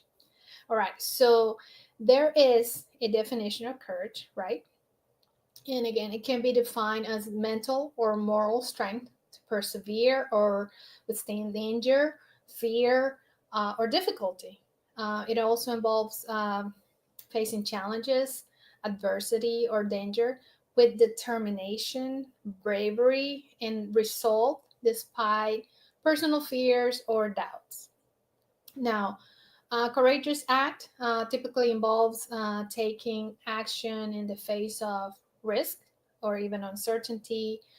Perhaps it's driven by a sense of duty, honor, moral conviction. It can also manifest in various forms, from physical acts of bravery to moral courage, standing up for one's principles or beliefs. But overall, courage is about overcoming fear and demonstrating strength in the face of adversity. So now that is kind of like the overall definition of courage. But I personally learned early in life that courage isn't always loud. Sometimes it's very, very quiet. It is, to me, courage is the decision that we make every day to get up, to keep on going, even when no one is cheering you, even when, like I said, no one's cheering you. So you just got to keep on going, right? So courage to me is not the absence of fear at all. It's actually standing in the face of it, with trembling knees, and you're nervous and your heart is pounding, and you're still taking that first step forward. Now, let me take you another slide here. So again, there's a slide. Courage is not the absence of fear. It's standing in the face of it. Now, this is something that I also talk a lot in my book. It's here it says belonging, but there's a chapter in my book called Belonging, Not Fitting. And what it actually meant to me, I'll tell you what it is. It comes in this.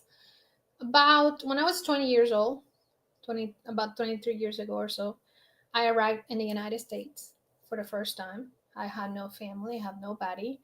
I'd never been to the States before. And I did not know much English. Perhaps few words here and there. So I didn't come with a map or a guidebook, just a lot of dreams and, of course, courage. Because again, it was that sense of I gotta do this despite of, right?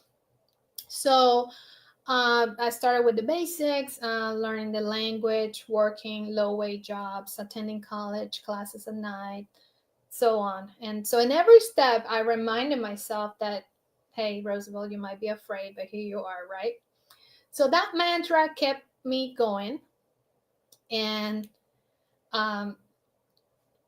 it made me feel like, no matter what, like when I felt invisible, when others judged my either because of my accent, question my qualifications, and so on, and so on.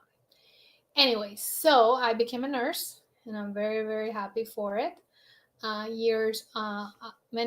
years later, when I became a mother, courage took a whole new meaning. Both of my pregnancies were very, very difficult. And so I wouldn't be here today if it wasn't for a miracle of God. But again, that's something that I discuss in my book. And then the whole belonging, me wanting to be part of a culture, not so much fitting in because someone told me you are Hispanic, Latino, therefore this is how you're supposed to be or act. Okay, resiliency, very important word. Again, that is pretty much courage. It's choosing to love through fear. It's standing beside your child's crib in a hospital and whispering, "You're stronger than this." It's waking up after dawn and after a sleepless night and then determined to show what resilience looks like. It is knowing that your past may be hard, but your children will inherit something different. And then really faith. Oh, thriving before faith, thriving. You can see it here on the slide. Thriving is deeply personal, I believe. It's not about following someone else's script. It's about aligning your life with your own beliefs, your values. It's about embracing your unique journey and finding meaning even in the chaos. Faith is also, for me, a very, very important part of my journey to who I am today, to the woman I have become, also discussed in the book, and then the gift of community. The gift of community is let me just say it this way. To me, true resiliency is found not in isolation, but actually through the support of and love of others, the encouragement of those who walk alongside us. So through every hardship, through betrayal, loss, poverty, even bullying, I've learned that, again, courage is not about being the loudest voice in the room. It's about speaking truth in love, standing in grace, and honoring your story, even when the world wants to write it for you. So my story is not perfect. Yours perhaps is not. Nobody's story is perfect, but it's your story, right? And so even when the pages steer, even when people say your story isn't worth telling, and so on. And then the last thing I want to mention here, then after all that, there's always a new beginning. And every ending holds the seed of a new beginning, an opportunity to write a new story that's filled with hope, courage, and the promise of something better. I wrote the book, The Courage to Succeed, a True American Dream, and I'm also speaking to you today here to remind you that courage lives in each one of us, but in also in forgiving, getting up, showing up for others, and believing that any dream, whether it's the American dream or any dream, isn't just about success. It's about having the courage to believe that it is possible.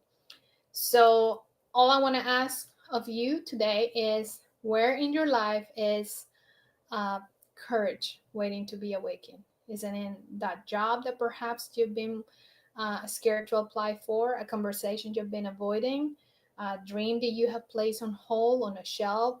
Whatever it is, I hope that today reminds you that free speech isn't free, neither is courage, but it's worth everything. So thank you so much for letting me share a little bit of my story with you. And if any of my words have touched you, even one heart today, then my journey here was worth every step. I invite you to connect with me at info, that's an email, info@rosabellunscripted.com. You can subscribe to my podcast. Also, I have a podcast called The Life Unscripted Podcast with Rosabel. Also, go to my website, rosabellunscripted.com. You can find all my social medias and so on. I just want to encourage you, if you can, to read my book, The Courage to Succeed at Your American Dream.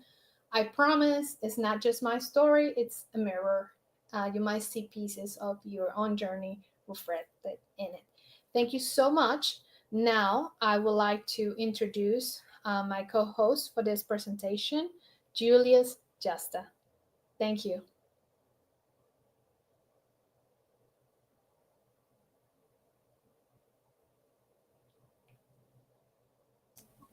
There we go.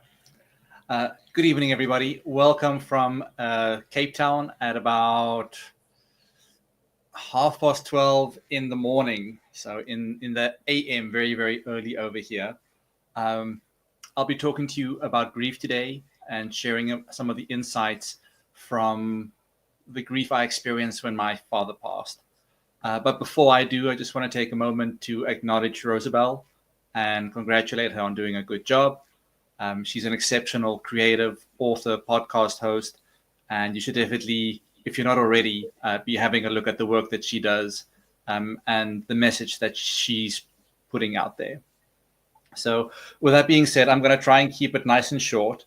This is very informal for me, so it's not really rehearsed as much as I would, but I feel like when it's authentic, it translates better. So I'm not exactly sure if you guys can see what's been shared on the screen. Can I get an indication if you guys can see what I'm sharing on my screen or not? No, but I think you can just go into your website, or Tony maybe can help us put your slides on. All right, let's see. Okay, so the screen sharing has been enabled. But if it's not, then it's also okay. I mean, I can maybe just towards the end show you a specific image that I wanted to share with you. But other than that, we can just talk about the experience. So in 2002, around this time, about 3 years ago, my dad went in for his second heart operation. They were just going to put in some stents to alleviate any discomfort, but there were complications. And what was supposed to be a 2-3 hour procedure turned into a 5-day nightmare, which effectively culminated in the passing of my father. So I remember getting a call from Botswana, which is also in Southern Africa, at about 4 o'clock in the morning. It was my stepmother from the hospital sharing that my father had passed. And true to his spirit, he was fighting until the very, very end. I'm not going to go into too much detail, but there were numerous resuscitations, and it was really apparent that he wanted to be here for us and wanted to stay. But I think at the end, it just made more sense to surrender. And for me, that was the first time that I really lost somebody so close to me. And in the coming months, well, coming days, coming weeks, months, and years, I would come to realize that when one loses a parent, essentially you lose an anchor. You know, they are there when we are born and we grow up, and wherever we go out and explore and venture, we are always tied to them. They become our safe space. They become our haven. And as we go out of the world and we return and we out and return, they are our only constant. And when you lose a parent, it is effectively the loss of that tether, that security. And if not dealt with intelligently, mindfully, and within the community of your family, you are at risk of becoming untethered. And when that happens, it could lead to a variety of ailments, including addiction or of one sort or another. But thankfully, I have a wonderful family structure. It's not conventional by any means, but we made peace with that a very, very long time ago. And instead, we decided to focus on honoring each other, on allowing everybody to be human and to be supportive. And I think all of that started with my dad and the conversations we had around the time that he was getting divorced. But yes, to get to the grief component of it, throughout my creative career, I've come to realize that there's a healing element to the creative act. So whether that's writing, whether for me that means taking photos, for other people that's music, whatever the creative act might be, there is a healing element to that because it allows us to process the unresolved emotions. Because when the process remains unresolved in the nervous system, it triggers us. And those triggers look different for everybody. For me, it looked like escapism. It looked at a certain stage at not taking care of myself, not eating healthily, what have you. But through the support of my family, I got to a point where I could sit down with some of the photos that I'd taken, especially while in Botswana for my dad's funeral, and just for a 3-month period, write raw energy, just get that emotion out on the paper and make sure that the nervous system has processed those emotions. And since then, since spending those 3 months and building the art collection for my landscapes collection, there's been a tremendous source of calm and peace, and the need to escape and to mood manage has fallen away. I'm not saying that I'm eternally healed. I think it's far from that. I still grieve the loss of my father, pretty much every day, but I've come to terms with it. And I've come to realize that grief is the love that remains.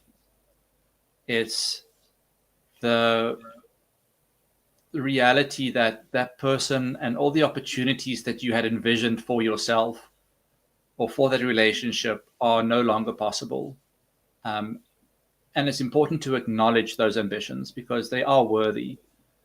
And through the grieving process, you give yourself the opportunity to mourn, to let go, to be grateful for the moments that you did have.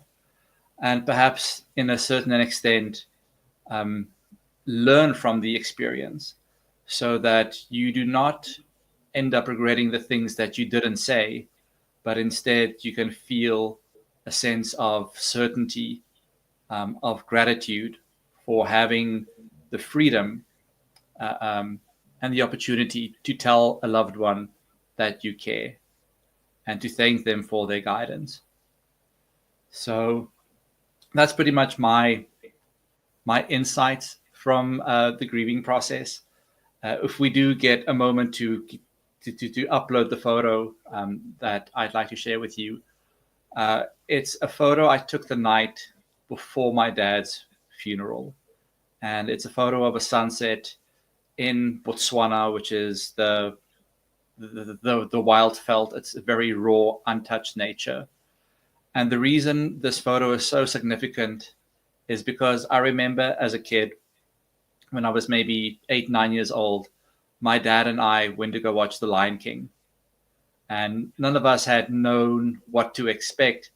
And when Mufasa passes away, that was essentially my introduction to death and a realization that my dad would not always be there.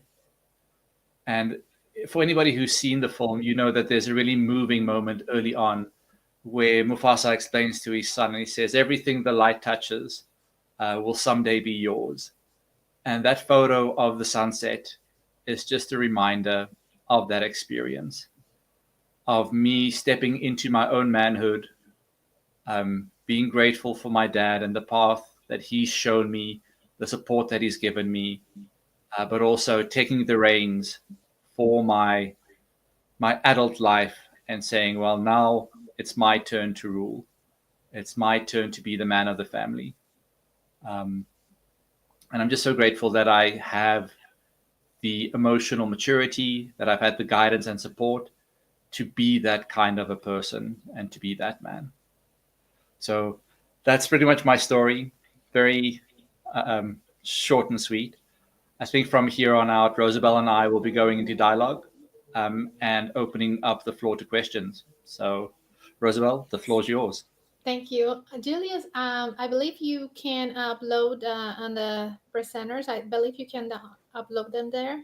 Do you, it says here.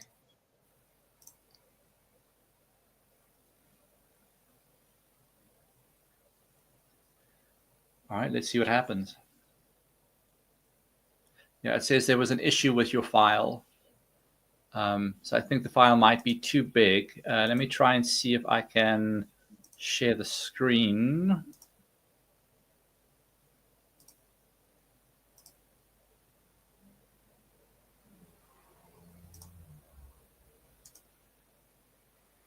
All right, can you guys see the screen? Yes, beautiful. Right. So these are photos that I took in Botswana leading up to my dad's funeral. Just to give you some context, he and his wife, my stepmom, moved up to Botswana maybe 5 years before. And they started building a new house and a new life for themselves pretty much from scratch. And the sad reality is I never got to visit him while they were building, while they were preparing. I only got to see the end result when I went through for his funeral. And in the photos that I'm including, I just want to share with you sort of like the raw nature, because it's a beautiful reminder for me that the last chapters of my dad's life were filled with beauty and nature and God. And that always just brings me so much solace. I'm originally from Johannesburg, which is like the New York of Africa. So it's very easy to get lost in, the business, the traffic, the confusion of it all. But to know that my dad could just spend his last couple of years with his creator in nature brings me a lot of peace. And for any South African or any person who's ever been to Africa, they understand that connection with nature and the healing that it brings. So part of nature is decay, part of nature is death, part of nature is suffering. And that's all we can hope for is for a complete experience and to learn from the school of life what it is ready to teach us. This photo here, just so that you know what it is the carcass of an elephant that had been slain maybe a month or two ahead. And instead of it being removed, the tradition dictates that it has to be left there so that the land can feed from it. So that means all the jackals and the ants and all the other little elements in the ecosystem play a part in bringing the body that is from the earth back to the earth. So ashes to ashes, dust to dust. This is the photo that I was telling you about. So if you do go to my website, under the landscapes collection, this piece is called Legacy. And it is literally the sun setting on my dad's life. And it's always just been a reminder to be thankful for the time that I've had with him, but also to be present while writing and preparing my own chapters and writing the book of my own life. Here, beautiful. Sorry. Thank you. These last couple of photos is sort of like it's a bit more abstract to try and explain, but it's me maybe from 2 o'clock in the morning, late at night, when the full moon was out, with my camera and my tripod, and just talking to God and to the universe internally, and taking photos of the night sky, of the property my dad had built, while mourning his loss. So these are pretty much the views that my dad had every night as he went to bed, and it's such a pleasure, it's such a joy, such a blessing to know that there was so much serenity for him. So I'm not sure if you can see this, but this is actually the grave. This is the tree under which my dad's ashes were laid. And you'll see that in the tree there's a little board Yeah. with an inscription. And yeah, to give you some context, we got the call maybe on a Thursday, and about 5 days later, myself and my mother from Cape Town were joined by my sister and her husband from Charlotte, North Carolina, and my brother-in-law's father from France, and then my stepsister too.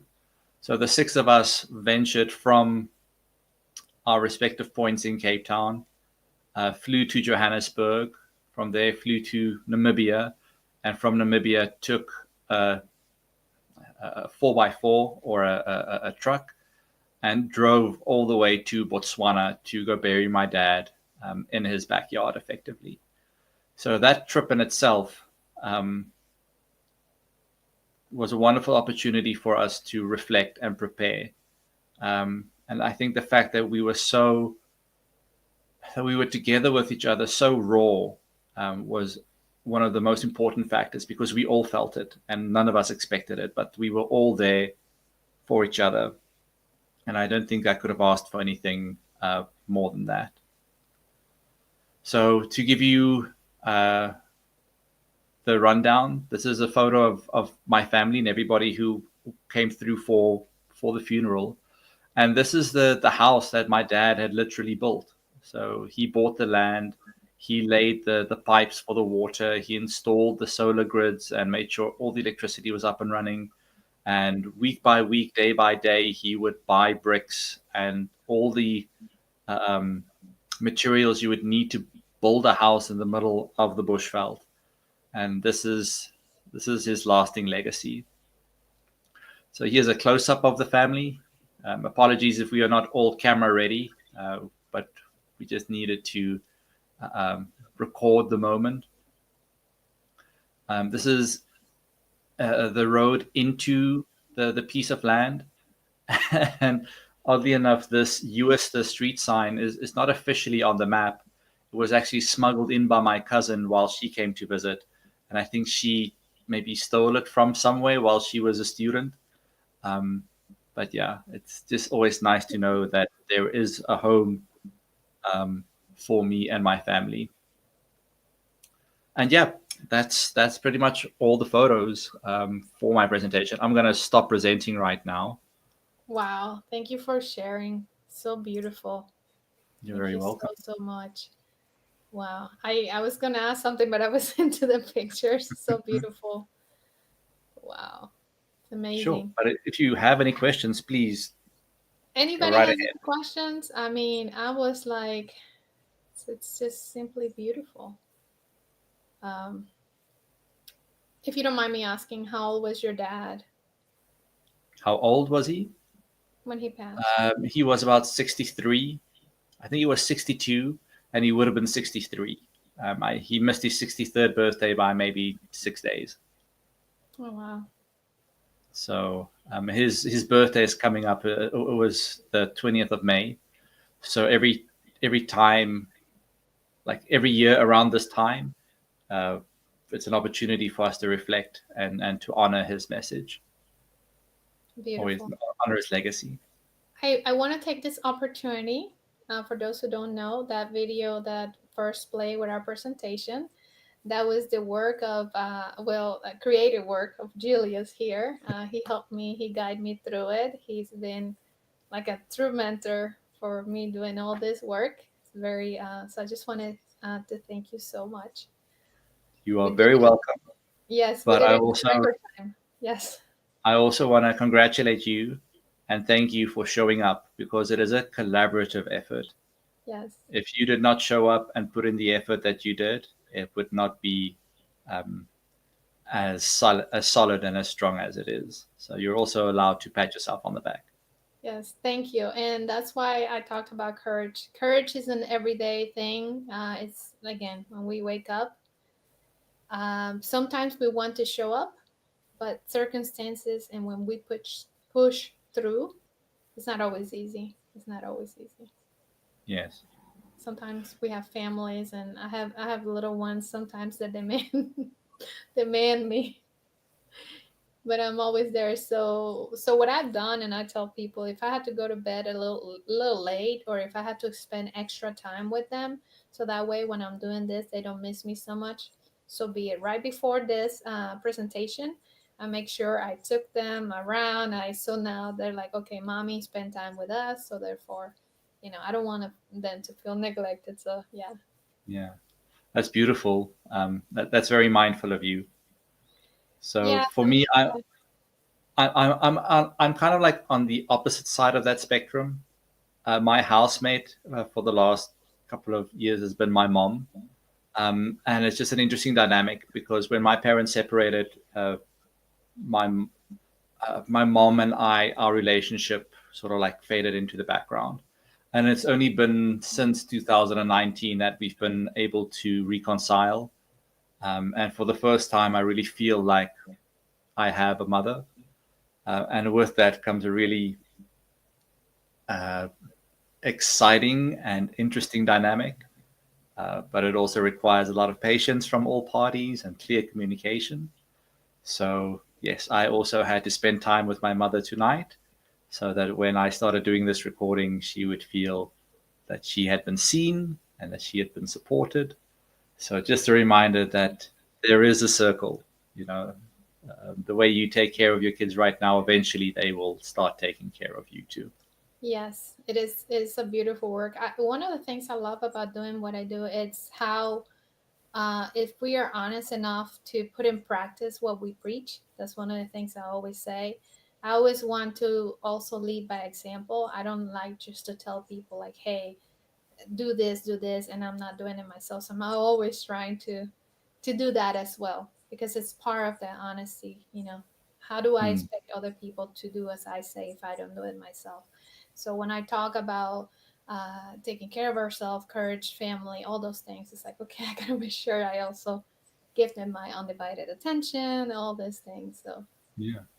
Yes. I look forward to that chapter of my life, family and kids, steadily working towards that.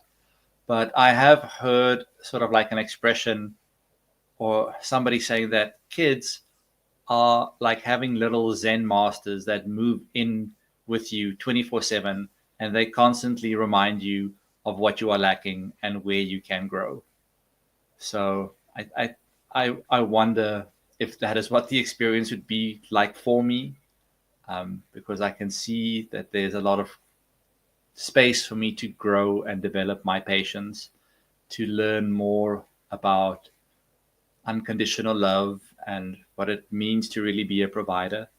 But with that, also comes growth and the reward of knowing that they'll be okay. I think. Julie,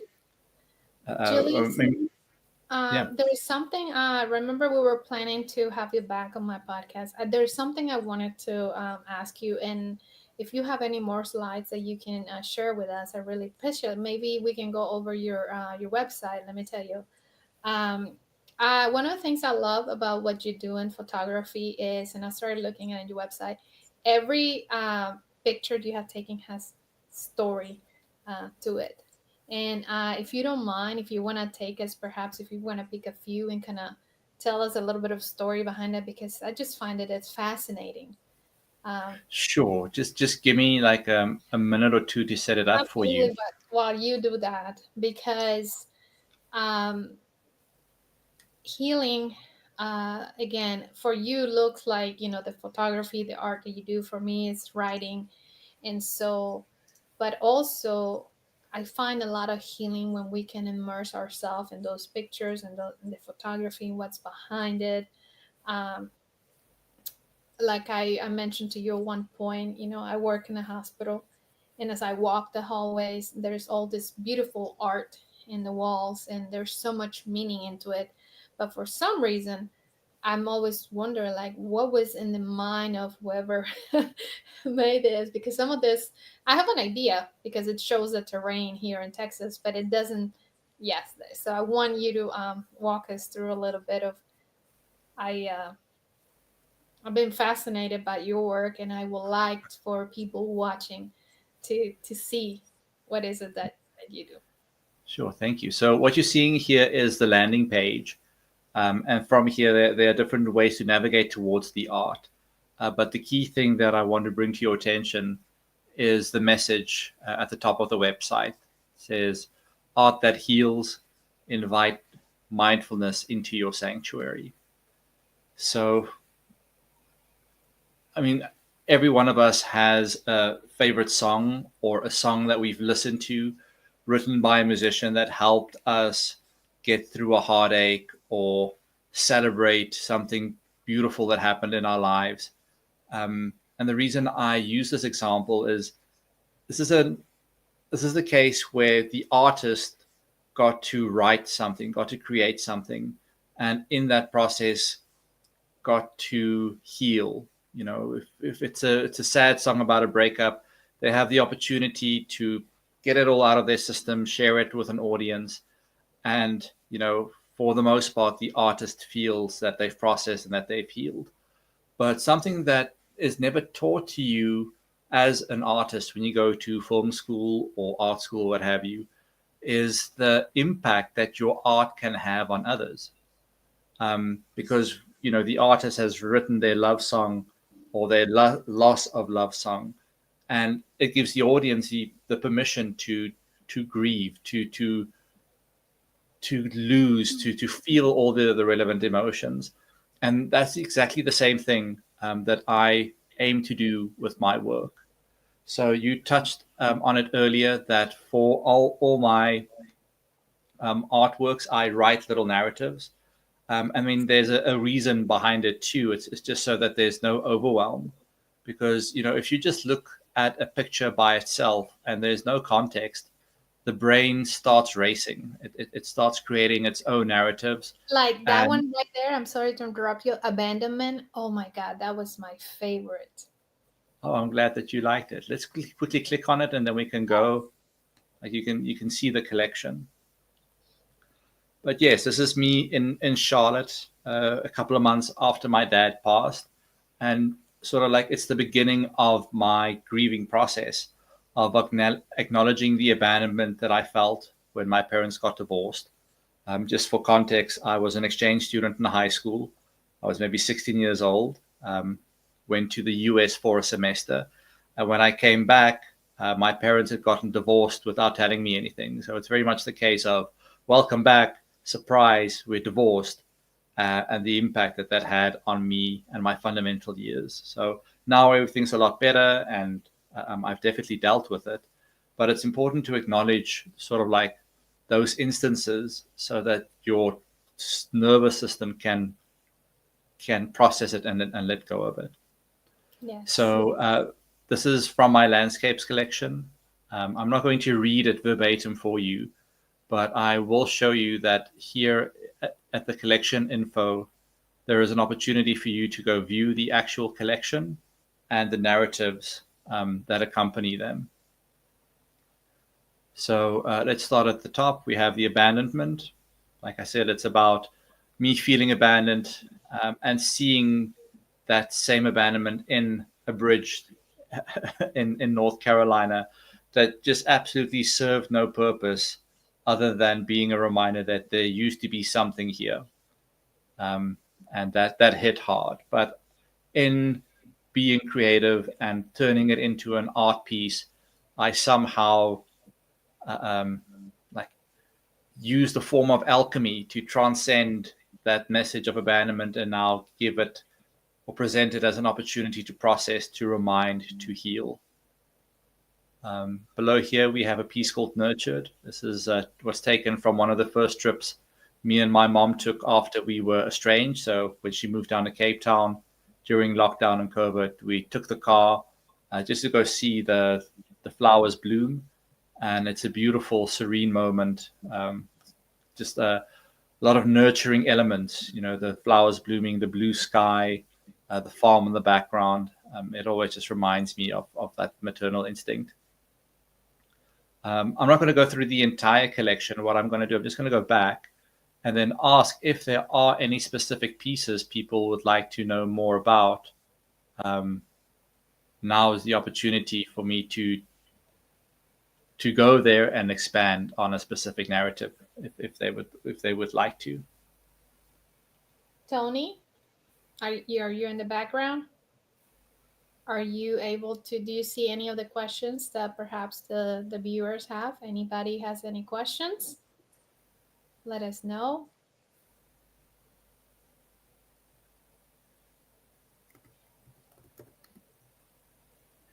Well, while we are on the Shadow Work collection, I just want to bring out the piece called Fear. Bring it to your attention because you touched on that earlier, the importance of courage. And the piece Fear is written as an acronym, and it's from the sort of like the Tony Robbins school of thinking, where if you break down the word FEAR, it could be F everything and run. But for the courageous, for the strong, it means face everything and rise. And I created this piece during lockdown just to remind my fellow creatives that everything is going to be okay. And even though there's a lot of uncertainty, there's also an opportunity for us to grow and to rise above the circumstances we find ourselves in. Very good. You said fear, and also you mentioned something, the strength. It's so interesting because when I talk about courage and fear is like, I don't know, I don't feel strong, but somehow I'm standing there, like doing what I'm supposed to do. So I don't know whether you get the strength while you stand there. I had no idea, I had no clue how that works. I just know, like, yeah, I'm afraid, but I'm here. That's my mantra. But I'm not saying I'm afraid right now. No, there's no need to be afraid. Yeah, but I think being afraid is completely natural. We all experience fear at one point or another. And the trick or the objective is not to avoid fear. It is to acknowledge it and to take action regardless of it. And that's the definition of courage, in my opinion, is making the right decision when it's easier to make the not right decision. Absolutely. Now it says paso a paso. Yes. Tell me about paso a paso. So Paso a Paso is effectively the third collection that I created, but it's the first one that was peer reviewed. So around the time when I was creating this collection, I became part of an art collective called The Art of Selling Art, led by Jason Matias. He's based in Seattle, Washington. And he gave me some great guidance on how to present my art and turn it more into a business than just a form of therapy. So I came up with the Paso a Paso collection. It's just some of the moments of my later seasons in Ibiza. For those of you who are not aware, I was a high-profile events photographer in Ibiza for about 7 years. I covered more than 1,200 events for some of the biggest names in dance music. And it was a wonderful opportunity for me to learn about what being a successful artist looks like, what success looks like and what it takes. But also, Ibiza is known around the world as the capital of escapism. People go there from all over to escape everything. and the forms of escapism vary. I think a lot of people think when you go to Ibiza, it's nightclubs and alcohol and substances, but that's not the only thing. People go for yoga retreats. They go for 5-star cuisine. They go for experiences in nature or water sports. Whatever you want to escape from or escape with, you can do on that island. And because of the nature of my work, working as a photographer or a photojournalist, I got to mingle with all the pockets. I got to interact with all the different pockets of Ibiza and see escapism up close. And one of the golden eggs or the golden nuggets of that experience was in observing that there were people on the island who would attend and participate, but only minimally. They would only go to a club maybe once every couple of months. And if they were drinking or going to a yoga retreat, it's only every now and then. And the reason they weren't escaping at such a large scale is because they had figured it out. They had learned that the trick is to build a life that you do not have to escape from. Absolutely. And that's been sort of like the guiding light for me as I develop my career and navigate adulthood, is if I have a life that I enjoy, that I'm excited about, there's absolutely no reason for me to escape from it. But also in the same breath, I want to mention that a little bit of escapism is not only healthy, it's necessary, you know. I mean, we can escape and come back as long as we come back. Yeah, that's the key, because so many people, they escape and then they want to keep on escaping. And it's when they are not present that their entire lives fall into imbalance. Right. And then that's the part recovery. of healthy grief management. Well, we're almost coming to a close here. I want to thank you so much for being my co-host in this Anytime. presentation. Thank you so much for showing us what you do, for sharing your story with us. It's been a true pleasure. Is there anything last? We got like 1 minute to say one last word. No, I just want to say that wherever you are is exactly where you're supposed to be. And it's important to realize that life is always happening for you. It's not happening to you. So whatever you're going through, look for the positive, look for the opportunity to grow. And with that mindset, you can overcome almost everything. Absolutely. Well, thank you, everybody. Thank you so much for all you listeners. Just remember, whoever you are, whatever you are, you do have the courage. You have the courage to start that new project, new dreams, everything. Please remind us, Julius, where people can find you online, how they can connect with you. Sure. To view my fine art, you can go to fineart.juliusjooste.com. That's fineart.juliusjooste.com. You can find me on Instagram at juliusjooste.com, juliusjooste.fineart. And also, you can find me on Rosabel's podcast and her blog. We talk about my art quite extensively. Yes. I ship in, I print and frame in Germany and ship to 48 countries around the world, including the US.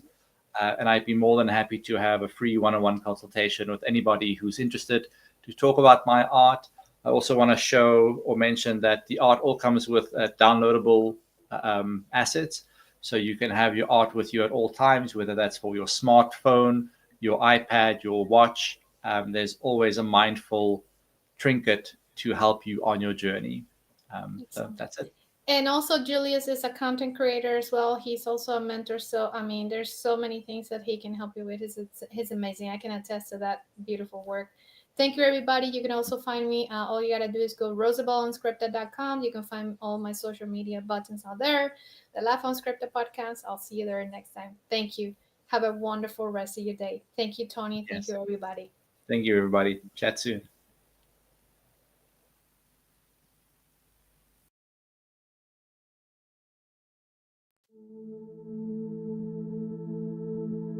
What happens when the life you knew ends?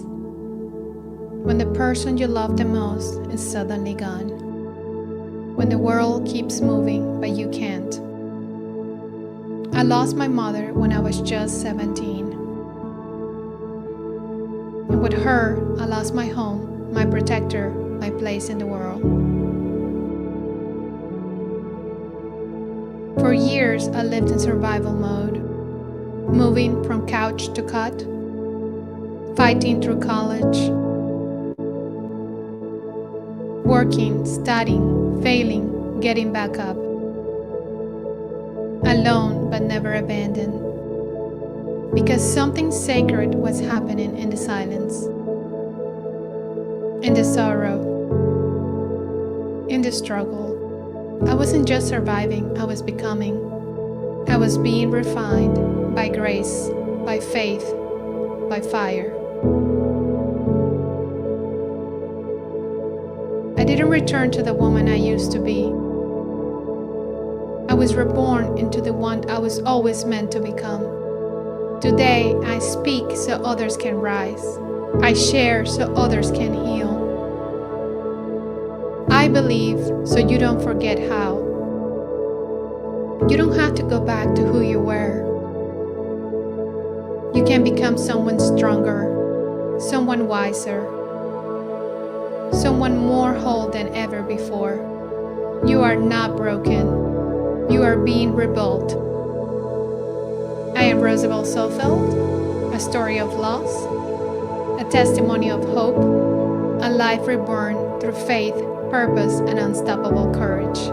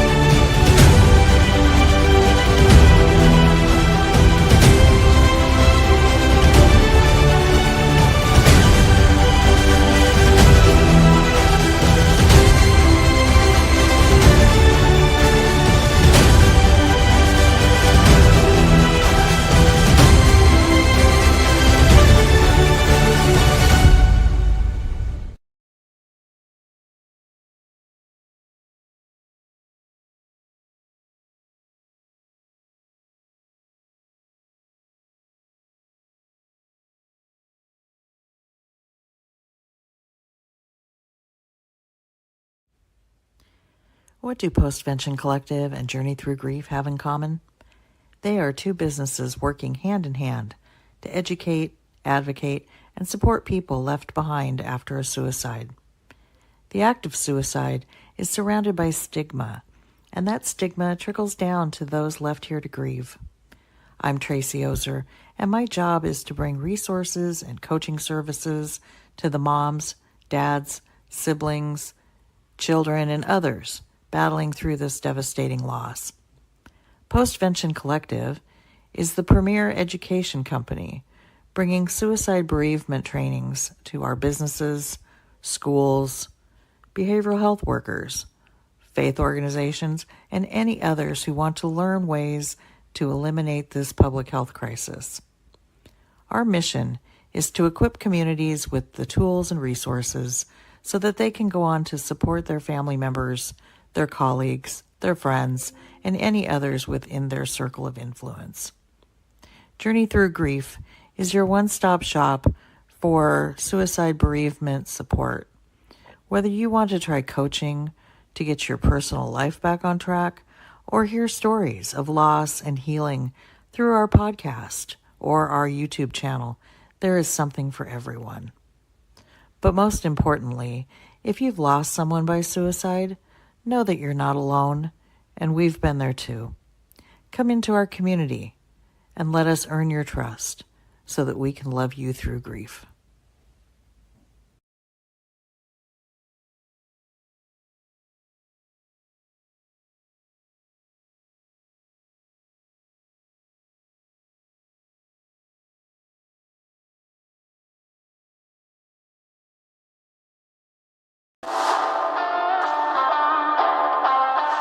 I ain't everybody's cup of tea, and here's why. I have spent the past decades traveling, digging, and delivering the truth. What is that, you ask? Here at the Niche Nation, it's a 360-degree, no BS, self-discovery destiny. It's real, it's raw, and it's uncut. We deal with pain, struggle. We deal with the rock bottoms like no other. No age, no gender, no journey too deep for us to hold space. We are here as life tour guides to lead you to the calling. Grab a cup, take a sip, and enjoy the once-in-a-lifetime journey here at the Niche Nation.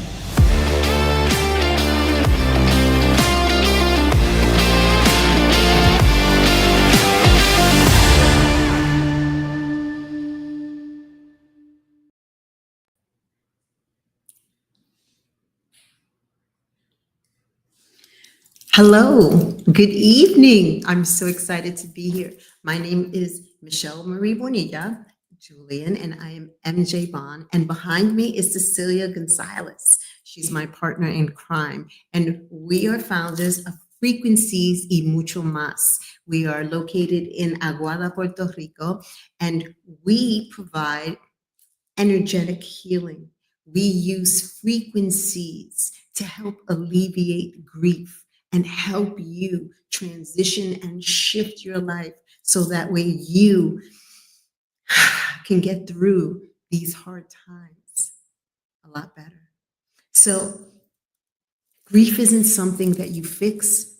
I found in my journey in Frequency and Mucho Más, we are a global shaman. And what we do is we use the frequencies around you, whether it be sound, whether it be singing, whether it be conversation.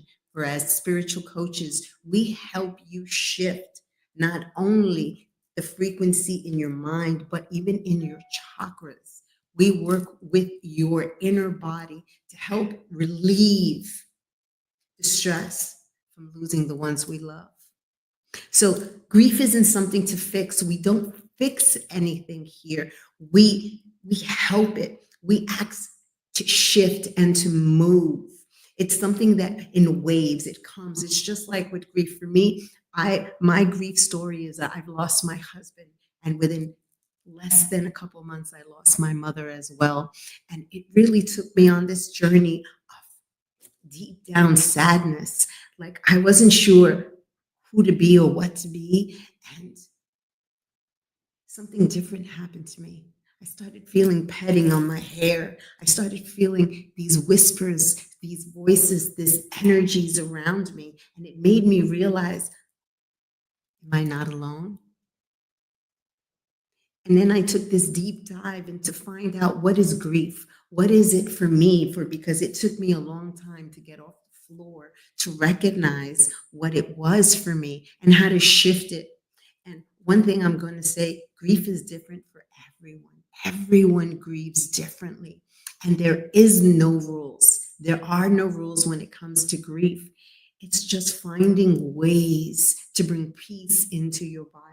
And that's what we do at Frequency and Mucho Mas. We assist in finding the peace within and letting you find it come out in your world around you.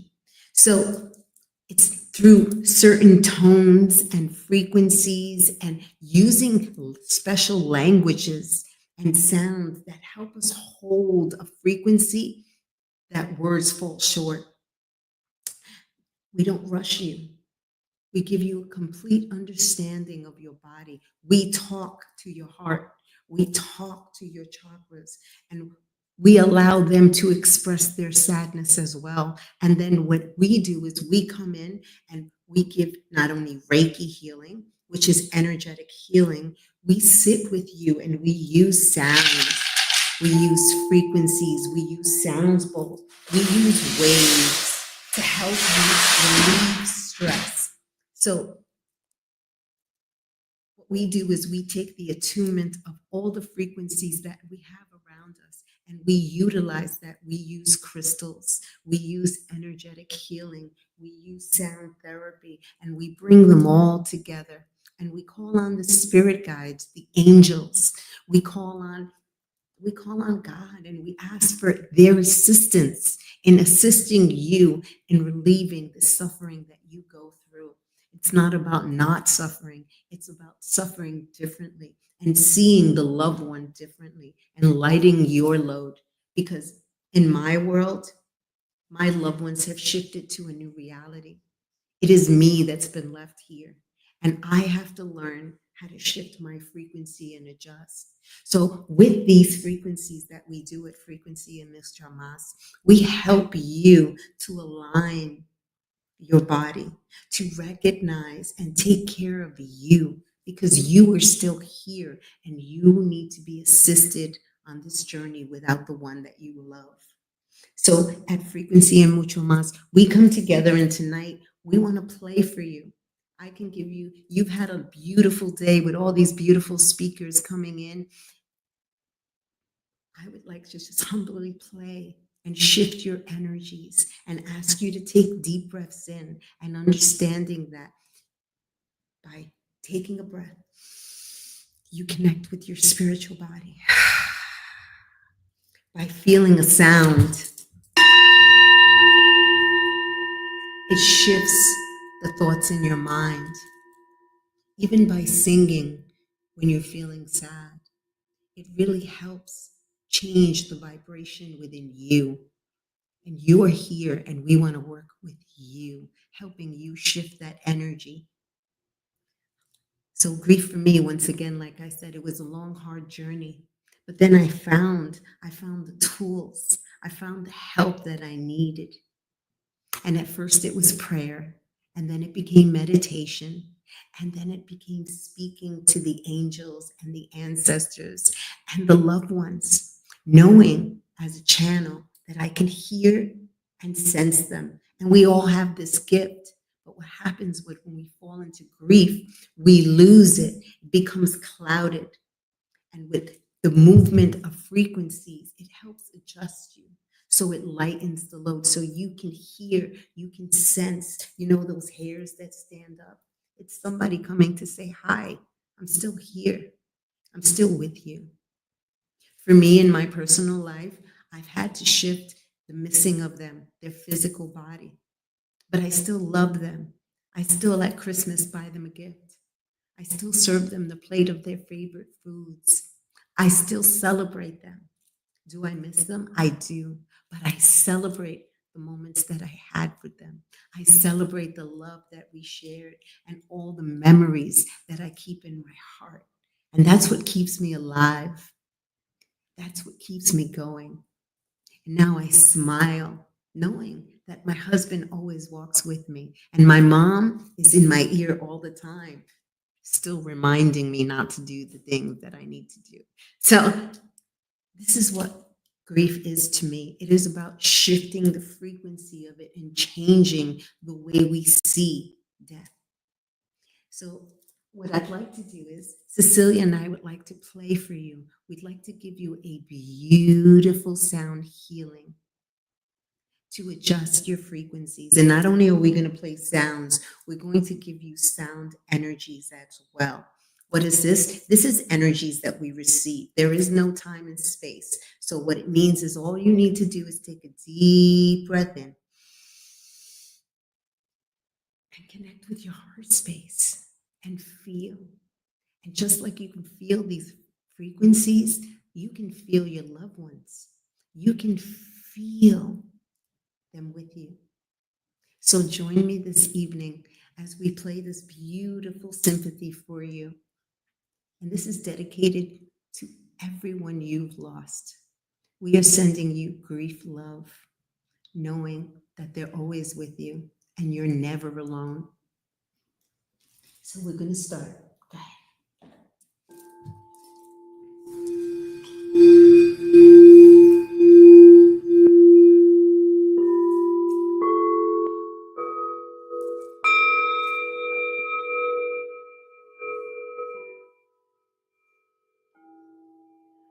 These are different hertz frequencies that you're hearing right now. There is a frequency for your root chakra that assists in moving the energies. So if you listen to a 396 hertz, it helps structure, it brings vitality, and it makes you feel safe when you're alone.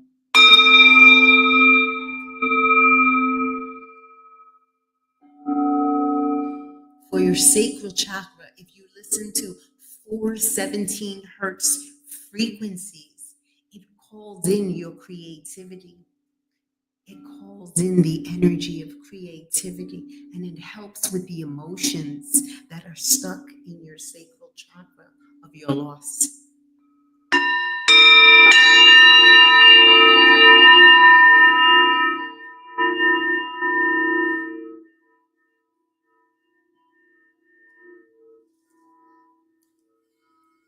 For your solar plex, 528 hertz frequency brings you balance. So when you're feeling out of balance and lost, listening to some beautiful 528 frequencies assist in bringing you back in your balance, back into your body.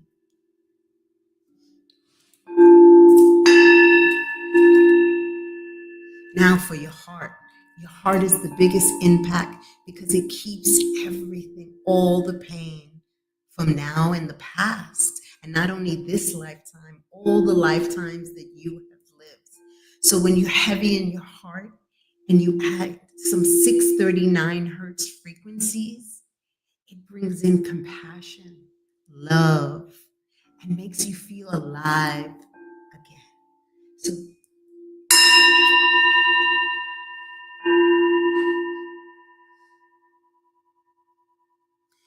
and we rise up to the throat chakra, and in your throat chakra, it's about listening and communicating and speaking your truth. And when we grieve, we don't want to ask for help. And asking for help is so important. So by activating 741 frequencies musics, it helps open up your communication. It helps you to feel and speak your truth.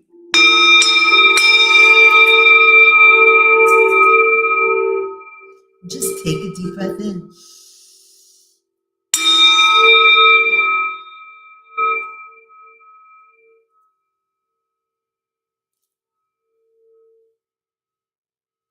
And as we rise up in the frequencies, our third eye is where we see, it's where our pineal gland is.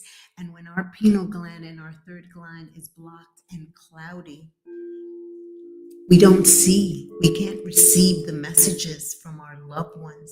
So to open up that third eye and be able to see, if you activate some 852 hertz frequencies, it brings in insight. It reconnects you to your hope and lets you see past the illusion of sadness.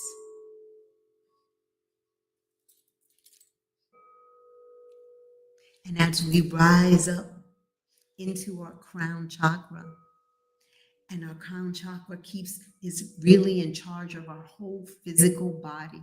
When our crown chakra is out of balance, you are literally completely out of balance. And to activate and reconnect with your body by activating 963 frequencies, you connect with your conscious, with your higher self. And it aligns you and brings you back into balance. It brings you calm. And it helps you understand that it's time to let go of pain and suffering. So we're going to play a beautiful symphony of all these frequencies for you and activate frequencies that help your heart feel lighter and alleviate some of the discomfort that we go through when we're in grief. So I'd like you all to take a deep breath in for us. And I'd like you to hold it for 4, 3, 2, 1. And let it go slowly. Make sure you drop those shoulders. Let's take another deep breath in. Holding it for 4, 3, 2, 1. Letting it go. Let's do it one more time. Take that deep breath in. And you notice when you breathe, the thoughts in your head go away. You're connected with your body. Your heart rate pulsates and you are back in alignment. That's what the breath does for you. Now we're going to begin, and I'd like to start with some water energy because water is movement. So let's move anything that is not serving you.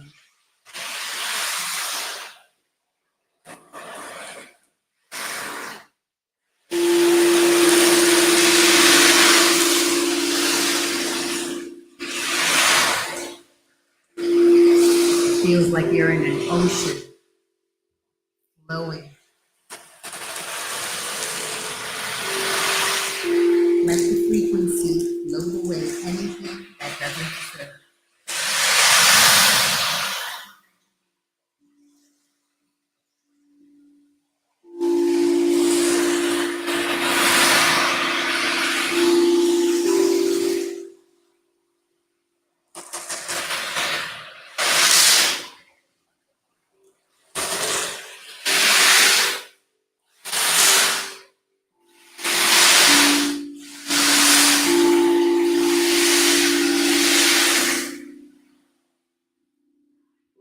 Take a deep breath in. Let it go. And let's shift the frequencies.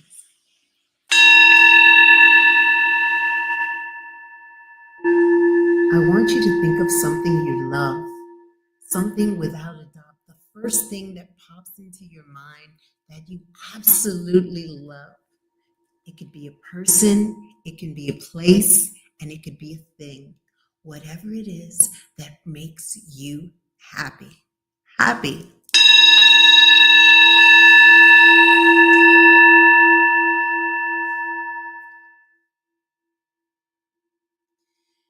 And I want you to hold that image in your mind, in your third eye, of that thing that makes you happy. And I want you to breathe in that happiness. Breathe it into your lungs and feel it entering your body until every cell in your body feels that happiness.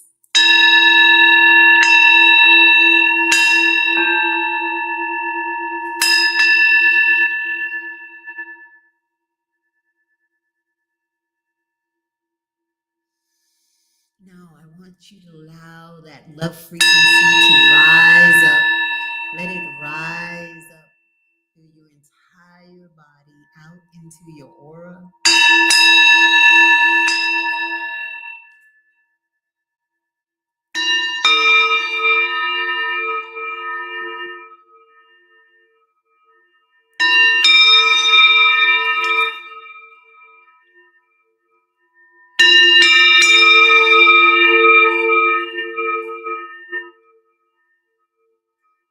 And just feel the love floating all around you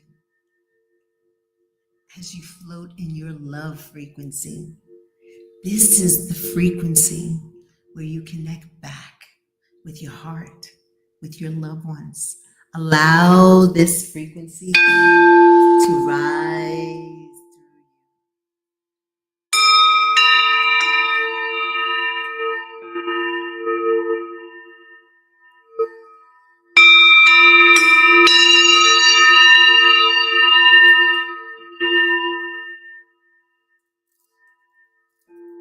Now, if you feel really stressed out and discomfort in this frequency, take a deep breath in and just hold on to that love. It is the greatest frequency in the world.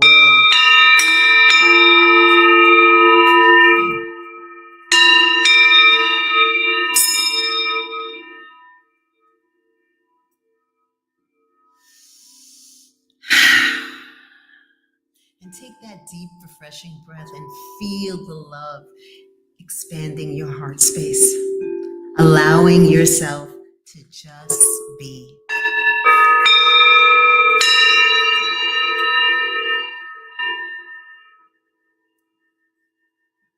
Now, if you have a lot of discomfort and stress in your life and you're feeling very overwhelmed, frequencies.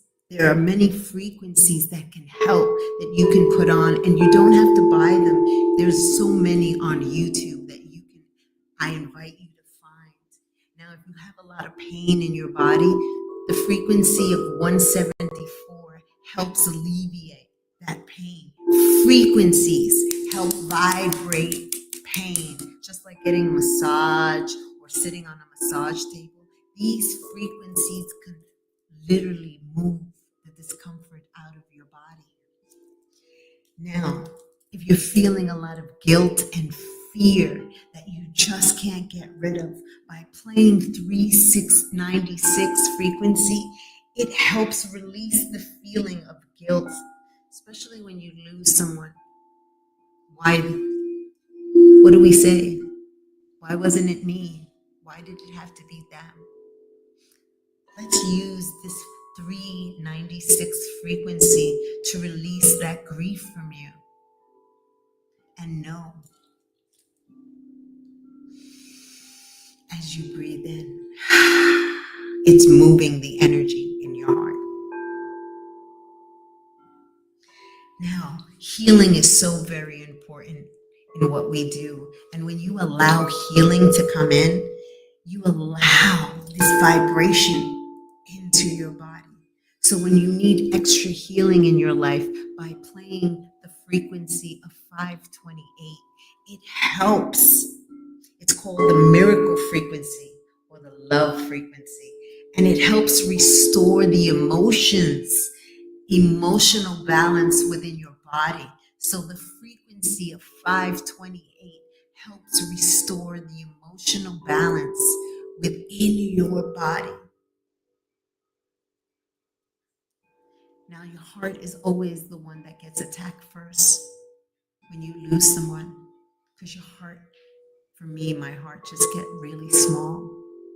And by playing 639 hertz, it helped open up my heart, and it helped open up the frequencies that I needed to know that I'll be okay. And finally, I had to say, I had to let go. And how do I let go? Because letting go is so difficult. This is easy, but to truly let go of something, an emotion in your heart, is difficult. So by using the frequency of 852, it assists you in allowing the frequencies to flow and move out of your body.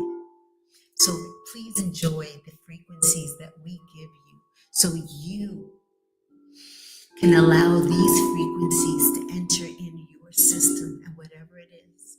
I feel some of you have your shoulders really tight, work, the weekend, the family, stress. By listening, you allow the energies to move that stress out and bring you calm back into your body. Listen and enjoy.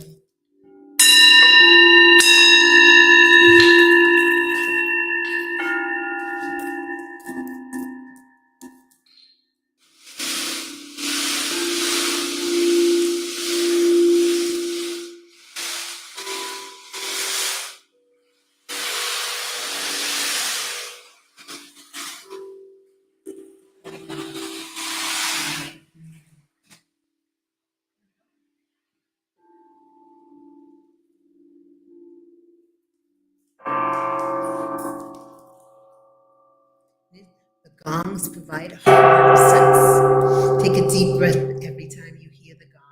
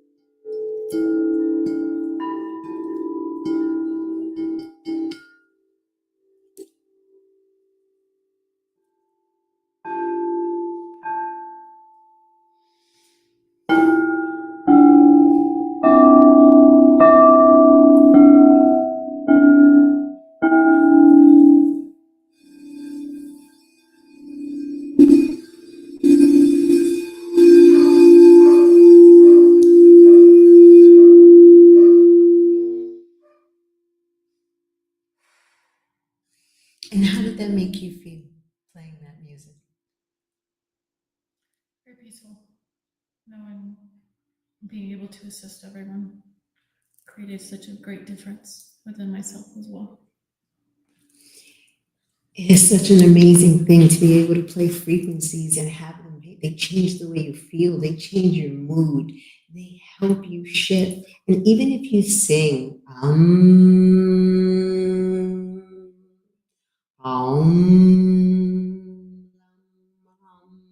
Yam Ram Bam Lam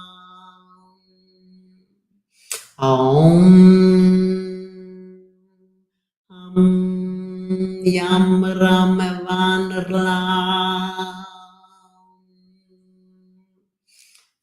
Your voice is a frequency as well.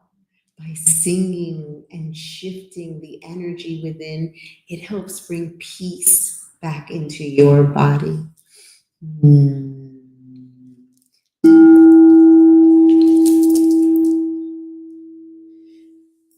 So Cecilia came to me a couple of years ago, and she is not only my partner now, but she is a client. And it's about changing frequencies in her. When she first came, she had this sadness about her. She had a great loss within. And it wasn't loss of death, it was a loss of relationship that felt like death to her. And by bringing her and playing the frequencies for her and sitting her in energies and working on her, and just being a positive influence and always helping her, assisting her in the present moment, because we live in the now. And by reminding her that right now, she is alive and she is okay, and that she has so much to give, it has helped her change her frequency. And the healing got to a point where she never wanted to leave again. And here she is. And she just stayed with the beautiful frequencies here. But these are what these great frequencies do. They help shift you. You hit the drum and the gong, and they help shift you. Now, I'm going to pull it up. This is a quartz bowl. These are one of the frequencies that assist in helping you to alleviate.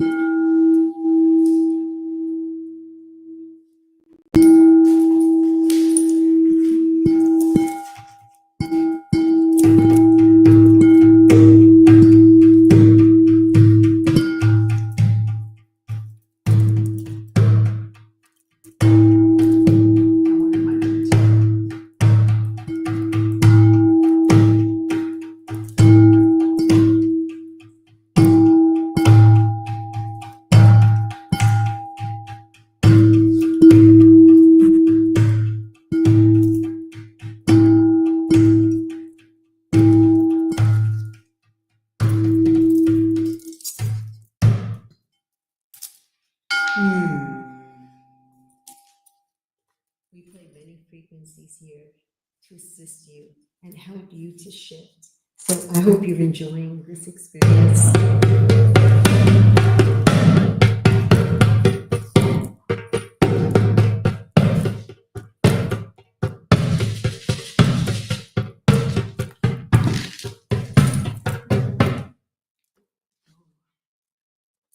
And drumming is important too. So if you are a drummer and you love to drum,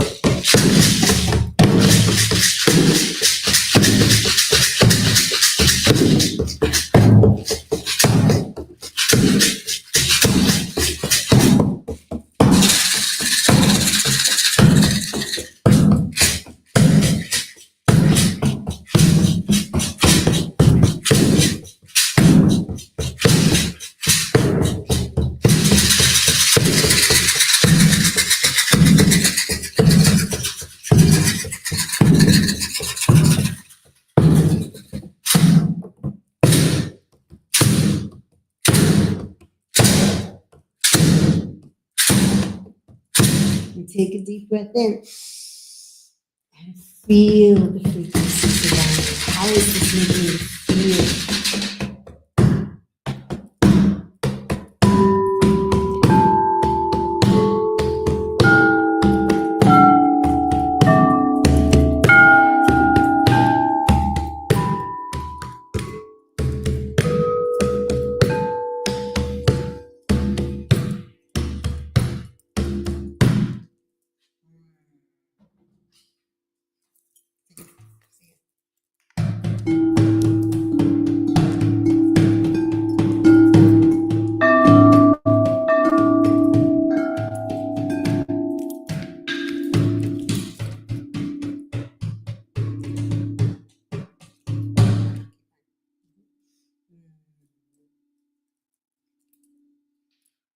Frequency and Mucho Mas, we assist you as global shaman to shift the frequencies within you using sound, using crystals, using energies within your body. We open up a portal to your soul, and we ask your soul to assist you in relieving the suffering, the sadness, the pain, the depression, anything that keeps you stuck from moving on in your life and really, truly living your soul's mission.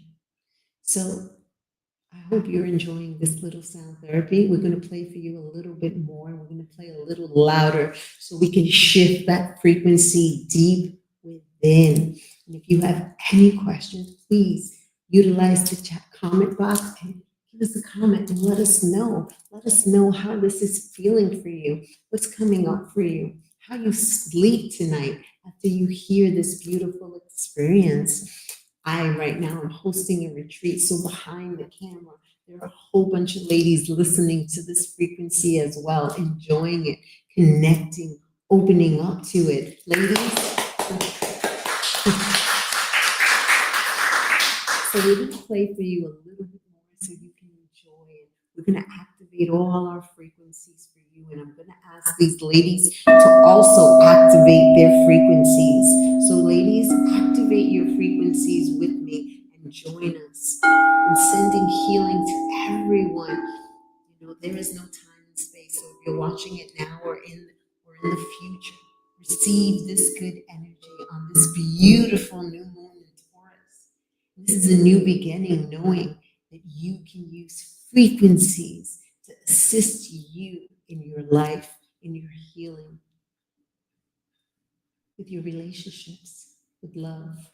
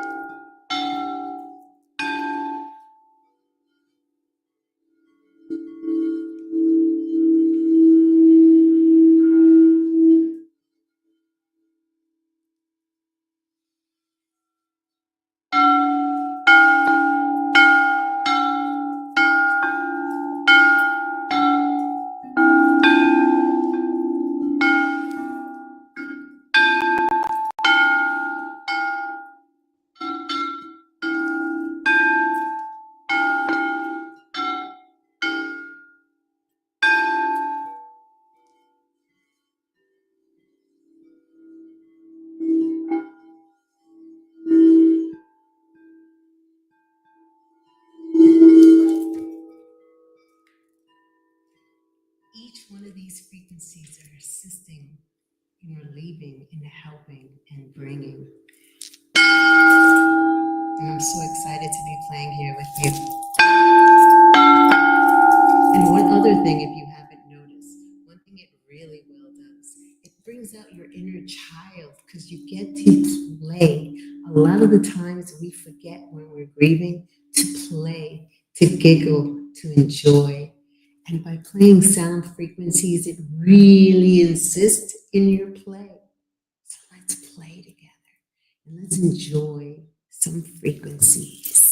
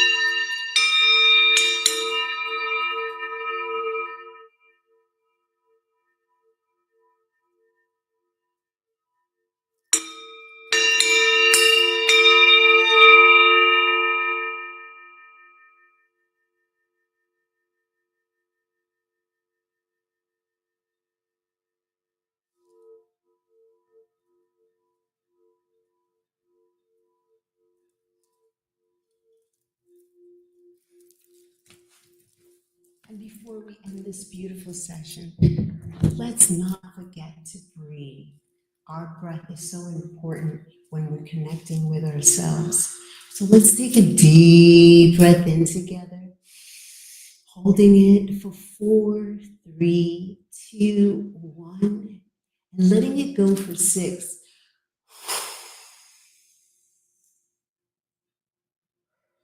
Let's do that again. Take a deep breath in. Holding it for 4, 3, 2, 1, and letting it go for 6. Just let out all that air and reconnect with yourself right now. And see how you feel. How are you feeling, ladies? You feeling good? How are you feeling back there? Perfect. Feeling good? How are you guys feeling? Are you enjoying this? Are you feeling it in your body? You feel your little inner child is out. You feel lighter.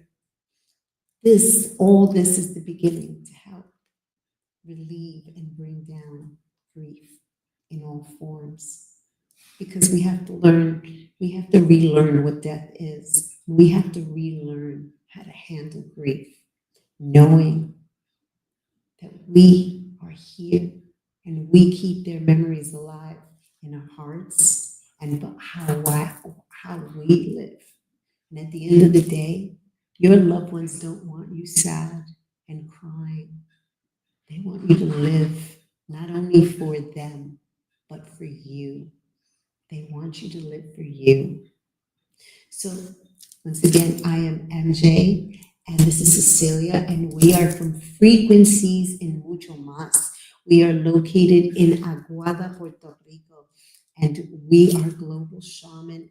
We provide hypnosis therapy and beyond, whether it be in person or online. We provide services of healing, whether it be in person and online, because we don't believe in time and space. You're receiving exactly what you need when you need it. And we are grateful. So we wanted to thank you for having us and enjoying this sound experience on this beautiful new moon in Taurus.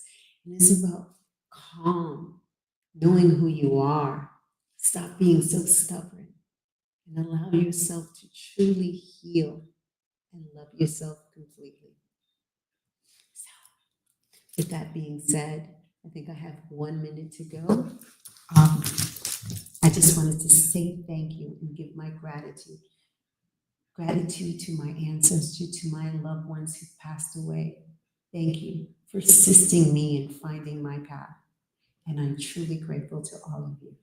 Thank you. May you have a blessed evening and good night.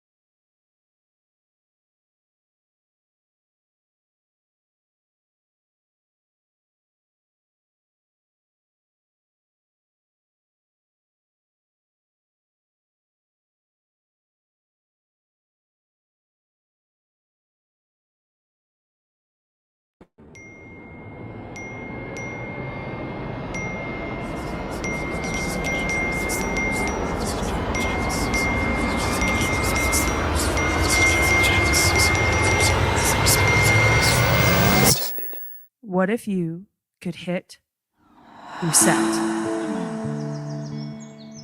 A place that actually feels like home. Because here you can finally breathe. At Rock Lake Earth Lodge, we let nature do the work.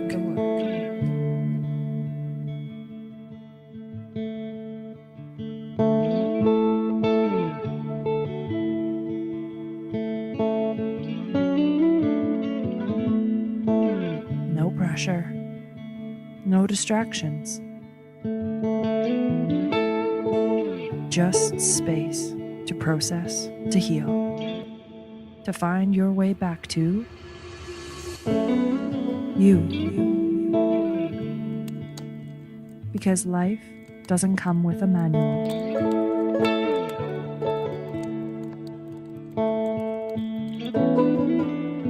And healing doesn't have to be complicated.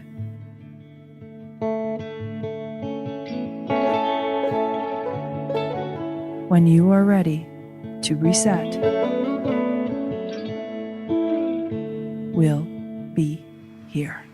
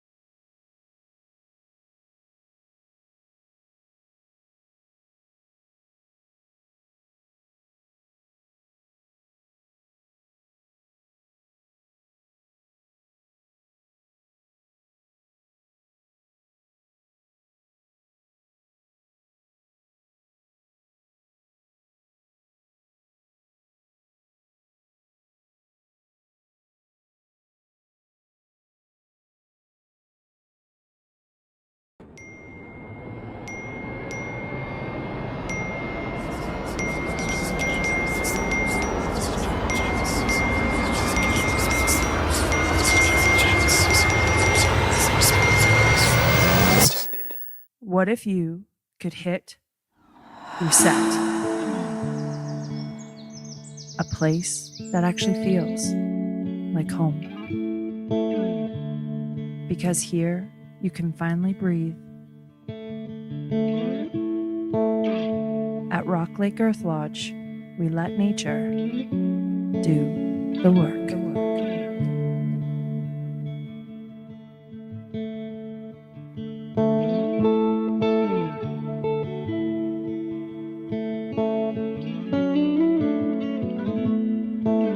No pressure, no distractions,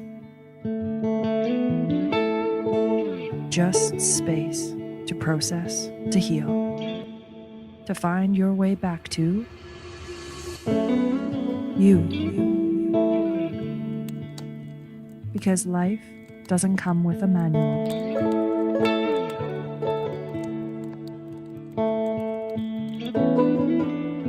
And healing doesn't have to be complicated.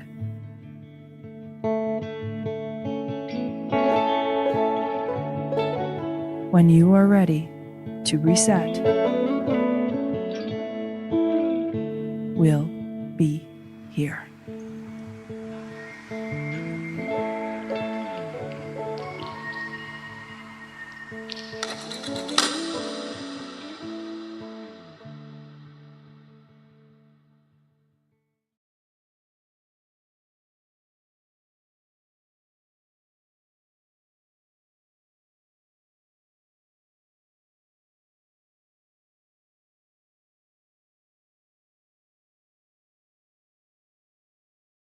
Find a comfortable position and gently close your eyes. Take a deep breath in through your nose, hold it, and then exhale slowly through your nose, letting go of any tension. Serenity after the storm represents a comprehensive strategy to process grief and loss. 70% of women report feeling isolated during their grieving process. Now, simply focus on your breath. Inhale deeply, bringing calmness into your body, and exhale, releasing any stress or worries. With each breath, feel more grounded and at peace, knowing you are exactly where you need to be at this moment. Take one more deep breath in and exhale, bringing with you a sense of calm as you open your eyes and return to the world, carrying peace with you. Things are going to get worse before they get better. Grief is hard. Thank you for purchasing Serenity After the Storm. I hope that my experience with loss is able to give you insights and techniques to be able to manage your own personal journey with grief.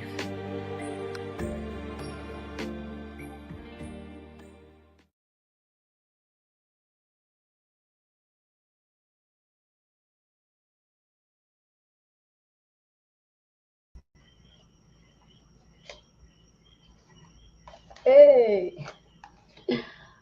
Hi, everyone. Well, it's the third day. Global Grief Conference. 3 days. Wow. Tony, come join me. Yes, Miss Ada. Please and thank you. I am here. Sound like the genie. I am here. I am here. How are you doing, Miss Ada? I am good. I'm good. I've been watching everyone since Friday. Oh my goodness. It's been great. It's been amazing.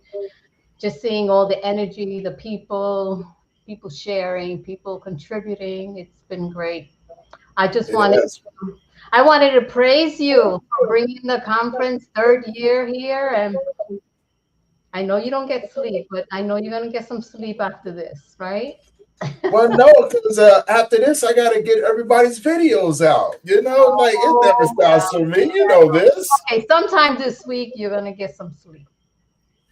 Well, maybe. Okay. I'm not making any promises, okay? Don't tell your body that. I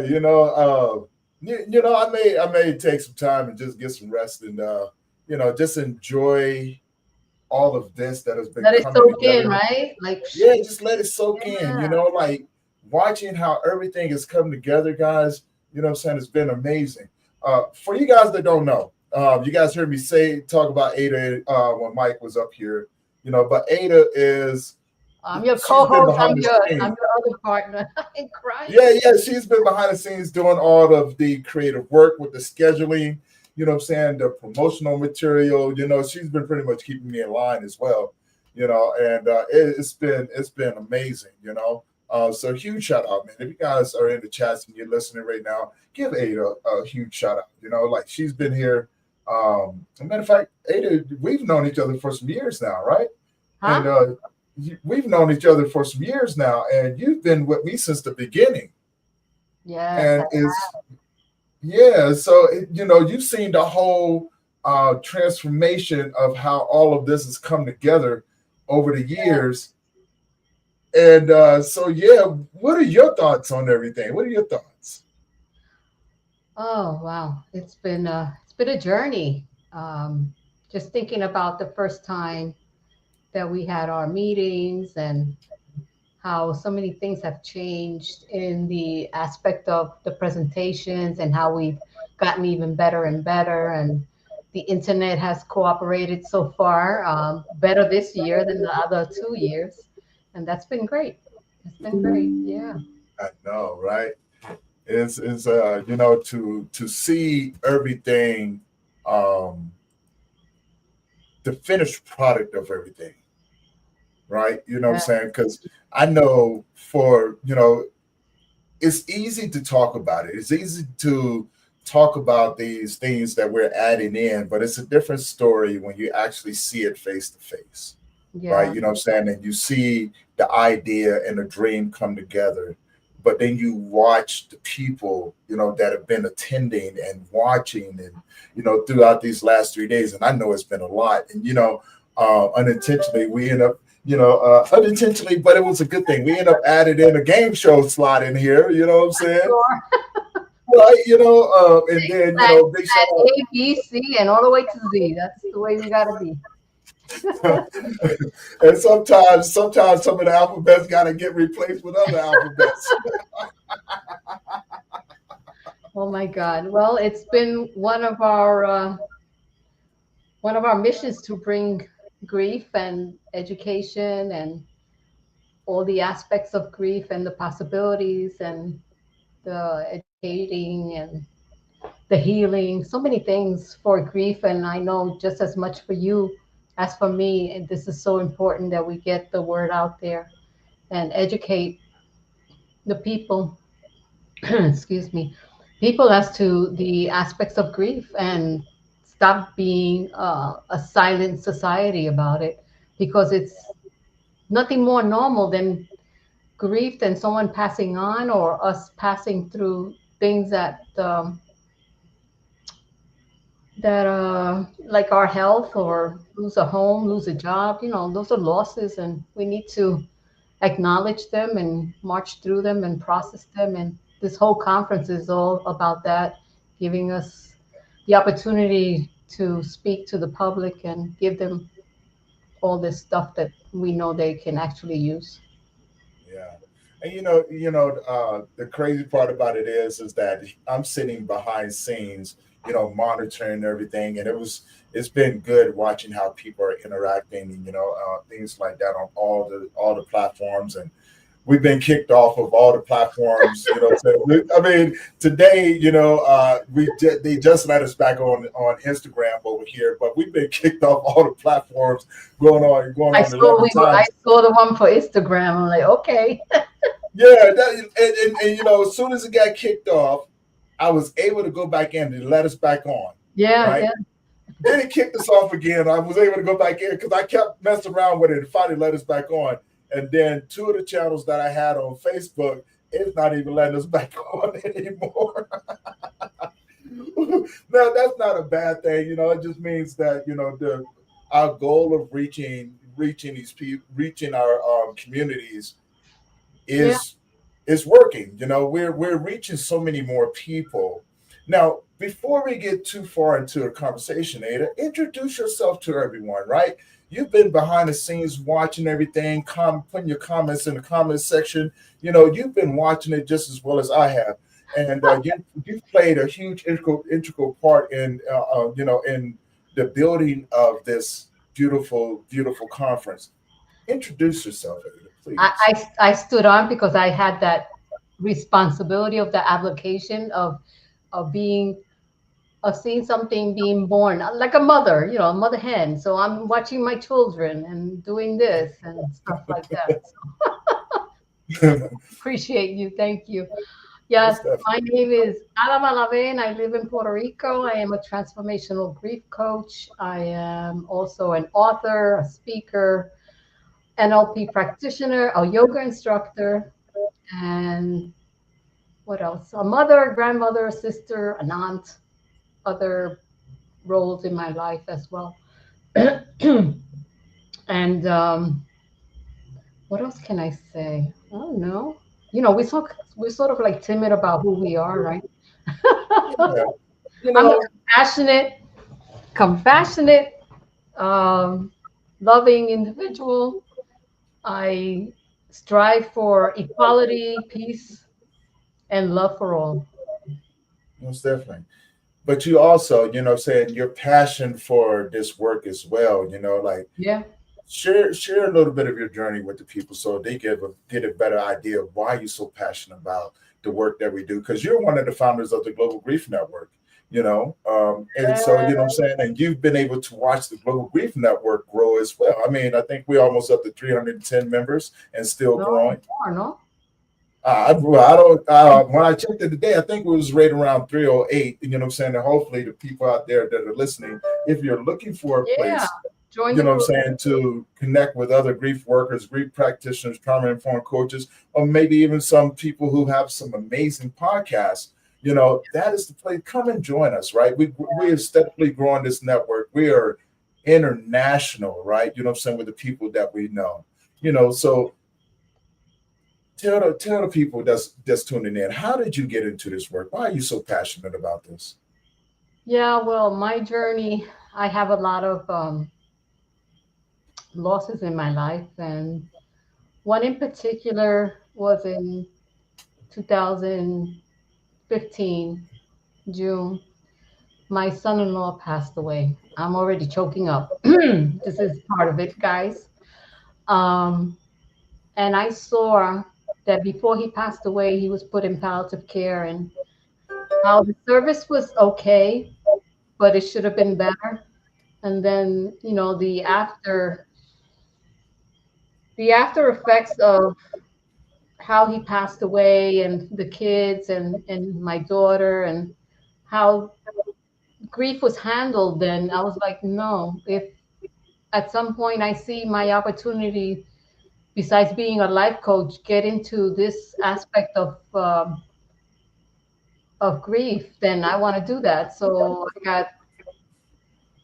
I got into a program later on, and yeah, I went into the thanatology course in one of the universities, and it just happened to open probably at the end of the pandemic. So it was an opportunity for me to really dig into this particular work. And I do a lot of pro bono. So I do it from my heart. Money is not something that I strive for. I mean, you know, we all need money, but if I see someone that needs to have a moment of processing or expressing their grief, you know, I'll sit down with them and we'll get through it and give them all the options. And that's another reason why I wrote my current book. I just published it in December. It's called Serenity After the Storm.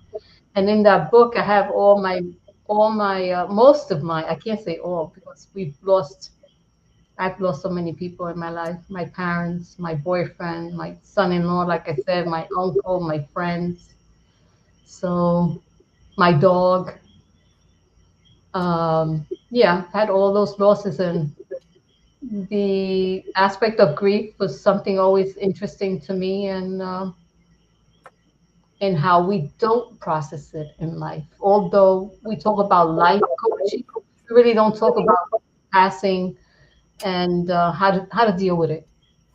Right. Now, you know, I want to talk to you about. So I want to talk about the different forms of grief, right? You know what I'm saying? The different types. I think a lot of people don't know how to put words to these things, right? You know what I'm saying? Although they experience it, like, you know, Devon was on earlier yesterday, and you know, she's really into anticipatory grief, and a lot of people don't even understand that neither, right? You know, and that's a very common form of grief that people really don't think about. They're just in the moment with these people. And when we talk about anticipatory grief, the definition is in the name. It's pretty much, you know, focused around people who have been diagnosed with a terminal illness. Say, for instance, you got a family member or a loved one that has terminal cancer, and they've just now went into ICU. Now you're sitting there with your loved one and you're watching them go through this terrible thing, knowing, like, you're anticipating the inevitable. Yeah. Right. which takes you through a totally different journey. And it's almost like fast paced, right? Because you know what's happening. So in some really crazy form, you've already accepted the fact of that your loved one is going to pass away. They're going to transition out of this world. And the thing there is that there's two people or a couple of people there processing grief, the individual that's ill and the family members. So they're all going through their own processing of grief. Mm-hmm. And you know, here's another form of grief that people don't really understand neither: complicated grief. You know, that is a really, really, you know, that is a really strange grief if you don't understand it. Yeah. And it's very messy. Like I almost think, aside from sudden loss, a sudden grief, complicated grief is probably one of the more tougher ones to try to grasp around. What are your thoughts on that? Yeah, it all depends on the complicated grief. They might need a therapist besides a coach. You know, a coach and a therapist can work hand in hand, but if it's really a complicated grief where there's a lot of possibility of trauma behind it, yeah, sometimes we might have a coach and a therapist intervene with that processing of that grief. Yeah. So now, do you?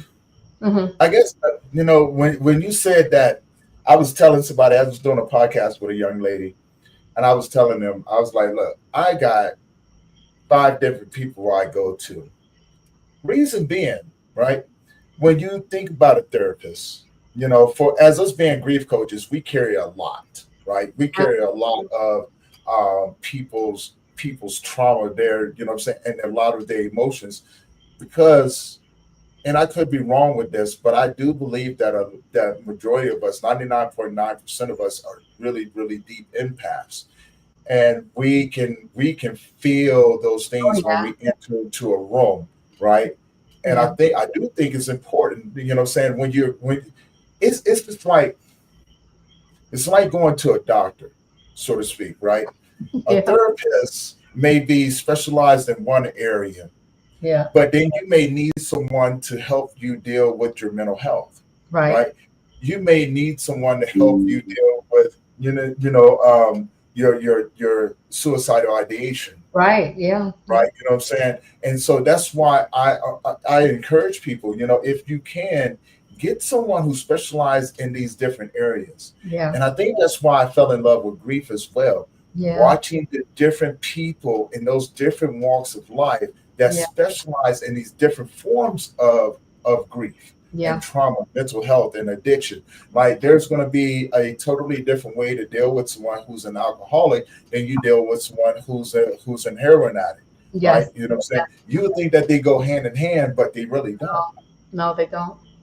You know, so what are your thoughts on encouraging people to go out there and seek multiple, you know, a few people that specialize in these different areas? Yeah, selecting a coach is not so much like what their niche is or what their specialty is. There has to be some kind of rapport. You have to connect. And besides that, you know, find someone that actually meets your needs. Nobody else knows their needs other than, you know, the client or the individual themselves. They know what they need, more or less. And in finding somebody that's aligned with them will help them even process that even cleaner or sooner, or the whole processing of the coaching will probably be so much smoother. Yeah. I like that. So yeah, you know, rapport, empathy. There's got to be some kind of intuitive reactions to each other. You know, there's got to be connection. If you don't have the connection, then just move on to somebody that you actually feel comfortable with. Yeah. And you know, I totally agree with that. And as you were speaking about that, I was thinking about, the differences between those that have gone to school for this and those who have the lived experience with this, right? There's now, I don't take nothing away from anyone. I think that if you have the heart and the passion for it, you go for it, right? But take the time to understand, slow yourself down, be receptive to learning different techniques that go along with your practice. Yeah. Right. Even if you don't have the lived experience, at least take the time to, one, learn how to hold space, two, learn how to guide a person through those different things. But most importantly, have an exit plan for your patient. Exactly. Yeah. Someone is going through something. It's good to have that person on standby, but you have to be able to get them to a place to where they can find their version of acceptance in the new world that they live in, right? You know what I'm saying? Help them adjust to what's going on. But again, these are just my thoughts. These are just my thoughts on it. Yeah, and we as coaches, and especially grief coaches, always should be up to date as to any new procedures, any new findings. I'm constantly learning new things. I'm certified NLP practitioner. So it goes into learning how the brain works and how we do things. So in order to help me to understand the client, like why did he or she do this and that, and how some of us are more visual, some of us are more kinesthetic, and learning how to deal with those differences in each individual is also important. So constantly learning new things and being up to date as far as a coach, definitely always be on top of that. I started exploring a new. It may not be new to everyone, but it's new to me because I find it fascinating. And I put a word to it, and it may be something that's already been around, but I started thinking about community grief because now when I started thinking about this, I'm looking at the state of the world, right? Now I'm looking at the state of the world, but I'm also looking at the state of the different communities spread out throughout the world. So not just in the United States, but internationally as well, because we have colleagues all across the world, from Israel, Pakistan, Ukraine, China, Australia, New Zealand, and the list goes on and on and on, right? And when I'm doing podcasting and I'm talking to someone over, say for instance, I'm talking to someone over in Italy, right? And I get to listen to their story. Yeah. It goes back to what I said in the beginning when I first started this and made the discovery that grief was the deepest human connection that you can ever have with someone. And so, coming back full circle, learning this aspect of grief has really opened my eyes in how to expand to reach more people. Yeah. And that's where I started thinking about community grief, the shared grief that we go through or see and experience in an individual community that another community may not even know nothing about, but they have their own set of grief that they're experiencing, right? Yeah. So what are your thoughts on that? Because my thoughts is if you're in a community that's very reckless in how they deal with the grief and the trauma, the mental health that's going on, that can be a shared thing with each other, right? And can be very detrimental to a person's journey in healing. Ada, I think you froze up on me. So anybody out there, when Ada unfreezes, I'm pretty sure she's going to share thoughts on this. But I'm going to pose that question to the audience as well. If you have any thoughts on this, what do you think about community grief, the shared grief that we have as individual communities? Does it affect other communities, or does it just affect that individual community? But yeah, Ada, what are your thoughts on it? You froze up on me for a bit. I know. Over here suffering. I'm like, oh, internet. Okay. No, that's totally fine. But what are your Yeah, thoughts on shared communities? I created a Facebook group based on my book. So I have already started in towards that idea of yours, community, creating workshops online with some of the members. I already started doing that, and I expect that I'm going to continue growing that. I just started a yoga group here in the community center. So I'm seeing how I can bring the discussion of grief to these particular ladies or create a separate workshop just for that. So yeah, I believe totally in creating something for the community so people can have a place to talk. Because sometimes they don't even have family members or anyone that even wants to hear what they have to say. But at least somewhere in the community, somewhere that they can go to, that they can vent and just have someone listen to them. Totally agree.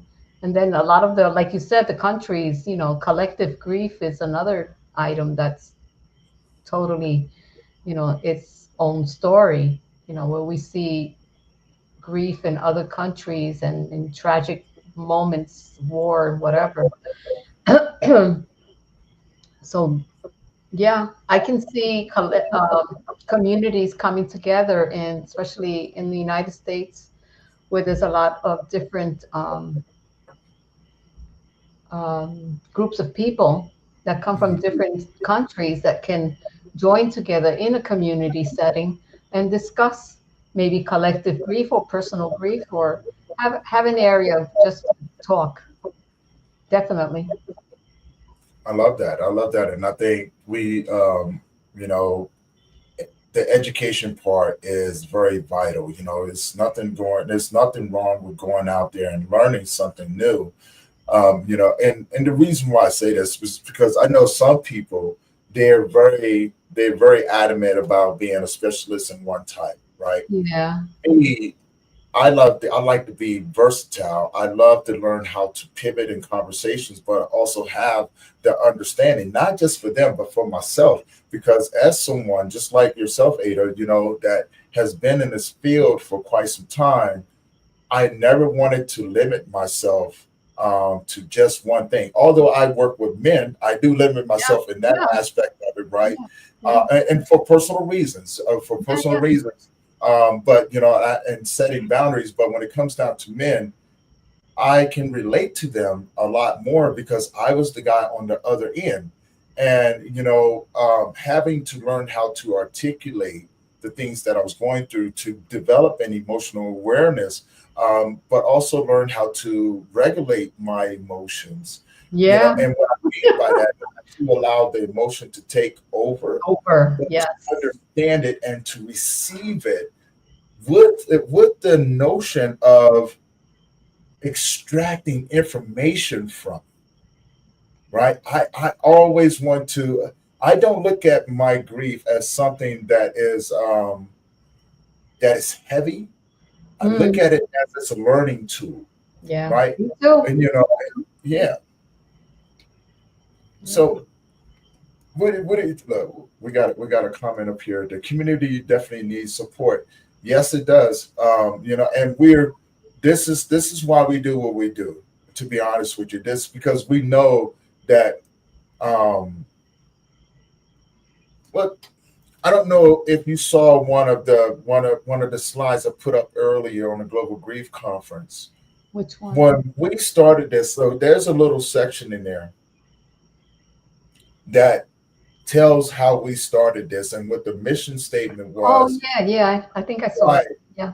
We wanted to, we wanted to serve those communities, those underserved communities, right? And to be able to reach them in a way, right? To let them know that we was here, let them know that these services was here, right? And that there was people that's willing to come meet them where they're at instead of asking them to come meet us where we're at. Yeah. But to also offer that versatility of being virtual, right? You know what I'm saying? The access of it. Yeah. And that's why we never charged anybody to come to this conference. And that was on me. I said, you know what? I'll take care of this because I want to be able to provide this to our communities for free. You know, you have a phone, you have a tablet, you have a computer, right? You have all of these different things. And we're going to make it real easy for you to tune in, be introduced to some amazing people, and be able to contact them and get that support, you know, widening, opening up the doors for that to be able to happen. That has always been our mission statement, right? And we're always going to stay true to that. We're definitely going to stay true to that. And we want the community to see where we are, who we are, and be able to know what's out there so they can make an educated decision on what they need, right? Yes. And the people that we work with, Ada, you know what I'm saying, including ourselves, we've all been heart-centered about this thing. Our goal is to change people's lives one heartbeat at a time. As long as you have a heartbeat, you know what I'm saying, we want to help you find those pathways of healing, right, through servitude. And, you know, and just like Ada said, we don't ask nothing in return. Now, granted, you know, there are people out there that, you know, they need to make a living. If you want us to be able to keep doing what we're doing and stay in business, you know what I'm saying? Sometimes it's okay, like, you know, like our rules. right, We're not Facebook book group. Right, you know, and that's, I think that's a key part to it. And I always ask this question because I'm pretty sure you've heard this exact Ada, the exact thing, Ada. I was talking to a guy one time, and I never asked nobody for anything, right? I won't even let you donate to my nonprofit. You know, if you go to my website and try to hit the donate button, you can't donate money to me. I don't want your money. I really don't. This guy was under the impression that I was doing what I was doing because I was going to ask for money. So in turn, what he did, he got very defensive on me. And what ended up happening was that these words came out. You're just trying to take advantage. You're just trying to take advantage of my grief. And it caught me off guard there for a minute. Wow. And I thought about it just within a quick second. I said, well, isn't that what you're trying to do with me? Huh. And he stopped for a minute. He goes, well, no. I said, no. Let me ask you a question because you're asking me questions. You want me to be able to provide a service to you. Now, mind you, I never asked the man for money. This is just an assumption, right? And these are the words that came out, and I caught on to it. I said, but that's what you're trying to do to me. He goes, what do you mean? I said, well, you're asking me all of these questions to help guide you along this path of finding healing and things like that. And, you know, you want me to just give it to you. Now, I have no problems with just giving it to you. The information is free. Knowledge is power. Wisdom is powerful, right? You know what I'm saying? I didn't get to where I am. I got here because of the losses and the experience and having to navigate this. Yeah. So you're trying to take advantage of the knowledge that I have because you assume that I want something from you. Now, if we back up a little bit and you take a deep breath, remember the conversation that we just had. I never once asked for this. I asked you, how can I be of service to you? Right. There's a difference. Yeah. And so what do you think about when individuals say that to us, Amy? It's like one of situations where I was tasked with doing doing a pay it forward. And I'm like, I'm always doing pay it forward. So I found it difficult to find someone to pay it forward to because I was told to go do it. It was so hard. And I'm like, I do it because of my heart. But then when someone told me that it was a task, I'm like, it didn't really sit well with me. Yeah. But I always tell someone if I do give them any service or anything. And then they ask me, how can I pay you? I says, pay it forward. Pay it forward to somebody that needs your assistance in something, or I don't know, $1 or $2. You see somebody in the street asking you for money, don't even question it. Just give it to them. And yeah. And So Maria, yeah, pay it forward is one part of my. Now, Maria just put this up here. She says, thank you so much for this, Ada. Are you okay with me referring someone to you if needed to? The answer, I mean, I can't answer for Ada, but if I know Ada, the answer will always be, of course, yes, hell yes, right? You know what I'm saying? Let's get them the support and the that they need and deserve. Yeah, exactly. Yeah. Yeah. For you guys that are wondering, Maria is one of the presenters. She was introduced this year and brought into the conference, so she will be presenting. Now, I She's the closer. Yes, she's the closer for tonight. You know, and so I was just thinking about this because Maria she's going to be talking about an amazing subject. Yes. And so you got you and I up here, and she loves you, Ada, right? So, you know what I'm saying? She loves the crap out of you. And I want to ask this question to Maria. I love you too, Maria. Yeah, I want to ask this question to Maria. Would you like to join us on stage and share your presentation with us and have a deeper conversation with the audience as well as us, right? Maybe share your knowledge with us and be able to participate, and we just run this thing all the way out to the end, you know. Yeah, I had a presentation, but the PowerPoint didn't pull up. So I know that sucked, Ada, because I was really looking forward to that. You know what? No, I'm gonna have to beat you up. I mean, I could touch on it very briefly. Yeah, let's talk about Terrain. Thank you, brother. Thank you for tuning in all weekend. Terrain's been a huge supporter of us as well, man. It's been on. Big shout out to Behind the Scenes podcast. You know, Behind the Shades podcast. I'm sorry, and you know what I'm saying. The Terrain has been amazing. You know what I'm saying? The Terrain has been amazing, man. You know, I wasn't able to get our video up today. It's just been full of presentations, man. And you know, it's so hey, I still have it though, brother. I still have it. So I may add it, you know what I'm saying? I may add something in. Yeah, of course. You have a full presentation. Would you like to come on up here and you know what I'm saying, do your presentation with us? If not, you know, you got a whole segment by yourself too. Yeah, so, you know what I'm saying? I think that's okay, Maria. I'm just she said yes. She said yes. All right. So you know what I'm saying? Let's hey guys, help us welcome you know what I'm saying, Maria to the stage. She's going to share this platform with us. And but this is all about her, man. You know what I'm saying? We're going to hold this space with her. So huge shout out to her. And you know what I'm saying?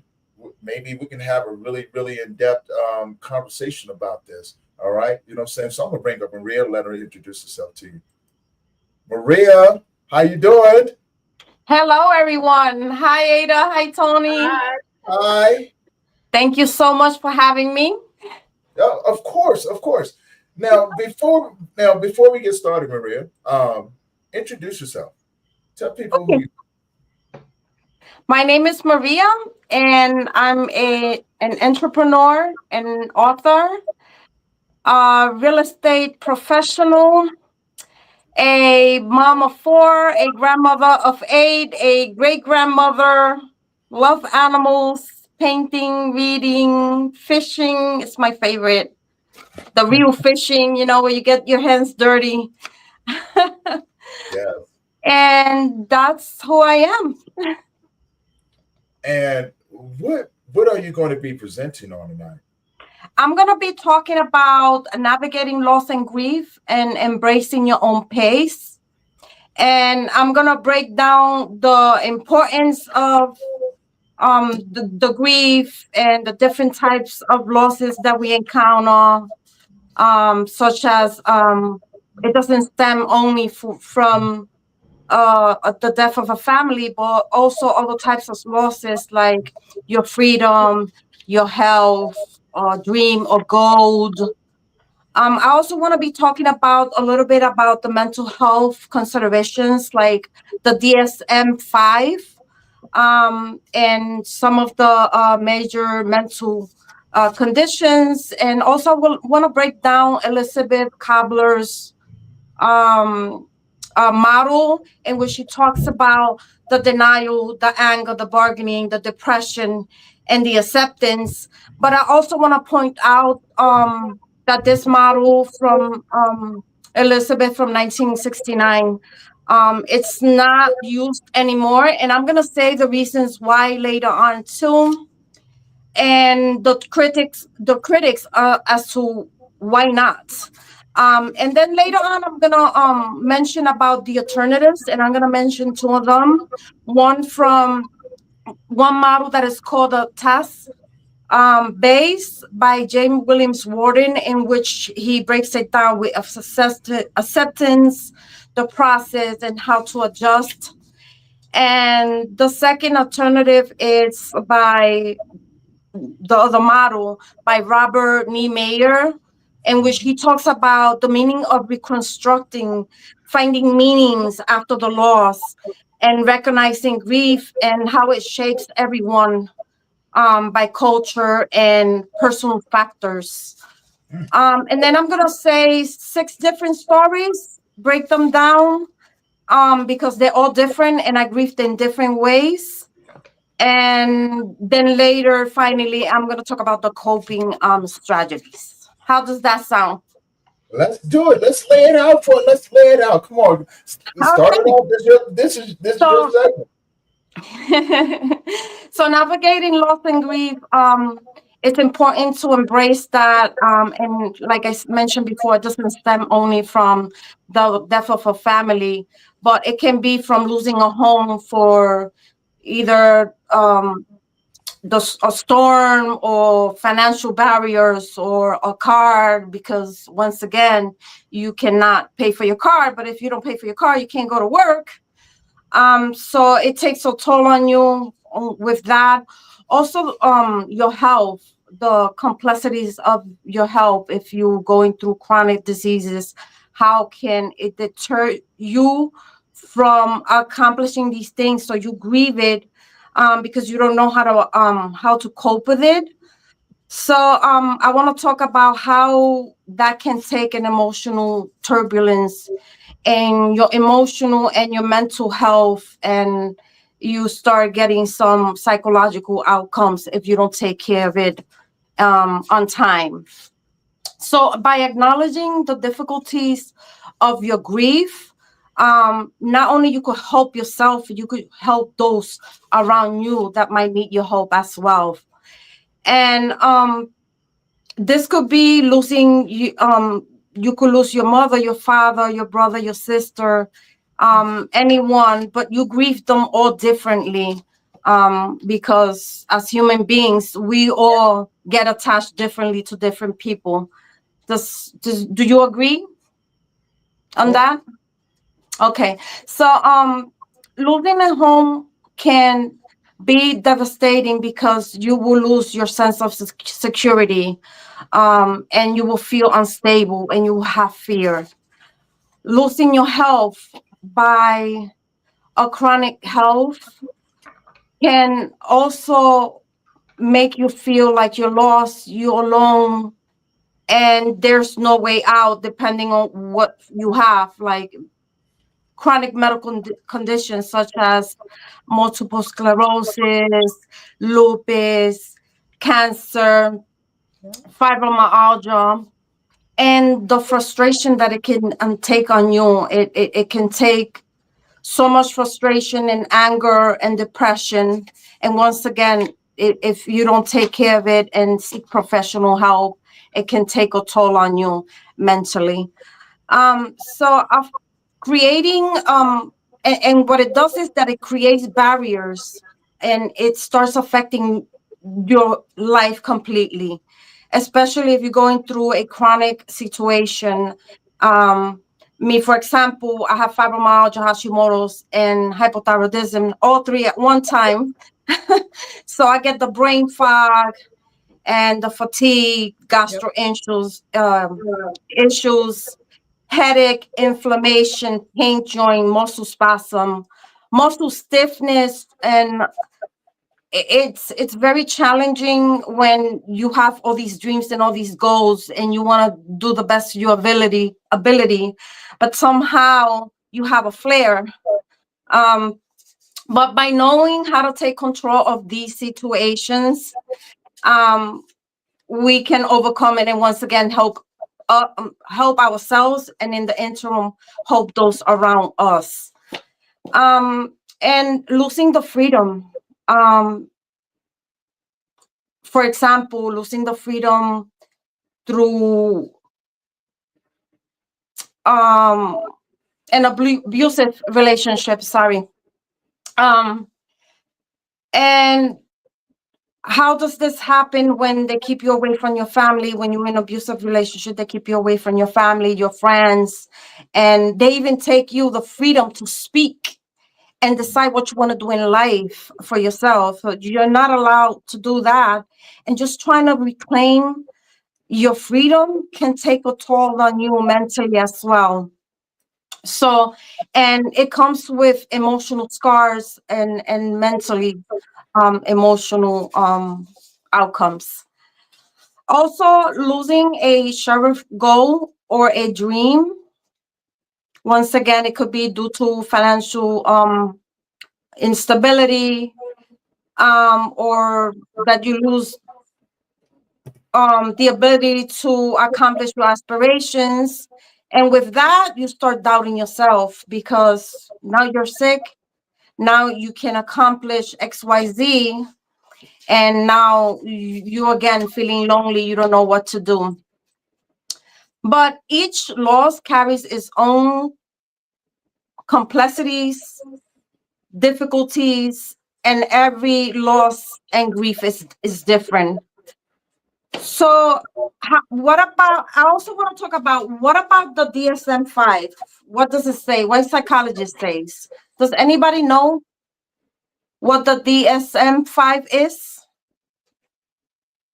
No. For those who don't know, the DSM-5 is the manual used by mental health professionals, which they can diagnose the mental health condition.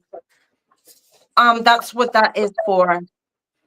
And the DSM-5 notes that grieving differs from different cultures and different individuals, because once again, we are all individuals and we are different. But we need to be aware of how severe is your grief, because the DMS-5 states that in order for you to be diagnosed that you have a mental health condition, it has to be that you were grieving for a long time, like years of grieving, where you start getting depressed and you can't get out of bed and you can't function. Now at this point, you are completely lost. And this is when you have to seek professional help, because you're not going to be able to function on your own. That is through a therapist or counselor or psychologist. But if you don't want to do that, you can always get the help from individuals such as Ada, right, Ada? I'm pretty sure she will be out there ready to help and give some advice. So what are some of the chronic conditions of grief where you say, okay, you need help now? One of them is called the major depressive disorder, the MDD, in which at this point you start getting depressed and you don't want to get out of bed, you don't want to eat, you don't want to spend time with family, and you neglect your your health. So if you see someone grieving in this kind of way, it's not the healthy way. They're going to need professional help. So it would be nice if somebody steps in and tries to help. Post-traumatic stress disorder is another one. Post-traumatic stress disorder is usually happens when you have an egregious impact. Someone that you didn't know that they were sick, or an accident happened and that person passed due to an accident, or the person kills themselves in front of you, which later on I'm going to talk about in a story. And also, so they will need help if they have post-traumatic stress disorder, and also adjustment disorder, in which the individual at this point, they start having difficulties coping with everyday life. Like any little change is like, oh my God, I can't do this anymore. And it could be the simplest thing, and they basically drowning in a cup of water because they're having this problem. It's a mental health condition at this moment. So it is important that we address those issues with ourselves if we have that, or those around us. And is anyone familiar with Elizabeth Kubler-Ross model? Mm-hmm. Yes. Right. All the stages. So the stages are denial, anger, bargaining, depression, and acceptance. So the denial is when they are in total denial, like they can't believe this is happening. This is really not happening. And at this point, they're not even crying because they don't even believe it at this point. Then it comes anger, when they think it's not fair and they angry, like, why does this gotta happen to me? And how about the bargaining? The bargaining is when, if I only would have spent more time with this person, or I would have felt better if I would have called him, or if I would have visited him in the hospital. So that's when the bargaining comes in. And then depression. And once again, what is depression? Is the severe depression in where you have to go seek help? Or is it just depression because of the situation in which you are going through? So differing those two, it's important. And finally, acceptance, where the person accepted the reality, accepted the loss, grieved, and moved on. Right? But not everybody does that. It's not easy for everybody, and depending on the situation. So Elizabeth Kubler-Ross model, the 5 griefs, was discredited. And the reason why it was discredited is because everybody grieves differently. So you can't go by stage by stage. Everybody grieves differently. Not everybody goes through the same grieving process. So it was not based on facts. Even though it was groundbreaking at the time, it was not. So it was more based on Western cultures, and other cultures were not involved. So that's why it was not valid. But guess what? We do have other models in place, and they have many others, but I'm only familiar with 2 of them. And one of them is the model from J. Williams Wharton. His model is called task-based, in which he basically guides the individuals with chronic illnesses to acknowledge their medical issues, and confronting at the same time the reality. So James Williams Wharton has 4 key points, and which is accepting the reality, like I mentioned, processing the loss, that is by health or lifestyle or goals or other, and adjusting to work and their medical condition by adapting to new ways to find happiness, and to remember and honor the medical condition, because sometimes we have a medical condition, but there's a God up there and he knows why he gives you the things he gives you. And you might not know what it is. You might think that he's not working, but he is. He's working very strong and he's right next to you, guiding you. He gave you all the tools. We just have to use them. So, and finding strategies to cope with it. And most importantly, not to allow your medical condition to define you. Your medical condition does not define you. And then we have the second model by Robert Niemeyer. Robert Niemeyer has the model that is called the meaning reconstruction. It was developed in 1990, but they're still doing research as early as 2023. And in his model, he tries to have the individuals find new meanings after their loss. And he also recognizes that grief differs from culture to culture and social factors. So it is proven that what I mentioned was true. And I found that later. I was like, is this true? Or am I thinking that I read this? But it was. I looked it up. And then now is when I'm gonna would like to give you my stories, and so you could see how, and they're very sad stories, and I apologize, but in order to make the point across, I needed to say the stories. So, for example, the loss of my mother, she was only 41 years old, and at the time I was only 21 years old. My mother had heart problems, conditions, and she was really unable to get better. Her health declined more and more. And she passed very young, but it was very shocking because my mother was a very happy person. She was the kind of person that you would go to her house and there was always food and dancing and socializing. So when she passed, it took a mental toll on me.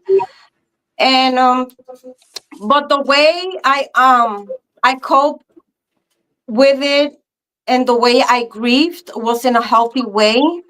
I started remembering the times where we lived in the same building, and I lived in one side of the building and it was a long hallway. She will live in the end of the other side of the floor. And I used to cook, she used to cook.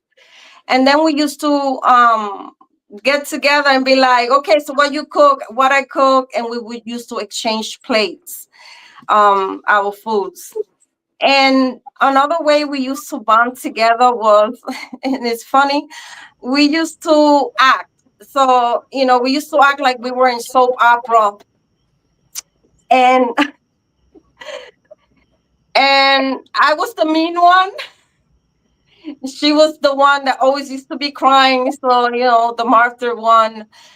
But that was the way that we used to bond. And every time I get sad and I think about those memories and I feel better about it.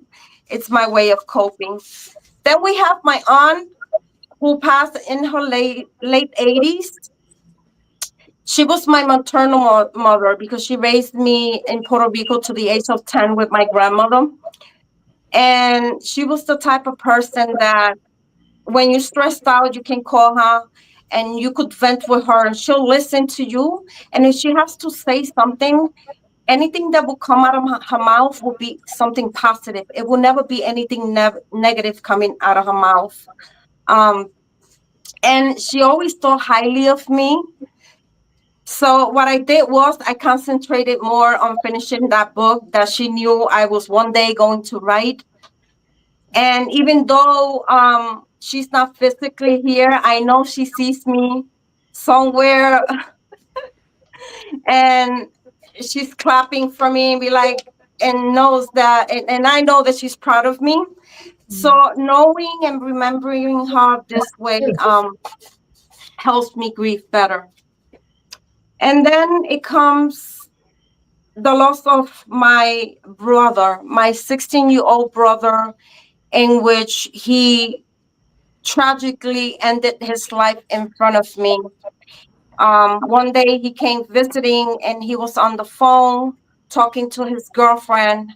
My son was in the room. I was playing the Nintendo that he let go of it. He was only like 3 years old. And my brother hung up the phone, came towards me and had a gun in his hand. And I said, "What are you doing?" And he's like, "Nothing." But he takes all the bullets out and he puts only one bullet. And all I hear is, I know to which way it goes. And by the time I got up, it was too late. So with that said, after that incident, I ended up in a psychic war. I found out about that after, when one day, all of a sudden, I woke up in somebody else's house. That's how it felt, like if I woke up. And I realized that I wasn't in my apartment. And I took my 3 kids and I was like, I'm going home. What am I doing here? You know? Then later on, people explained to me how I lost my cognitive ability. I was in a psychiatric ward, and from there, that's where I ended up.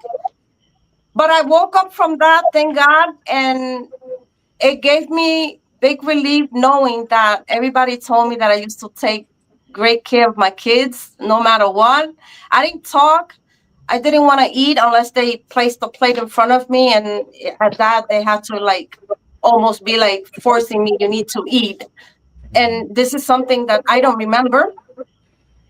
And I went from being depressed, from being angry, because how could he do this to me? That's all what I thought. And then I felt guilty because I'm thinking, how can I think what he did to me when he's not here? Yeah. But at the end of it all, I never got to cry. Still to now, it's something that I don't know why. It's stuck. I can't cry. It's not, I thought it was not normal. But since I'm always reading about different things, I was curious, then why? Why am I not crying? And I found out that the reason for that is because it's a coping mechanism too. Yeah. So it's a way of not being hurt. And now I'm okay with that. I just remember the days where we used to bite our cheeks together because we both used to suffer from anxiety. And we always used to be like, oops, you know, like, put your hand down, don't do that. And the times that we used to drink coffee and joke around. And that's how I remember my brother. And that's how I grieved him. I'm okay now with not remembering. I'm content with that now. And the loss of my freedom. That's another one. That's the 4th one. The loss of my freedom when I got together at 13 years old with this abusive man. Once again, my mother was sick. And she confided in this man that was supposed to take care of me and marry me. I was almost 14. 16 days before my 14th birthday. I was arranged to get married with him. I didn't get to get married with him. The church was closed to top it off. I won't be talking much about that now. But this man used to abuse me physically, emotionally, sexually. That's how I ended up having 4 of his children, which I loved dearly. And I will never regret it. And if I have to do it again, I will, because I know those children were the one who kept me doing the right thing all the time, no matter what. I'm grateful for that. But it was hard for me to try to get my freedom. It was devastating trying to get my freedom because I wasn't allowed to move anywhere, to go anywhere without his permission. But I educated myself. I educated myself on different type of topics, from relationships to toxic relationship to what was a covert abuser, a healthy relationship, and all different types of psychological books. And reading these books helped me understand